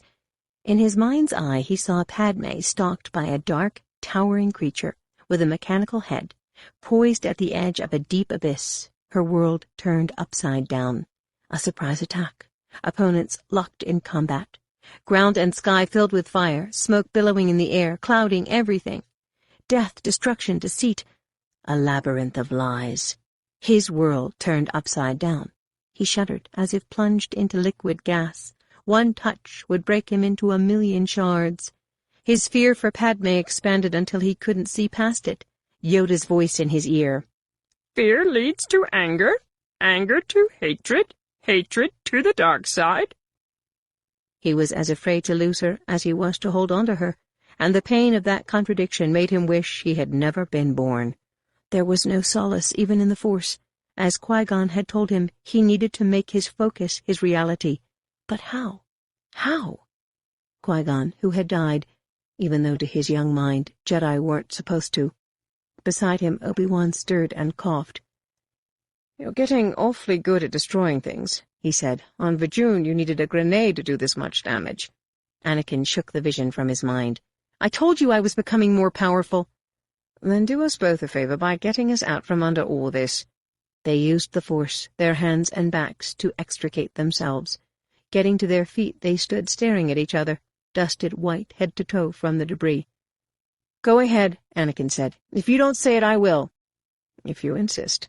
Obi-Wan snorted, dust from his nose. "Almost makes me nostalgic for Naos 3. Once more with feeling. Some other time. Dooku first." Scampering over the remains of the dome, droid parts, buried pieces of furniture, overturned shelves of holodocuments, they raced for the landing platform, arriving in time to see Dooku's sloop, one among dozens of Separatist vessels streaking for space. "Coward," Obi-Wan said. "He flees." Anakin watched the sloop for a moment longer, then looked at Obi-Wan. "That's not the reason, Master. We've been tricked. Tithe was never the target. We were." 49. Bleeding, speed, and loft. The maglev settled hard onto the guide rail that projected from the skyscraper-lined rim of Sock Canyon. Counterpoint to the sobs and moans of the passengers, the 24 cars, two now with slashed-open roofs, pinged and creaked. Balanced on the balls of their feet, Mace and Kit hooked their lightsabers to their belts and drifted back down into the vestibule as gently as the Force allowed. As if buffeted by thermals, the train swayed lazily from side to side. But with traffic halted in both directions, the air at mid-level should have been unruffled. A quick glance out the right side of the vestibule supplied Mace with the explanation. The aged cantilevered supports anchored to the sides of the buildings were beginning to bend under the weight of the train. In the distance, sirens wailed and dopplered as emergency craft hurried to render aid. Left of the stricken maglev, two enormous repulsor lift platforms were making a careful approach. Waiting for the train to quiet, Mace and Kit stood like statues in the vestibule. When the rocking motion had subsided somewhat, they pressed the release stud for the passageway door and eased themselves into the lead car. The train continued to protest its peculiar circumstance with an assortment of stressful sounds, but the sagging supports held for a few seconds more. Then, with explosive reports, the rail supports beneath the center of the train tore away from the canyon rim, taking a lengthy portion of the rail with them. The train veered into the sudden gap and would have plunged completely but for the fact that enough forward and rear cars remained clasped to the rail to support the few that now formed an inverted triangle. Even so, Coruscanti in the rear were propelled forward by the collapse, while those in the lead cars were jerked violently backward. Steps into Palpatine's car, Mace and Kit called on the Force to prevent everyone from flailing toward the vestibule door. Farther forward in the car, Shaak Ti and Stas Ali were keeping the Supreme Chancellor on his feet. Strident sounds issued from the guide rail. The maglev lurched, and another 2 cars slipped into the V-notch, their motion adding a sudden twist to the train that turned some of the cars onto their sides and sent passengers sliding and tumbling toward the tinted windows. Coruscanti screamed in terror, bracing themselves as best they could, or clawing at one another for support. Centered in the Force, Mace directed all his energy toward keeping the Red Guards and others rooted in place. He wondered if he, Kit, Shaak Ti, and Ali, acting in concert, could support the entire train, but dismissed the idea immediately. They would need Yoda. Perhaps 5 Yodas. Unexpectedly, a feeling of relief flowed through him. "The emergency repulsor lifts," Kit said. Once more the train lurched, but this time the cars began to level out as anti-grav repulsors levitated those that had dropped into the notch. By then, too, the pair of repulsor lift platforms had cozied up to the train's left side, and scores of emergency craft were rushing in from all sides. Mace could feel an increasing sense of desperation sweep through the cars as passengers grew frantic to exit. He knew that it was only going to get worse, since none of them would be allowed to leave until Palpatine had been moved to safety. He and Kit did their best to make that happen as quickly as possible. Within moments they had ushered everyone who had been in the lead car onto one of the platforms. Pressed in among his Red Guards, Palpatine couldn't even be seen. Disengaging from the maglev, the platform was moving away from the train before a single passenger, even any of Palpatine's advisors, could scramble out onto its twin. The air was filled with escort craft and gunships, 2 of which put down on the platform as it was closing on the canyon's eastern rim. Leaping out of the craft, 2 platoons of commandos assumed firing positions along the platform's perimeter. Behind them came 4 Jedi Knights, who rushed to join Shaak Ti and Stas Ali in guarding Palpatine. Mace recognized the more scorched of the pair of gunships as one of 2 that had been in pursuit of Grievous's gunboat. Hurrying over to it, he signaled the pilot to raise the bubble canopy. Cupping his hands to his mouth, he said, "What became of the gunboat?" "My wingmate is in pursuit, General," the pilot said. "We're awaiting word." "Did Grievous fall from the maglev?" "I was too far back to see much of anything, sir, but I didn't see him fall, and I didn't see anyone on the train." Mace replayed the events in his mind, saw himself force-pushing Grievous from the roof of the car, saw Grievous plunging over the edge, down out of sight, toward the rail or the canyon floor, the cyborg's gunboat disengaging from the train, descending into the canyon before it and the second gunship had commenced their corkscrewing race around the maglev. Mace clenched his hands and swung to Kit. "The gunboat could have caught him somehow." He gazed up at the pilot again. "Any word yet?" "Coming in now, sir. Sector H-52. My wingmate is in close pursuit. I'd better get a move on." "General Fisto and I are going with you." Mace turned to Shaak Ti, Ali, and the 4 newly arrived Jedi Knights. Shaak Ti nodded at him. "We'll see the Chancellor the rest of the way to the bunker." Shaak Ti was the last to board the gunship that would deliver Palpatine to shelter, somewhere deep in the narrow service chasms that fractured the exclusive Sock neighborhood. Encircled by the contingent of Red Guards, Palpatine stood silently in the rear of the troop bay. His hair and robes were mussed, and he looked pale and feeble among his striking protectors. Stas Ali and the 4 Jedi Knights Yoda had dispatched from the temple stood just inside the door, shoulder to shoulder with commandos and government agents. Shaak Ti knew the human male Jedi and the female Twi'lek by sight, but she couldn't recall ever running into the other 2, a male Tals and a male Ithorian. All 4 of them looked able enough, though she hoped there would be no call for them to demonstrate their skills. Moments earlier, the gunship carrying Mace and Kit had banked north, back toward the Senate District, in apparent pursuit of Grievous's gunboat. Palpatine's gunship had taken off to the south and had immediately begun to descend. Dusk had already fallen on the rim of the canyon. Bruised by the day's events, Coruscant's skies were a swirl of blood-red, orange, and deep lavender. Down below, the buildings and thoroughfares were illuminated. Halfway to the floor of the canyon, a gunship that had seen recent action fell in alongside the Supreme Chancellor's, and remained just off to starboard and slightly astern, through the numerous twists and turns that led ultimately to the mountainous structure that served as the bunker complex. A final turn to the north brought the two gunships to the mouth of a narrow urban ravine, where they hovered for the moment it took to lower the particle shield that safeguarded the shelters, tactical and communications centers, landing platforms, and the network of tunnels that linked them. The complex could be reached by alternative means. Under normal circumstances, Palpatine would have been conveyed by repulsor lift speeder through deep tunnels that arrived from 500 Republica, the Great Rotunda, and the Senate Office Building. But the ravine was the best way of entering from anywhere west of the Senate or financial districts.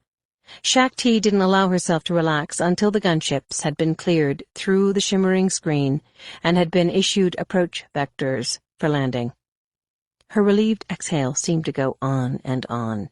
The escort gunship shot ahead and was already on the pad when Shaak Ti and the rest arrived moments later. The craft bearing the Supreme Chancellor had scarcely touched down when the side doors flew out and back, and the Red Guards hurried Palpatine off to a waiting speeder. The commanders leapt out to reinforce the bunker's contingent of troopers. Shaak Ti instructed the 4 Jedi Knights to accompany the Red Guards, promising to join them after she and Stas Ali had apprised the temple of their safe arrival. The 2 Jedi women watched the speeder race off into the broad tunnel that accessed the bunker, then swung themselves down to the landing pad. Ali grabbed her comlink and depressed the send button. After several failed attempts to reach the temple, she glanced at Shaak Ti. "Too much interference. Let's move away from the ship."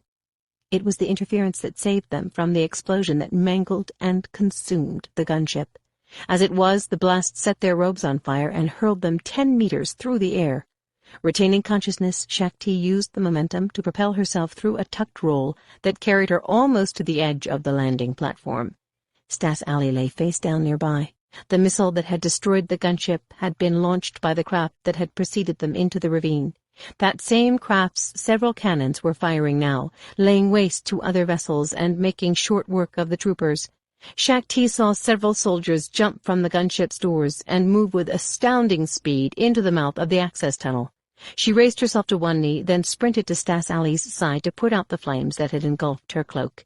Ali stirred and raised herself on the palms of her hands.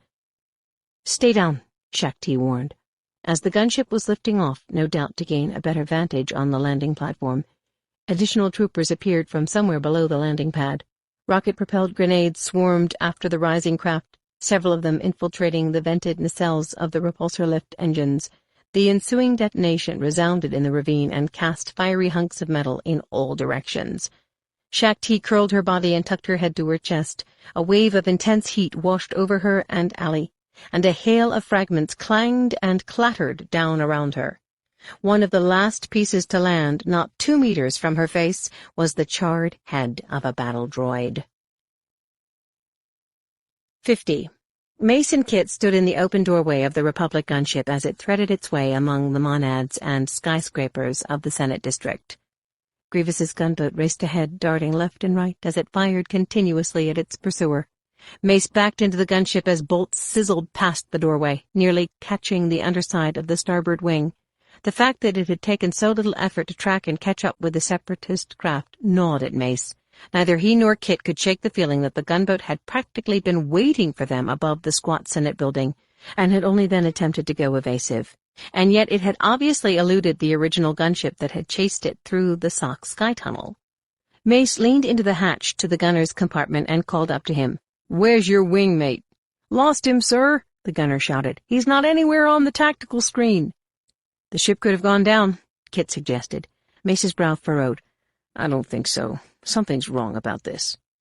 Overhead, missiles roared from the launchers, and an explosion boomed and echoed from the surrounding buildings. Black smoke and debris swept past the doorway, and the gunner whooped. "We got him, sir! He's trailing fire and surface-bound!" Mace and Kit leaned out the doorway in time to see the gunboat tip to one side, then begin a rapid downward spiral. "Stay with him, pilot!" Mace yelled. Coiling into a city chasm east of the Senate, the craft clipped the edge of a skydock and started to come apart. The pilot of the gunship jinked to avoid airborne wreckage, but managed to remain in the wake of the doomed ship. The collision with the skydock had added an end-over-end flip to the gunboat's spiral, and now the craft was simply falling like a stone. straight down toward brightly illuminated Uskru Boulevard, which was blessedly free of traffic. Fires sputtering out, it hit the surface nose first, cratering the street and shattering windows in buildings to all sides. Maintaining a safe distance from the crash site, the gunship pilot engaged the repulsor lift engines and hovered to a landing at the frayed edge of the impact crater. Mace, Kit, and a dozen commandos jumped to the hot ground to secure the area. Crowds of startled onlookers formed almost immediately, and the sirens of emergency vehicles began to wail in the distance. Lightsabers ignited. Mace and Kit strode along the perimeter of the shallow well, alert to the slightest movements. The crumpled ship had been torn open from bow to stern along one side, and they had clear views into every cabin space. Neither Grievous nor any of his elite guards were anywhere to be found. Only battle droids, slagged, mangled, twisted into peculiar shapes. "I can accept that Grievous might have fallen from the maglev," Mace said, "but not that he would have included only 2 of his elite on a mission like this." Kit gazed at the wedge of night sky. "There could be a second assault craft." "Pilot," Mace called toward the gunship, "comlink the Supreme Chancellor's bunker and arrange for us to be cleared through the shield." Grievous and 6 Magna Guards cut a bloody swath through the broad corridors that led ultimately to Palpatine's sanctuary. Republic soldiers, cloned and otherwise, fell to Grievous's lightsabers and the deadly staffs of his elite. Behind them, the firefight at the landing platform was raging. If nothing else, Grievous told himself, the clash would tie up 2 of the Jedi and dozens of troopers. Thus far, things were still on target, if not proceeding according to plan. At Palpatine's apartment, Grievous had managed to fool everyone by placing the gunboat on display, then clandestinely transferring himself and his combat droids into the Republic gunship Lord Tyrannus had promised would be waiting for them. He had been forced to improvise when Palpatine's protectors had opted to follow an alternate route to the bunker, and he had enjoyed chasing the maglev, if not the brief duel on the roof of the train car. Tyrannus had warned him about Mace Windu's prowess with a blade, and now he understood. His literal misstep had shamed him, and he was grateful that the 2 Magna Guards that had fought at his side had not survived to bear witness to it. Had he not managed at the last instant to grab hold of the maglev rail and be retrieved by the borrowed gunship, all the efforts the banking clan had undertaken to have him rebuilt would have been for nothing. But as it happened, he was now about to give the Separatists more than their credit's worth, perhaps a means to proclaim themselves victors of the war. Grievous and 5 remaining droids completed their march to the bunker, deflecting the fire of 3 troopers guarding the entrance, then decapitating them. Hexagonal, the sturdy portal was impervious to blaster bolts, radiation, or electromagnetic pulse. Grievous was well aware that his lightsabers were capable of burning through the door. While doing so would have heightened the drama of his entry, he did the next best thing. He used the code Tyrannus had provided. "Under no circumstances are you to harm the Chancellor," he exhorted his elite, while layers of the thick hatch were retracting. The astonishment registered by Palpatine and his quartet of Jedi Knights assured Grievous that he could not have made a more dramatic entry. A large desk dominated the circular room, and banks of communications consoles formed the circumference. Centered in the curved wall opposite the entrance was a second door. Posing for effect in the polygonal opening, Grievous granted his opponents a moment to activate their lightsabers, force pikes, and other weapons. Also for effect, he deflected the initial flurry of blaster bolts with his clawed hands before drawing 2 of his lightsabers. His brazenness summoned the Jedi to him in a flash, but he knew in the first moments of contest that he had nothing to worry about. Compared to Mace Windu, the 4 were mere novices, whose lightsaber techniques were some of the earliest Grievous had mastered. Behind him rushed his elite droids, with a single purpose in mind, to tear into the guards and soldiers arrayed in a defensive semicircle in front of Palpatine. Tall, elegant-looking, dramatic in their red robes and face-masked cowls, the Supreme Chancellor's protectors were well-trained and fought with passion. Their fists and feet were fast and powerful, and their force pikes sliced and jabbed through the near-impervious armor of the droids. But they were no real match for fearless war machines, programmed to kill by any means possible. Perhaps if Palpatine had been intelligent enough to have surrounded himself with real Jedi of the caliber of Windu and the tentacle-headed Kit Fisto, the engagement might have gone differently. Fencing with his 4 adversaries, for that's all the fight amounted to, Grievous saw 6 of the soldiers and 3 of the Red Guards jolted to spasming deaths by the Magna Guard's double-tipped scepters. One of his elite had gone down as well, but even though blinded and savagely slashed by the Guard's staffs, the droid was continuing to fight, and those elites still on their feet had altered their combat stances and offensive moves to adapt to the Guard's defensive strategies. Grievous enjoyed going against so many Jedi simultaneously. If time wasn't of the essence, he might have protracted the fight. Feinting with the blade in his right hand, he removed the head of one Jedi with the blade in his left. Distracted when his right foot inadvertently booted the rolling head of his comrade, the Ithorian dropped his guard momentarily and received as penalty a thrust to the heart that dropped him to his knees before he pitched forward. Stepping back to absorb what had happened, the 2 remaining Jedi came at Grievous in concert, twirling and leaping about as if putting on some sort of crowd-pleasing martial arts demonstration. For practice, Grievous called 2 more blades from his belt, grasping them in his feet even as the anti-grav repulsors built into his legs were lifting him from the floor, making him every bit as agile as the Force did the Jedi. With his 4 blades to the Jedi's 2, the duel had come full circle. Whirling, he severed the blade hand of the Tals, then his opposing foot, then took his life as well. Mists of blood formed in the air, swirled about by the ventilators. The 4th he intimidated into retreat by wielding all 4 blades, transforming himself into a veritable chopping machine. Fear blossomed in the Twi'lek Jedi's dark eyes as she backed away. He had her on the run, poor thing, but he awarded her some measure of dignity by allowing her to land glancing blows on his forearms and shoulders. The burns did little more than add a new odor to the room. Emboldened, she pressed her attack, but was fast exhausting herself from the effort of trying to amputate one of his limbs, to hurt him in some fashion. And all for what? Grievous asked himself. The timid old man backed to the bunker's rear wall, the would-be champion of democracy who had loosed his clone army against the merchants and builders and traders who opposed his rule, his republic. Best to put the Jedi out of her misery, Grievous thought, which he did with a single blade to the heart, for it would have been cruel to do otherwise. Elsewhere, his 3 surviving elites were doing well against 5 Red Guards. With time counting down, he waded into the thick of the action. Sensing him, one guard feinted a rotation to the left, then pivoted to the right with his force pike raised at face level, a move Grievous could appreciate, although he was no longer in the space through which the weapon sliced. Using 2 blades, he nipped the guard's cowled head from his torso. The next he speared from behind in both kidneys. Opening the backs of another's thighs, he moved on, disemboweling the 4th. The last guard was already dead by the time he reached him. With a gesture, Grievous instructed his elite to secure the bunker's hexagonal door. Then, deactivating his lightsabers, he turned to Palpatine. "Now, Chancellor," he announced, "you're coming with us." Palpatine neither cowered nor protested. He merely said, "You will be a true loss to the forces you represent." The remark took Grievous by surprise. Was this praise? "4 Jedi Knights, all these soldiers and guards," Palpatine went on, gesturing broadly. "Why not wait until Shakti and Stasali arrive?" He cocked his head to one side. "I think I hear them coming. They are masters, after all." Grievous didn't respond immediately. Was Palpatine trying to trick him? "I might at any other time," he said finally, "but a ship awaits us that will take you from Corusant, and from your cherished republic as well." Palpatine mocked him with a sneer.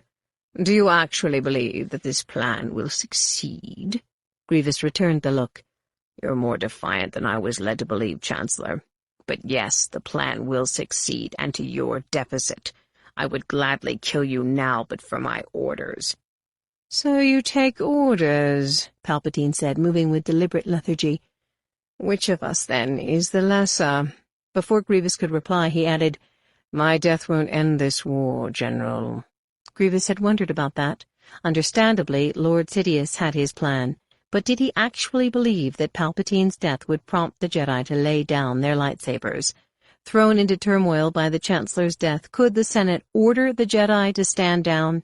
After years of warfare, would the Republic suddenly capitulate? The sound of rapid footfalls roused him, and he gestured to the bunker's rear door. "Move," he told Palpatine. The Magna Guard stepped forward to make certain that Palpatine obeyed. Grievous hurried to the bunker's communication console. The stud switch and control pad for the emergency beacon were precisely where Tyrannus said they would be. After entering the code Tyrannus had provided, Grievous pressed his alloy hand to the switch. Palpatine watched him from the doorway.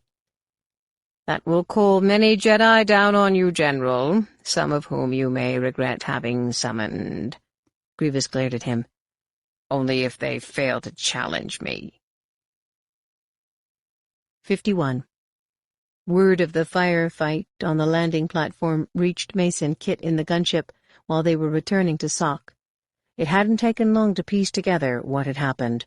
The Separatists had managed to hijack a Republic gunship and infiltrate the bunker complex shield by timing their arrival to coincide with that of the ship carrying Palpatine, Shaak Ti, and the others. An ARC commander verified that the hijacked gunship had been piloted by droids, but the same ARC would neither confirm nor deny that Grievous had been aboard the destroyed ship. That alone was cause for concern. Mace and Kit thought they knew what had occurred, and hoped they were wrong. In the white glare of spotlights, the gunship that had been brought down by RPGs was a flaming hulk, dangling from the edge of the landing pad. Even less remained of the gunship that had delivered Palpatine to the complex. Fatalities of the surprise attack, one in a series of terrible surprises now, had been removed from the scene, but the pad boasted a company of reinforcements, as well as 2 ATSATs that had been airdropped by wide-winged lot carriers.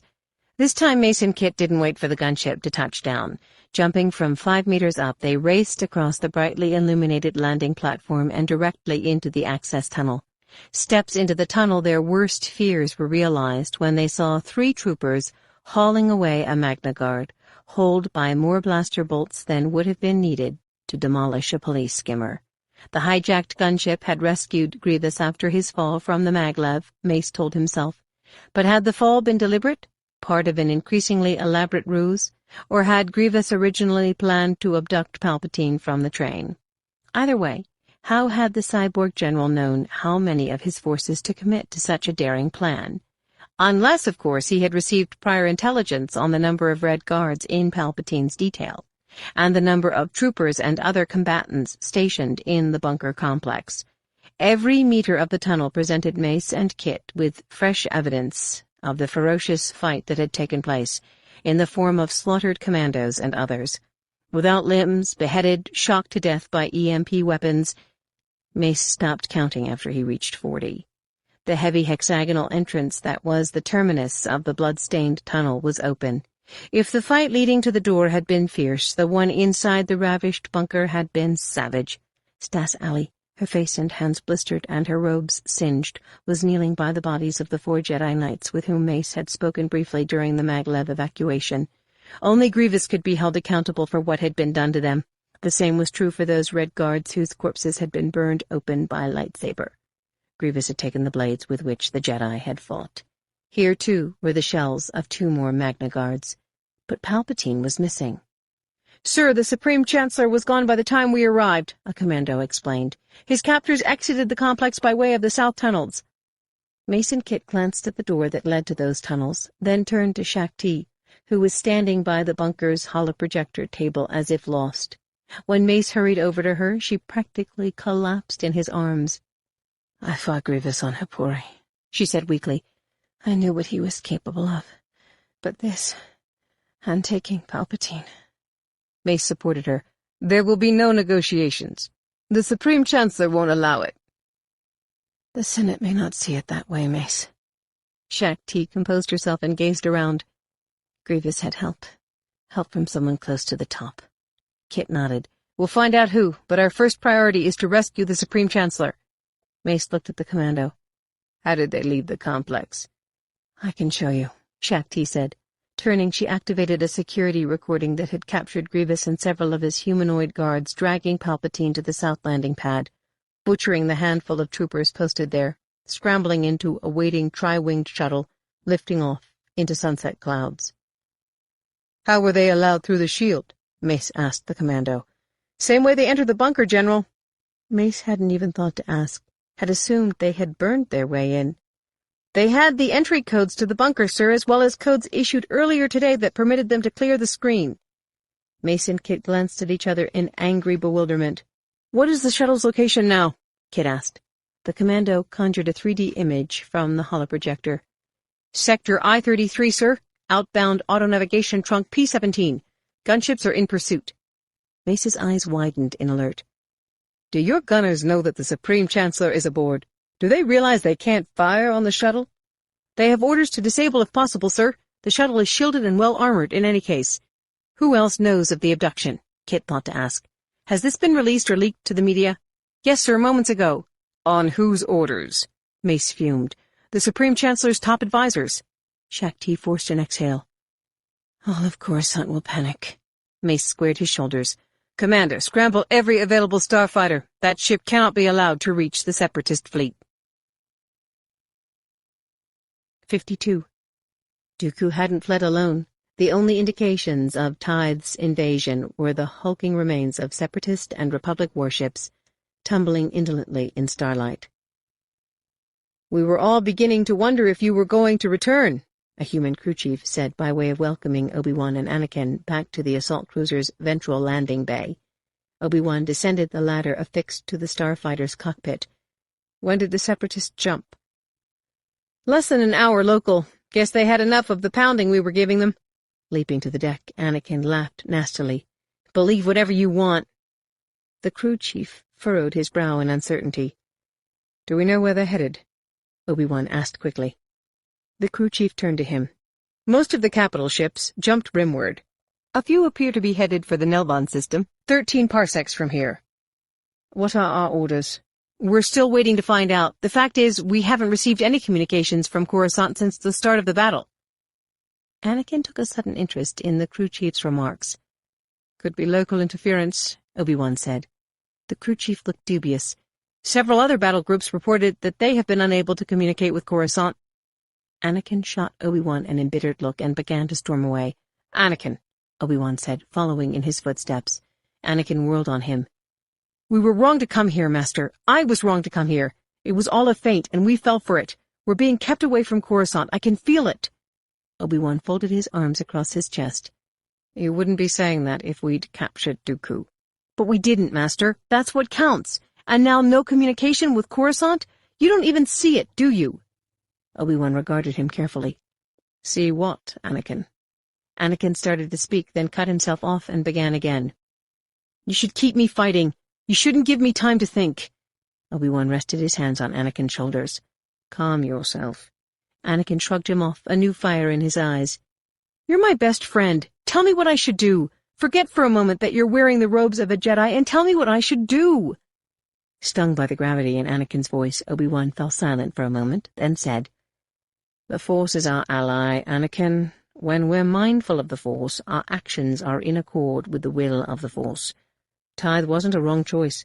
It's simply that we're ignorant of its import in the greater scheme. Anakin lowered his head in sadness. You're right, Master. My mind isn't as fast as my lightsaber. He stared at his artificial limb. My heart isn't as impervious to pain as my right hand. Obi-Wan felt as if someone had gnawed his insides. He had failed his apprentice and closest friend.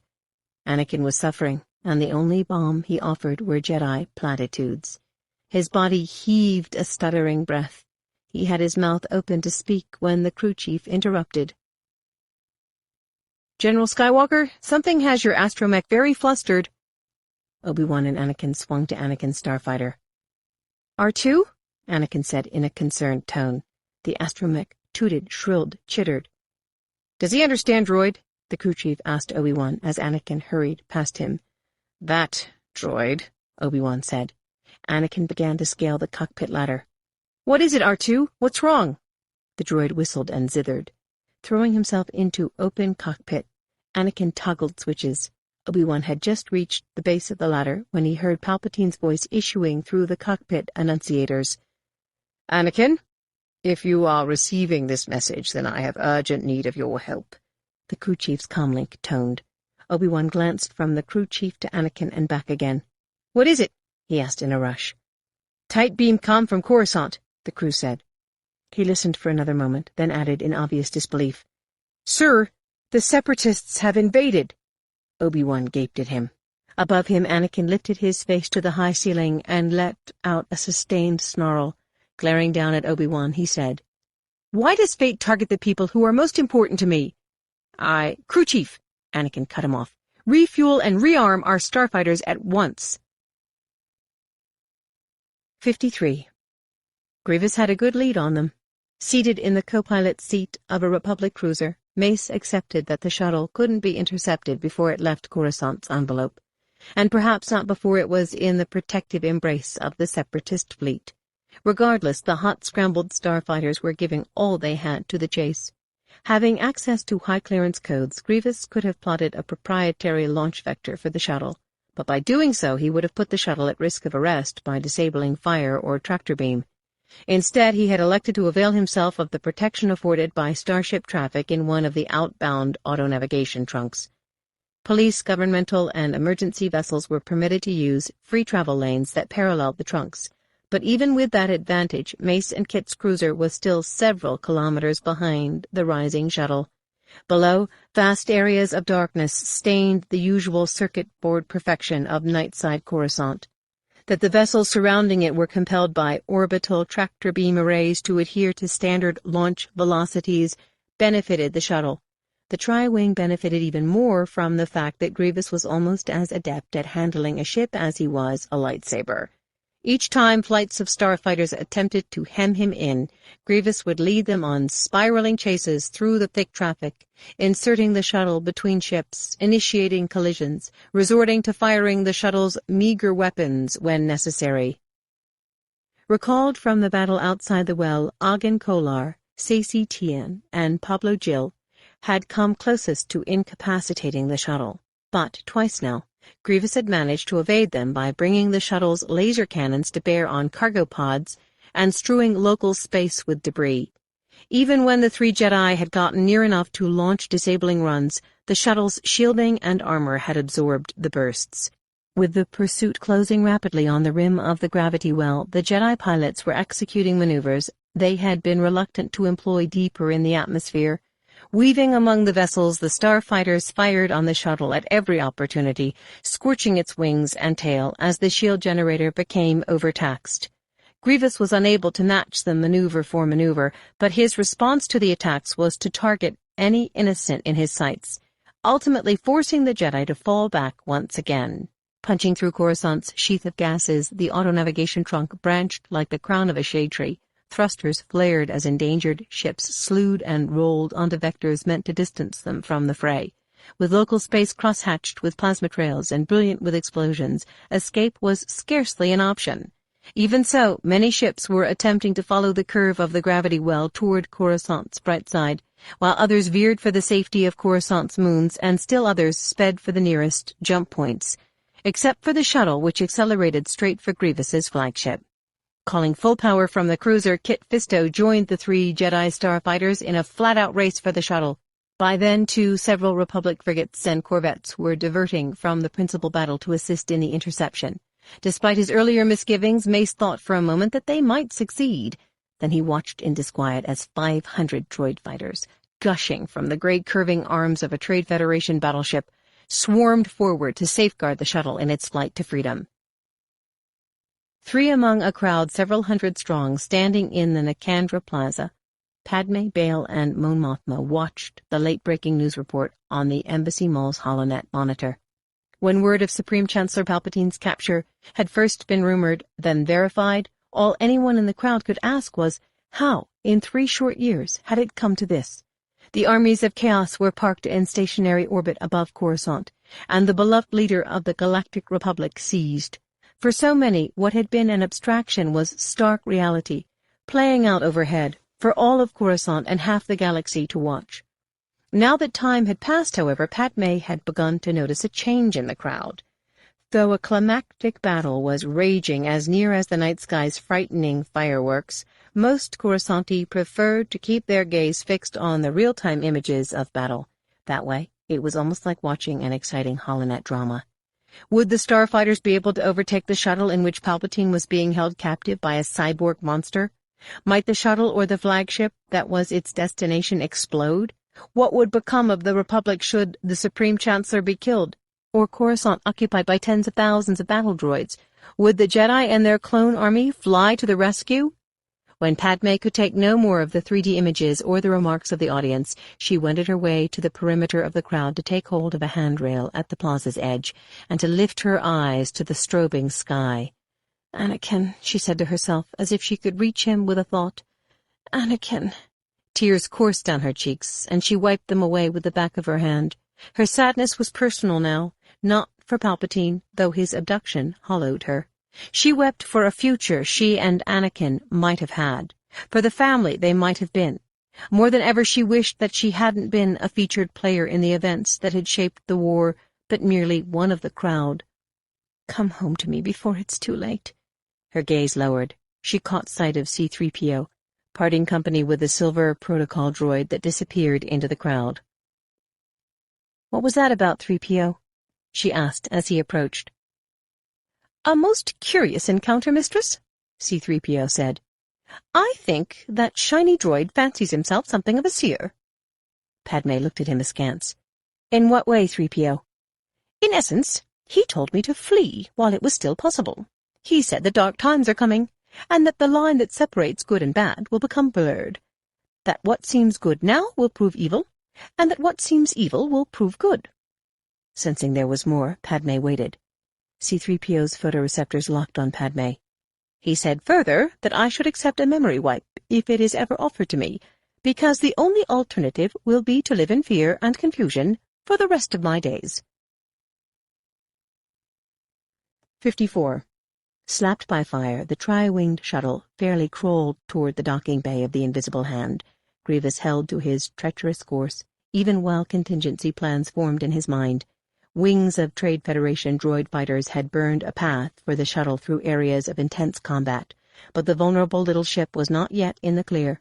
Many of Grievous's impassioned pursuers were so busy defending themselves that they no longer represented a threat, but 3 starfighters had managed to stay with the shuttle and were continuing to harry it with surgical fire.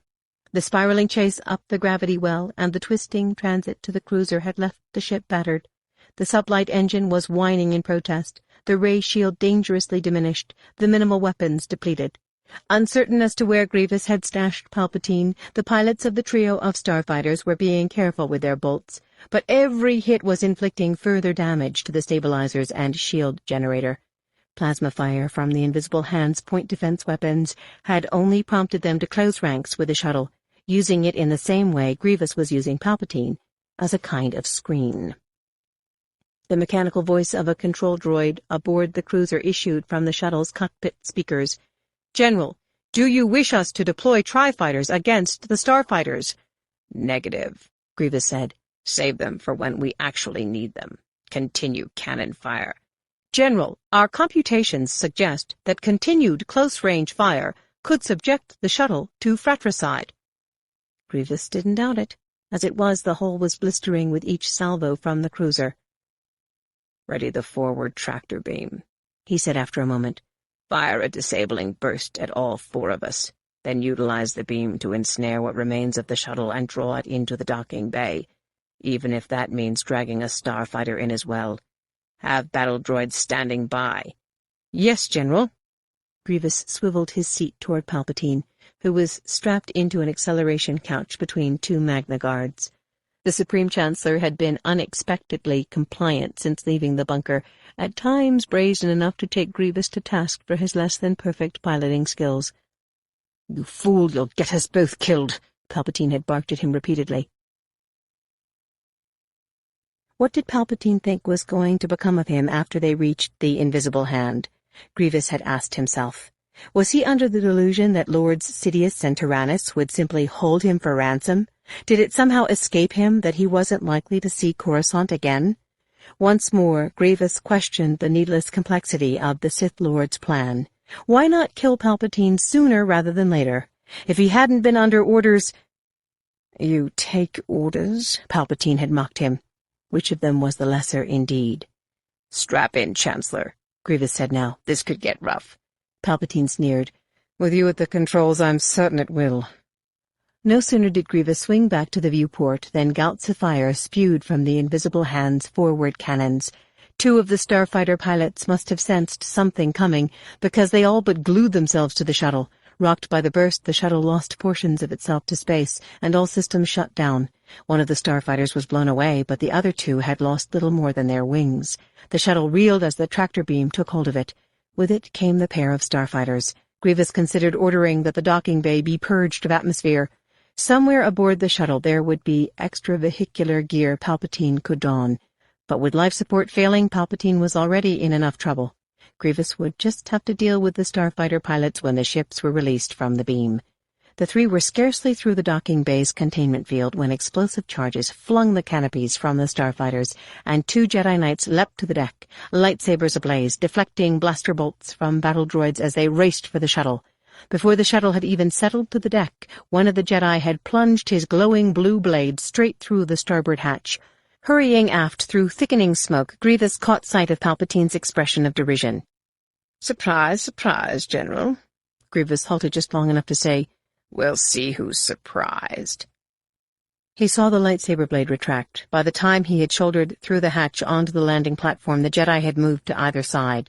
Even while continuing to parry blaster bolts, they surged at him, engaging the two lightsabers he drew from his cloak.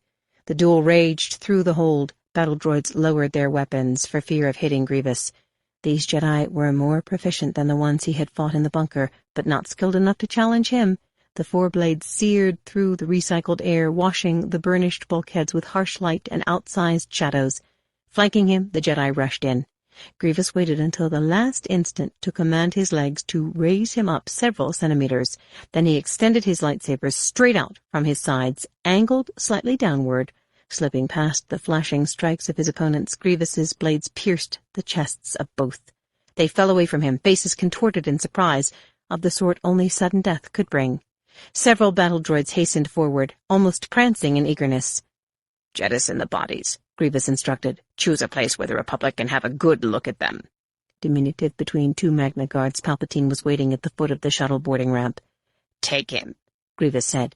Lifting Palpatine by his armpits, the combat droids followed Grievous through the cruiser, and at last through an oval of opalescent portal, into a large cabin space containing a situation table surrounded by chairs. Grievous ordered the guards to set the Supreme Chancellor down in a swivel chair at the head of the table and to shackle his hands. "Welcome to the General's quarters," he said while he did input at a console built into the table. Shortly, the bulkhead behind the swivel chair became a hologramic display showing the Battle of Corusant. The flick of a final switch summoned a stalked, eyeball-shaped holocam from the tabletop. "You're about to make an unscheduled appearance on the holonet, Chancellor," Grievous said. "I apologize for not providing a mirror, hairbrush, and cosmetics so that you might at least camouflage some of your fear." Palpatine's voice was sinister when he spoke. "You can display me, but I won't speak."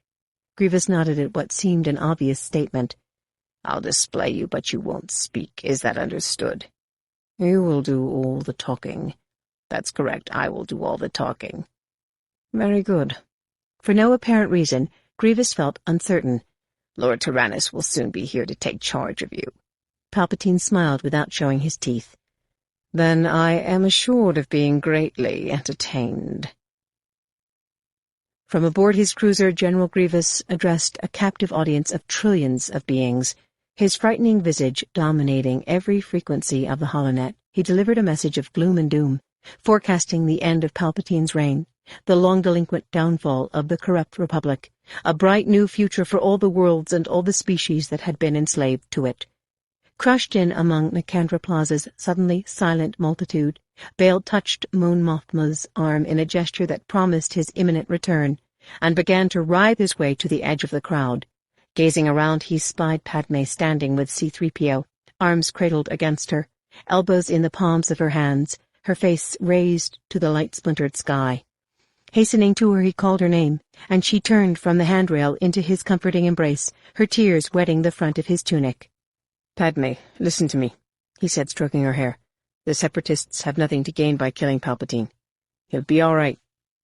"What if you're wrong, Bail? What if they do kill him, and power falls into the hands of Masamida and the rest of that gang? That doesn't worry you? What if Alderaan is next on Grievous's list of worlds to attack?" "Of course it worries me. I fear for Alderaan. But I have faith that won't happen. This attack will put an end to the Outer Rim sieges. The Jedi will be back where they belong, here in the core. And as for Masamita, he won't last a week. There are thousands of senators who think as we do, Padme. We'll rally them into a force to be reckoned with. We'll put the Republic back on course even if we have to fight tooth and nail to overcome anyone who opposes us. He put his hand under her chin to lift her face toward his. We'll get through this no matter what. She sniffled, smiled lightly. If I could keep my concerns focused only on the future of the Republic.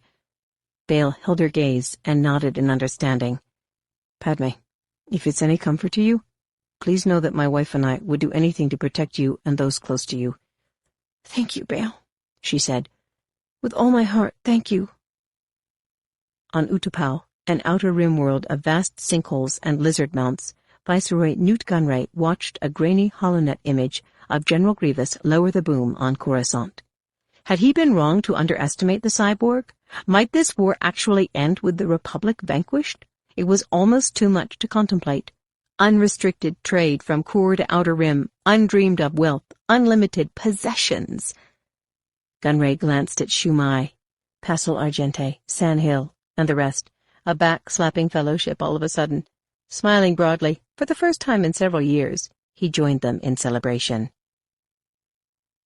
In his quarters in the temple, Yoda watched a holonet feed that showed the bodies of 2 Jedi drifting in space, close to the flagship of the Separatist fleet, the corners of his mouth pulled down in sadness. He turned to the comlink. See them, I do. Mace's voice rumbled from the speaker. If we can ever break through this fighter's screen, we'll storm the cruiser. Kill the Supreme Chancellor, Grievous will. I don't think so. He's had plenty of chances already. Wait, then, to hear the Separatists' demands we should. The Senate will give away Corusant to effect Palpatine's release. Worse the situation will be if the Supreme Chancellor dies. Fall the Republic will. Mace fell silent for a moment. Yoda saw him in the cockpit of the cruiser he and Kit had piloted off Corusant. What should we do? To the Force look for guidance. Accept what fate has placed before us. For now, prevent Grievous's fleet from escaping to hyperspace you must. Recalled many Jedi and others have been. Turn, the battle will, when they arrive. Master Yoda, we were close to capturing Sidious. I could feel it. Know this Sidious did. Hiding he is. No longer on Corusant, Yoda thought. We'll pin Grievous here, like the vermin he is.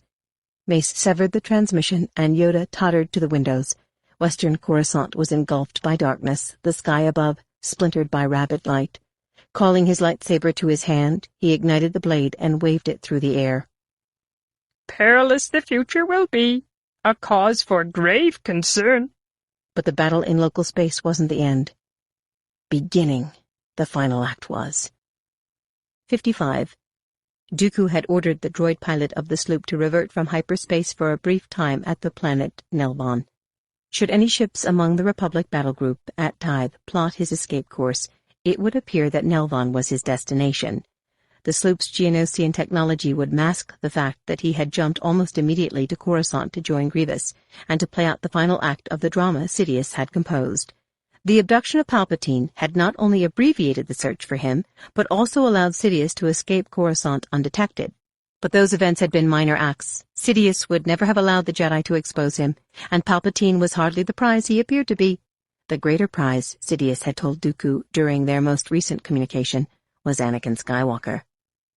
"Long have you watched him," Dooku had said, repeating words Sidious himself had spoken.